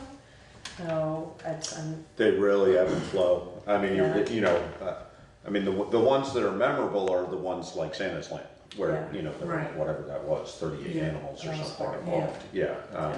Yeah. There was a cat person a number of years ago that there were a whole bunch of cats. Those are the ones that you hear about. There are ongoing dog disputes between neighbors pretty steadily in various different areas, and they sort of get settled over time, but then crop back up. But yeah, I don't know. I mean, it does sort of feel that way, but I think it really, there's no predictable pattern at all from anecdotally. I wonder how many dogs have been licensed over that, if we could look at those numbers. Like, if there's 300 dogs licensed in Putney now, and there were only 100 10 years ago. But it might also be just the nature of the world that we know about so much more of the stuff that Yeah. happens that we never Right. used to know Absolutely, about. yeah. Because it's all over social We might media. see Right. 300 dogs Yeah. registered now, and there used to be 700 in town, but only 50 Yeah. of them were registered. Exactly. And That's true. So there may have been a steady flow of incidents, but people took care of it themselves and no one ever knew. And if your dog wasn't registered, Right. then you didn't come. And so I think probably part of the rise you see is just the fact that it's so much more, transparent, everything. We see more of everything that's happening. Well, There's- and you there's said truth to that he got dogs registered. I Yeah, mean, so. there are definitely a lot of unregistered Right, dogs. there was a whole neighborhood and there was 2, 3, 4 dogs out there barking. And finally, I just had enough and I wrote a letter, certified letter, and I said, you don't get in here and register your dogs, I'm gonna $250 fine. And they came in and they registered their dogs. And I think this is still included in statute, although maybe it finally got archaically dated out, but we used to approve what was called shooting of the dogs, which meant that if dogs were unregistered, we, the town, had the authority to shoot them. Ugh. Yeah. I don't think we have that authority anymore. I just think- from my, I'll bet we do. You I bet think we do so? too. Yeah, I read a absolutely. lot Yeah. on If you don't the. take the responsibility to register and deal with your dog, and it's a nuisance to anybody else Right. or wildlife, absolutely, I bet we Yeah. do. Yeah. Oh. Yes, Okay, so well, having an ACO has helped us because we do have more registered dogs than we would Right. in the past. And we don't know, so people move in, they have dogs. Right. They don't tell us. So. Well, and that seems to be the problem also, Yeah. and we talked about this a little bit last time, but it's those transient dog owners. Yes. That the incident at Katie and here. Mark's I was still don't know transient, who owns and this those was dogs. transient as well. I was wondering if there's any more information on that. No. Nothing. Nope. And the one, a year and a half ago where the dog got killed or got bitten so badly that it Yeah, needed to be yeah. down, Yeah. that was a transient dog owner as well, and I'm not sure we ever really figured out who that was either. I mean, we had the person who was responsible for the dog, but I don't think it was clear who the owner was it, or was it? Well, there was 2 dogs involved. In that You're one. talking about here. on When they got bitten right Yes. here, yeah. So 2 dogs, one lives up off of Aiken Road and then the other one does live on Kimball Hill. And is registered. It is registered now. It also is on a leash and a harness and has a muzzle now. Because again, that was another registered certified letter Right. that this is This it. was the decision, yeah. I'm sorry, I don't, it's Well, like there has to be some kind of enforcement. responsible, There has to be accountable some kind of owners enforcement to is that. what, if you own dogs, you Right. gotta, Yeah. But that's the enforcement issue that we keep Right. getting back to is, Yeah. you can say it's gonna be a $250 penalty. Yeah. If they don't pay the $250, who's gonna go out there and enforce it? I wouldn't want you showing up at my house. Give me my money. The other thing I wonder, and I don't know how this is probably statutory, but it may well be that any fees collected from animal stuff can go into paying for an animal control. I don't know how that works. Right, so, yeah, and Mark talked a little bit about that, Yeah. Sheriff Anderson, Yeah. excuse me. And he's willing to come to a select board meeting anytime to discuss anything, Good. okay? All right, Moving on. moving on to your section. All right, so, well, you're involved in this, Laura's involved in this, so a lot of meetings going on, a lot of stuff going on in the village right now. And I think it's important that the community hears about it, realizes it. So Discover Putney, we had a meeting at the general store, there was quite a few people there, state representatives, Wyndham Regional was there. A couple people from Housing and Commerce. So Discover Putney is trying to get signage, so basically getting people off of 91 north and south and coming into the village district. So V-Trans was there. So it's really difficult to get signage on 91, but there's some options, we discussed them, and I thought it was a productive meeting. And I also wanted to mention, because we did have a discussion about Route 5, because it is a state highway right now, the town can, if it decides, to take over a portion of it. Which would mean that we'd have more mileage, road mileage, which we could get more funding from the state. And we're open to being able to put signage, put crosswalks, because right now everything is restricted by state regulation, so, and guidelines. Would that have affected the bridge resurfacing if we did actually take over that part of the road? That's a good point, David, because that would be a town expense at that point, if it went up that far, Right, right? right. Because right now it's a state highway, so the state's dealing with the project. So we I don't would know go- what to think yeah. about what section of Yeah. road we want to Yeah. take over. Well, I was just gonna say, are there Maybe we should parameters not have this around that? discussion until after that surface. Or at least Yeah. not active. No, but that's a very legitimate point, that I didn't think about that. But Well, and beyond that, everything, we're responsible for the roads in every way if we take it over, so. I don't know.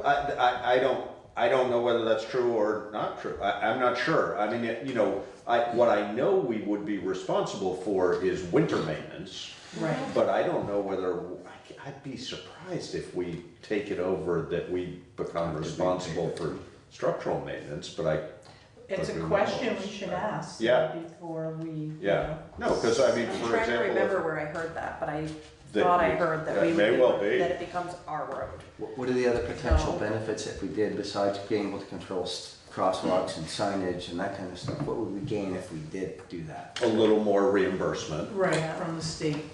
And anything else that we're hoping to get? I mean, trying to encourage business in towns, so signage is important. What else? Right. I think crosswalks are really important too, because the more walkable you make the town, the more viable you make it for business. We control speed limits then? Yes. Yes, Do we yeah. control, what else? Do we not already control speed limits on Not that? on Route 5. Not no. on Route 5. Oh, so we couldn't even, in our conversation about creating a village speed limit, we wouldn't even be able to do that. Not on 5. We could petition the state. I Okay. mean, we Oh, did without that. petitioning We the did state. that before. Yeah, I can't remember exactly how it works, but we had this. We motivated the decreasing of the speed limit as you come down from the north on Route 5 a number of years ago, because people constantly complained about it. And it used to be that you basically just suddenly came to a 30, so we changed it to a 40 to a 32. Right. But the state did that, but I don't remember what the process was. I'm but sure there's a process, just like there's a process for crosswalks. Right, So, exactly. You know, we have to fill out a form, send it to the state. Right.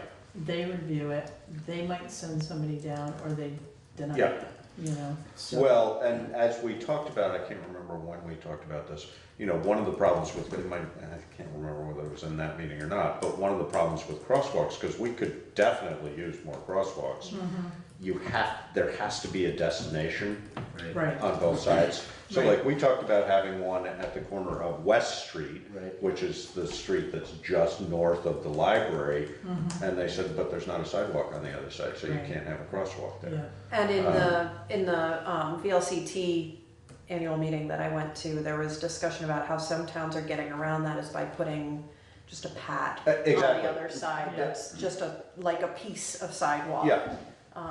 And So- that might be worth, I mean, you know, I think that, well, whoever pointed out, you know, we were talking about, there was a discussion about whether we had a plan, basically a master plan Yeah, yeah. of downtown.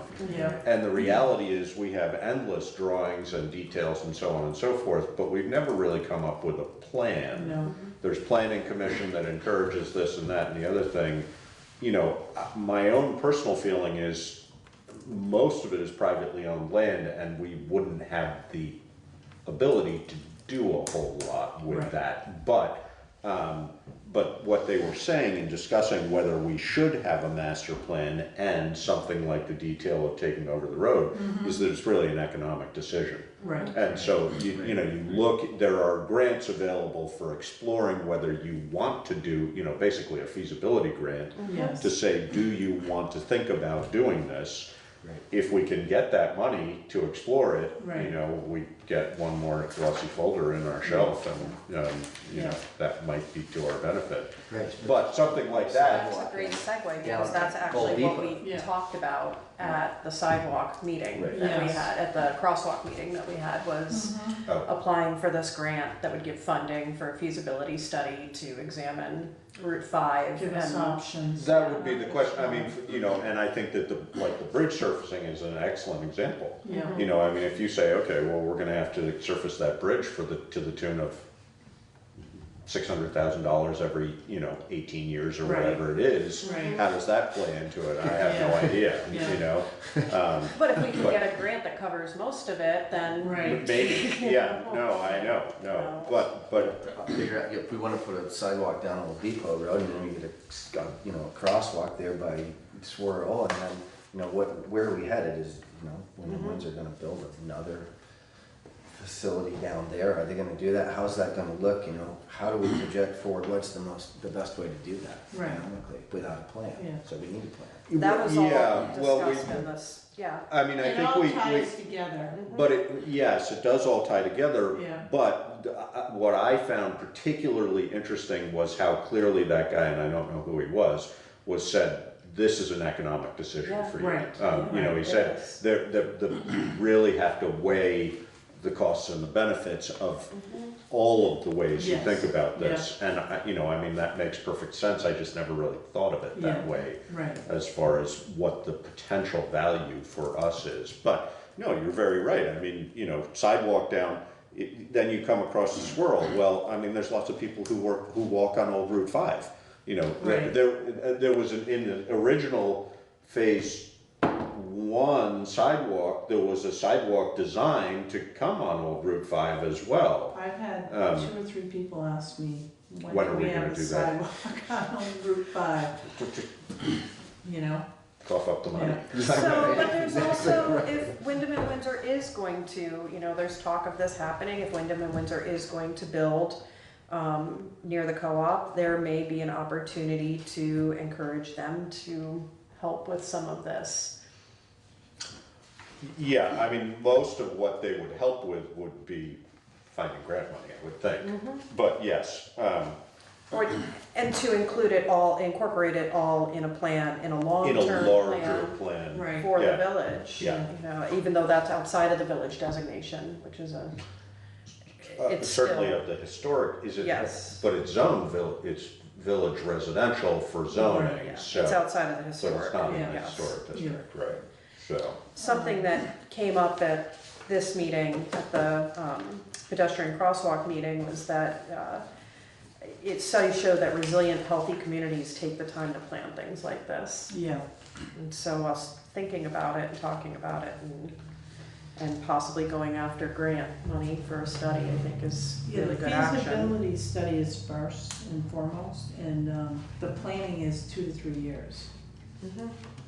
so. Yeah, none of it. And I think that feasibility, you know, the other thing that becomes a big part of that is who benefits from it and how does that affect all the taxpayers? Yeah. And that's, you know, and that's always the controversy, you know, I mean, Yeah.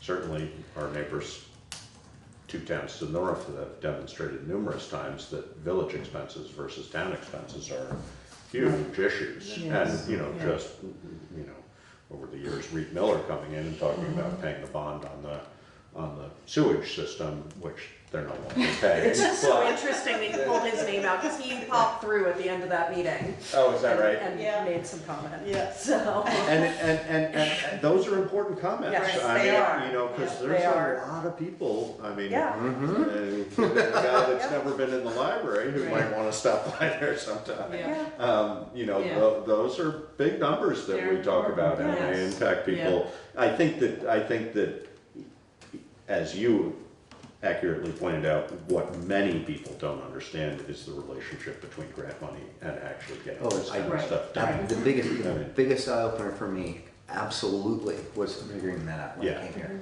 And then the next thought was that, you know, for this community to work, we need more businesses. Right. And that's it, we need to And- make more money. And how do you And how do we do that? And we Yeah. certainly need to let people know we are here if we're going to buy businesses. Right, I mean, right. Really, Yeah. I mean, And that's what we're planning right now. Right. So these discussions they're critical. Yeah. And, you know, there's a lot of people wanting certain things, and they're big groups of people. And people are, you know, so this is really Yeah. good. Well, I mean, you know, somebody commented to me on the possibility of there being, and full disclosure, I am a partial owner in the Putney Gateway's property, but somebody just made the comment to me, oh, if Wyndham Windsor were to be there, we're really turning Putney into a bedroom community to Brattleboro. And I just found that a very interesting statement. You know, in some ways, we already are a bedroom community to Brattleboro. Exactly. we've been a community since the late 70s. But, you know, I mean, what helps us economically tremendously is the private educational institutions that Yes. are here. Yeah. You know, they bring in a lot of business, a lot of money, and a lot of residents that otherwise would not be attracted to Putney. And there, you know, there's pros and cons to that. Yeah. But those are the kinds of questions when you're looking at a bigger picture of what's going on in downtown. You know, who are we affecting and how and so on, and just, you know, the sidewalk up to Landmark. Right. I mean, that's a whole different. I think it's great. I mean, I did drive by it at night for the first time the other night, and I have to say those are unfortunate. The lights on Vinegar Lane that they shine, they're great on Vinegar Lane, Right. but they should be all downlighting. I don't know how that. I don't Maybe there's some understand kind how of that shield happened. that can be put over it. I'm surprised There's a that shield wasn't in designed there into already. it. Okay. Yeah. It's just not. It was added. And the wattage was dropped. It was It much was brighter. dropped. The first time Yes. they came on, I went there and I went, wow, this is gonna work. I drove down Route 5 and I couldn't see the road. All the bugs in Putney will go there during the summer. Well, yeah.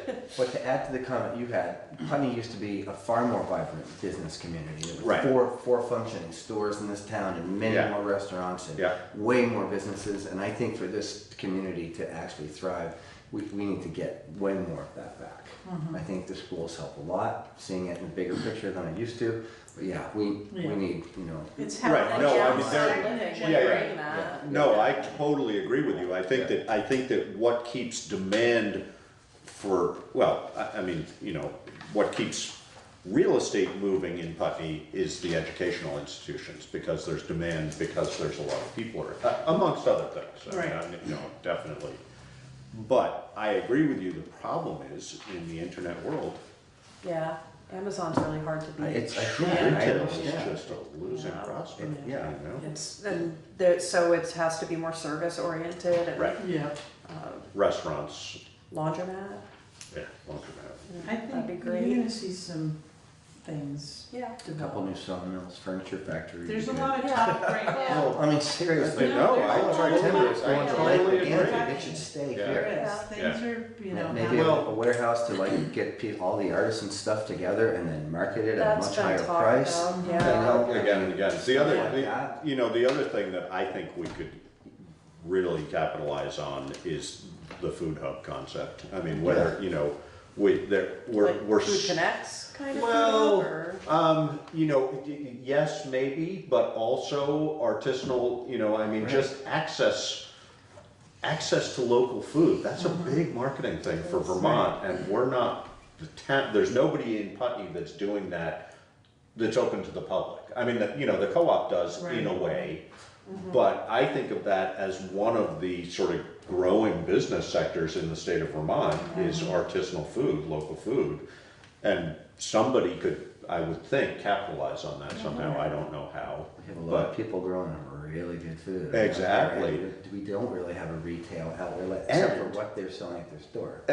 Right, and Exactly. we have all those people driving by here Right. every single Right. weekend. I mean, that, you know, Right. the inability to post signage on 91 is unfortunate. Yeah, But there's certainly other ways to get people in. yes. But, you know, the number of people that go by here that, I mean, you look at how busy the co-op is, and they're not even, I mean, they are marketing to that group, but not in the same way that one could. Yeah. Well, and frankly, signage is kind of an outdated way of thinking Yes. in some ways. Yes, Like, apps, yeah, our businesses need to be looking at apps like Yep. Waze no question. and getting plugged into them, because that's what Flatlanders are using. Yep, Excuse my slang term. yeah.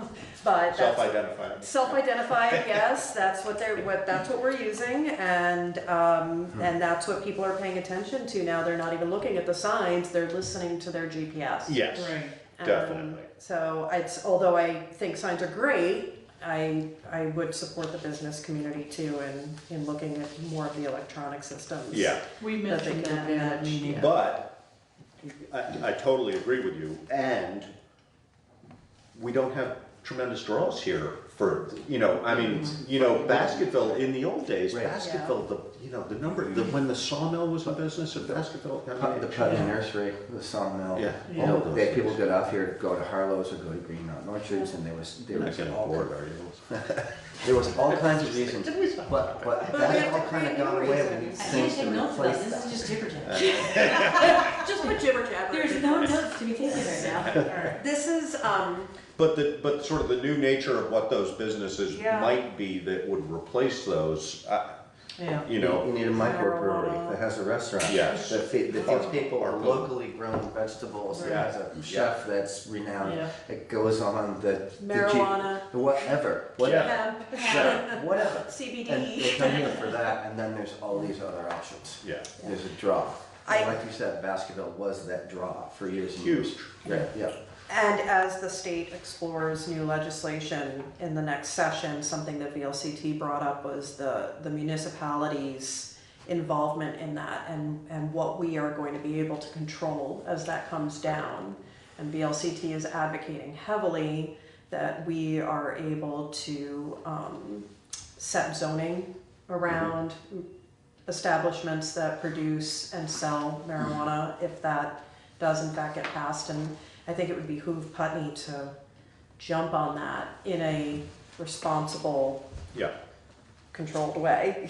Yeah. You know, because it's an economic driver. No That's- question. Living in Montana, I saw it Yeah. change the entire landscape. It put Yeah. electricians to business. It put, the construction industry, the greenhouse industry. It was amazing how many people it put to work. Yeah.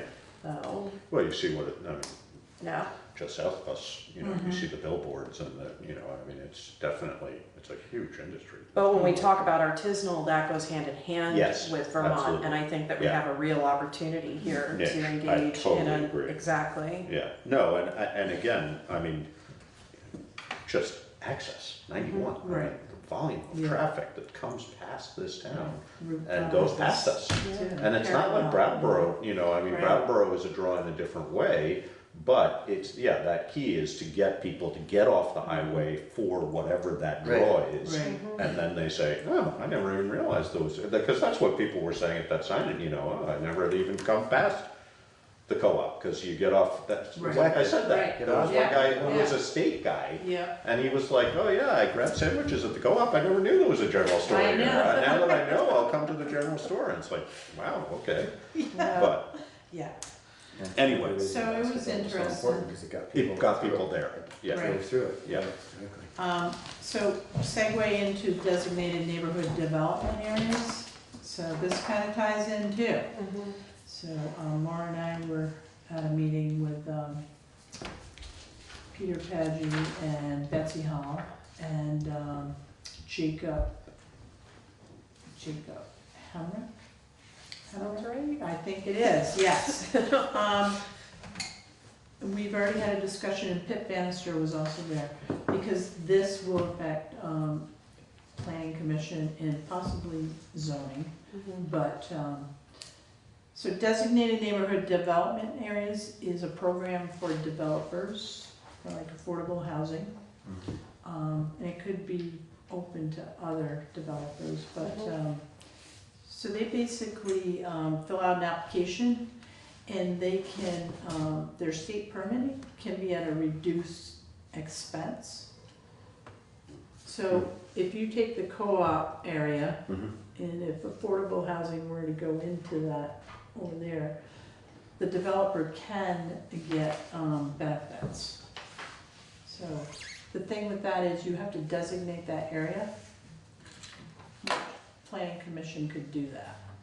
So PIP will be working with Wyndham Housing just to get the application through. Does that affect us? Do we have to? No, do anything not with that? really. No, but I think it's important that you guys know about this. Okay, just wanted to know Because if there's in- any action on it. Yeah, and any developed neighborhood, and they're saying neighborhood, so clustered housing, water, sewer, and the village, this is all a part of the village, again, it all ties in together. But there can be other areas in town that developers, it could be behind the post office, So there are benefits to this program. And there have been studies to look at essentially where there are potential for neighborhoods in town.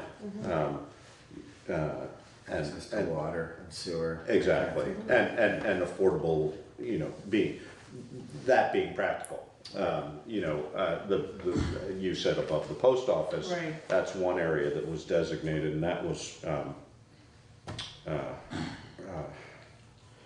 Robert Olson's property, which Right. the Right. purple house on the left-hand side, Yeah. that goes through and actually comes over, and Stromberg's own land up there too. Right. But that's like the one area of town, really, other than, the other is River Road, but a lot of that's gone because Landmark has bought a lot of it up. Right. Ray's old shop. Exactly, And, that tennis area, courts and yeah. all that, right. But other than that, because we run into Dummerson right away, because the other area that's sort of logical is Old Route 5 Ramona Lawrence's property, et Exactly, cetera. yes. But We that's had all, that that's all discussion Dummerston. too. Yeah. You know, but Yeah. we've talked about that for affordable housing in the past, but it's not Putney. Yeah. But there is, I don't know whether you've seen that study or whether you've seen that study, but there was, I can't remember whether it was Wyndham Regional. Pip would certainly know what it was when they looked into all that, but. He's a wealth of knowledge. He is. No, what an asset. Yeah. The thing that I found most exciting about this conversation, or at least the progression of this Wyndham and Windsor, this possible project with Wyndham and Windsor, is the way that they're working with the farmers market and the community garden. And that just to me is so exciting when you think about community planning being built around things that are already in the community and really important to the community, and that bring affordable housing into And incorporate it. and it's I really admire the way that they've gone about this up to this point. Yeah, no, and you know, having sat on the VHCB, you know, it's very clear that the organizations that are good at that are the successful organizations, but B, the most successful projects in any organization are the ones that do that well. You know, both from a PR perspective, but also just from a planning. You know, hey, this makes sense that we would want to be here when we're doing this, that, and the other thing. Right. And the other thing is they have access to money that we don't have access to. Or these kinds of things bring in access to money that we don't otherwise have. We, as a municipality, can benefit from grants. Yes. By supporting this neighborhood development. Yeah. And down there by the co-op, I mean, if that happens, you know, we may have to upgrade the pump station. So that helps us. To have access to money for that. Correct. Yeah. Yeah. So, you know, and developers also get like tax benefits, you know, municipal regulations, you know, they can't be appealed to environmental court. So if somebody were to appeal like a zoning permit for like conditional use, it wouldn't be able to go to environmental court. So there are benefits to the developer. Not that, you know, a town would be looking at something like that because. The other thing I wonder, and I don't know, I mean, for the most part, you know, the developers, when we're talking about developers that are engaged in affordable housing, certainly more often than not, we're talking about sizable developers. And are they interested in a project of this size? Yeah. Not necessarily, but Senior that housing? shouldn't limit you. Senior housing is huge. So this right here would be perfect for Yeah. senior housing if somebody wanted to come in and develop a piece of land for that. Right. And So a lots of developer, benefits can right make real money Yes. doing that. Yes, yep. And the exciting thing about putting senior housing into our community is that it can help seniors segue from their larger houses that they have outgrown and allow families, younger families to move in and. Oh, and it also brings, you know, you have the services that seniors need, and, you know, it brings in these also are economic. I mean, you look at Townsend as an example. You know, You Townsend got water and sewer, you know, they're right in the village, they can be mobile. Yep. It all works. Yeah. So. All these conversations. I was gonna say, we're all gonna need a place. Yeah, right? The last 2 nights I've had no sleep, and I'm thinking about it myself for my mom.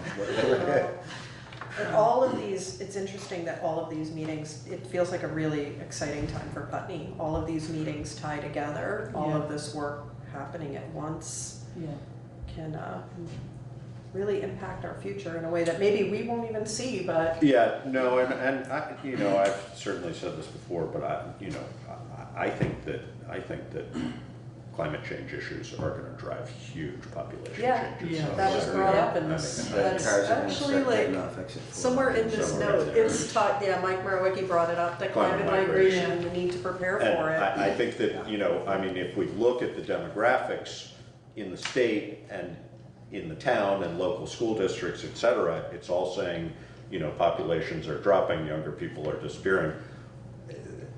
You know, 2 more Sandys and things are gonna Yeah. start to shift. Yeah. And we are right on the edge of that. Yeah.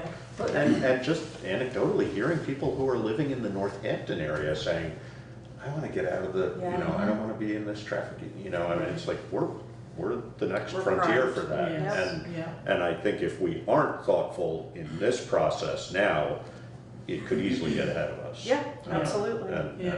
you know, we've all seen how, I mean, I went down to Princeton, New Jersey 2 weekends ago, and it's like, oh my God, it's just depressing what, you know, Yeah. I mean, my grandparents lived there, and just seeing the difference in 50 years of what a neighborhood becomes if it's not really well, I mean, Princeton town is beautiful, but all around there, it's just sprawl, endless, Yeah. and we're right on the edge of it. Yep. Not right on the edge of Princeton. No, But you go down to Northampton area and it's all Yes. sprawl. I mean, it's Yeah. amazing. Yeah. Everything out. Yeah. Yeah. Sidewalk railing update, November 28th. For the We're getting extension. that Yeah. pipe. So Yeah. I'm interested, I walked that sidewalk and I, maybe I'll get yelled at for this, but I actually like shook the railing to just check it out. I already did it before you. It's horrifying. Well, It's probably surprisingly strong, even I, if it okay, moves a I lot. told myself it's like probably anchored very deeply and well, but there is a lot of movement to it. there's some flex in a couple of the boards, but, I mean, you're not supposed to. I haven't gone and shaken it, I so think I you should, don't know. like, I I would love to hear what you have to say about it, The last because, design was, it was clamped to the side of the It is, pour. yeah. So it's not deep. Because the thought of pouring sets to put the Yeah. poles in deep when they poured the pad didn't happen. That didn't happen. Well, they weren't gonna pour anyway, Right. so. But those pipes should be in there quite a ways, so are Yes. they I not? thought that Yeah, they they were. were. I thought they were Well, it's- 48 I mean, how do you, inches. Yeah, but how do you pound into? Yeah, exactly. You're going through, what, 6-inch riprap or Right. whatever. Yeah, you should, whatever. I didn't design it. Well, no, but well, I would assume it's done to spec for whoever did design it, but we should, Yeah. if it does, I mean, if the wood should move. I mean, that, you know, that's inherent in the product, but those posts should not have. a lot No, of the posts movement. weren't moving, it was just the boards, because they're so long. She's skeptical. You're not supposed to try to do that. Yeah. So, I wasn't like kicking posts or anything, you know? yeah. No, I'll walk I, out. yeah, please walk it and let me know what you think. Maybe it's designed to flex that way, and maybe it will be good if in case the snowplow hits it. Pressure treated is surprisingly flexible. Yeah. No, it's It's definitely not designed to stop the snowplow. No, I was joking Yeah, about okay, that right, piece.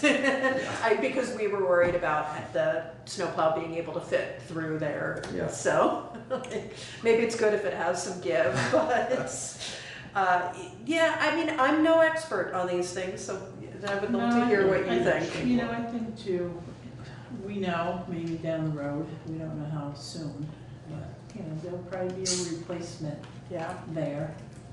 But the poles will be there, so we can just, you know, put something else on it. Well, it's a lot of, that would be my question. I mean, as Yeah. long as the poles are solid, then Yeah. it's an easy fix, Yeah. you know? No, I mean, it's if just. it's not, Yeah, the boards are so long though, Josh. right, but all you have to do is put another Yeah. one in the Right. opposite direction on Right. the back of it. Yeah. and it'll be- That's what I was thinking too. And maybe that's the solution. Yeah.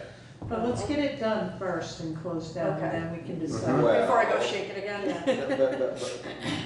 But if there's a fix that should be done Yeah. before we're closed on it, then, Well, then Yeah. you should probably I mean, go that up would and be a take design look at it. question. Because if Yeah. as long as it's installed to design, then that's presumably, Yeah, Mhm. well, Not the a fix. original fence was gonna be split wrap. right, no, I And we know. switched it to this one. Which is what the point I made about it wasn't designed into being metal posts. Well, right, but they Right. were gonna, Right. That's why the after fix had to be what it, you know, the Correct. afterthought department did the Yes. best they could. with- Yes, Instead of it being part of the plan to put some kind of set that the pole would Right. sit into, right. that was part of the pour of the sidewalk. but that was true with the split rail too, that was not incorporated, that wouldn't have been poured in.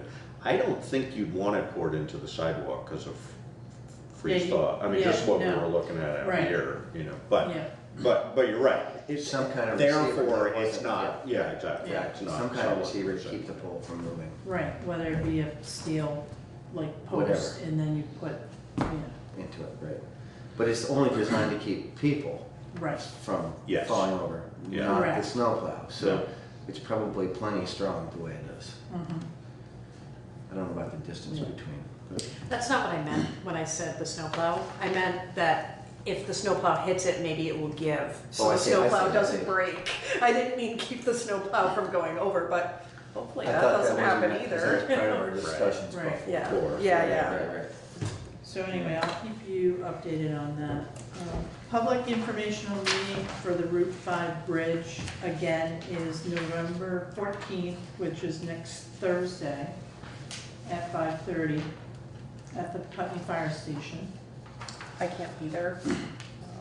So, Josh, are you gonna be there? David? I could possibly do, what, 14th? Yeah, well, if you are, I'm gonna warn it as a special meeting.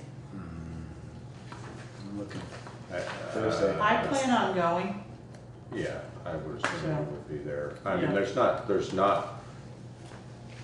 it's not our meeting, really. No, I it's- mean, you it's know, I'm V-Trans not trying to and- get out of right, it, but, right. you know, Right. there's nothing we're gonna do about anything Yeah. that they're gonna do, because they're gonna Okay. tell us what they're But gonna it- do. So Okay. oh, As long as I know, because I do have other things if you're going both that day. there, I wanna just warn it. The only thing I'm really curious about is how it's gonna affect Sand Hill.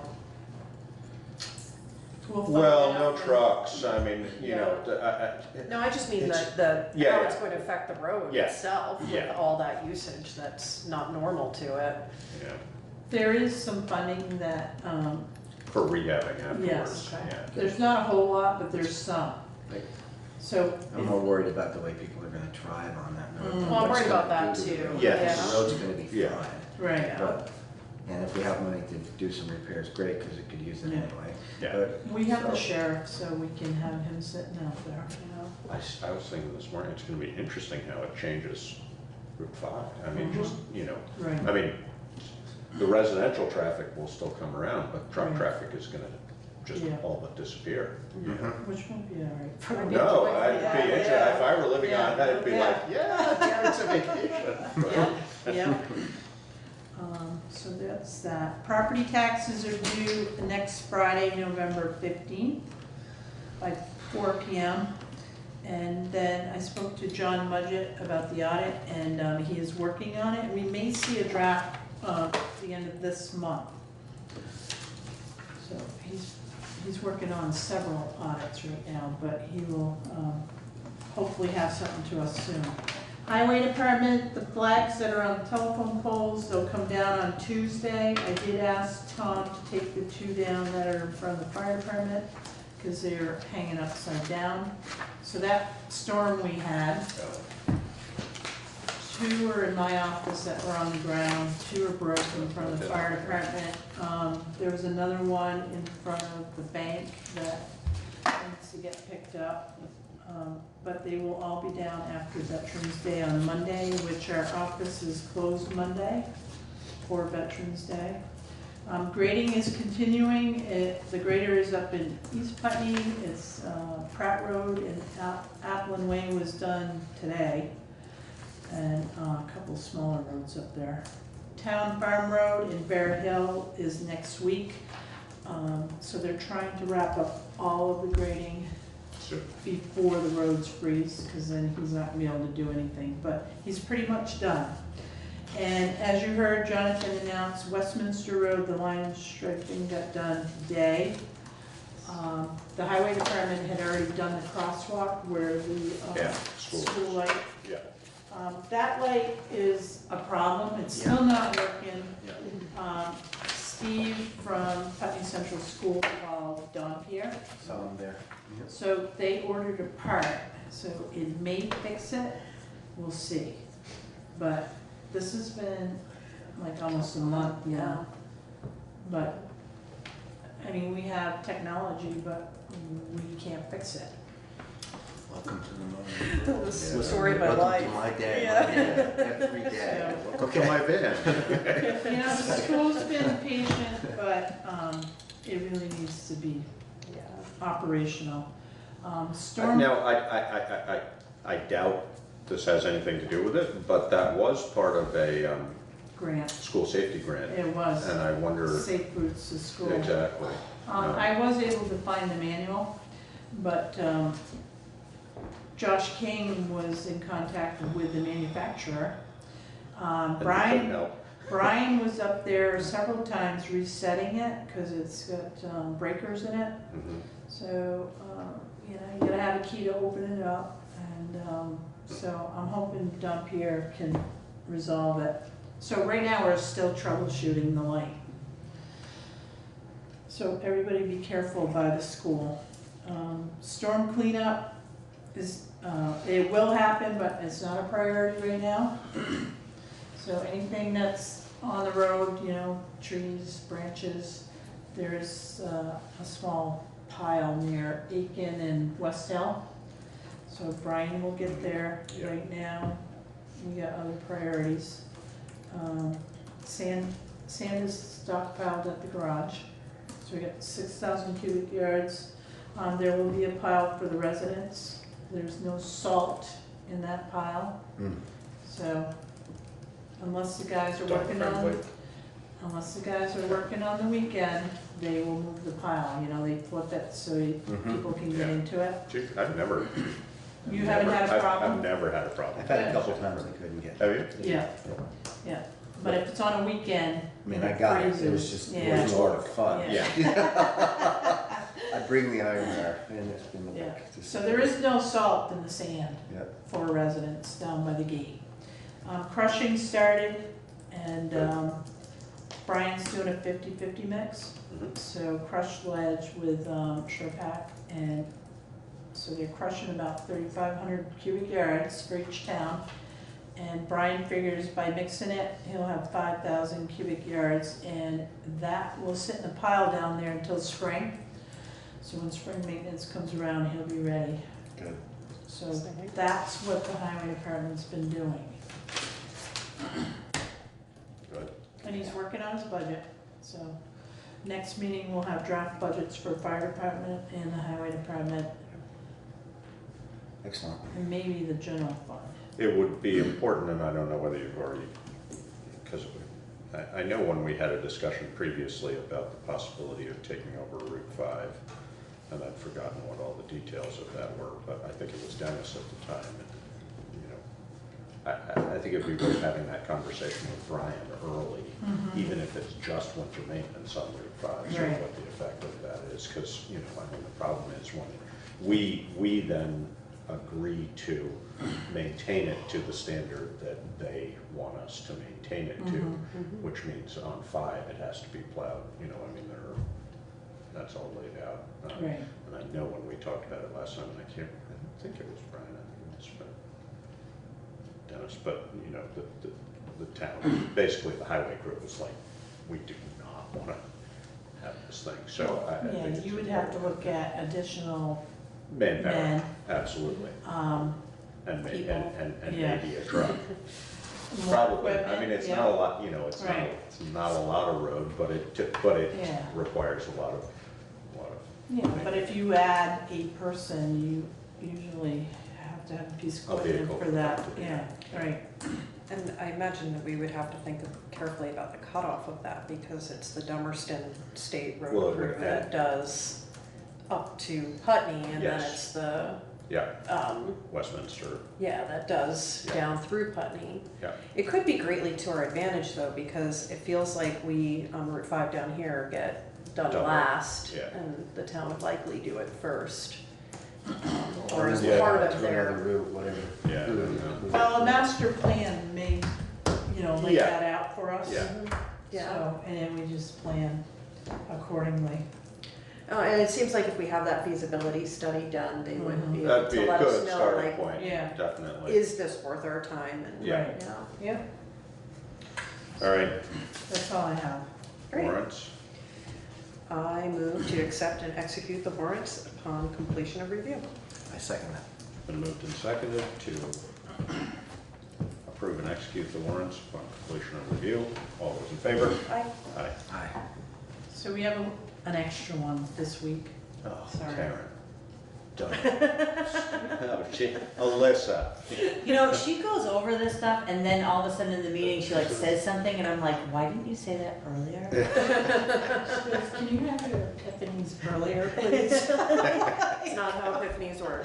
Well, what happened was, the payroll people forgot to pay the rec people, and I forgot to notice that they forgot to pay the rec people.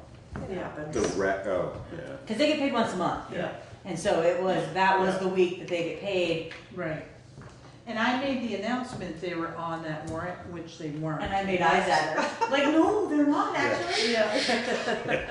So payroll warrant just for rec department on October 25th in the amount of $712.06. My kind of warrant. Can we just stop here? We just, We just did the next one, My kind of warrant. Yeah. And along with that is the accounts payable for the payroll taxes that needed to be taken out of those for, and that's dated October 25th for $119.55.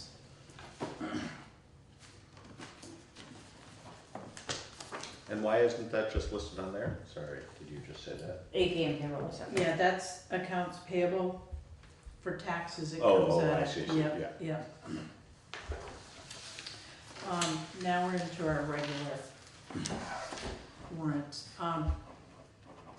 Payroll warrant, November 1st, 2019, in the amount of $9,092.01. Library and Putney employees. Highway office. Payroll warrant, November 8th, 2019, in the amount of $5,698.44, and that's just highway and office.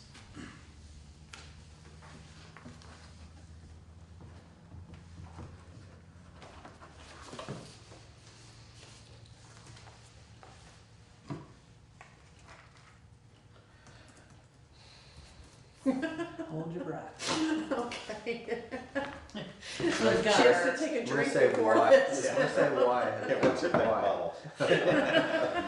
Not enough.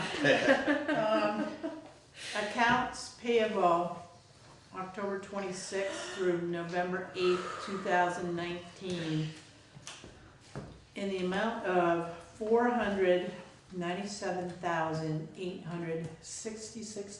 $497,866.95. It's not my fault. This warrant contains the new highway truck. So there's an invoice in there for Patriot and HP Fairfield. But that that highway master truck plans? money was borrowed, Correct. so that, which sort of Yeah. a pass-through for that. Yeah, it's a pass-through, so we borrowed $170,500 and then the total, And paid it out. and the total for the truck with the body was $170,530. Got it. So we did good on that. The other big ticket in here is the paving. Yeah. For $290,595.75, which there is a grant of $175,000, and 20% of that is town, which would be about $35,000. So there's about $115,000, almost $116,000 that It'll come back in. no, No, that we comes pay. out of the Oh, budget. that we pay, I see what you're Yeah. saying, yeah. It's gonna come out of the budget. So, but Brian does have a But surplus. we're a 20% match on that 175? Oh, so that, we get the 175, but then we add 20% to that? No, we take away. Okay, that's what I was thinking, Yeah. was the number you Yeah. were telling us. So that number is 140. $140,000 is the Is grant. what will get paid. Out of the Yeah. 290. Yeah. Yeah, towards that 290, Got yeah, it. yeah. Wow. Yeah. What are we Paving's paying Wyndham and expensive. Windsor for? Wow, I have no idea. What was that? What are we paying That's Wyndham and bad. Windsor for? Wyndham and Windsor Housing. For how many housing, miles? oh, It's like 2.5. so that's a Yeah, White 2.3, Whitney, isn't it? um, Yeah, 2.5. request. It's about, for, To help with rent? yes, Okay. yeah.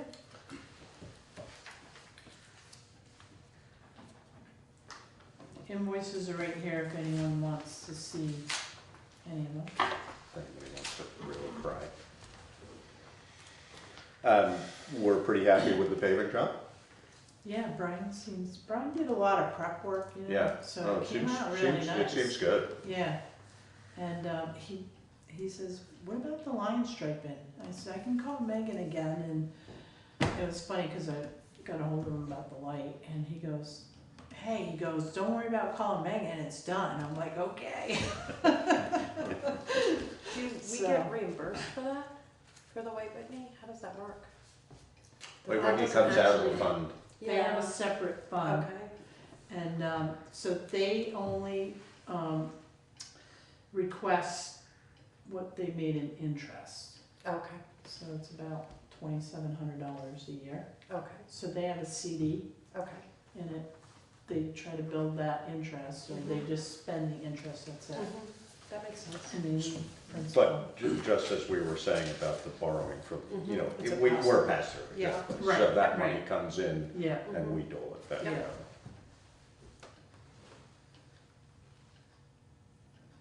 So I believe there's another sheet in there too, David, is, so the highway department, their total expenses in this warrant was about 463,000 Did we plus. pay for the crushing in this? No, no, And what's that, how much is that gonna be? I forget what the 3,500 yards, bid. like it was like 425. Yeah, something like that, right? So 12 grand. Yeah. So, and the crushing should be done maybe this week. So let's see that bill.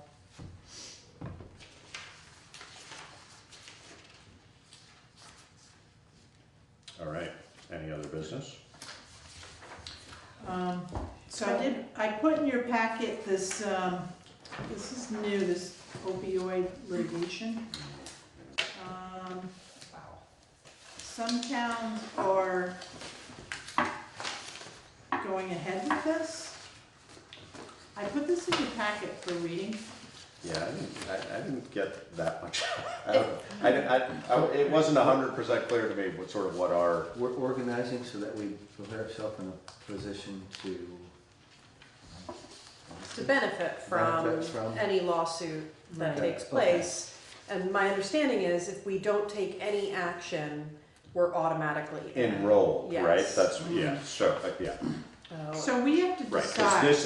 this is to include ourselves. Right, Yes. right. Okay, so that's what, Yeah, so I did send this over to Larry, yeah, just to get his sense about it. yeah. He's in trial for 3 days, so he'll get back to us for the next one. Do we need, I mean, VLCT must be doing this for everybody. Oh, this is from the, Yeah, that's the other thing too, so VLCT has their own letter. yeah, I don't understand what's I didn't understand. Well, state of Vermont addressing VLCT. Yeah, Yeah, from the state, right. yes. And the only town that I've heard about doing this is Brattleboro, thus far. Well, I think that what we would. Included themselves? No, No. So- they're signed up. They had Yeah. a discussion Yes. and Right. signed on. They had a discussion because they have, and I have not been keeping very close tabs on this, but, so I may not get all of this correct, but my understanding is that their concern was for their small pharmacies. That because pharmacies are included in the litigation, and they're worried about their mom and pop pharmacies, like Hotel Pharmacy and, I can't think of the one up on Canal. Is it Town Pharmacy? No. I don't remember the name of it, but it's up on Canal Street. Yeah, no, I know. Yeah. what So- you're talking If you about, don't do yeah. anything, you're automatically signed up, so Yeah. what is the benefit of signing up, not just being? Receiving possible funds from this litigation, should they, But you would should they be win if you and were be dispersed. automatically signed up, Yes, you would be if you were automatically signed up. Yes. which we all are anyway, so how does it behoove them to move to join it ahead of time? I don't think that, I think they chose not to exclude themselves. Yeah. Oh, you're choosing Right. not to? Yeah. Right, That's all so- this is, now I understand it. So we're automatically enrolled, Right, unless we Unless we opt state out. otherwise, right. And I don't know why we would opt out. That's, So- but I imagine it's something that you have to have a right to do. yeah, Yeah, Okay. so So, I don't we're do good. So- anything. well, yeah, no, I Yeah. mean, certainly not now, and if Right. Larry says otherwise, then we Yeah, can right. talk about it, but. Alright, so, and I just wanna mention one other thing, in the Upcountry magazine, I don't know if anyone's seen this, but there's a whole Santa's Land, Wow. there's a whole write-up about it. Huh, very With cool. beautiful So, pictures. Yeah, Oh, I've been good. there since I took Angie, my first daughter, to the Wow. pancake house. yep, That's a business that, I wish the Pancake House We was were still every there. Sunday. Oh, I used to go, oh, yeah. Can you see, are my hands over them? yeah. There we go. Show the cover so we know where to That's get what the it. cover looks like. The general store has Copies. yeah. copies of those out in the Nice. stand, right Yeah. outside the front door, Nice. so. The only other thing I have to add is the Equity and Inclusion Committee is meeting, and we had to do a change of location because the committee can meet on the first Thursday of the month, and this building is occupied on the first Thursday of the month. So we've made arrangements to meet at the library. There are 2 months in the coming year that the library isn't available, and I imagine that once the committee gets up and running, they will either choose the school or the fire department or some other public location. Sounds good. So, Good. When did you say that was? first Thursday of the month. Okay, and those will be posted. Yep. Okay.